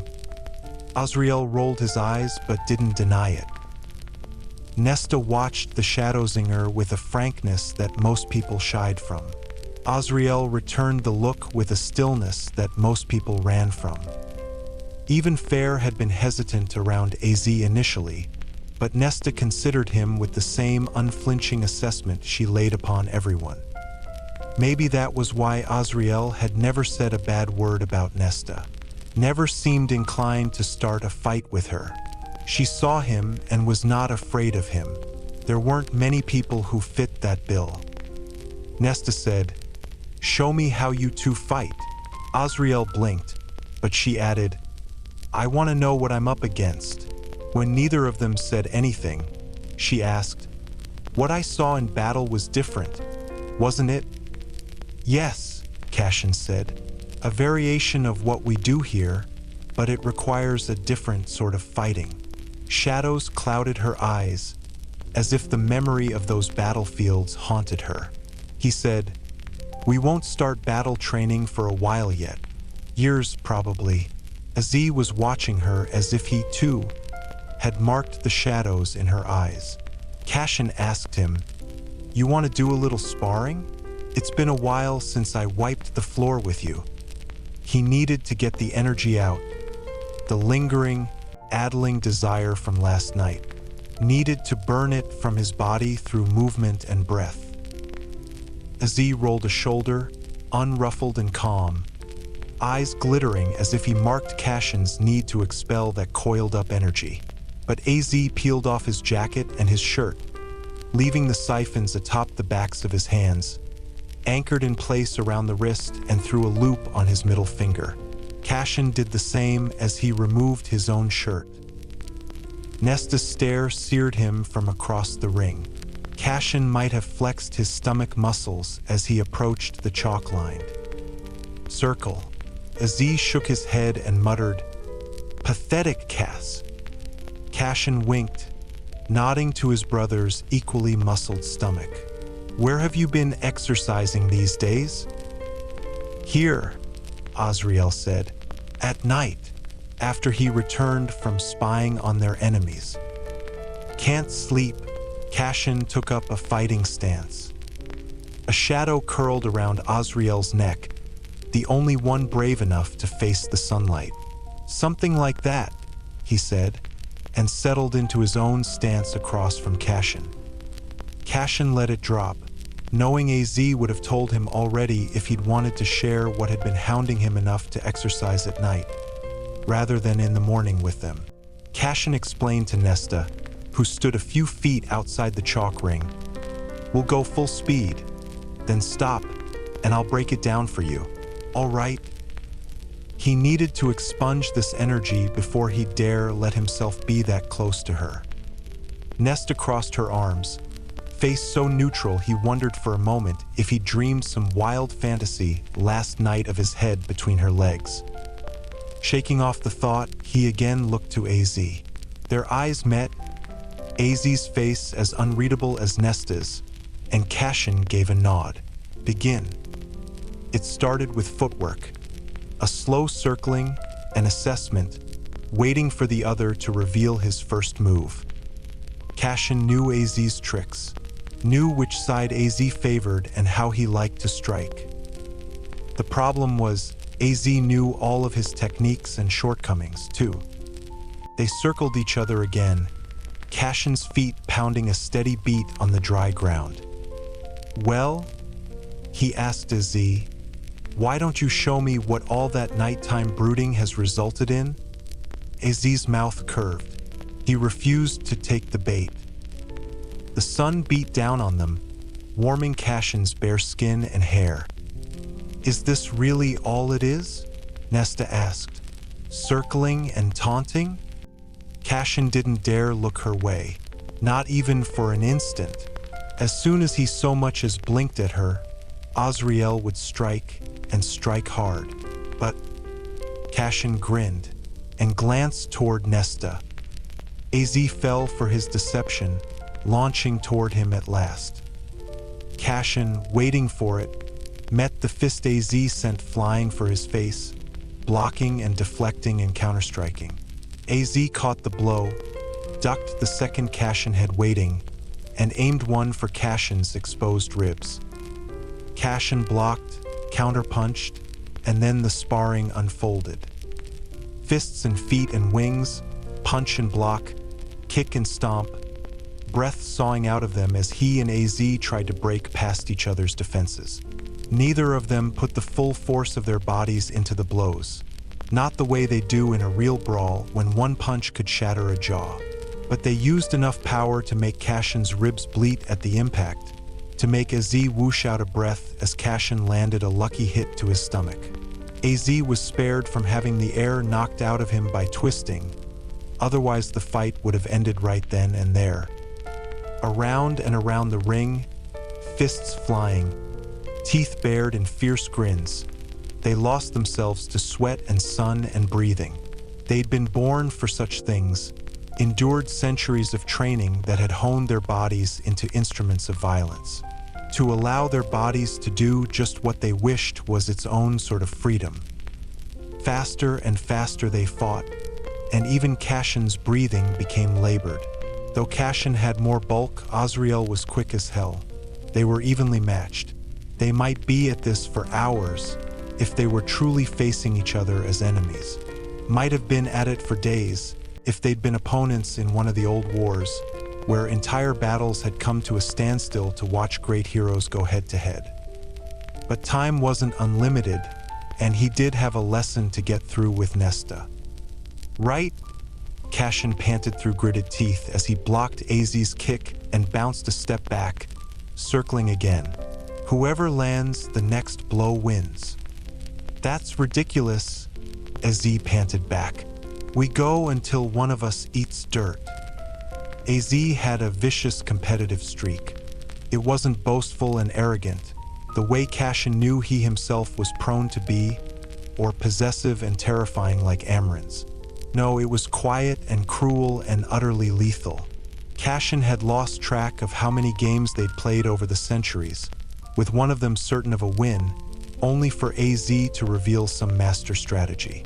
Or how many games had been reduced to only Reese and AZ left standing, battling it out over cards or chess until the middle of the night, when Cassian and Moore had given up and started drinking.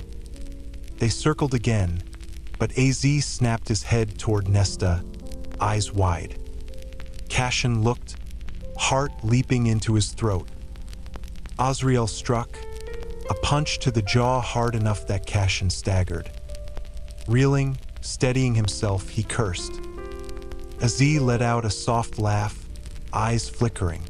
He'd wielded the same deception that Cassian had used at the start of this, played the one card that would get Cassian to remove his focus from an opponent. It had happened before against Highburn.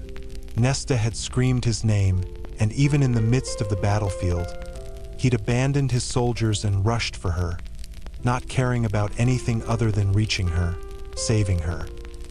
Only Nesta had saved him, and she had screamed his name to get him out of the cauldron's range. His soldiers had been blasted apart a moment later, and when he'd looked at her face, he'd understood something. Something that the past year and a half had shredded apart and turned cold. Cassian rolled his shoulder, hand at his jaw as he said to AZ, "Bastard." AZ laughed again, and they turned toward Nesta. She remained a pillar of cool calm, but a line of color stained her cheeks. There was no wind to blow her scent to him, but from the way her throat bobbed as she glanced between them, Azrael let out a cough and walked toward the water station. "You're drooling," Cassian said to her, and Nesta went rigid. "If there was anything enticing," she hissed, entering the ring, "it was seeing Azrael punch your face." Cassian motioned for her to get into her fighting stance. "Keep telling yourself that, Ness. What do you know of the Dread Trove?" "The what?" Gwyn turned from the desk where Nesta had found the priestess singing softly to herself, situated just outside Merrill's shut office door. "The Dread Trove," Nesta said, wincing at her sore body's protestations as she took a seat on the edge of Gwyn's desk. "3 ancient artifacts." Gwyn shook her head. "I've never heard of such a thing." Nesta was still sweaty from the lesson with Cassian and Azrael. They'd walked her through the punches and kicks and steps they'd done with ease, though neither had laughed when she was clumsy or ungraceful. Seeing them spar had been overwhelming. Their beautiful forms, tattooed and scarred and carved with muscle, gleaming with sweat as they fought with a viciousness and intelligence she'd never seen. She'd been sweating herself when they'd finished, wondering what it'd be like to be between those 2 male bodies, letting them turn all that lethal attention on worshiping her. Ellen would faint to hear such thoughts, and to hear that Nesta had already had 2 males in her bed not once but twice, and had enjoyed every second of it. But the males Nesta had shared herself with hadn't looked like Cassian and Azrael, hadn't been Cassian and Azrael. Nesta had made herself focus during the lesson, but as soon as she'd left them in the training ring, filthy thoughts had poured in, leaving her half distracted while she'd walked down to the library. The thought of Cassian pumping into her mouth while Azrael pounded into her from behind, the 2 of them working her in tandem. Talking to Gwyn about the Dread Trove had sobered her up fast enough.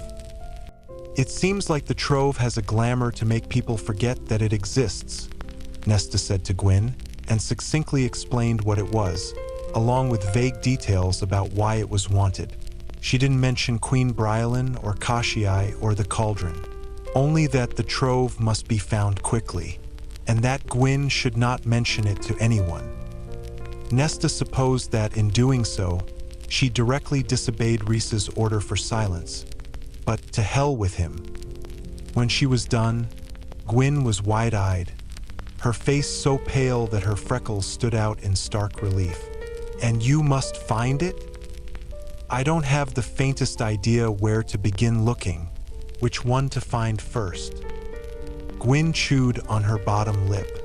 We do have an extensive card cataloging system, she mused idly, but peered toward the stacks beyond them, to the open pit at the bottom of the library. But they don't list what's below level 7. I know. Gwyn angled her head. So why come to me? You're clearly good at what you do if you're working with someone as demanding as Meryl. If you have a spare moment, any help would be appreciated, or just point me in a direction. Let me finish proofing this chapter, and then I'll see what I can discover. Nesta offered a tight smile. Thank you. Gwyn waved a hand. Finding objects to help our court protect the world is rather exciting. About as exciting as I'm willing to get these days, but it shall be an adventure. You could come to training if you want another sort of adventure, Nesta said carefully. Gwyn offered her a tight smile. That's not for me, I'm afraid. Why not? Gwyn gestured to Nesta's fighting leathers, the overlapping scales. I'm not a warrior. Neither am I, but you could be. Gwyn shook her head. I don't think so. If I wished to be a warrior, I would have gone that route as a child. Instead, I offered myself as an acolyte, and that is what I am. You don't have to give up one thing to be the other. Training is exercise, learning to breathe and stretch and fight. Aren't you researching Valkyries for Meryl? That might even give you further insight. Nesta patted a thigh. And I already have muscle building up. 2 weeks, and I can tell the difference. Why would a priestess need muscular thighs? Nesta narrowed her eyes as Gwyn went back to her work. Is it Cassian? Cassian is a good and honorable male. I know he is. She'd always known it. She pressed, but is it Cassian's presence that makes you hesitate? There had been no hint this morning as to what had gone on between them last night, as if the debt between them had been paid, and he had no further interest in touching her, like she was an itch scratched and that was it, or perhaps he had not enjoyed it as she had. It unsettled her that she spent so much time thinking about it. Gwyn didn't answer, and Nesta knew she had no right to push, not when color stole over Gwyn's cheeks and her head bowed slightly. Shame, it was shame and fear. Something in Nesta's chest tightened as she began to walk away. All right, let me know if you learn anything regarding the trove. Nesta mulled the conversation over during the hours she worked. When she checked the sign-up sheet as she left the library at sundown, no names had been added. She felt Clotho's eyes on her as she surveyed the empty page. Nesta at last turned toward the priestess, seated at her desk with her hands folded before her. Silence stretched between them, but Nesta said nothing as she left. She went to the stairwell rather than to her room or the dining room, and stared down into the curving redness of the steps. Nesta began the descent, slower this time, contemplating each placement of her foot. Let each step downward be a thought, a piece of one of Amren's puzzles that she sifted through. Down and down she went, turning over each word and glance from Gwyn during the time Nesta had worked in the library. Step to step, she told herself with each burning, trembling movement of her legs. Step to step to step. Again, she replayed the conversation. Each step was a different word or motion or scent. Nesta was on step 2000 when she halted. She knew what she had to do. Chapter 24. 5 days later, Cassian sat before the desk of the library's high priestess and watched her enchanted pen move. He'd met Clotho a few times over the centuries, found she had a dry, wicked sense of humor and a soothing presence.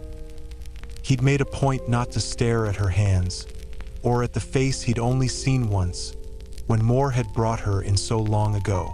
It had been so battered and bloody it hadn't looked like a face at all. He had no idea how it had healed beneath the hood. If Maja had been able to save it in a way she hadn't been able to save Clotho's hands. He supposed it didn't matter what she looked like, not when she had accomplished and built so much with Reese and more within this library. A sanctuary for females who'd endured such unspeakable horrors that he was always happy to carry out justice on their behalf. His mother had needed a place like this, but Reese had established it long after she'd left this world. He wondered if Azriel's mother had ever considered coming here, or if he'd ever pushed her to. "Well, Clotho," he said, leaning back in the chair, surrounded by the sounds of rustling parchment and the robes of the priestesses like fluttering wings. "You asked for an audience?" Her pen made a flourish as it finished what she'd been writing. "I have asked Nesta twice now not to practice in the library, and she has disregarded my request. For 5 days, she has blatantly ignored my commands to stop." Cassian's brows rose. "She's practicing down here?" Again, the pen scraped over the paper. He glanced to the open pit to his left, as if he'd spot Nesta down there. A week had passed since that madness in her bedroom, and they had not spoken of it, done nothing further. He wasn't entirely sure it would be wise to continue. In addition to the grueling set of exercises to hone her body, Cassian had walked her through the minutiae of hand-to-hand combat, individual steps and movements that could be assembled in endless combinations. Learning each of those steps required not just strength but focus, to remember which movement correlated with the numbered step, to let her body start to remember all on its own. A jab, a hook, a high kick. He'd lost count of how many times he'd caught her muttering at her body to remember, so she didn't need to think so hard. But he knew she liked the punches, the kicks. A light shone in her face as her body flowed through the motions, a slingshot of strength all narrowing to a point of impact. He'd always felt that way when he did the movements correctly, like his body and mind and soul had lined up and begun singing. Clotho wrote, "Nesta has practiced constantly of late. Has she done any damage? No, but I asked her to stop, and she has not." He suppressed his smile. Perhaps the morning lessons weren't demanding enough.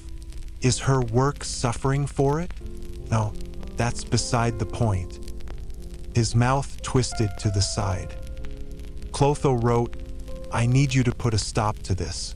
Does it bother the others? It distracts them to see someone kicking and punching at shadows." Cassian had to duck his head so she wouldn't read the amusement in his eyes. "I'll talk to her. Is she down there now?" He nodded to the sloping ramp. "With your permission, of course." This was their safe harbor. It didn't matter if he was a member of Reese's court, or that he'd come here before. Every time he asked permission, he'd only ever failed to do so once, when Hybern's ravens had attacked. "Yes, I give you permission to enter. Nesta is on level 5. Perhaps you shall manage to get through to her." Taking that as his cue, Cassian rose. "You do know this is Nesta Archeron we're talking about? She does nothing unless she wishes to, and she's the least likely to listen to me."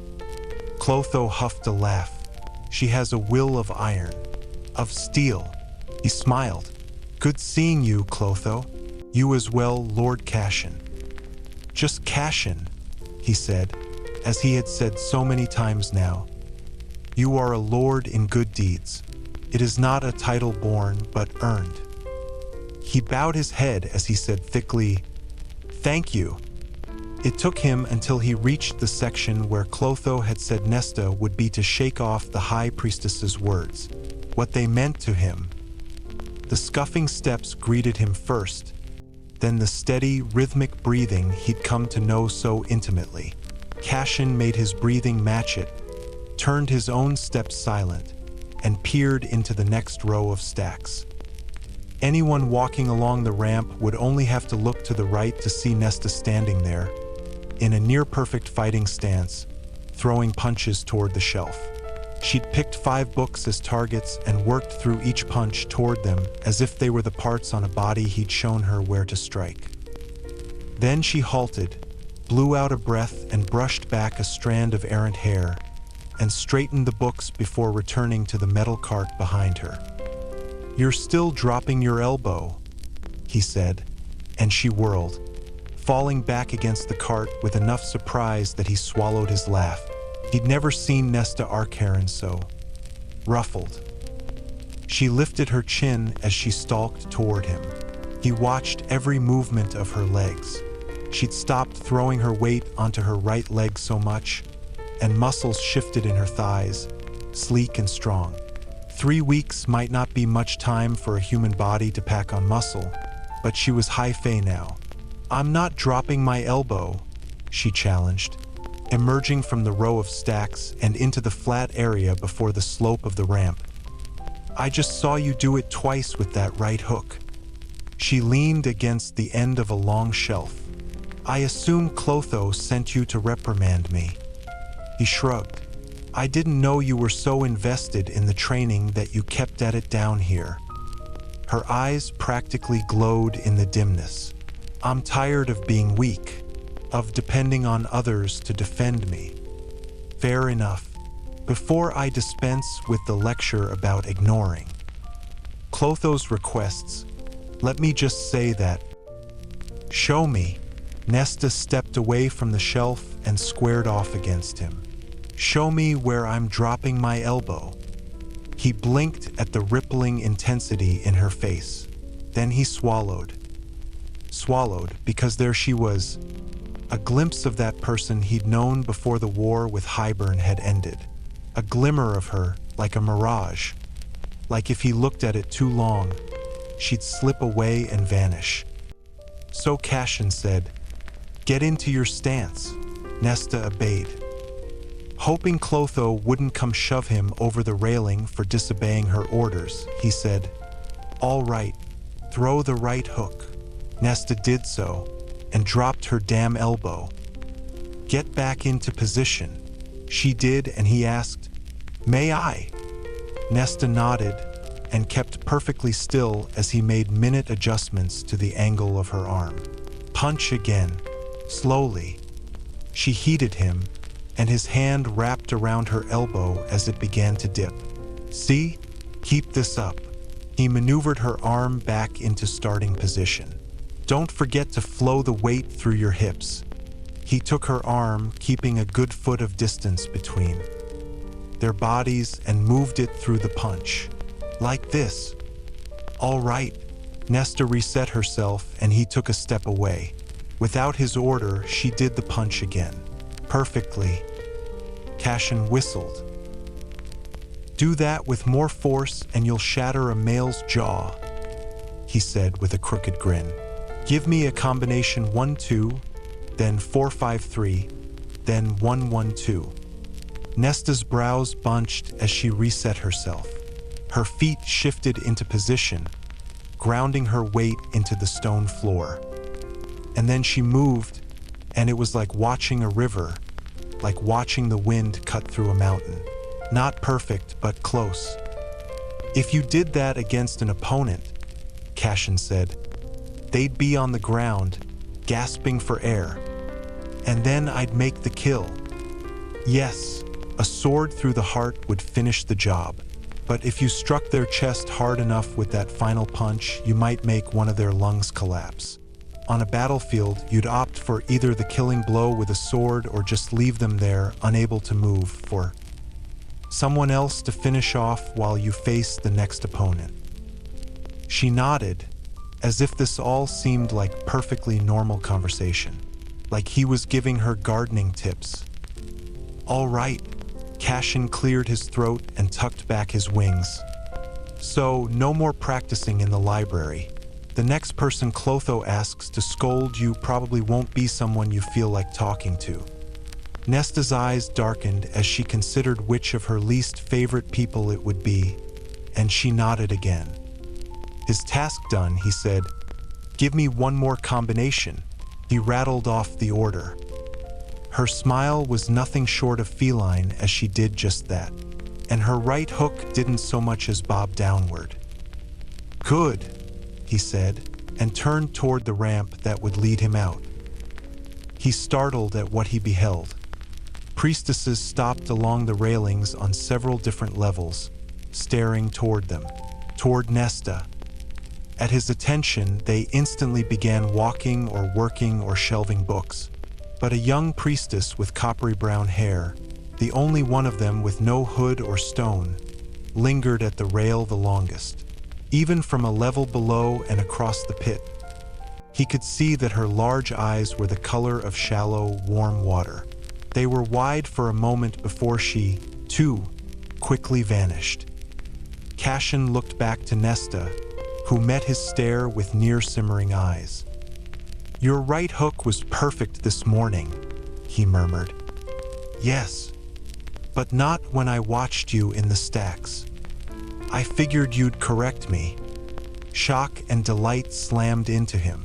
She'd moved out of the stacks before she let him do so, into plain view, so they would all see him teaching her. He gaped at her. "You can tell Clotho I won't need to practice in the library anymore," Nesta said mildly and turned back down the row. She'd known Clotho and the others would never invite him, and never go up to the ring to see what he could do, how he'd teach them. So she'd shown the priestesses what she was learning, day after day. More than that, she'd pissed off Clotho enough that the priestess had ordered him down here, where Nesta had used him in a demonstration, not for herself, but for the priestesses who'd drifted over to watch. Cassian let out a soft laugh. "Crafty Archeron." Nesta lifted a hand over a shoulder in farewell as she reached her cart. They'd needed to see it, Nesta realized. What Cassian was like when he taught her. That there was touching, but it was always with her permission and always professional. Needed to see how he never mocked her, only gently corrected. And needed to see what he'd taught her. Hear him say precisely what she could do with all those punching and kicking combinations. What the priestesses might learn to do. But that evening, as Nesta left, the sign-up sheet remained blank. She looked back at Clotho, who sat at her desk, as she always did, from dawn until dusk. If the priestess gathered that she'd been played, she didn't let on. But there was something like sorrow leaking from Clotho, as if she, too, had wanted to see that sheet filled today. Nesta didn't know why it mattered, why Clotho's sorrow knocked the wind from her, but then Nesta was moving, up through the house to the 10,000 steps. Perhaps she was good for nothing after all. Perhaps she'd been a fool to think that this trick might convince them. Maybe physical training wasn't what they required to overcome their demons, and she'd been arrogant enough to assume she knew what they needed. Down and down the stairs Nesta walked, the walls pressing in. She only made it to stair 900 before she turned around, her steps as heavy as if they'd been weighed with lead blocks. Nesta was still sweating and breathing hard when she stumbled into her room and found a book on the nightstand. She raised a brow at the title. "This isn't your usual sort of romance," she said to the room. It wasn't a romance at all. It was an old-bound manuscript called The Dance of Battle. Nesta said, "You can take this one back, thank you." The last thing she wanted to read at night was some dreary old text about war strategy. The house did no such thing, and Nesta sighed and picked up the manuscript, the black leather binding so age-worn it was butter soft. A familiar smell drifted to her from the pages. "You didn't leave this for me, did you?" The house replied by plopping down a stack of romances, as if to say, "This is what I would have chosen." Nesta peered at the manuscript, full of Cassian's scent, as if he'd read it 1,000 times. He'd left it for her, deemed her worthy of whatever lay inside. Nesta perched on the edge of the bed and thumbed open the text. It was midnight when she took a break from reading The Dance of Battle and rubbed her temples. She hadn't put it down, not even to eat dinner at her desk, holding it with one hand while she devoured her stew with the other. It was astonishing how much of the art of warfare was like the social manipulation her mother had insisted she learn. Picking battlegrounds, finding allies amongst the enemies of one's enemies. Some of it was wholly new, of course, and such a precise way of thinking that she knew she'd have to read the manuscript many times to fully grasp its lessons. She'd been aware that Cassian knew how to lead armies, had watched him do so with unflinching precision and cleverness. But reading the manuscript, she realized she had never understood just how much advanced thinking went into planning battles and wars. Nesta set the manuscript on her nightstand and lay back against her pillows. She pictured Cassian on a battlefield. As he'd been that day, he'd gone up against a Hybern commander and thrown a spear so hard the mail had been hurled from his horse upon impact. He departed from the manuscript's advice in only one way. He fought on the front lines with his soldiers, rather than commanding from the rear. She let her thoughts drift for a time, until they snared upon another tangle of thorns. Did it matter if the priestesses didn't show up for training? Beyond her own reluctance to concede failure, did it matter? It did. Somehow it did. She had failed in every aspect of her life. Utterly and spectacularly failed, and keeping others from realizing it had been her main purpose. She had shut them out, had shut herself out, because the weight of all those failures threatened to shatter her into 1,000 pieces. Nesta rubbed her face with her hands. Sleep was a long time coming. Sweat was still running down her body when Nesta entered the library the next afternoon, aiming for the ramp to take her down to where she'd left her cart. She didn't have the courage to look at the empty sign-up sheet, to rip it down. She didn't have the courage to look at Clotho and admit her defeat. She kept walking, but Clotho halted her with an upraised hand. Nesta swallowed. What? Clotho pointed behind Nesta, her gnarled finger indicating the doorway. No, the pillar. And it was not sorrow leaking from the priestess, but something like buzzing excitement, something that made Nesta whirl on her heel and stride for the pillar. A name had been scrawled on the sheet. One name in bold letters. One name, ready for tomorrow's lesson. GWYN.